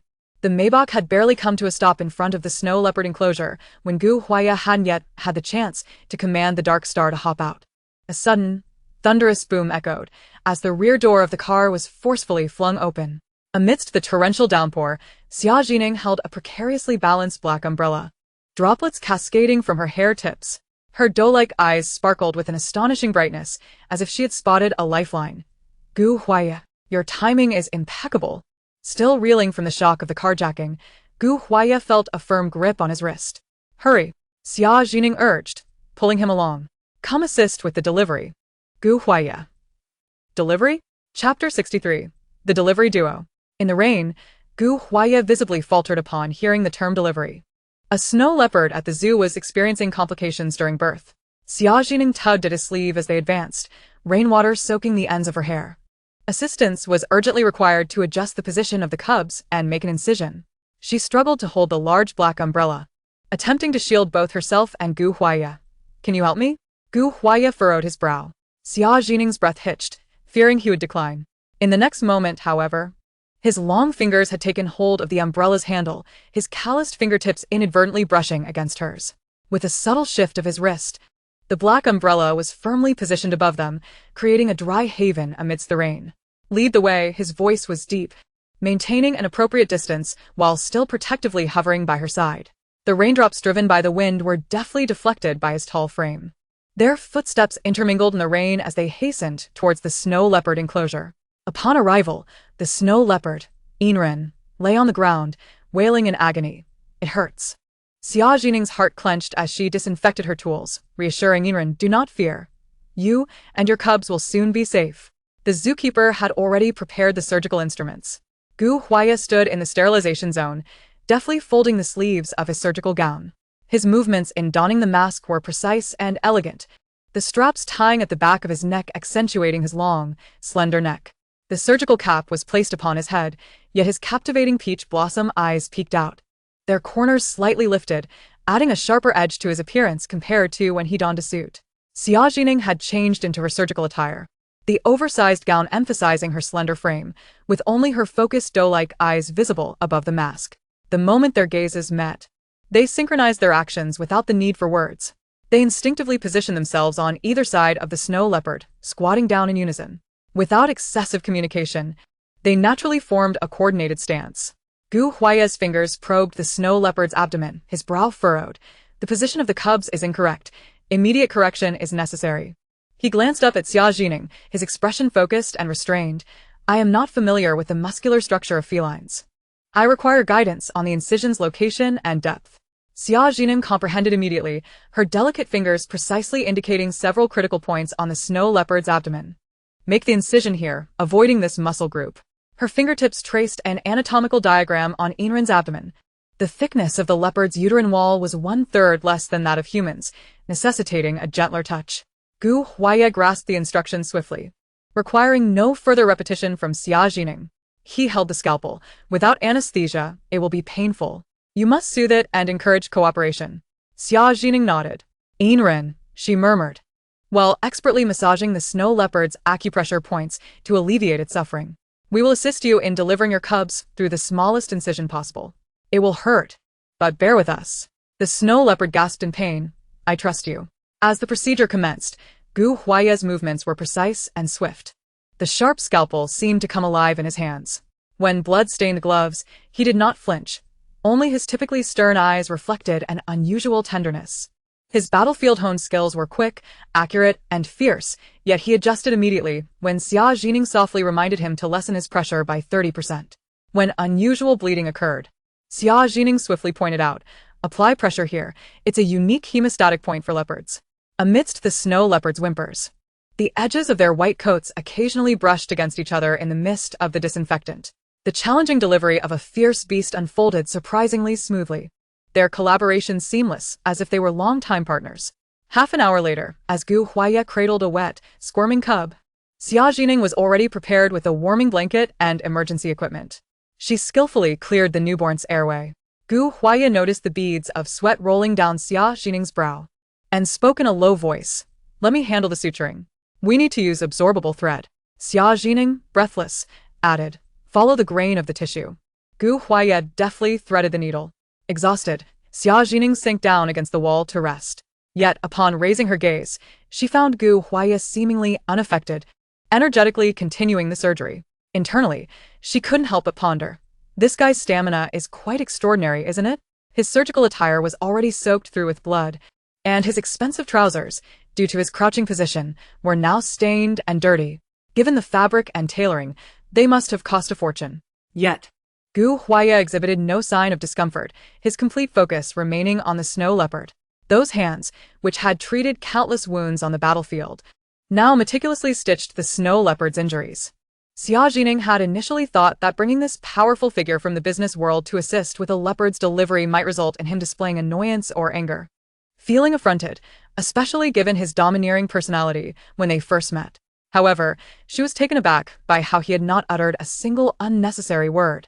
Wholly dedicated to saving the injured animal. All done. The zookeeper can take over now. Gu Huaye rose, discarding his gloves into the medical waste bin. His gaze swept over Xia Zhi Ning's damp forehead and tousled hair. You need to shower and change your clothes, otherwise, you might catch a cold. Xia Zhi Ning was startled, then realized it was his medical profession's instinct kicking in. She stood up but immediately stumbled back down, a pained and embarrassed expression on her face. My foot's asleep. Gu Huaye shot her a sidelong glance. Is this your level of stamina? Still indulging in the swimming team? Can you exercise some restraint? Be cautious of overexertion and sudden collapse. My dog is waiting for you to treat him. Xia Zhi Ning, bewildered, looked up. Huh? Who's indulging? Gu Huaye reached out and effortlessly lifted Xia Zhi Ning from the ground, showcasing impressive strength as he carried her to the resting area beside the snow leopard enclosure. And Xing had already been brought into the resting area by the driver, eagerly wagging its tail upon seeing them emerge. It even had a towel in its mouth, which Gu Huaye gently pulled away with his long fingers, tenderly placing it atop Xia Zhi Ning's damp hair. Xia Zhi Ning froze, instinctively raising her gaze to meet his. This man, who was usually so proud and aloof, was unexpectedly performing such a caretaking gesture. Where did this towel come from? She asked suspiciously. Gu Huaye looked down at her, the corners of his lips subtly lifting, but his hand playfully rubbed the towel on her head a couple of times, finally pressing it down loosely to cover her entire head. It's the towel for wiping in Xing's head, he said nonchalantly. Xia Zhi Ning. She yanked the towel off, glaring at him. Gu Huaye, was that intentional? The man cast her a condescending glance, his voice deep. What? Are you disgusted? He then turned to Xing, speaking slowly. Did you see that? She finds you repulsive. And Xing, whoa, so heartbroken. Xia Zhi Ning quickly retorted. It's not disgust. I'm just angry. You just wiped my head like it was a dog's. She spoke, casting a glance at Gu Huaya. Who is it that is surrounded by admirers? Clarify it. Anqing rushed ahead to relay the news. Sister Xia, Secretary Jiang spotted you at the swimming base, surrounded by muscular young men.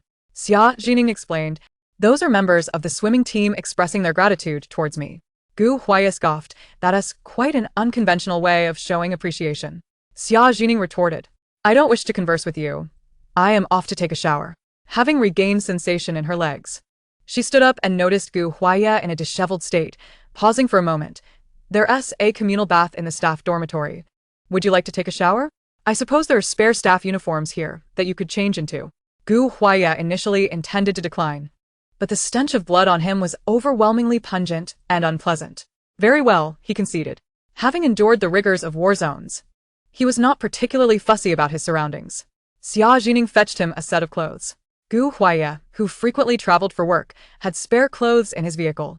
He took the garments and entered the bathhouse. Anqing, at the entrance, tugged at Xia Zhi Ning's pant leg, persistently trying to pull her into the bathhouse. Sister Xia, my master's abs are also impressive. Do you wish to take a look? The feeling of stepping on them is absolutely fantastic. So firm, so powerful. Anqing was exuberant, resembling a waiter at a hot pot restaurant, exuding warmth and enthusiasm. Chapter 64. Humiliate her. Xia Zhi Ning's face flushed crimson, and she hastily took a few steps back. No. Thank you. I'll shower in my dormitory. With that, she fled back to the director's quarters. After showering and drying her hair, she spotted Gu Huaya standing at her dormitory door, his expression grim. Xia Zhi Ning, are you messing with me? The moment she laid eyes on him, she burst into laughter, nearly choking on her saliva. The t-shirt she had given him was a surplus item from a collaboration between Senyu Zoo and a small animal adoption association. It prominently featured a round-faced cat with a tilted head, adorably pleading for adoption with a cheerful inscription, looking for a home, we'll warm your bed. To make matters worse, a fluffy fabric tail was sewn onto the back of the shirt, swaying as he walked. The design aimed for pet owners to wear the t-shirt while interacting with their furry companions, crafted from durable materials resistant to chewing. Upon seeing the tail, Anqing's ears perked up, and his eyes sparkled with excitement as he lunged at the swaying tail, clawing at the hem of the t-shirt. A tail? My master has a tail too. Gu Huaya, scowling, held down the shirt's hem, but Anqing, mistaking it for a game of tag, became even more animated, circling around him in playful antics, attempting to capture the tail with his mouth. Xia Zhi Ning was doubled over with laughter. I'm so sorry, but the warehouse only had the size that fits you. She wiped away her tears of mirth, reflecting on his rather large stature. Gu Huaya gritted his teeth, restraining Anqing's head. Where are the scissors? What? Xia Zhi Ning yawned. I'm so tired. I can hardly hear you. She turned and entered her dormitory, tossing over her shoulder, Good night, Dr. Gu. Before slamming the door shut, Gu Huaya seethed. You expect me to wear this to the hotel? Anqing wagged his tail. Master. The staff dormitory is also a place to sleep, right next to Sister Xia's room. He tugged at Gu Huaya's tail, dragging him toward the single dormitory. Gu Huaya struck Anqing on the head. This is all your fault for pretending to be sick today. The following morning, Xia Zhi Ning woke up early. Now free to use her phone, her first habit upon rising was to scroll through videos. The first video recommended by the algorithm instantly roused her from her drowsiness. It was an apology video from Xia Qingqing. The rumors surrounding Senyu Zoo had been clarified, but Xia Qingqing's light and cute animal pavilion had not been adversely affected. The lawyer had demanded the identity of the rumormonger from the platform, discovering that the culprit was still a student. The rumormonger subsequently apologized, admitting to being an obsessed fan of Xia Qingqing, who had attempted to create buzz for her idol by targeting a poorly managed zoo. Now, Xia Zhi Ning was watching Xia Qingqing tearfully apologize in her video. In it, Xia Qingqing appeared earnest. I never anticipated that things would escalate to this point. Fan actions shouldn't burden the idol. I sincerely apologize to Senyu Zoo and hope everyone continues to support it. The comments section was filled with sympathizers. This incident also implicates Qingqing. She can't control others' actions. Seeing Qingqing cry is heart-wrenching. It's so hard for a young girl to start a business. How unfortunate. Those who cause trouble for Qingqing aren't true fans. Some commenters suggested that the rumormonger should compensate Senyu Zoo for the damage caused. Immediately, Xia Qingqing's fans countered, stating that only the rumormonger should be held accountable, emphasizing that they were still in school and lacked financial resources, thus should not be driven to despair. The situation seemed poised to resolve itself peacefully. Xia Zhi Ning smirked derisively. Did they think this matter would simply fade away? No way. Xia Zhi Ning clicked on the official account of the light and cute indoor animal pavilion, intending to ascertain the situation there. However, as she casually clicked on a video of an alpaca eating, she noticed something was amiss. In the video, the pure white alpaca was mechanically chewing on fodder. Small white bubbles oozing from the corners of its mouth, each swallow accompanied by painful tremors. My stomach hurts, the alpaca's large, tear-filled eyes conveyed distress. But the caretaker said it gasped weakly, if I don't finish eating, I'll be locked up in that dark cage again tonight. Was Xia Qingqing neglecting the sick alpaca? Xia Zhi Ning was taken aback. Scrolling further, she found a highly rated video featuring 3 floppy-eared rabbits huddled together, frantically bemoaning to the camera. The smell here is so overwhelming. Who will come to save us? Meanwhile, the comment section was filled with adoration. The rabbits huddling together are so cute. I just want to pet them. A video of a duck being cradled by a visitor revealed the duck quacking. The smell of fresh paint is giving me a headache. I can't take it anymore. After that, a video of a cockatoo singing showed the bird, adorned with rosy cheeks, lamenting post-performance. My throat hurts. I don't want to sing anymore. The blush on my face feels uncomfortable. Each video she watched revealed animals lamenting their plight at the light and cute animal pavilion. Obviously, these creatures were suffering in human torment and could no longer endure it. These poor little souls were so pitiable. Xia Zhi Ning checked the latest update from the official account of the light and cute indoor animal pavilion. They were promoting an upcoming live event titled Meet the Celebrity Investors. After glancing through the event description, she learned that next Saturday, a few young idols would be invited to participate in an experiential activity at the light and cute animal pavilion. This activity would be live-streamed in its entirety, allowing the celebrity guests to interact with the animals. Xia Zhi Ning was taken aback by the number of live stream reservations, an astonishing 200,000. The event description concluded with an adorable remark. These stars might just become the future owners of light and cute, so let us show them our support. In that moment, it dawned on her. Xia Qingqing was indeed executing a plan that served 2 purposes simultaneously. While contemplating how to leverage celebrity fame to promote the animal sanctuary, as well as enticing them to join forces for future branches in other cities, this grand event appeared to be the result of considerable effort from the Xia family, who must have invested significant resources in networking and finances. Xia Zhi Ning recalled the plight of the small animals suffering at the Qimo Animal Sanctuary and suddenly conceived an idea. What if, on the day of the live broadcast, these little creatures collectively staged a daring escape from the sanctuary? The spectacle would undoubtedly captivate the audience and surely become a sensation. Xia Zhi Ning quietly plotted, preparing to enlist a few scouts to gather intelligence and incite the animals at Qima Indoor Animal Sanctuary. In Chapter 65, seeking assistance from Boss Crow, Xia Zhi Ning pondered, which small creature should she send to infiltrate the enemy ranks and ascertain their plans? The Qima Indoor Animal Sanctuary is located on the 4th floor of a commercial office building. Xia Zhi Ning noticed that in the videos posted by the official account, the sanctuary had recently undergone renovations, and with so many animals crammed together, their windows were frequently ajar for ventilation. It seemed sending a small bird to relay information would be the most effective approach. She immediately thought of that cunning, money-loving little crow. This creature was exceptionally clever, adept at adapting to circumstances. Thus, after freshening up, Xia Zhi Ning donned the gold chain she had purchased at the mall the previous evening and set out to pay a visit beneath the large birch tree near the giraffe enclosure. Little crow, are you there? I have a favor to ask.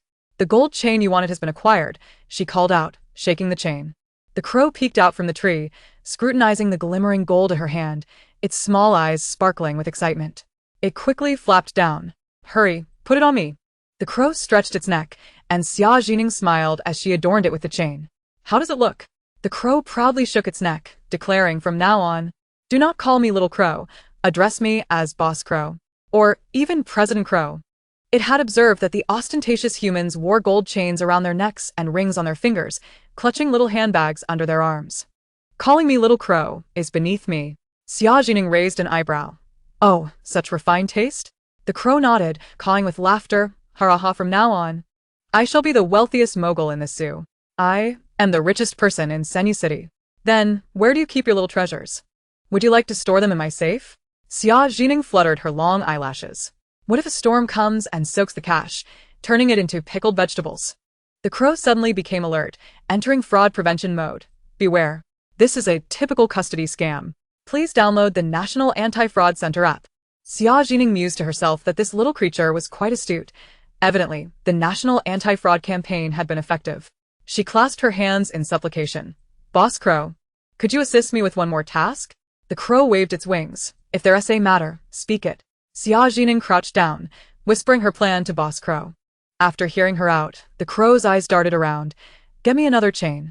Xia Zhi Ning promptly gestured an okay. What kind of chain do you desire, boss? The crow tilted its head in thought. One with a jade pendant, for prosperity. Xia Zhi Ning burst into laughter. Where did you hear that? The crow replied. The visitors at the zoo play their music loudly on their phones. I've been brainwashed by that tune lately. Leave this matter to me. Boss will handle it today. With that, it flapped its wings and flew away.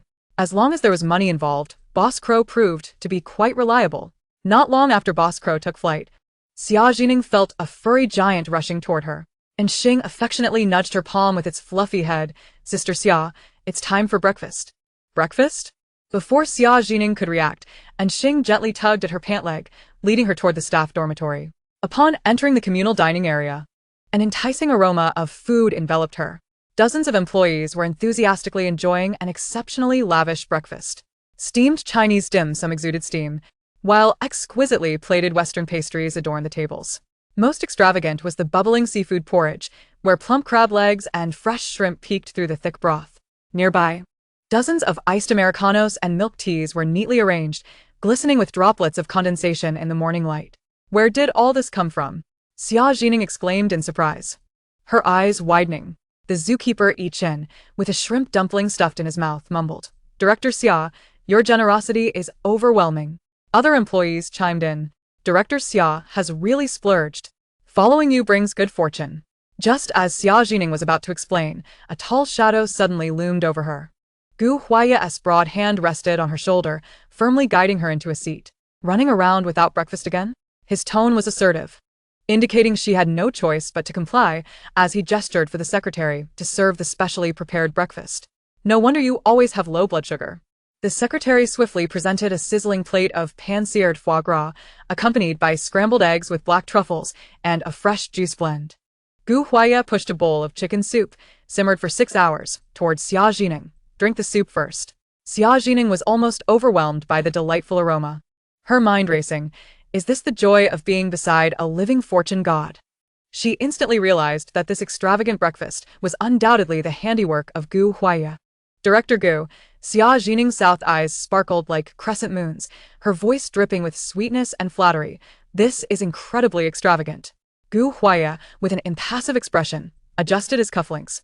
Don't get ahead of yourself. Secretary Jiang mistakenly ordered extra servings.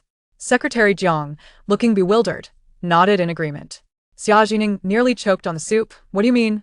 A slip of the hand. What does it mean to have dozens of extra breakfasts? As she stared blankly, the soup had already cooled. Gu Huai cast a disdainful glance her way.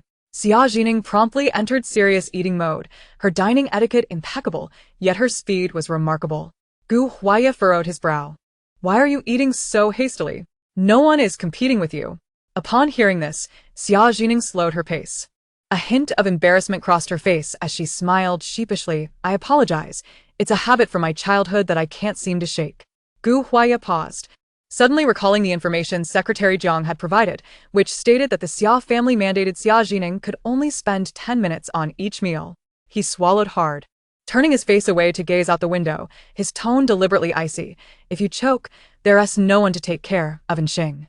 You better take care of yourself, Gu Huai said coldly, loosening his tie with elegant fingers. After all, you are now fully responsible for Xing Woof. Xing perked up, raising its fluffy front paws, eagerly nodding in agreement, its tail thumping on the ground. Xia Zhi Ning blinked in surprise, her lashes fluttering like a tiny fan. Huh? Didn't Director Gu say he wouldn't cooperate with me? Gu Huai snorted, glancing at Secretary Jiang. I'm being coerced by a dog. Is that reason sufficient? Secretary Jiang immediately understood, respectfully presenting the already prepared contract and pen, a knowing smile flickering behind his glasses. Miss Xia, please take a look. Xia Zhi Ning perused the contract with meticulous attention. The previously mentioned draconian clause requiring 24-hour readiness from Gu Huaya had vanished. In its stead were some rather peculiar stipulations. Chapter 66. Are there still experts? Party A, Gu Huaya. Party B, Xia Zhi Ning. Xia Zhi Ning gazed at the contract with an expression of incredulity. For every pound I lose, a deduction of 10,000 from my bonus. ISN, this for treating Anqing? She was utterly perplexed. Why would I be penalized financially for losing weight? Secretary Jiang, standing nearby, explained. Miss Xia, your health status is directly related to Anqing's well-being. Furthermore, Anqing's health impacts President Gu's mental state. Moreover, this is not a draconian clause. For every pound you gain, you will receive a reward of 20,000. For every half hour of exercise, a reward of 3,000. Xia Zhi Ning began to doubt her own ears. Gu Huaya rapped his fingers on the table. Add one more clause. Barring exceptional circumstances, each meal must consist of the nutritious food delivered by Gu's hospital. Each meal must last a minimum of 20 minutes, and you must not eat in haste. Secretary Jiang promptly noted this down. Xia Zhi Ning scratched her head, suddenly realizing that Secretary Jiang's earlier words made an odd sort of sense. Her health, Anqing's health, President Gu's mental well-being, and world peace. It seemed somewhat logical. She murmured to herself, yet felt an unsettling dissonance. It felt akin to playing Russian nesting dolls, with the final layer ensnaring herself. Nonetheless, since the contract bore no detrimental clauses against her, she decided not to dwell on it and swiftly signed her name. The events from last night regarding the snow leopard's difficult labor had made her aware of the necessity for a dedicated pet hospital within the zoo, equipped with professional medical facilities and a veterinary team. All of this would require significant funding. Once both parties had signed the contract, Gu Huaya hurriedly departed for a meeting. He needed Anqing by his side, thus Anqing had to accompany Gu Huaya to work. As Xia Zhi Ning observed Anqing being led away, its expression of desolation mirrored that of a corporate drone being summoned for overtime. Meanwhile, Xia Zhi Ning remained busy. She headed towards the wetland pavilion, where the zookeepers were already bringing out the various air transport containers. The previous night, while strolling through the zoo with Wuyo, she had compiled a list of eager little animals willing to serve as coaches. The containers housed a plethora of enthusiastic animal trainers, mostly snakes, along with aquatic creatures from the aquarium. Among them, a particularly striking rectangular glass tank drew attention. Inside, a crocodile was voraciously devouring small fish. Xia Zhi Ning declared that this crocodile would serve as the head coach for today's pre-competition training. She frowned, addressing the crocodile named Eba. Eba, why are you eating again? Didn't the zookeeper just brush your teeth? What if your bad breath affects the national athletes? The crocodile sheepishly halted its gnawing. Dear girl, if I don't fill my belly, how will I muster the strength to pursue anyone later? Xia Zhi Ning face-bombed, acknowledging the crocodile's point was indeed valid. Yet, this creature had consumed an entire bucket of salmon nearly 30 minutes prior. The name EBA was truly fitting. The swimming base was urgently seeking the help of animal coaches, and a specialized animal transport vehicle was already stationed at the entrance of Senyu Zoo. Xia Zhi Ning took the passenger seat, steering a convoy of animal coaches towards the swimming base. An hour later, at the swimming base, the athletes had completed their warm-up and morning training, standing at the pool's edge with a mix of anxiety and anticipation. After witnessing Lin Shen's explosive power test yesterday, these athletes were eager to try their own potential. Lin Shen was the oldest member of their team. Could they possibly surpass his physical capabilities? Everyone was filled with a sense of trepidation and excitement, until, at the entrance of the swimming hall, a slender figure appeared against the light. All held their breath. Xia Zhi Ning emerged at the door of the swimming hall with a radiant smile. Good morning, athletes. The snake coaches making their debut today have all undergone health checks, are free of parasites, and have been bathed. You can all relax and get close. One by one, she introduced the day's animal coaches. This is our striped-necked snake coach. As the container's lid was lifted, a green snake with a red head emerged, flicking its tongue and twisting its body. This is our king cobra coach. The king cobra unfurled its hood and leapt out, startling the swimmers. Even Coach Tao couldn't help but cling to the assistant coach's arm. And this is our silver-ringed snake warrior. The silver-ringed snake stood upright, performing an exotic dance, evoking a sense of melancholy. Various bizarre and venomous snakes emerged, each with a dramatic entrance. Some swimmers recoiled, feeling a wave of despair. Suddenly, that green tree viper from yesterday seems rather charming. Hey, are you referring to me? Weo stealthily coiled around the ankle of one swimmer. Oh my goodness! The swimmer held his breath, suppressing the urge to fling Weo away. Fearing the label of attacking a coach, Xia Zhi Ning quickly retrieved Weo. No scaring people. Everyone trembled, but only Yu Qinzhou glanced at the snakes. Scratching his head, I've seen these snakes by the water as a child. I feel somewhat accustomed to them now. I'm not particularly afraid of snakes. I wonder if this animal training can unlock my potential. Xia Zhi Ning squinted at him, a mysterious smile gracing her lips. No worries, my friend. It's a sure thing. How about you go first for the test? Yu Qinzhou, a seasoned competitor, maintained a calm demeanor and nodded. All right. I'll go first and set an example for my fellow teammates. He prepared his swimming stance at the starting block. However, much to everyone's surprise, Xia Zhi Ning did not transfer any of the snakes from the container behind Yu Qinzhou. Lin Shen raised an eyebrow in suspicion. Could there be more experts? Coach Tower called the large glass tank covered in black cloth that two staff members had just moved. Could it be? The assistant coach blew the starting whistle. Just as Yu Qinzhou leapt onto the starting block, Xia Zhi Ning suddenly lowered her voice and called out, Yu Qinzhou, don't look back. This command snared his attention like a hook. Human instinct compelled him to glance back. To his horror, a 4-meter-long estuarine crocodile darted out from the athlete's passage with lightning speed.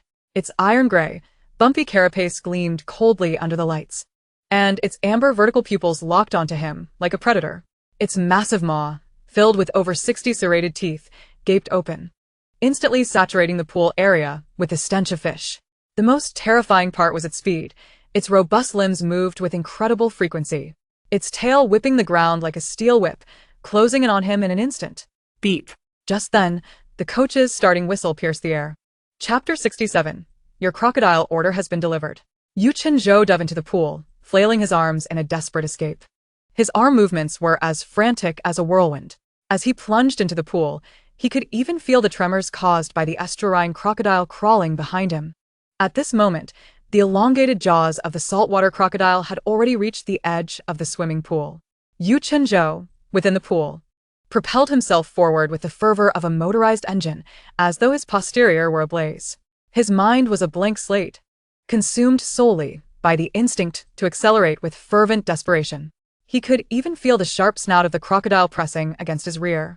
The jagged sensation sent shivers down his spine. In a frenzy, Yu Qinzhou swam with reckless abandon, oblivious to the world around him. The entirety of his blood and motor neurons transmitted just one command: swim faster, escape. The saltwater crocodile, the largest existing reptile, can reach lengths of up to 7 meters in males. It need not enter the water. Simply lying there with its mouth agape exudes an overwhelming sense of intimidation. Its long tail swished like a small whip, splashing water into the faces of the onlooking teammates. Everyone stood there, pale-faced and astonished. This was a true man-eater. Its massive physique was utterly terrifying. The standards for swimming pools in the World Championships and the Olympics are both 50 meters, requiring a return trip for the 100 meters. The adult saltwater crocodile, due to its size, is not suited for intimate interaction with Yu Qinzhou in the water, nor for offering guidance. However, the crocodile is swift and possesses explosive power, completing 50 meters in merely 15 seconds, slightly faster than Yu Qinzhou swimming in the water. Thus, as Yu Qinzhou desperately swam toward the opposite end of the pool to escape the crocodile, Xia Zhi Ning also guided the crocodile from one end to the other. When Yu Qinzhou neared the far end of the pool, believing he had evaded the crocodile's grasp, he lifted his head only to see Xia Zhi Ning waiting for him at the opposite end with the crocodile. Xia Zhi Ning snapped her fingers, grinning as she announced, your crocodile order has arrived ahead of schedule. The crocodile obediently opened its massive jaws, revealing rows of teeth that sparkled like steel spikes in the sunlight. Almost as if it were saying, "Darling, please leave a 5-star review, or I shall rate you poorly with my teeth." Yu Qinzhou's face turned ashen. Upon reaching the wall, he executed a swift turn and frantically swam back. He dared not relax for even a moment, as the adrenaline that had just subsided surged back with renewed vigor. Adrenaline. Boss, I'm back on duty. His heart, which had only just calmed, skyrocketed to 180 beats per minute. At that moment, he was not merely swimming, he was fighting for his life. This 100-meter swim was astonishingly swift.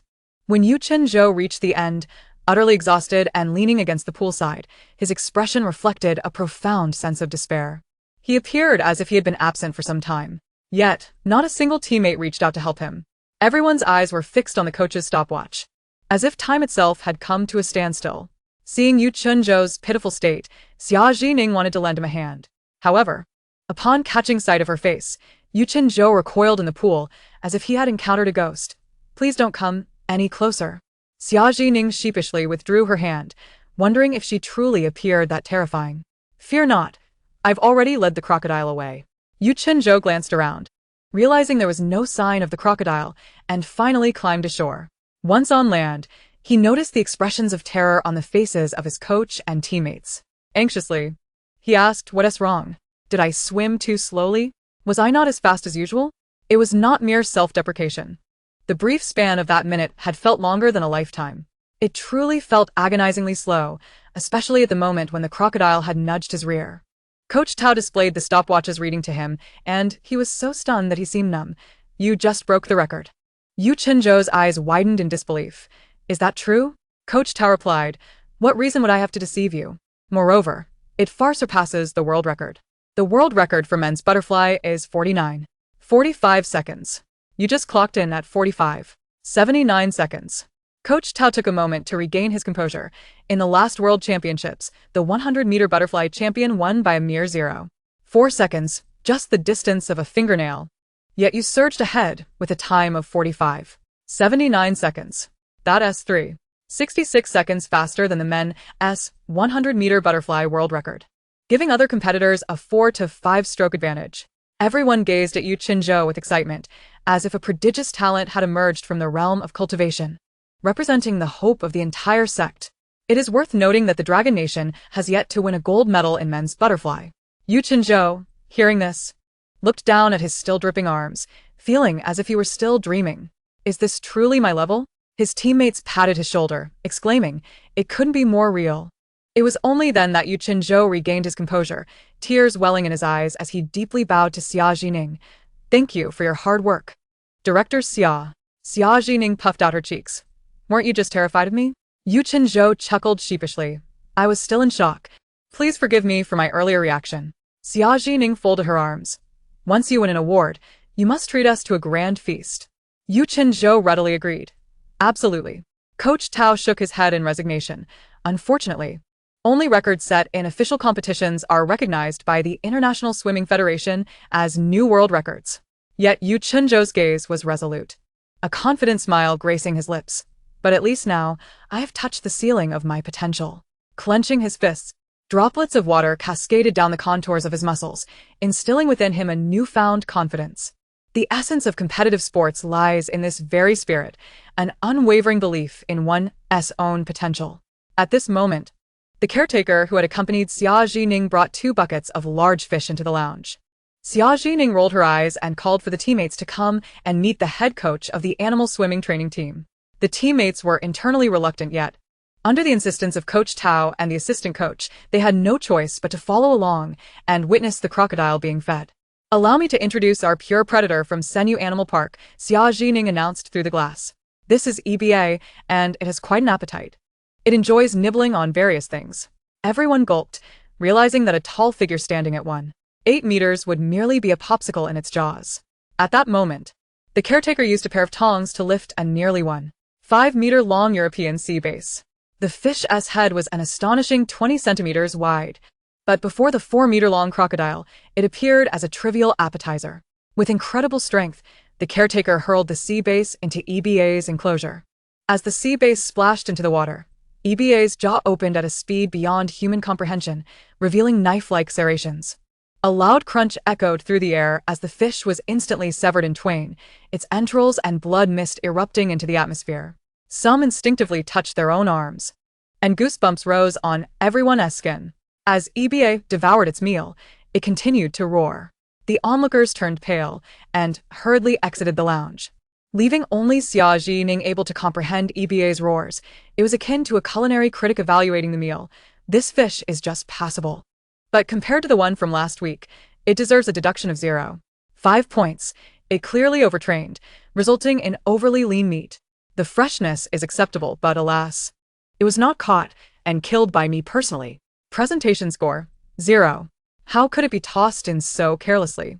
At the very least, Some garnishing should be added to the dishes. The portions are utterly disappointing. There's scarcely enough to fill the gaps between my teeth.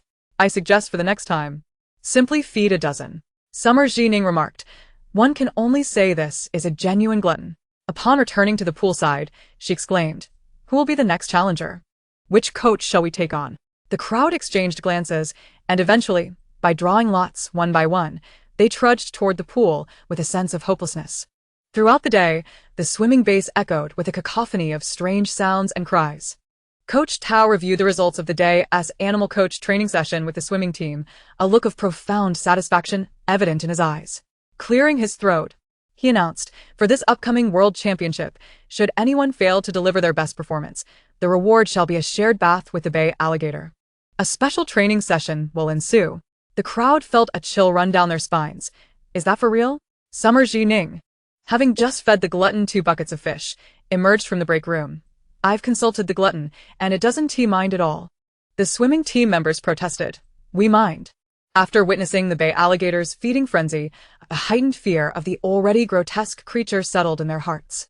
At the end of the day's animal training, the staff escorted the animal coaches to the transport vehicle.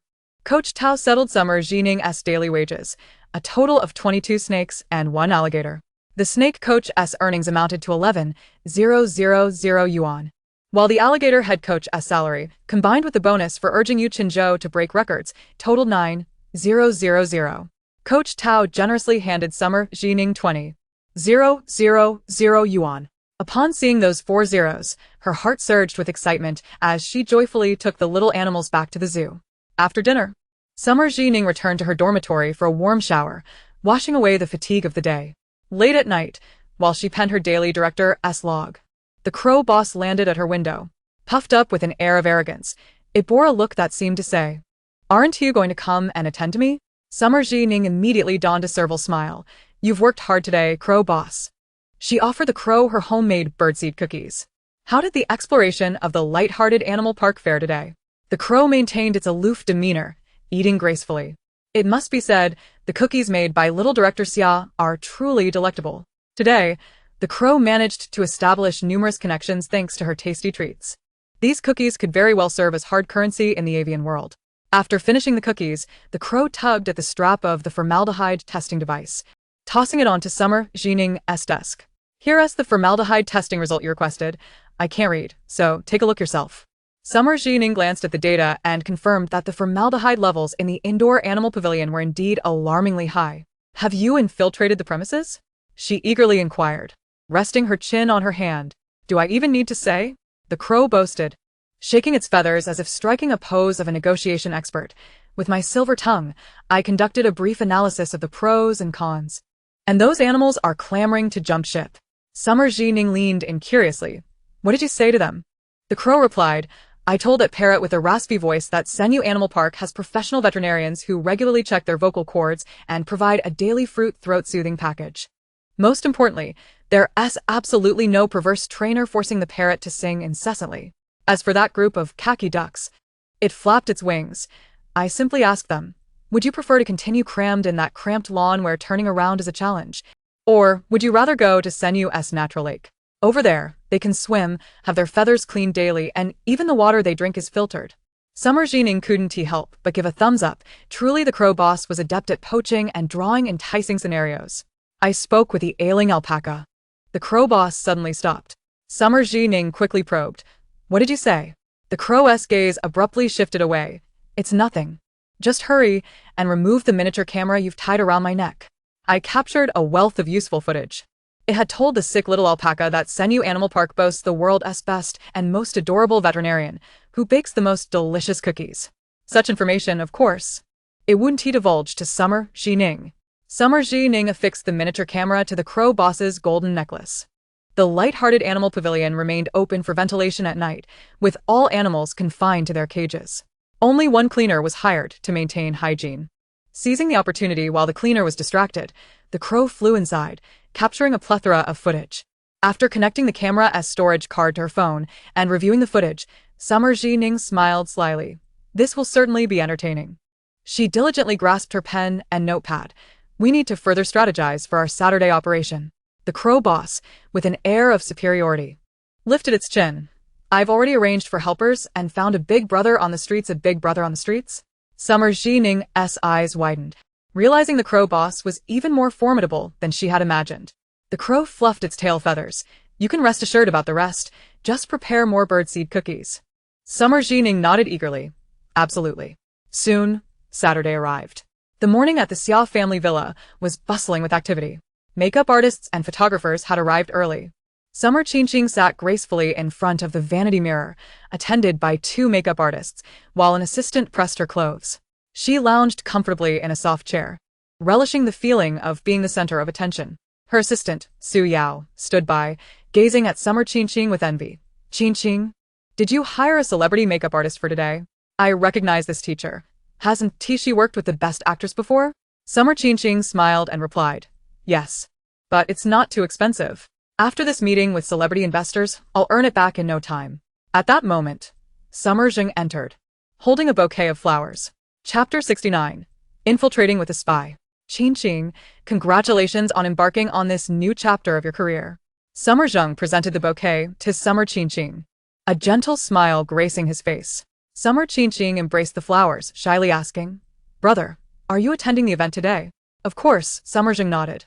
How could I? As your brother, possibly miss our Qingqing's first hosted business event?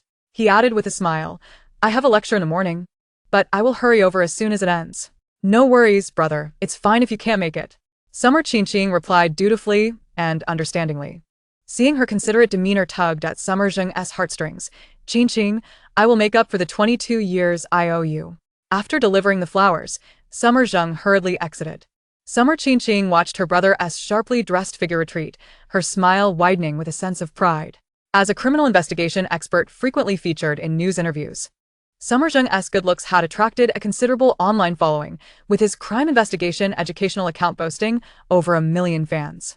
This time, Summer Zheng helped promote Summer Qingqing's live streaming event, and their joint performance of a dance gesture garnered over 500,000 likes. Netizens praised them as a pair of high-achieving, attractive siblings and began to ship the sibling duo.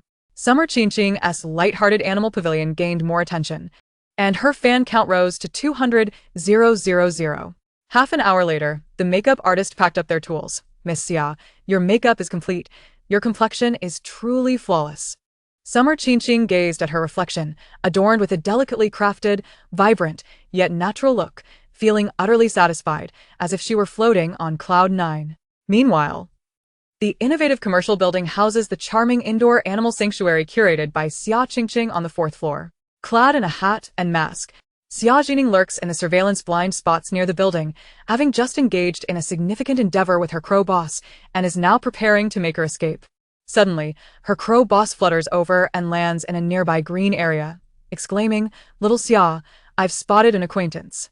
It's the wealthy young lady we rescued from the basement last time, the one who gifted me a gemstone necklace and pearl earrings. Xia Zhi Ning pauses, and her boss nods. Indeed, it's her. She appears quite irate, engaged in a scuffle with a man. Should we go and take a look? Xia Zhi Ning tightens her grip, concerned that Qingqing might be in trouble. Let us go. Following the little crow, Xia Zhi Ning arrives at the entrance of a cafe on the side of the commercial plaza, where she sees Qingqing fiercely grappling with a tall boy, delivering one-sided blows. The boy, dressed mysteriously like her, sports a cap and mask. Xia Zhi Ning hastens over, only to hear Qingqing shouting, If you're short on cash, just talk to your family. Why must you participate in that event at Xia Qingqing's animal sanctuary? I'll make sure to strangle you. The boy, terrified, merely evades her blows, pleading, Sister, please stop. They're offering far too much. Xia Zhi Ning approaches quickly, calling out, Qingqing. Startled, Qingqing turns to her, Miss Benefactor. What brings you here? Were you also invited by Xia Qingqing to attend some celebrity investor meeting? Xia Zhi Ning shrugs. What celebrity am I? I just came for a cup of coffee. Her gaze shifts to the boy being grappled by Qingqing. Is this your brother? Qingqing nods, her tone laden with disappointment. My brother is a KTV-level singer of viral pop songs, struck lucky with one hit and amassed millions of followers. Xia Qingqing invited him for a live event. Xia Zhi Ning recalls the list of guests from Xia Qingqing's live broadcast announcement, indeed noting a Chen Yilang. It infuriates me. I've seen it online. Xia Qingqing is exploiting your Forest Island Animal Park for marketing. Qingqing tugged at the boy's ear. bringing him to Xia Zhi Ning. This little rascal, Chen Yilang, has secretly accepted an invitation to Xia Qingqing's animal sanctuary event without my knowledge. You should hurry and express your gratitude to the benefactor who saved your sister. Upon seeing Xia Zhi Ning, Chen Yilang's expression turned serious. Thank you, Miss Xia, for saving my sister. With a woeful countenance, he continues, I'm currently in a tight spot financially, and Xia Qingqing's animal sanctuary is offering too much. I thought, if I could make some money here, it would also serve to alleviate your grievances. I promise to donate 100,000 to your animal park. Xia Zhi Ning hastily waves her hands. Oh dear, that is quite unnecessary. Chen Yilang insists, not at all. It's the least I can do. Besides, I'm not merely there to boost Xia Qingqing's popularity. I can help you retaliate. Clenching his fist, he declares, I'll definitely find a way to expose their light and cute animal sanctuary. Hearing Chen Yilang's fervent words, Chen Qing's anger begins to subside. Are you truly willing to help me get back at them? Xia Zhi Ning gazes at Chen Yilang, her eyes shining like little lanterns. Feeling slightly uncomfortable under her gaze, he replies, of course. I never boast. I also have a cockatiel with rosy cheeks, not as conspicuous as the one from their sanctuary. Theirs must be made up. I play football, and I can tell their turf is just plastic grass. How could the animals be comfortable there? Xia Zhi Ning's heart swells with joy. She hadn't anticipated finding someone to fuel her fire. Could you do me a favor? She shows Chen Yilang various footage she captured at the light and cute animal sanctuary and then whispers a plan to him. As a fellow animal lover, Chen Yilang clenches his fists upon witnessing the sanctuary's dark secrets. No problem, leave it to me. He thumps his chest, Miss Benefactor. Just keep an eye on the live stream and watch me shine. Before long, it's 9:30, and the official account of Xia Qingqing's light and cute indoor animal sanctuary goes live. The sanctuary is closed to the public that day, exclusively hosting celebrity investors, thus appearing exceptionally bright and spacious. Dressed impeccably, idols and influencers arrive in succession, accompanied by their own photography teams, posing with the sanctuary's little animals. Xia Qingqing appears on the live stream, clad in a delicate pink dress, her meticulously styled wavy hair. Welcome, dear babies, to our light and cute animal sanctuary live stream. With the pre-event buzz, the online viewer count surpasses 100,000. As Xia Qingqing makes her entrance, the fans in the live stream are ecstatic. The goddess looks stunning today. Is she bare-faced? So genuine, no filters at all. Even the door frame hasn't distorted. Look at our goddess. Today is another day of craziness for the sibling CP. Where's Professor Xia? Can I pay for a cameo? I long for a sibling frame. Xia Qingqing watches the barrage of comments with a knowing smile, her eyes crinkling with delight. Let me show our fan babies around the animal sanctuary. As she walks, she carefully introduces the layout of the sanctuary on camera. Just then, she accidentally trips over a chair leg. Chapter 70. Mischief Maker Strikes. Just as Xia Qingqing seems poised to fall, a man in a white shirt and black trousers swiftly catches her around the waist, steadying her. The man, adorned with gold-rimmed glasses and a deep, melodious voice, inquires, Are you all right, Qingqing? The gentleman supporting her is Duan Xiao, a popular vlogger with 7 million followers, often flaunting his sculpted abs, luxury cars, and opulent lifestyle. His appearance elevates the live stream's popularity even further. Thank you, Xia Qingqing blushes, inviting Duan Xiao to help feed the floppy-eared rabbits. The viewers are abuzz. Wow, this feels like a scene from a domineering CEO novel. They match perfectly. Duan Xiao and Qingqing together are a feast for the eyes. They look like the quintessential CEO and his delicate wife. The height difference is simply adorable. Our Duan Xiao is a wealthy heir. Let us see him invest a few million in Qingqing's animal sanctuary. I'm dying to see this powerful alliance. The refined, wealthy gentleman ex the diligent, entrepreneurial flower. It's utterly enchanting. In the distance, Chen Yilang, wearing a Bluetooth headset, squints at Xia Qingqing and Duan Xiao. He is secretly engaging in a voice call with Xia Zhi Ning. Being part of the influencer circle, Chen Yilang is quite familiar with the attending guests. Unable to restrain himself, he complains to Xia Zhi Ning. Duan Xiao's status is far too low, just now. Xia Qingqing deliberately tripped as he approached. Although Duan Xiao is a balding cad, he truly spares no expense when courting women. Xia Zhi Ning, watching the live stream, observes the interaction between Xia Qingqing and Duan Xiao, feeling the scripted nature of it. Balding cad? Xia Zhi Ning inquires, perplexed. What do you mean? Duan Xiao's side part hairstyle looks quite stylish and natural, doesn't he it? As soon as Chun Yilang spills the tea, he becomes animated. That wig costs 6 figures. Handcrafted from real hair. And his height is also fabricated. He must be wearing several height-increasing insoles. His expression was animated, as Duan Shao was quite the investor. Yet his initial fortune was cunningly extracted from his first love. That naive girl, in her earnestness to gather funds for him, toiled away at her day job and took on part-time work at night, even foregoing a cup of milk tea, ultimately succumbing to a gastric ailment. At this juncture, Chen Yilong couldn't help but express concern. The return on investment for Xia Qingqing's indoor animal sanctuary was indeed substantial.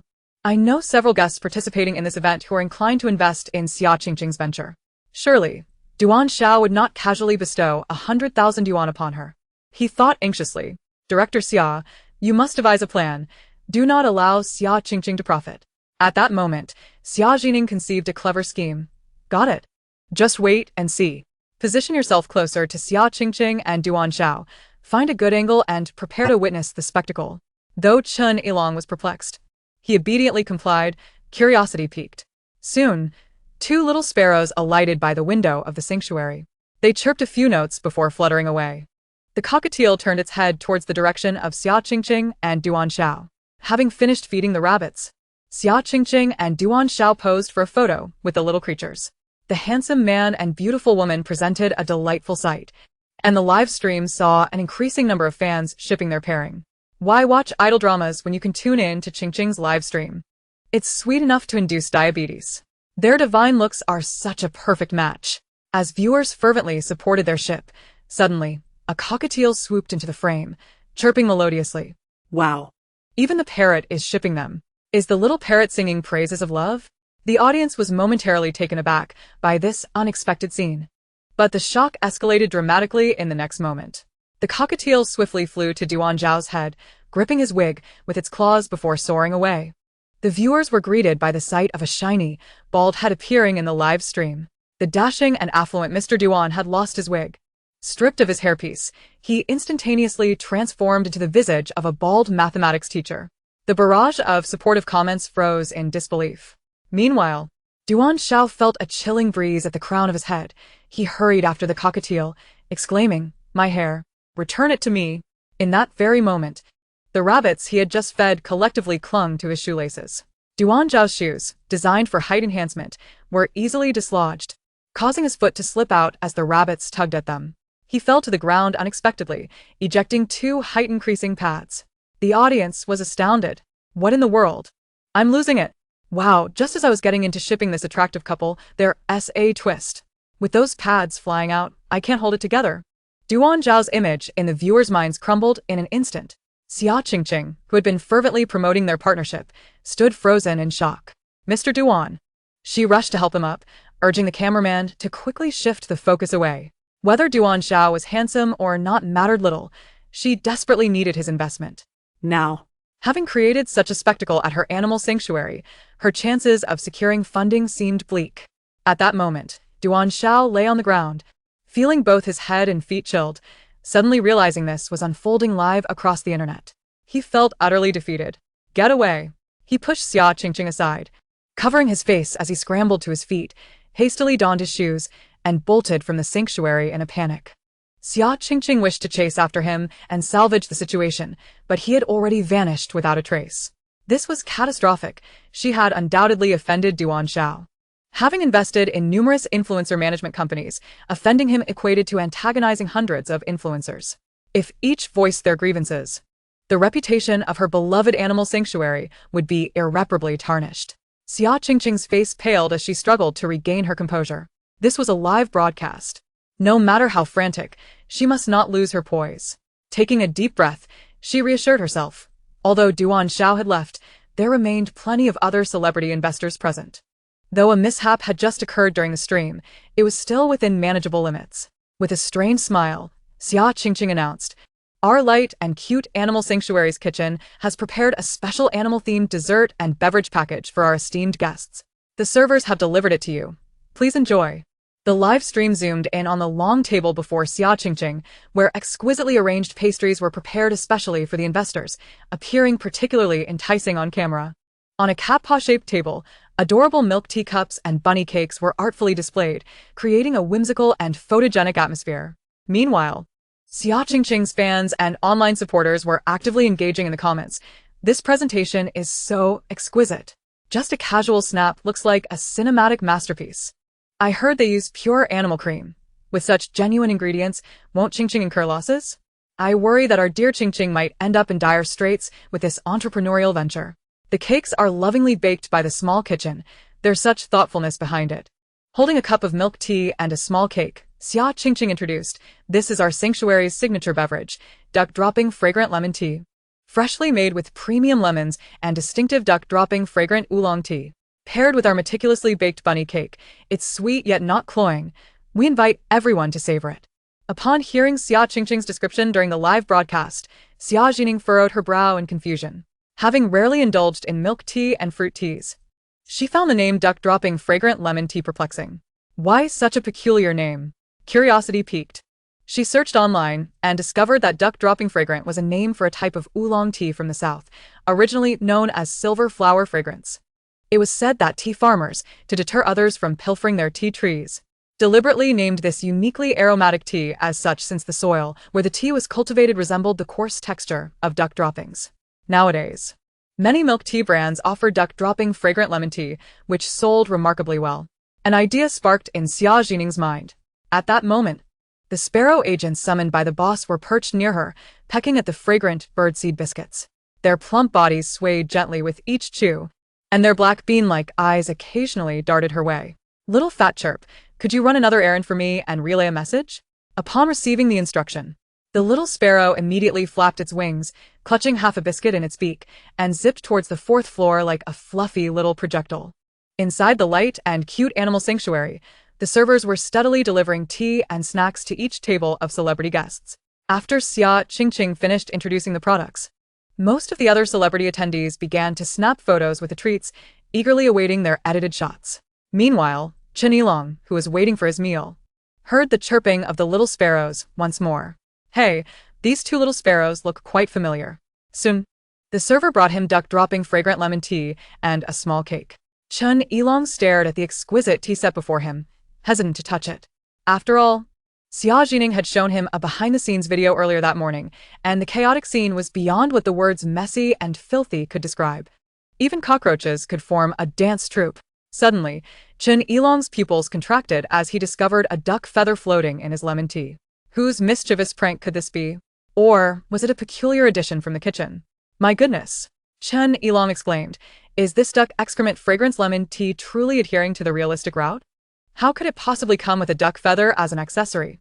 As he spoke, he pinched the feather, parading it like damning evidence. "Director Xia, your tea seems a bit too authentic, doesn't it? Is there genuinely duck excrement in this lemon tea?" The room fell silent, the kind of quiet where one could hear a pin drop. All eyes turned to Chen Yilong, their expressions collectively crumbling as if they had all been struck dumb simultaneously. Xia Qingqing glanced worriedly at the damp duck feather in Chen Yilong's hand, her countenance turning pale. "This is impossible. Our kitchen adheres strictly to hygiene standards. If anyone doubts it, they're welcome to tour our kitchen." Today being an open day for investors, the kitchen was indeed spotless, and Xia Qingqing felt no guilt. With an apologetic tone, she continued, "This must have happened because the waiter was careless while serving. I sincerely apologize. Allow me to replace your drink." As Xia Qingqing called for the waiter to prepare a fresh cup of tea, she simultaneously guided the live-streaming photographer and other celebrity guests to tour the kitchen. The live broadcast revealed that although the kitchen of the light and cute animal pavilion was not large, it was orderly and immaculate, the tiles gleaming with reflection. The chefs donned gloves, hats, and masks, meticulously arranging the dishes. The guests, relieved, began to relax, while viewers in the live chat commented, "Phew, we almost misjudged Qingqing. Director Xia stands tall and unafraid." Honestly, that duck feather couldn't possibly have been planted by Chen Yilong for attention, could it? It's quite possible. Ever since his hit catchy song, he hasn't produced anything new. Qingqing extended a kind invitation, yet he resorts to undermining her for publicity. Observing the live chat where Xia Qingqing's fans turned their ire towards him, Chen Yilong smirked, his finger gliding gently across the screen. Just then, the guests touring the kitchen seemed to receive some news, and in unison, they bowed their heads. One by one, they lowered their heads to check their phones. whispering among themselves, their expressions morphing into sheer horror. Most of these star-studded influencers possess fruit phones, ideal for taking pictures and streaming live. The fruit phones featured a unique function akin to Bluetooth file sharing, enabling nearby users to send photos to one another. This feature was called airdrop. At that moment, someone in the animal pavilion had sent a series of photos via airdrop to everyone present. On the screens, a barrage of images appeared, each one striking like a resounding slap across Xia Zhi Ning's face. The same kitchen layout was visible, but the filthy countertop bore lemons haphazardly piled in a corner, their skins slightly wrinkled. Several flies unabashedly perched upon them, their grotesque details visible as they rubbed their forelegs together. The floor was marred with suspicious stains, a mixture of water and food debris, with a few duck feathers stuck in the grime, evidently shed from a nearby wandering duck. Even more alarming, the corner of the frame captured a lump of uncleaned duck feces, perilously close to the basket containing the lemons. The entire kitchen appeared cramped and disorganized, with ingredients and miscellaneous items scattered chaotically, resembling even the most disheveled takeout establishments. Ugh. At that moment, one guest could no longer contain themselves and rushed towards the trash can, covering their mouth. Another screamed in terror. "Ah, the cake we just ate couldn't possibly have been made in such a place, could it?" "Absolutely." Someone immediately responded. "How could so many snacks be freshly made? They must have been prepared days in advance." "That's right." Another added, coming to a realization. "They only cleaned the kitchen temporarily for the investor's visit. We've been deceived." Xia Zhi Ning, overhearing their comments, felt her face flush with anger. "No, that's not true." Her cheeks reddened. Those cakes were not baked in this tiny kitchen. They were ordered directly from a professional dessert shop. Yet, admitting this would be tantamount to contradicting herself, revealing that her earlier claims of the kitchen's meticulous baking were all lies, and that these desserts were merely wholesale products from outside. After weighing the pros and cons, Xia Zhi Ning had no choice but to steel herself and declare, the first batch of small cakes was ordered from a private baking studio due to the large quantity. They were not made in our kitchen. Chen Yilong immediately retorted, "So what you just claimed about the kitchen's careful baking means you're merely a middleman?" Xia Zhi Ning, having devised a response, maintained her smile. "Mr. Chen, you jest. We are responsible for developing exclusive recipes and cake designs. Mass production is entrusted to our partners, just like Michelin-starred restaurants collaborate with top-notch suppliers." Hearing Xia Zhi Ning's attempt to salvage her reputation, the other guests begrudgingly calmed their anger. However, the viewers in the live chat were unable to contain their outrage. "So, I drank this lemon water during my previous visits? Disgusting. Custom cakes for celebrities while we mere mortals are left with swill. The illusion shattered. Can they treat our lives as mere trifles? Just when I felt sorry for you, it turns out I was the fool." The number of viewers in the Light and Cute Animal Pavilion's live stream continued to dwindle, and the official account's follower count steadily decreased. Sensing the dire situation, Xia Zhi Ning hastily raised her voice to explain, "The kitchen was previously outsourced to another team for management, and I never anticipated they would let it devolve into such a state. They deceived me. I am truly sorry. Recently, I've been preoccupied with developing animal vaccines and managing the pavilion, which has regrettably led to my negligence and oversight." Xia Zhi Ning's public relations tactics managed to stabilize some viewers, yet many continued to voice skepticism in the comments. At that moment, Chen Yilong unexpectedly interjected. "So it was indeed an issue with the outsourced team, and almost placed the blame on Director Xia. I overreacted earlier." Xia Zhi Ning looked at Chen Yilong in surprise, her previously tense shoulders relaxing slightly, and the wariness in her eyes diminishing. She had not anticipated that this contentious figure would speak on her behalf at such a critical juncture. "Esteemed investors, please remain patient. We shall now present the exciting performance segment at the Animal Pavilion. You will also have the chance to interact closely with the animals." Xia Zhi Ning's assistant promptly brought forth a fawn-colored platinum fox, its fur fluffy like clouds, bowing adorably before the camera, eliciting a chorus of how cute from the audience. The little fox's charming demeanor managed to retain a significant portion of the audience, and the declining viewer numbers began to plateau. Chen Yilong messaged Xia Zhi Ning, "Little Xia, the animal performance is about to commence. I await your command." He could hardly wait to witness the spectacle of the animals making their grand escape. Meanwhile, near the new commercial building, Xia Zhi Ning received the signal and prepared to deploy the crow boss. However, at that moment, she spotted a familiar figure, Xia Zheng. Xia Zhi Ning's heart skipped a beat, and she quickly concealed herself, watching as Xia Zheng entered the building's elevator. Xia Zhi Ning had long researched Xia Zheng's schedule, knowing he was supposed to have an important lecture and 2 professional classes today. It was well known that Xia Zheng took his teaching duties very seriously and had never postponed a class for personal matters. Yet this time, he had astonishingly cancelled all his commitments just to attend Xia Qingqing's event. Xia Zhi Ning gently tapped the little crow's head with her finger and whispered, "Boss Crow, Xia Zheng has arrived. Alert your brothers in the underworld. That fellow possesses quite formidable skills. Be cautious not to let him catch you." She paused momentarily, her concern deepening as she added, "You must also exercise caution." However, Boss Crow merely cackled in amusement. "My dear woman, you underestimate my prowess. Rest assured, I declare this. No one dares to touch my brothers in the underworld." With an elegant flap of his wings, Boss Crow took to the skies. Xia Zhi Ning, Both curious and anxious, focused her gaze on the live stream of Xia Qingqing on her phone.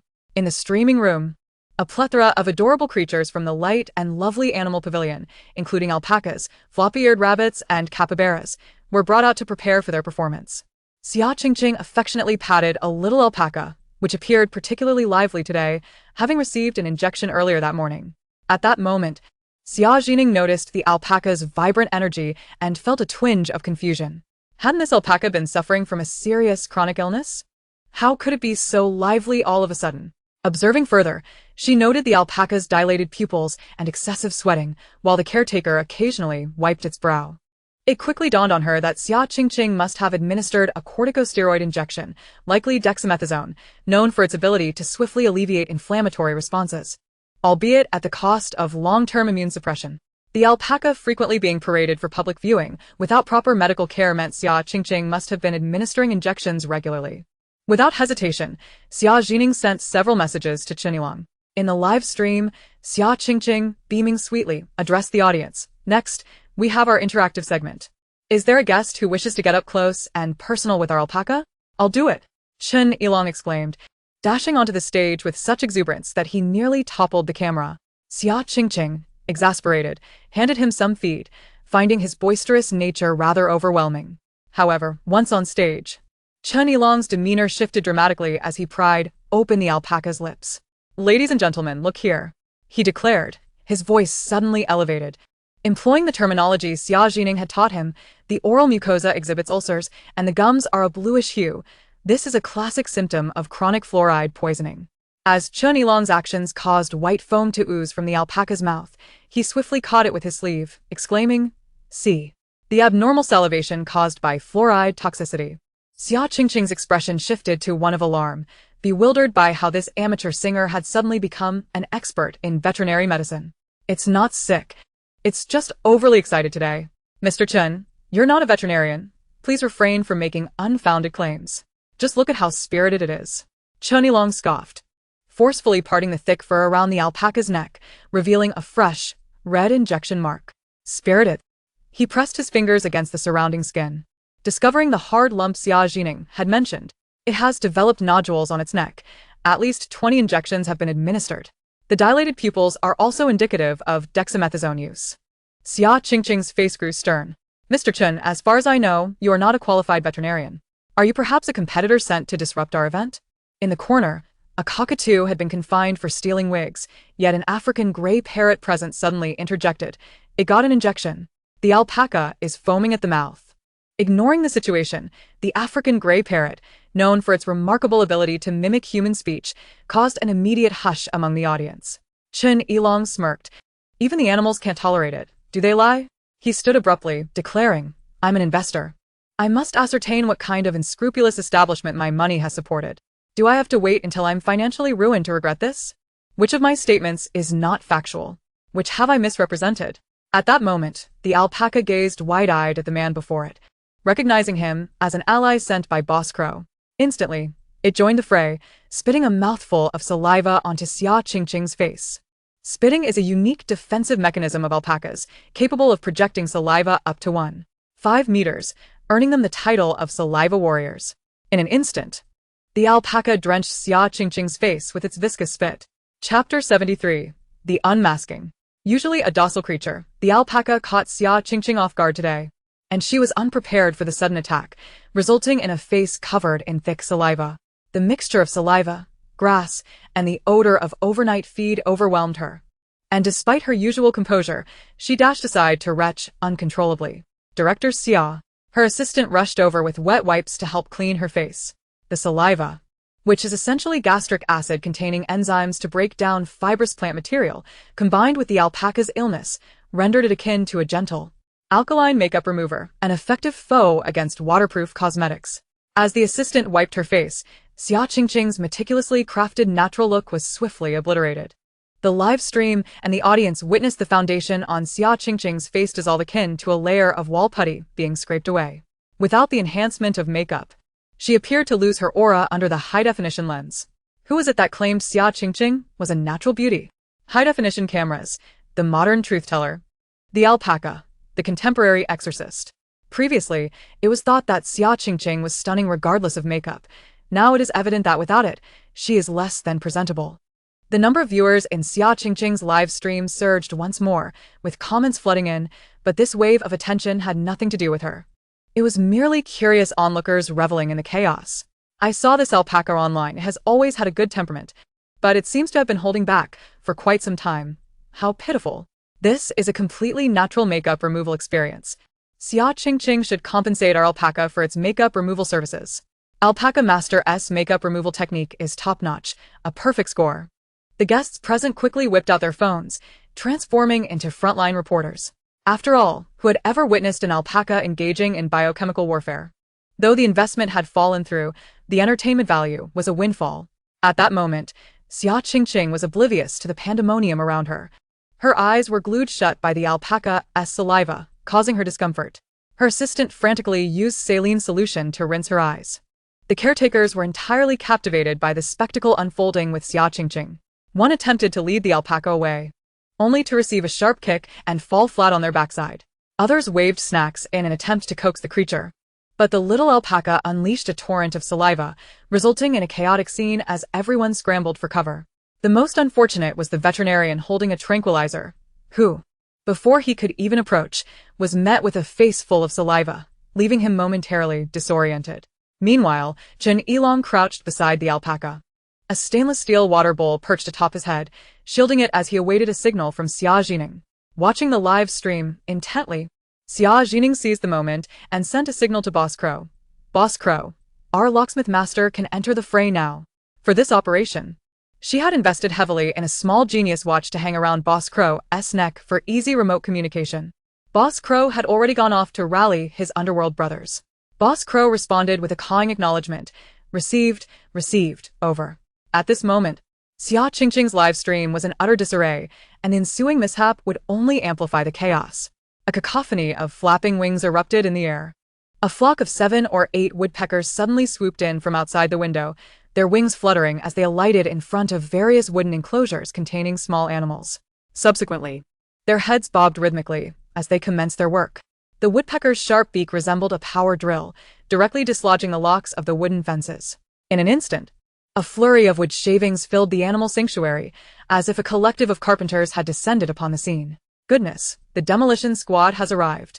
Chen Yilong instinctively shrank his neck, suddenly realizing that these small creatures hardly required his protection. In a bid for both economy and aesthetics, the locks on the enclosures of the modest animal sanctuary were merely ordinary, inexpensive locks. With a single peck, the woodpecker master deftly knocked them to the ground. At that moment, a sharp caw from a crow echoed by the window. In an instant, all the animals confined within the wooden enclosure seemed to hear the charge signal. The little creatures, previously trapped, rushed out of their confines, streaming in droves towards the entrance of the light and cute animal sanctuary. The keepers scrambled to pursue them. Yet the little alpaca initiated another round of Gatling-style spitting attacks. The woodpeckers immediately spread their wings, positioning themselves before the keepers, their sharp beaks glinting menacingly like a row of unsheathed daggers. The keepers hesitated, fearful of making any sudden moves. A peck from these formidable birds would surely be more dreadful than the fate of the wooden fences, as their flesh could hardly withstand such a puncturing service. One keeper attempted to close the window, but before he could reach it, he found himself face to face with a golden eagle, causing him to plop down in fright. The eagle stood motionless at the window, resembling the commander of this jailbreak, its keen eyes surveying everything. It was as if it were the leader of this avian gang. the godfather of feathered brigands. Their eyes locked, the keeper dared not move, lest the eagle take action against him. Xia Zhi Ning had just finished washing her face, and upon opening her eyes, she was greeted by the sight of a mass animal escape. Overwhelmed, she felt faint and nearly collapsed. She hurriedly issued commands to the keepers. Quickly, catch those animals. What do you think I hired you for? The keepers trembled before the fierce avian gangsters. They were there to earn a living, not to risk their lives, and could only feign an attempt to block the animals, putting on a show. Xia Zhi Ning was so furious, she began to stamp her feet, ready to chase after them. Just as she took a step forward, a sudden sound of rapid footsteps echoed behind her, accompanied by a peculiar, lethal-sounding panting. Bad woman, take this. Bam. The little alpaca delivered a precise flying kick to Xia Zhi Ning's knee. She immediately performed a faceplant, sprawling on the ground and sliding half a meter. The alpaca elegantly retracted its hooves, keeping its achievements under wraps.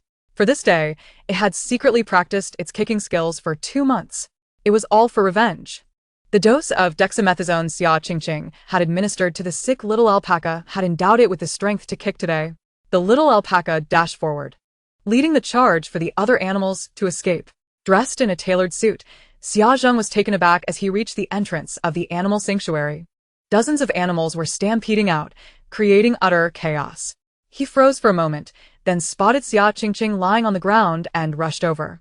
Xia Zheng swung a broom to chase away the woodpeckers that were causing havoc on her, quickly helping her to her feet. Xia Zhi Ning, her eyes reddened with urgency, clutched Xia Zheng's sleeve tightly. Brother, quickly stop them.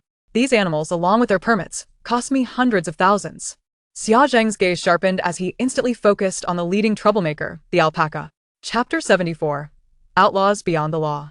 Xia Zheng moved like lightning, lunging forward with a claw-like hand aimed at the alpaca's neck. Caw. A piercing bird cry rang out. 3 dark figures burst through the window, moving so swiftly that they left afterimages in their wake. 3 peregrine falcons descended upon Xia Zheng's head and shoulders, akin to 3 formidable guardians. The peregrine falcon, one of the fastest birds in the world, hovered dangerously close to Xia Zheng's eyes, even allowing him to feel the warmth of its breath. Xia Zheng's muscles tensed instantaneously. His breath nearly caught in his throat. The peregrine falcon is a nationally protected species. Should he inadvertently harm these majestic creatures, he would face a minimum 5-year sentence. And now, there were 3 of them. As a criminal investigation professor, Xia Zheng had apprehended many outlaws, yet this was his first encounter with true outlaws beyond the law. And they could fly. There was nothing he could do. Xia Zheng remained frozen in place, watching helplessly as the alpaca swaggered away with the animals in tow. That accursed alpaca even turned back to give him a challenging glance as it departed, as if to taunt him into attempting to catch it. The crow boss had meticulously planned the escape route for these animals in advance. The little alpaca led the charge down the fire escape stairs, deftly avoiding any disruptions to the office building's occupants. Squeak, squeak. The little mice in the fire escape had been well prepared by Xia Zhi Ning. A trained group of mice acted as guides for the animals. This way, avoid the surveillance. With a flick of the lead mouse's tail, the little alpaca and its animal army initiated a grand breakout operation. The little alpaca strutted forward with an air of defiance, embodying the spirit of freedom. Rabbits and foxes bounced alongside, while the mallards paddled rapidly on their short legs. Even the capybara, despite its slow nature, summoned its utmost speed, which was only marginally faster than that of a potted plant. Fortunately, a spectacled cobra sent by Xia Zhi Ning was there to provide support, coiling around it as a bodyguard. Without this assistance, the capybara would have surely been recaptured by now. At this moment, the little alpaca and a multitude of animals, guided by the little mice, successfully evaded the office building's security. Of course, the security personnel were all retired gentlemen who could hardly keep pace with the little alpaca, nor did they possess the strength to confront such a horde of animals. They streamed out of the building through the fire escape at the backside, heading towards the designated location provided by Xia Zhi Ning, the new trend commercial plaza. The commercial district housing the light and cute animal sanctuary was a bustling area, frequently patrolled by special police. Today, 2 armed special police officers, clad in sleek black uniforms, stood at attention as usual, forming 2 striking silhouettes. Suddenly, a commotion erupted not far away. The crowd burst into excited chatter. Goodness, am I still dreaming? Where did all these animals come from? Are they out for a morning jog? Where are their owners? The two special police officers, named Rao Wenxing and Dai Xian, immediately turned their attention toward the source of the disturbance. What followed left them utterly dumbfounded. They beheld a stampede of animals racing through the commercial plaza, with the leading alpaca carrying two visibly exhausted floppy-eared rabbits on its back. Rao Wenxing, am I still asleep? Dai Xian, what should we do about this situation? Does it fall under our jurisdiction? Rao Wenxing, I have no idea. I've never seen anything like this before. Dai Xian, goodness, it looks like they're heading our way. In no time, the little alpaca led the army of animals to the post of the special police officers. The tawny and platinum fox pawed at the trousers of the officers, while the floppy-eared rabbit bowed with its two paws to the two officers. The collared duck pressed its fluffy, plump body against the officers' boots. In an instant, the animal army encircled the special police. Dai Xian had never felt so flustered. He swallowed hard and exclaimed, "Team leader, what should we do? We are surrounded." Rao Wenxing, having executed numerous large-scale missions and possessing ample on-site experience, found himself equally at a loss. Who do you expect me to ask? I will report to the organization first. He pressed the intercom on his chest. Leader, we are in an emergency. We are surrounded. The voice of the leader crackled through the intercom. What? In broad daylight, criminals dare to be so audacious. No. That's not it. Rao Wenxing quickly clarified. Leader, please listen, we are surrounded by animals. He sighed. Forget it. I can't even articulate the situation. We need assistance from the forestry department. At that moment, the small animals had completely surrounded the officers, drawing a crowd of onlookers who eagerly raised their phones to capture the spectacle. Xia Qingqing's live stream of the incident had already gone viral on video platforms. Numerous passers-by had encountered her stream and were now explaining to the two bewildered officers, "Comrades, these animals just escaped from the cute animal pavilion on the 4th floor. That place mistreats animals and denies them medical care. These poor creatures are truly pitiable." Just then, the little alpaca lay down in front of the officers, gently placing the floppy-eared rabbit on the ground, then flopped over, appearing weak and fatigued. After a morning of vigorous activity, the little alpaca was indeed exhausted. The strength regained from its injection had been completely depleted, and steam billowed from its nostrils. Dai Xian panicked, fearing that such an adorable life might perish before his eyes. What should we do? Team leader? We need to call a doctor. Do we dial 120 for a veterinarian? Rao Wenxing suddenly recalled something. I remember there's an officer on loan from the headquarters. His sister is a veterinarian. Dai Xian responded. You mean Professor Xia's sister, Xia Qingqing? Rao Wenxing shook his head. Professor Xia's sister is not someone we can afford to invite. After reporting to the organization, he retrieved his phone and began searching through his contacts. I remember this fellow is quite nice. His name is Ji Shuyan. He helped catch a thief the other day. He was quite adept. He declined to accept a meal offer, saying it was a trivial matter. After a while, Rao Wenxing obtained a number and dialed it. Meanwhile, in a nearby park at the New Trend Square, the crow owner was grumbling to Xia Zhi Ning, "This kid's smartwatch is meant for children. Buying you a smartwatch is more than enough." Xia Zhi Ning chuckled. "Haven't you saved quite a bit of pocket money? Bring it over, and I'll help you buy one." The crow owner, upon realizing he would have to spend his own money, quickly changed the subject. Just then, Xia Zhi Ning's phone rang. "All right, I'm on my way," she said, hanging up. It was the special police seeking her assistance regarding the animals surrounding them. Receiving such a call did not surprise her in the least. After all, Captain Yang from the criminal investigation team had consistently promoted the zoo in various police groups and frequently shared information about animal rescue donations. As a unit directly under the headquarters, the special police had certainly heard of her. Xia Zhi Ning placed the prepared bag of snacks in front of the crow owner. This time, the snacks included birdseed biscuits loved by the birds. Considering that birds of prey like golden eagles and peregrine falcons prefer meat, she also made meatball dumplings. "I'm heading to rescue the little alpaca now. Remember to invite your big brothers to our zoo for a feast." Although Xia Zhi Ning thought the birds of prey were rather aloof and not particularly fond of interacting with humans, she was merely doing a favor for the crow owner. And it wasn't guaranteed they would come to the zoo. However, courtesy was still essential. Xia Zhi Ning hurried to the special police's post at New Trend Square with her medical kit, only to find the situation had spiraled completely out of control. The tawny and platinum fox had leapt onto one officer's shoulder, its fluffy tail wrapping snugly around the officer's neck like a luxurious fur scarf. It occasionally nudged the officer's taut jawline with its cool, damp nose. Two floppy-eared rabbits were munching on the officer's shoelaces, producing a soft crunching sound. Meanwhile, the collar duck had entirely claimed the officer's boot as its nest, its fluffy breast feathers sprawled over the foot, providing warmth that made it appear as though it were incubating eggs. The onlookers, reveling in the excitement, raised their phones. Animals are so clever these days. They know to seek help from the police in times of trouble. This is truly a case of calling for assistance. It almost seemed as though the special police were being taken hostage by these furry renegades.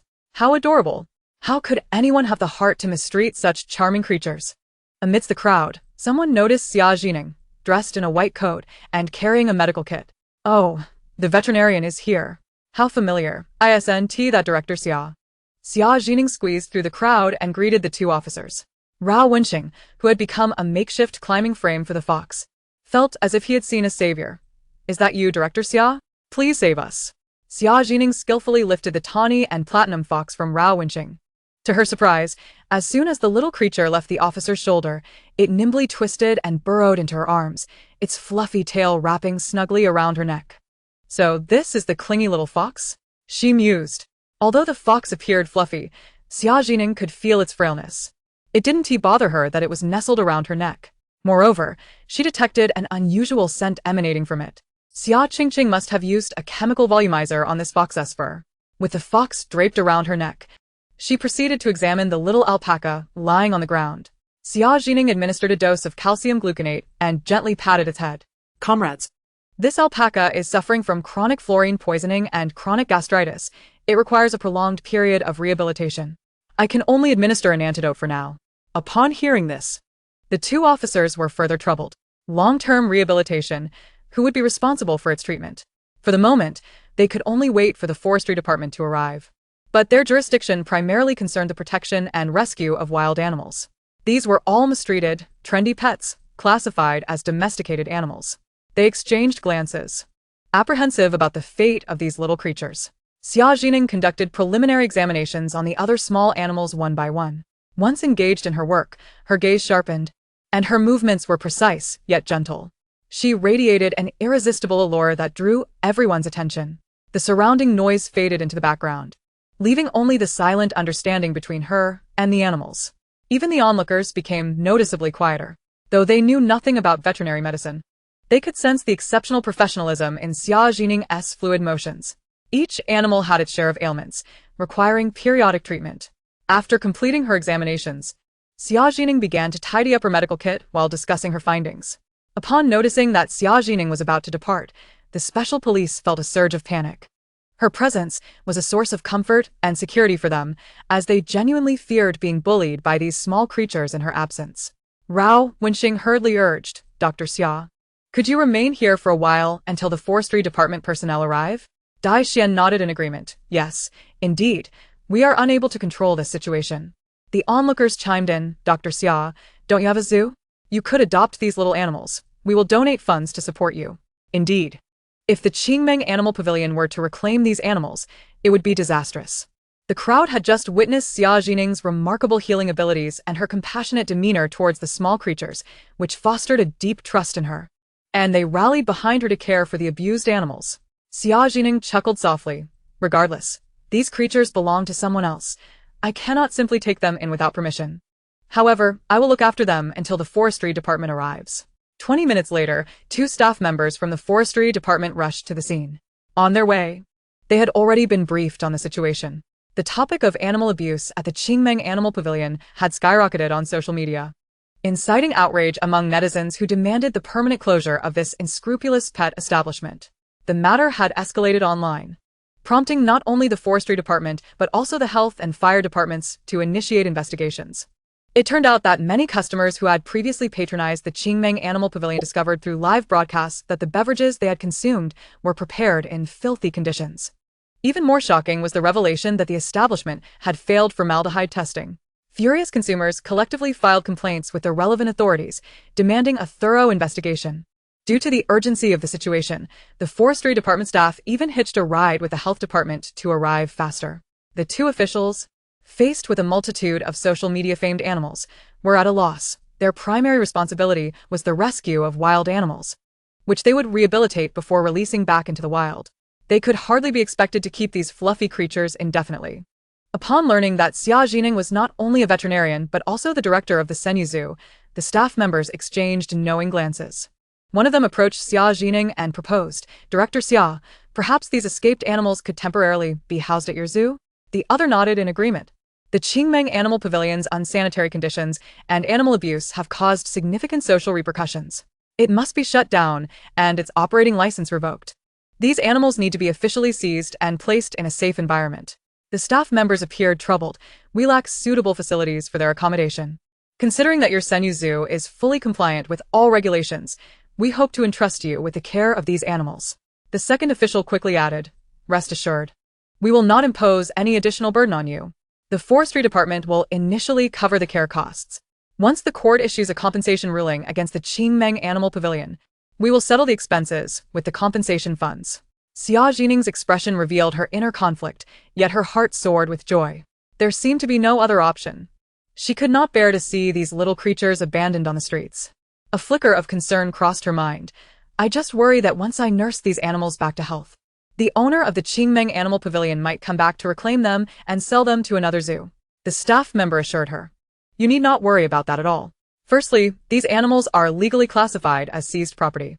Secondly, under the Wildlife Protection Law and the Animal Epidemic Prevention Law, any operator found guilty of animal abuse will permanently lose their right to keep animals. Lastly, after the court's ruling, the ownership of these animals will officially transfer to you. And we have complete legal procedures in place to safeguard your rights." Another staff member added, "Moreover, we will provide formal documentation of the transfer, and all actions will be recorded by law enforcement. Should they dare to cause trouble, you can contact the authorities directly." The onlookers, filled with righteous indignation, rallied in support. "Director Xia, rest assured, we have our eyes on everything. If that Xia Qingqing dares to reclaim the animals, we will expose her past." Exactly. Did she ever consider the suffering these animals endured while lining her pockets? Now she has the audacity to ask for them back? "Director Xia, treat them as you see fit. If she dares to cause a scene, we will have your back." Ultimately, with tears in her eyes, Xia Zhi Ning agreed to adopt the small animals, and the forestry department staff assisted in arranging transportation for them. At the entrance of the Senyu Zoo, a lively assembly of fluffy creatures, alpacas, capybaras, floppy-eared rabbits, and miniature hedgehogs, sat in a neat row, dutifully following Xia Zhi Ning like well-behaved kindergartners, awaiting their director to assign them new homes. However, as they entered the expansive area of the zoo, the little animals, just emerging from their 200-square-meter enclosure, were awestruck by the vastness before them. The Kale duck sprinted joyfully, its webbed feet pattering against the ground, exclaiming, "Ha ha ha. This duck hereby declares this place the duck happy home." The floppy-eared rabbit performed a graceful drift onto the grass, exclaiming, "This grass, this air, an organic buffet fit for VIP rabbits." The pure, natural grass was simply delectable. The little alpaca was so astonished it forgot to swallow its saliva. "Wait a minute. Did you just say this entire forest belongs to you, little Director Xia?" The usually composed capybara was now flustered. "Director, you are incredibly wealthy, having lived a frugal life until now." Xia Zhi Ning gazed at the sparkling eyes of the little animals and suddenly felt as though she had stepped into the role of a domineering CEO. In the eyes of these fluffy creatures, she was the legendary benefactor. Xia Zhi Ning could not help but straighten her posture, feigning nonchalance as she cleared her throat. "Ahem. Isa po sa just moderat eller väl till. The tea-colored white gold fox, which had been draped around her neck like a scarf, tightened its grip in excitement. Its fluffy little head began to stamp affectionate kisses on her face. "Woo-woo, I've finally married into a wealthy family." After enduring the little fox's enthusiastic affection for so long, Xia Zhi Ning felt as though her neck was on the verge of breaking out in heat rash. "Sweetheart, why don't you come down for a moment? It's too hot in this summer heat." She turned her head to evade the fox's affectionate assault. "Promise me you'll wrap around my neck tightly again in winter, okay?" In winter, who wouldn't he want a naturally warm fox fur scarf? The tea-colored white gold fox obediently dismounted, asking, "Little Director Xia, are there other foxes in the zoo?" Xia Zhi Ning nodded. "There are fennec foxes in the desert exhibit, but they are still just little cubs." The little fox immediately insisted on visiting the desert exhibit. "The cubs are coming. Sister is here." After a long day of busyness, Xia Zhi Ning finally settled the liberated little animals. She messaged Chun Chung to invite him and his brother out for dinner. Chun Chung quickly replied, "You are my savior. This small favor is nothing." I could even send my brother to your zoo as a servant. Xia Zhi Ning laughed heartily. No need for that. But I hope the commotion at the Qingmeng Animal Pavilion didn't cause any trouble for your brother. Chen Yilong had been quite helpful, and she wondered if he had encountered any issues. Chen Qing paused for a moment. Speaking of which, Chen Yilong should treat you to a meal. That kid has gained quite a bit of attention from this incident. Xia Zhi Ning's curiosity was piqued. Oh? How so? Chen Qing replied. Many people believe that the Qingmeng Animal Pavilion is highly profitable, and several are preparing to sign investment contracts. As a result of Chen Yilong's uproar, the dark truths were fully revealed, and the other investors were instead grateful for his assistance in avoiding pitfalls. Chen Qing increasingly felt that Chen Yilong was indeed fortunate. The live broadcast revealing the alpaca's condition had gone viral, with netizens praising him as a savior of animals. His popularity surged, even causing his previously lackluster song to gain renewed acclaim. Just last night, he received an invitation to a music festival. This lad truly struck gold. Upon hearing this, Xia Zhi Ning genuinely felt joy for Chen Yilong. His kind-hearted nature deserved such fortune.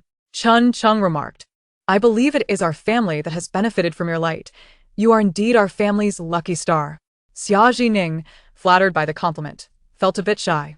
After a while, Chen Qing sent a screenshot of the trending news. Look, Xia Qingqing has apologized. Upon checking the news, Xia Zhi Ning saw that Xia Qingqing had posted an apology on Weibo, voluntarily stating that she would donate the animals to Senyu Animal Park. Xia Qingqing wrote, As the person in charge, I deeply regret my managerial negligence. My heart breaks seeing these little creatures hurt, crying. I am grateful to Senyu Animal Park for their willingness to take them in, and I hope these lovely treasures receive the best care. After reading Xia Qingqing's Weibo, Xia Zhi Ning chuckled, finding it a rather clever PR move, retreating to advance. However, this time, Xia Qingqing was genuinely confined to a wheelchair. According to reliable information from Qin Cheng, the alpaca's swift kick had caused Xia Qingqing to suffer a herniated disc. The doctor diagnosed her with a minimum of 3 months of bed rest. Now, even a simple sneeze required her to brace herself, let alone continue her antics. Inside the Xia family villa, Xia Qingqing sat in her wheelchair, tears streaming down her face. Brother. This mass escape of the animals must have been orchestrated by Xia Zhi Ning, ISN Tixia communicator with beasts.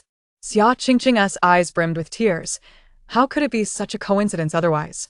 Woodpeckers, golden eagles, and peregrine falcons all invaded our animal pavilion simultaneously. Right during my live broadcast, Xia Zheng also sensed that this incident was related to Xia Zhi Ning, furrowing his brows. Have you reviewed the animal pavilion surveillance footage? Was there any evidence linking it to Xia Zhi Ning? At the mention of this, Xia Qingqing felt even more frustrated. Yes, there is footage, but... She showed Xia Zheng the video captured by the surveillance cameras. When the crow infiltrated the animal pavilion, it was covered in a black plastic bag. Xia Zheng observed in the footage as a black plastic bag flew in through the window. The bag bounced around on the ground, wandering through the light and cute animal pavilion. It was impossible to ascertain what kind of bird it was. Moreover, even if it were recognizable, there was no way to prove its connection to Xia Zhi Ning. How could this bird be so astute? Xia Qingqing clenched her fists. Brother. Those little animals I personally raised during the early days of my venture are now being handed over to Zhi Ning because of unreliable staff and team members who let me down. Her voice trembled. I can't even protect them. Xia Qingqing looked up with tear-filled eyes. Is it that I haven't done well enough, leading her to despise me so? Xia Zheng felt a pang of sympathy upon seeing his sister in such distress. Qingqing, we lack evidence to prove that this incident was orchestrated by Xia Zhi Ning. He gently wiped her tears. Currently, public sentiment online is not in your favor. Directing blame towards Xia Zhi Ning will only make others think you are slandering her. Tears hung on Xia Qingqing's lashes as she awaited her brother to unleash a fierce retort against Xia Zhi Ning, but he remained silent. This was not right. When she was younger and confided in Ji Xian about being bullied, that taciturn boy would immediately seek retribution. Xia Zheng, with his power and influence, should be even more ruthless than Ji Xian. Was it possible that he still felt some reluctance towards Xia Zhi Ning? Xia Qingqing tightened her grip on her nails, about to speak when Xia Zheng's phone rang. What? An incident?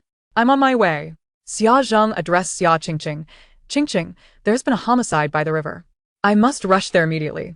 I'll bring you back your favorite chocolate mousse. With that, he donned his coat and hurried out, his demeanor urgent. Several previous cases had allowed Ji Xian as siblings to gain an advantage, and now Xia Zheng felt a pressing need to solve a major case to prove himself. Chapter 77. The water is too shallow. The Jiuyan River flows through Jiangcheng, where a scenic riverside promenade has been constructed. However, due to slow progress, this promenade remains unfinished, with surveillance and other facilities lacking. Nonetheless, local residents often visit the riverside for walks and morning exercises. Today, a large crowd had gathered early in the morning. Restricted by police tape, the onlookers craned their necks like giraffes. The tape cordoned off a section of the riverbank, where a waterlogged, swollen corpse lay, from which one could vaguely discern that it was an elderly person. Forensic experts were conducting an autopsy, while personnel from the examination department searched the scene for evidence. Ji Shuyan and other police officers who were among the first to arrive at the crime scene awaited the forensic results. Upon his arrival, Xia Zhi Ning began directing operations.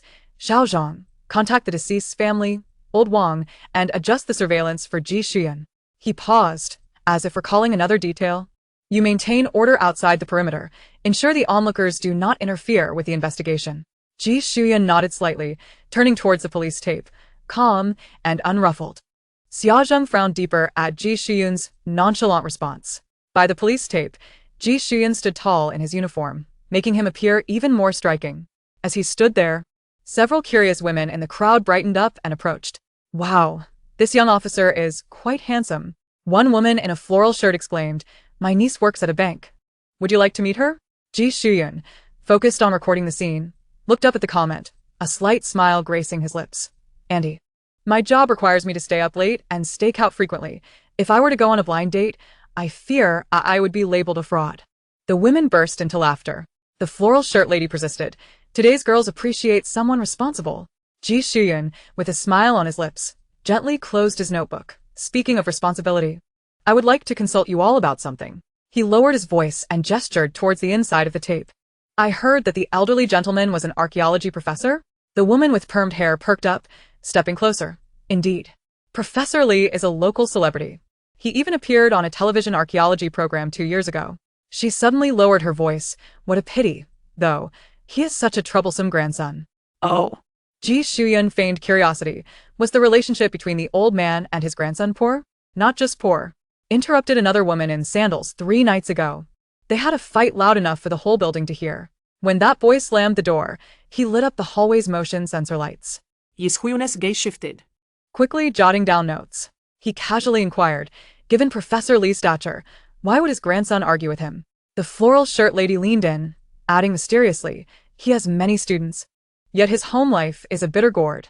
That grandson of his dropped out of school in middle school and now hangs around with unsavory characters. He even participates in street dance competitions, rehearsing and training.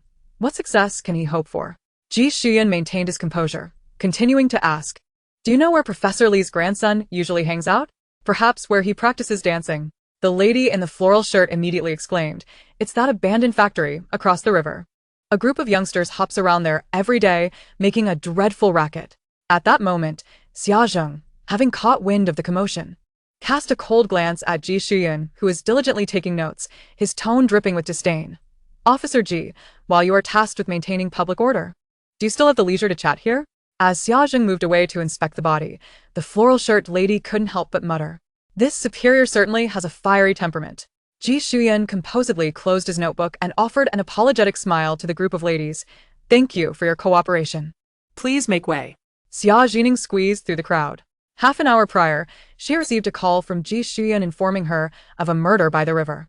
Within the cordoned-off area, Ji Shuyan sharply detected Xia Zhi Ning's voice amidst the cacophony. Upon seeing his sister jostled by the crowd, he swiftly exited the barrier. He pushed through the throng with his broad shoulders, his right hand shielding Xia Zhi Ning from behind, while his left hand lifted the caution tape. Be careful. The ground is uneven here. Xia Zhi Ning's gaze fell upon the elderly corpse on the riverbank, her eyes blinking in confusion.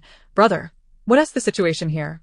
The deceased, Li Yuanshan, age 67, was a retired archaeology professor, discovered this morning at 6:47 a.m. by a young man jogging along the riverbank. Ji Shuyan quietly informed Xia Zhi Ning, the old man's neck bears strangulation marks, inconsistent with accidental drowning or a fall. The police's preliminary assessment suggests homicide. Xia Zhi Ning was further perplexed, pondering who an archaeology expert could possibly have enmity with. I'll go take a look by the water. Just as she was about to approach the riverbank, Ji Shuyan halted her. First, put these on. We wouldn't want your shoes and socks getting wet. He retrieved a pair of brand-new rain boots from a nearby bag and handed them to her. Xia Zhi Ning nodded obediently, appreciating her brother's thoughtful preparations. With Ji Shuyun assisting her, she donned the rain boots and made her way toward the marshy area, stepping cautiously as the boots squelched in the soft mud. As she squatted down, her fingertips grazed the water surface, sending ripples radiating outward.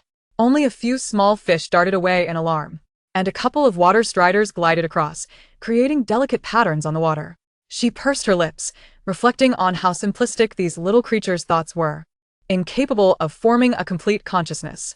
Not far away, Xia Zheng observed her movements with keen eyes.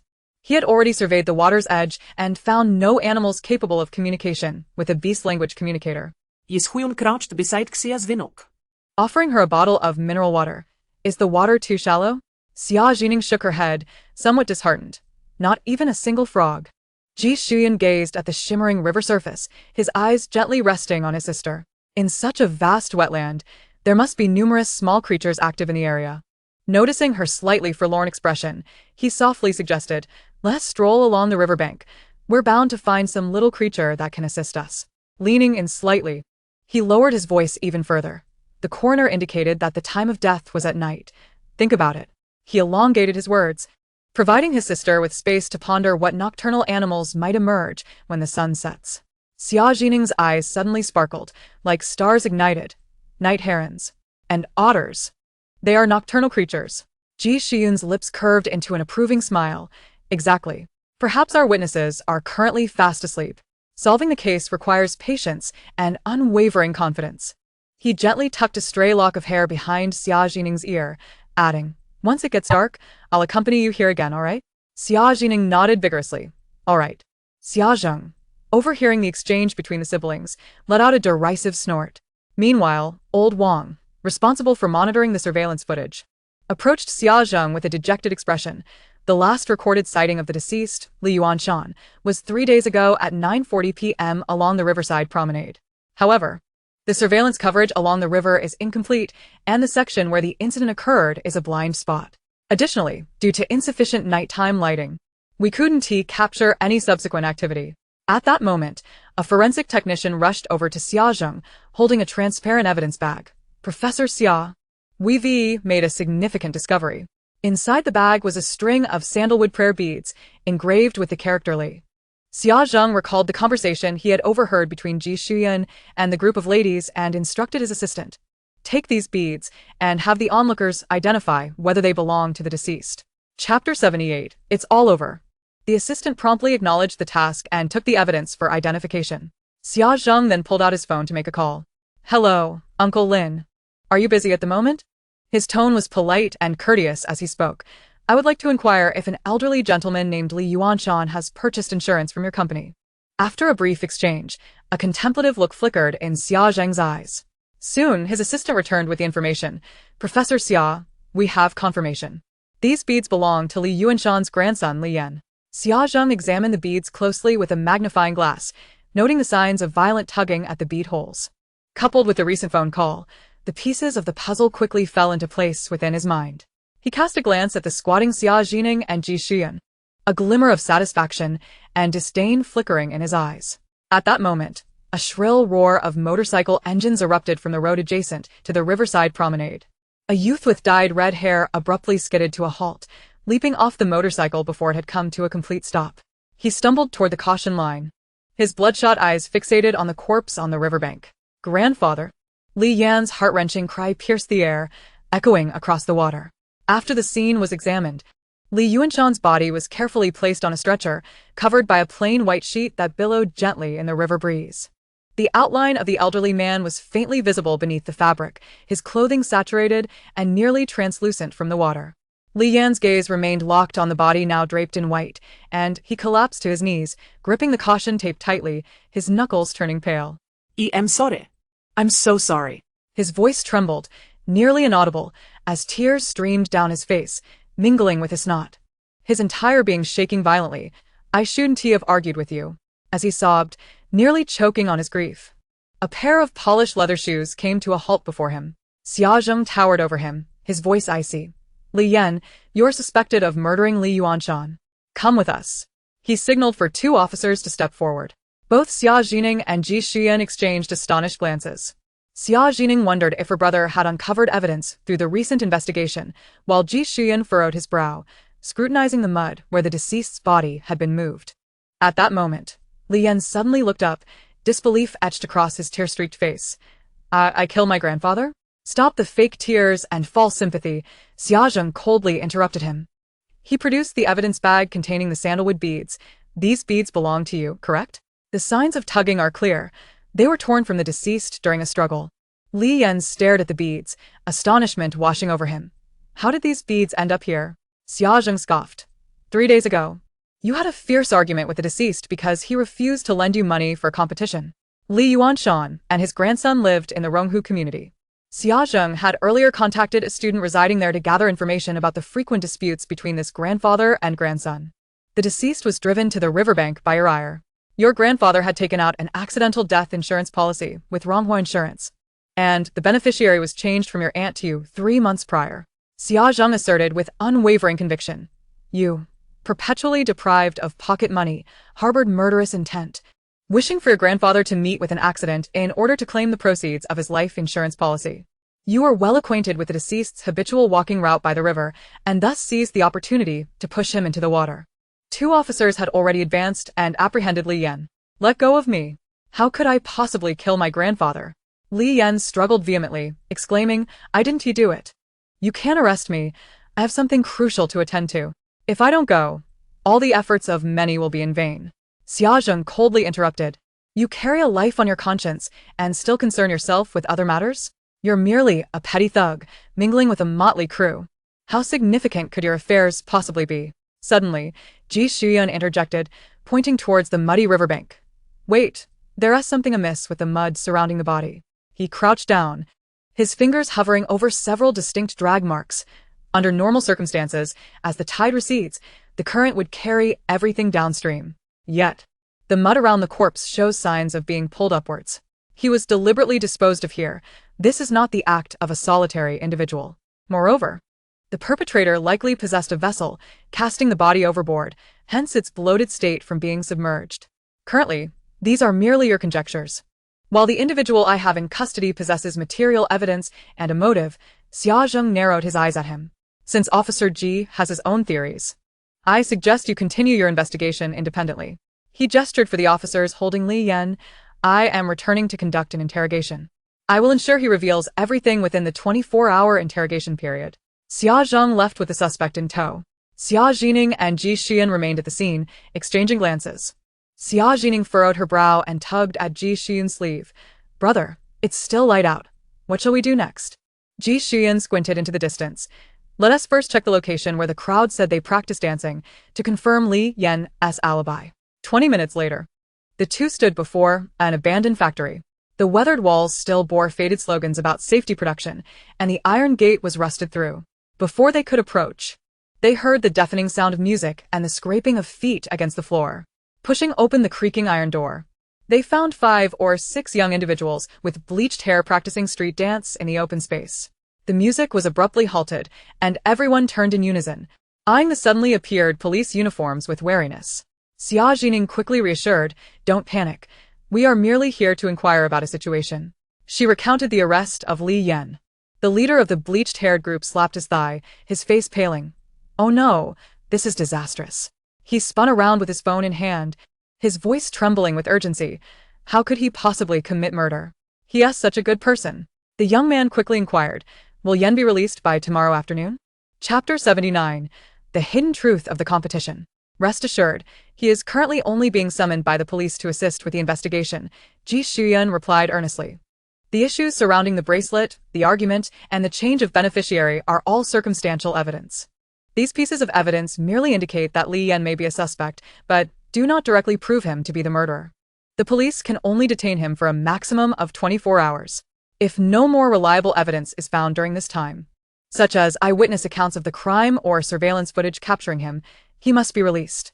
Ji Xian patiently clarified the distinction between summoning and arrest to the group. It's akin to a teacher suspecting a student of cheating. They can call them into the office for questioning but cannot directly impose a punishment without concrete evidence. Xia Zhi Ning added. The police are merely asking Li Yan to cooperate with the investigation. He hasn't even formally arrested yet. If they wish to detain him longer, they must find stronger evidence. However, upon hearing the siblings' explanations, the group of young thugs did not feel reassured. Instead, they grew more anxious. So, he won't be released until 11 tomorrow morning? Furthermore, they needed to eat and travel, as the recording studio was located in the suburbs, requiring an hour and a half's journey. The young man with bleached hair counted the time on his fingers and turned to the young man with green hair. But the video recording for the competition is scheduled for 1 o'clock tomorrow afternoon. The young man with green hair kicked the ground in frustration. Exactly. Yan's appearance is crucial. Xia Zhi Ning sighed softly. The best course of action now is to swiftly locate any clues that can prove Li Yan's innocence. Ji Shiyun's sharp gaze swept over the group. On the night of the incident, who can vouch for Li Yan's whereabouts? The young man with bleached hair scratched his head. After arguing with his grandfather, Yan always practiced dancing by himself in secluded locations. There probably aren't any surveillance cameras there. He has no alibi, Xia Zhi Ning frowned. Observing the group's evident anxiety, she couldn't help but curiously ask, "Are you all participating in some important competition?" Xia Zhi Ning felt puzzled. Although street dance competitions were opportunities for exposure, the most pressing matter was the murder of Li Yan's grandfather. Why were their concerns so fixated on the competition? It's not our competition, it's Yan's competition, a prestigious international event. The young man with bleached hair waved his hands in haste, fearing being misunderstood as indifferent. Yan is different from us. He has studied under a reputable master. The one who appeared on that street dance variety show. A Tion. A Tion recognized Yan's exceptional talent and offered to teach him for free. The young man with green hair chimed in rapidly. Tomorrow afternoon at 1 o'clock. Yan will be recording a video with a Tion's top national storm dance team for the World Street Dance Championship. Directly to the world stage. This can't be delayed, officer. Interjected another shorter thug, his face creased with worry. The entire dance team comprises dozens of masters. And it's taken us ages to carve out this small window of time for tomorrow afternoon. The venue, photographer, lighting, all have been arranged. We're just waiting for everyone to arrive and start filming, which should only take an afternoon. If he gets arrested, isn't that a death sentence? The young man with bleached hair nodded emphatically. Yan's role in this is crucial. Though his dancing skills may not match those of the seniors, his choreography ideas are brilliant. Exactly. The young man with green hair's eyes sparkled as he tried to articulate the significance of this competition. It's true that Yan isn't fond of studying, but he is well-versed in his grandfather's archaeological discoveries and notes. This time, he incorporated everything. The young man with bleached hair quickly corroborated. Gesturing, his grandfather's research on ancient warfare formations. What was it called again? It doesn't matter. Yan turned it into a formation. And the patterns on the costumes were inspired by some jar or mural, also from his grandfather's archaeological findings. The young man with bleached hair even pulled up chat records, revealing Li Yan's late-night musings about studying his grandfather's notes. So many obscure characters. I'm losing my mind. I can't understand it. It's like reading ancient texts. My grandfather is so impressive. I secretly consulted my grandfather's colleague. I think I'm starting to grasp it a bit. I'll communicate with my master. The choreography turned out quite well. My grandfather will surely praise me this time. Yan said so. Little green hair, filled with excitement, raised his voice, eager for the entire world to witness the extraordinary ancient culture of Longhua, all of which was discovered by his grandfather. Little yellow hair interjected, shaking his head. This grandfather and grandson duo both possess stubborn temperaments, refusing to yield. Yet, despite frequently arguing with Professor Li, Yan Ge genuinely yearned for the professor's approval. How could he possibly harm Professor Li for the sake of money? Xia Zhi Ning deeply understood this conflict. The relationship between the younger and older generations cannot be easily articulated in just a few words. The younger generation resents their elders for their lack of understanding, while the elders lament the immaturity of the younger generation. People often inflict the most profound wounds on those closest to them in the most intensive ways, yet inadvertently reveal their true concerns at the most unexpected moments. Little yellow hair then pulled out his phone, showing Xia Zhi Ning and Ji Shiyun a video of Li Yan and the dance troupe's previous rehearsals. In the video, the dancers shifted formations in time with the drums, sometimes unfurling like a flock of geese, other times coiling like a long serpent. It resembled the evolution of ancient military formations, absolutely spectacular, overshadowing the choreography of other foreign dance troupes. Yen Go aspired for his grandfather to witness the archaeological achievements he had choreographed on television, showcased on the world stage. To prove that he was not merely a wayward child without ambition, but to surprise his grandfather. After little green hair finished speaking, his voice dropped, laden with heaviness and regret. Who could have imagined that before the competition video could even be filmed, his grandfather? The diminutive thug also appeared despondent. Those renowned choreographers all respected Yen Go and referred to him as little brother, praising his brilliant ideas and entrusting him with numerous designs precisely because he understood this art. Even the cultural department and sponsors of the dance troupe declared that this was a splendid opportunity for Lungwa's culture to reach a global audience. If they could make it to the world competition stage, it would yield substantial rewards and coverage in both domestic and international news. Hence, tomorrow afternoon was of utmost importance. Little Yellow Hair spoke earnestly, not only for Yen Ji's future, but also for the chance to showcase his grandfather's hard work to the world. Moreover, Yen Go was no mere talker. Little Green Hair recalled something crucial and quickly added that his agility was remarkable. He had honed his skills from a young age through rigorous practice at home. His backflips, elbow turns, and various floor moves were incredibly fluid. This performance required the most explosive and pivotal action, and it was entirely reliant on him. Without him, the entire dance would lack its essence. The group of youths exchanged words, their conversation somewhat chaotic, stumbling over their expressions of cultural artifacts and traditional terminology. However, the urgency and the critical information they conveyed were unmistakable. Xia Zhi Ning grasped why everyone was so anxious.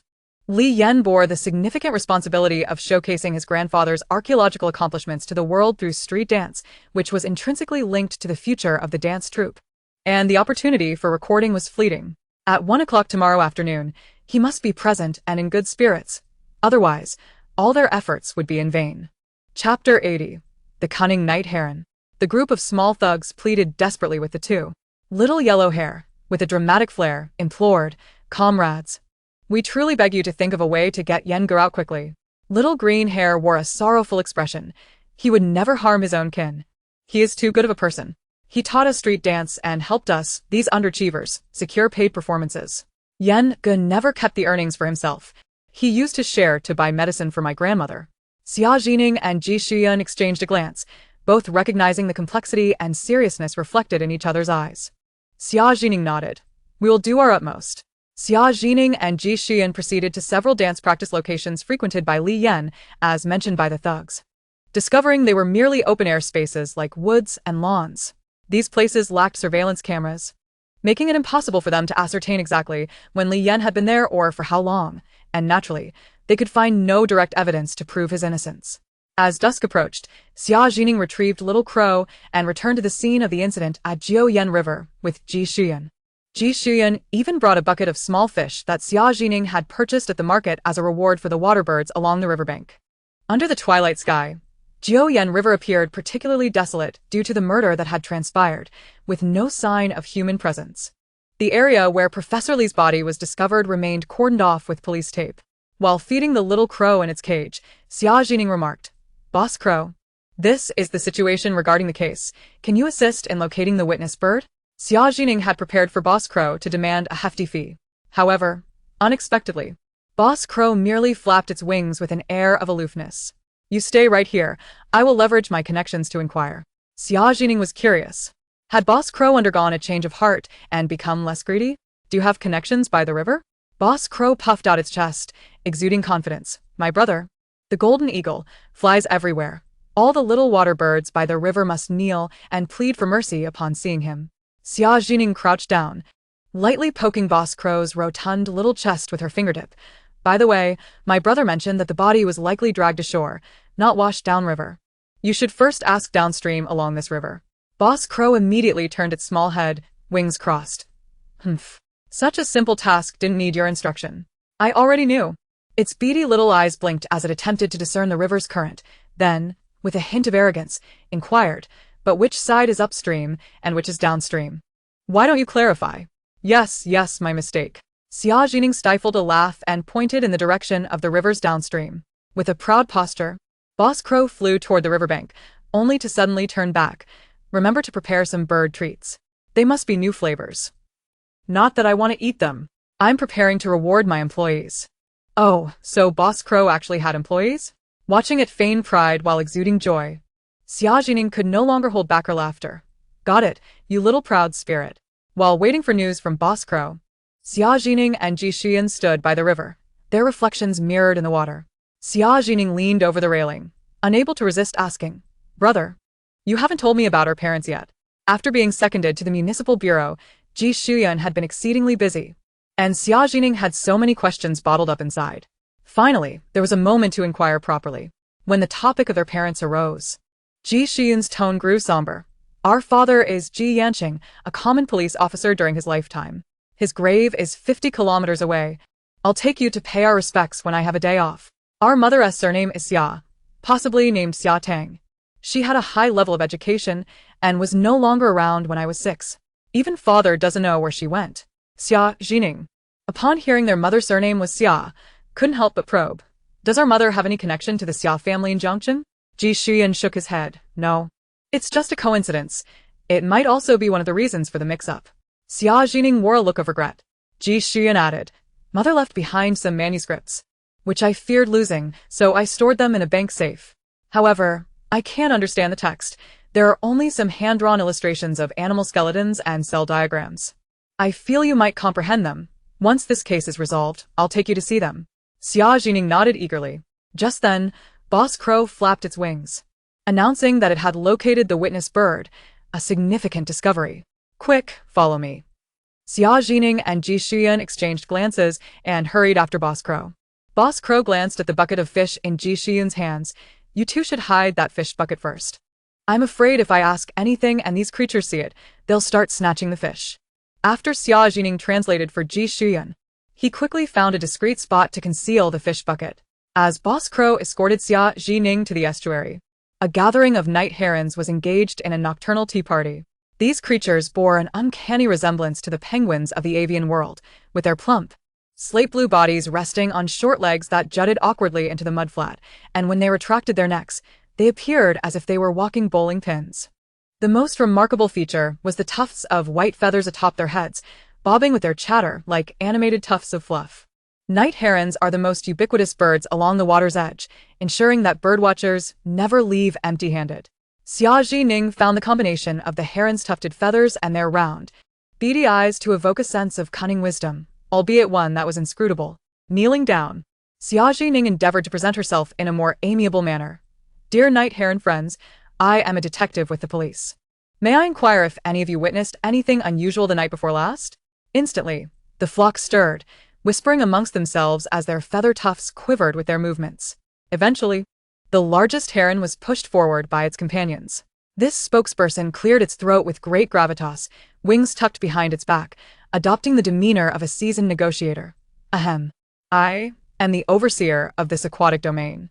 It tilted its head, scrutinizing Xia Zhi Ning with an air of superiority. "However, our night heron clan does not dispense information for free." Nearby, a brash young heron interjected eagerly. "Exactly. At least one clue in exchange for 3 small fish."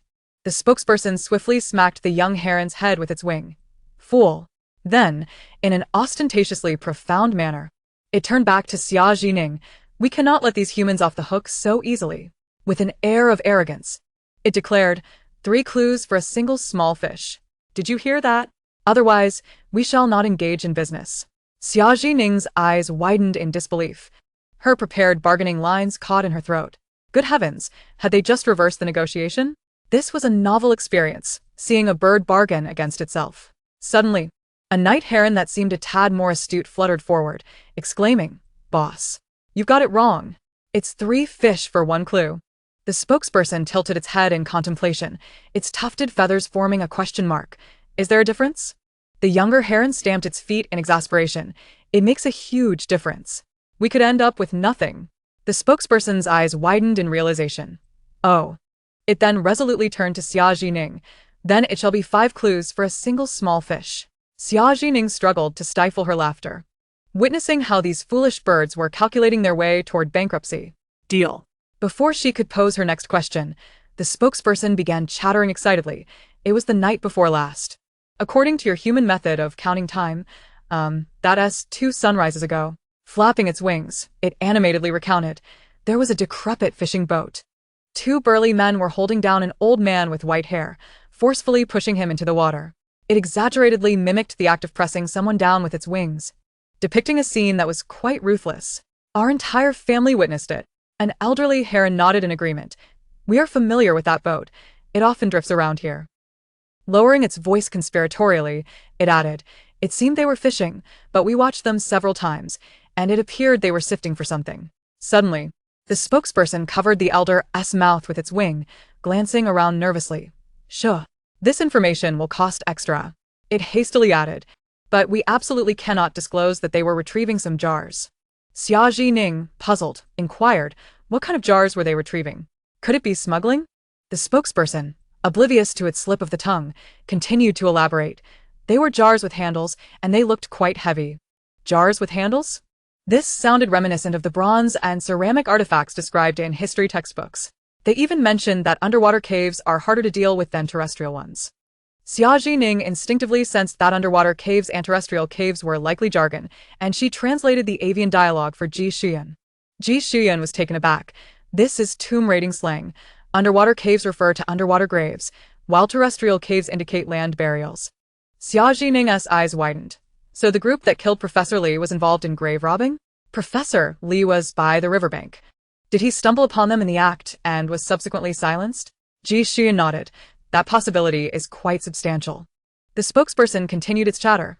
According to other members of our clan, these individuals have been lurking around this river area for quite some time, but they only began retrieving jars a few days ago.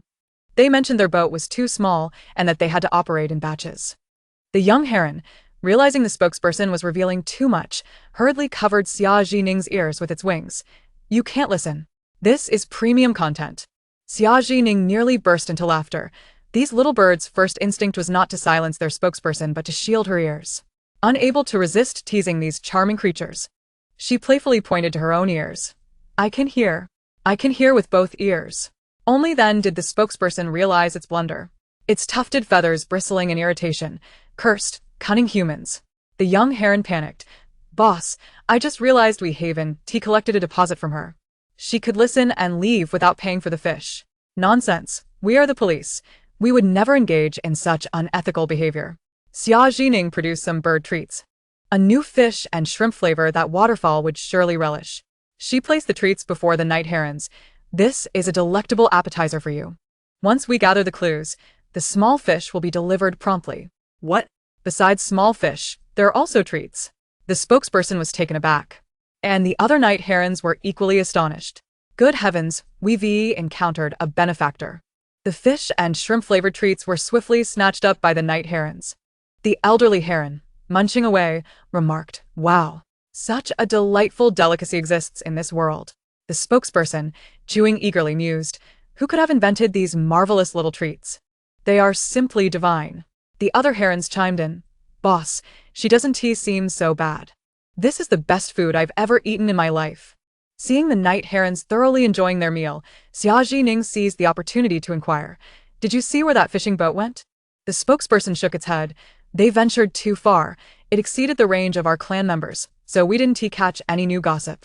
The young heron added, They will be back today. Xia Zhi Ning felt a surge of excitement, glancing at the time on her phone. It was already 11:30 in the evening. When do they usually arrive? When we are having our second meal, the night heron said. They were most active 12 hours after sunset and 23 hours before sunrise. These two time frames constituted their dining hours. Xia Zhi Ning quickly deduced based on the night heron's habits. This group is likely to act around 1 o'clock in the morning. The spokesperson shook its tufted feathers. Wow. You really understand us well. Xia Zhi Ning smiled. It's almost time for your meal. Let us settle your gratitude reward first.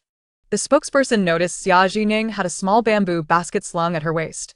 Curiously, it leaned towards the basket. Are the small fish in there? Xia Zhi Ning quickly hugged the basket and stepped back.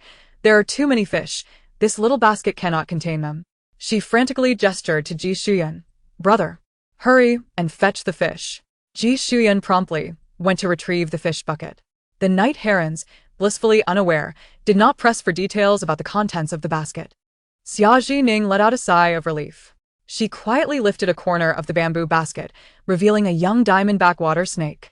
The diamondback water snake swims with remarkable speed, possesses a mild venom, and exhibits an exceptionally fierce temperament. She feared that the little snake might startle the night herons, those harmless creatures. Originally, upon hearing that Xia Zhi Ning intended to embark on an adventure with her brother, Wuya had insisted on joining to see the handsome boys. But Xia Zhi Ning decisively voted against it. The green pit viper could serve as a coach in short-distance pools, but in the vast rivers, it was the water snake that reigned supreme.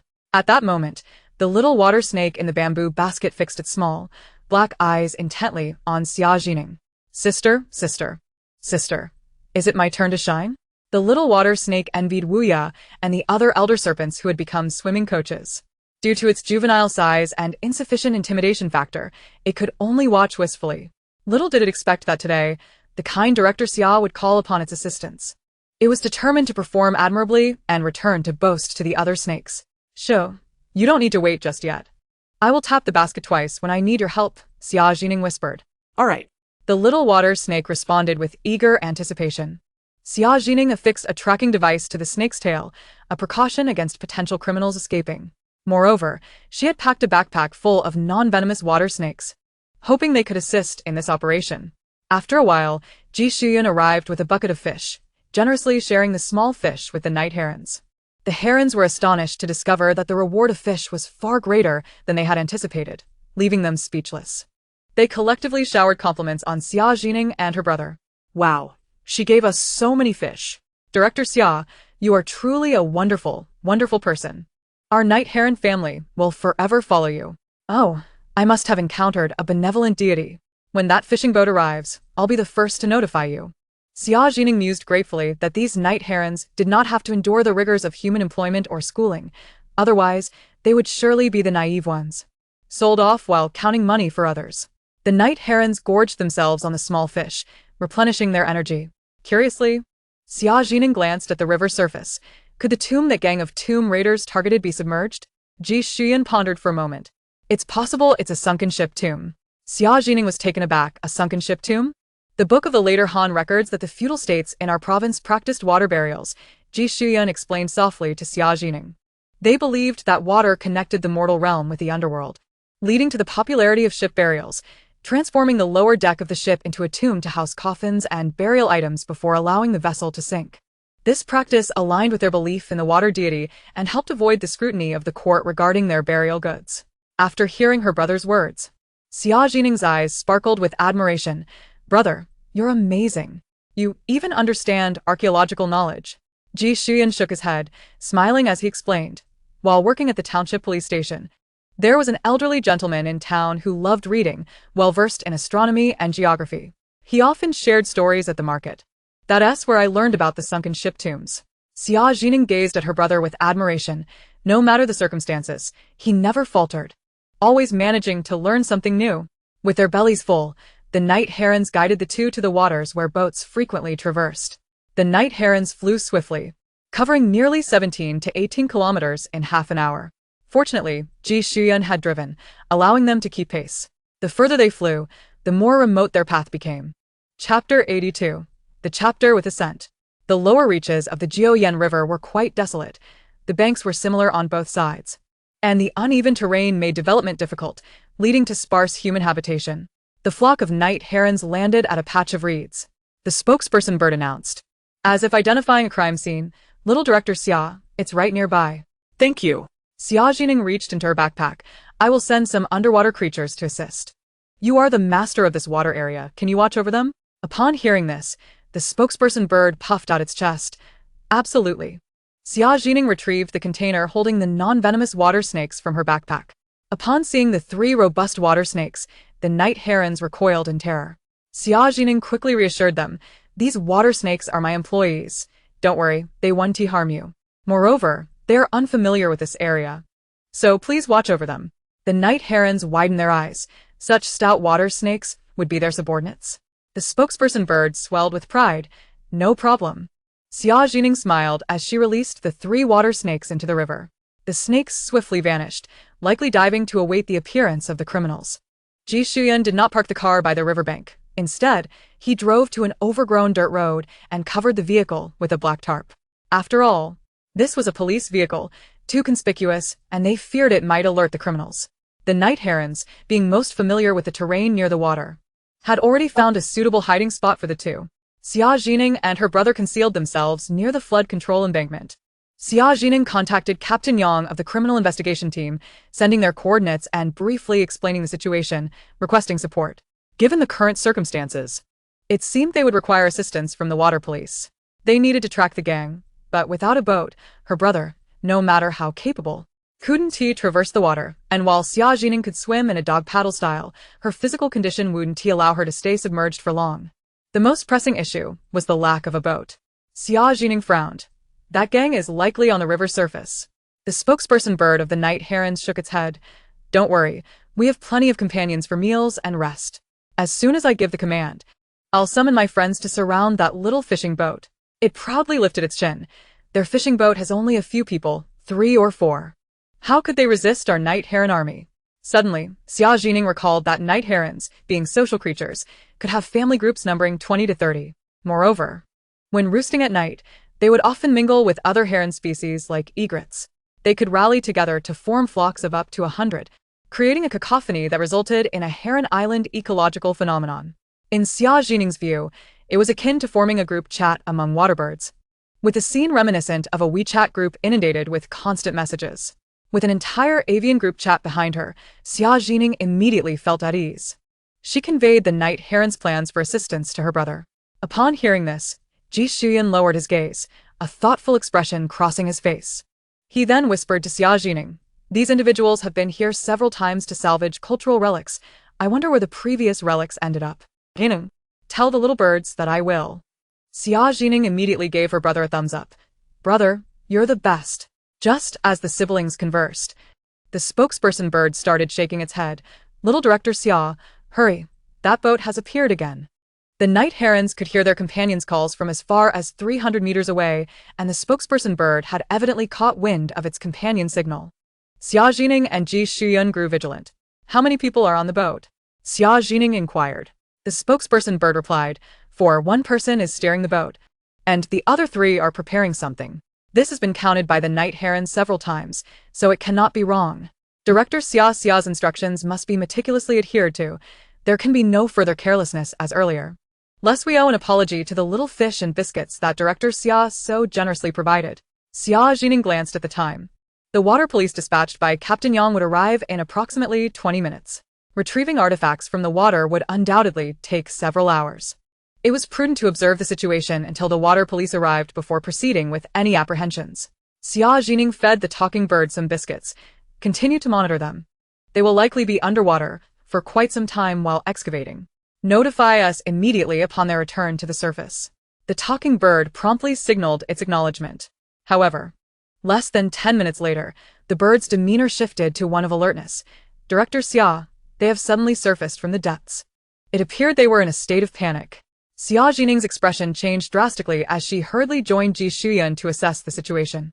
From a distance, they spotted 3 individuals surfacing with diving gear, desperately swimming toward the boat, clearly attempting to flee. How could this be? Had they received some kind of signal? Or encountered trouble underwater? Xia Zhi Ning waved her hand. "Stop them." The talking bird responded, "Understood. Brothers and sisters, mobilize." With a commanding shout, the bird's call echoed, and the sounds of wings flapping resonated from all directions. The 3 tomb raiders, still in the water and yet to board the vessel, were startled by the strange cacophony of bird calls and looked around in confusion. Suddenly, a flock of over 100 herons encircled them from all sides. The lead raider was utterly dumbfounded, exclaiming, "What terrible luck! We just triggered a mechanism underwater, barely escaping, and now these birds have lost their minds." Another, voice trembling with fear, remarked, "Could it be that the ancestors from the depths are angered?" The third raider urged them, "What are you waiting for? Hurry aboard. This is far too bizarre. We must flee." At that moment, the talking bird issued a command. "Family, initiate the aerial assault." Instantly, every bird in the sky summoned their strength and prepared for action. Having just feasted on small fish, their bellies were full. In an instant, it was as if rain began to fall upon the river. From a distance, it appeared to be a downpour, but upon closer inspection, it was a deluge of bird droppings. The excrement rained down upon the heads, faces, and bodies of the three tomb raiders, obscuring their vision and tainting their spirits. Xia Zhi Ning stood on the shore, exuding confidence. "Hee hee, you are truly in deep trouble now."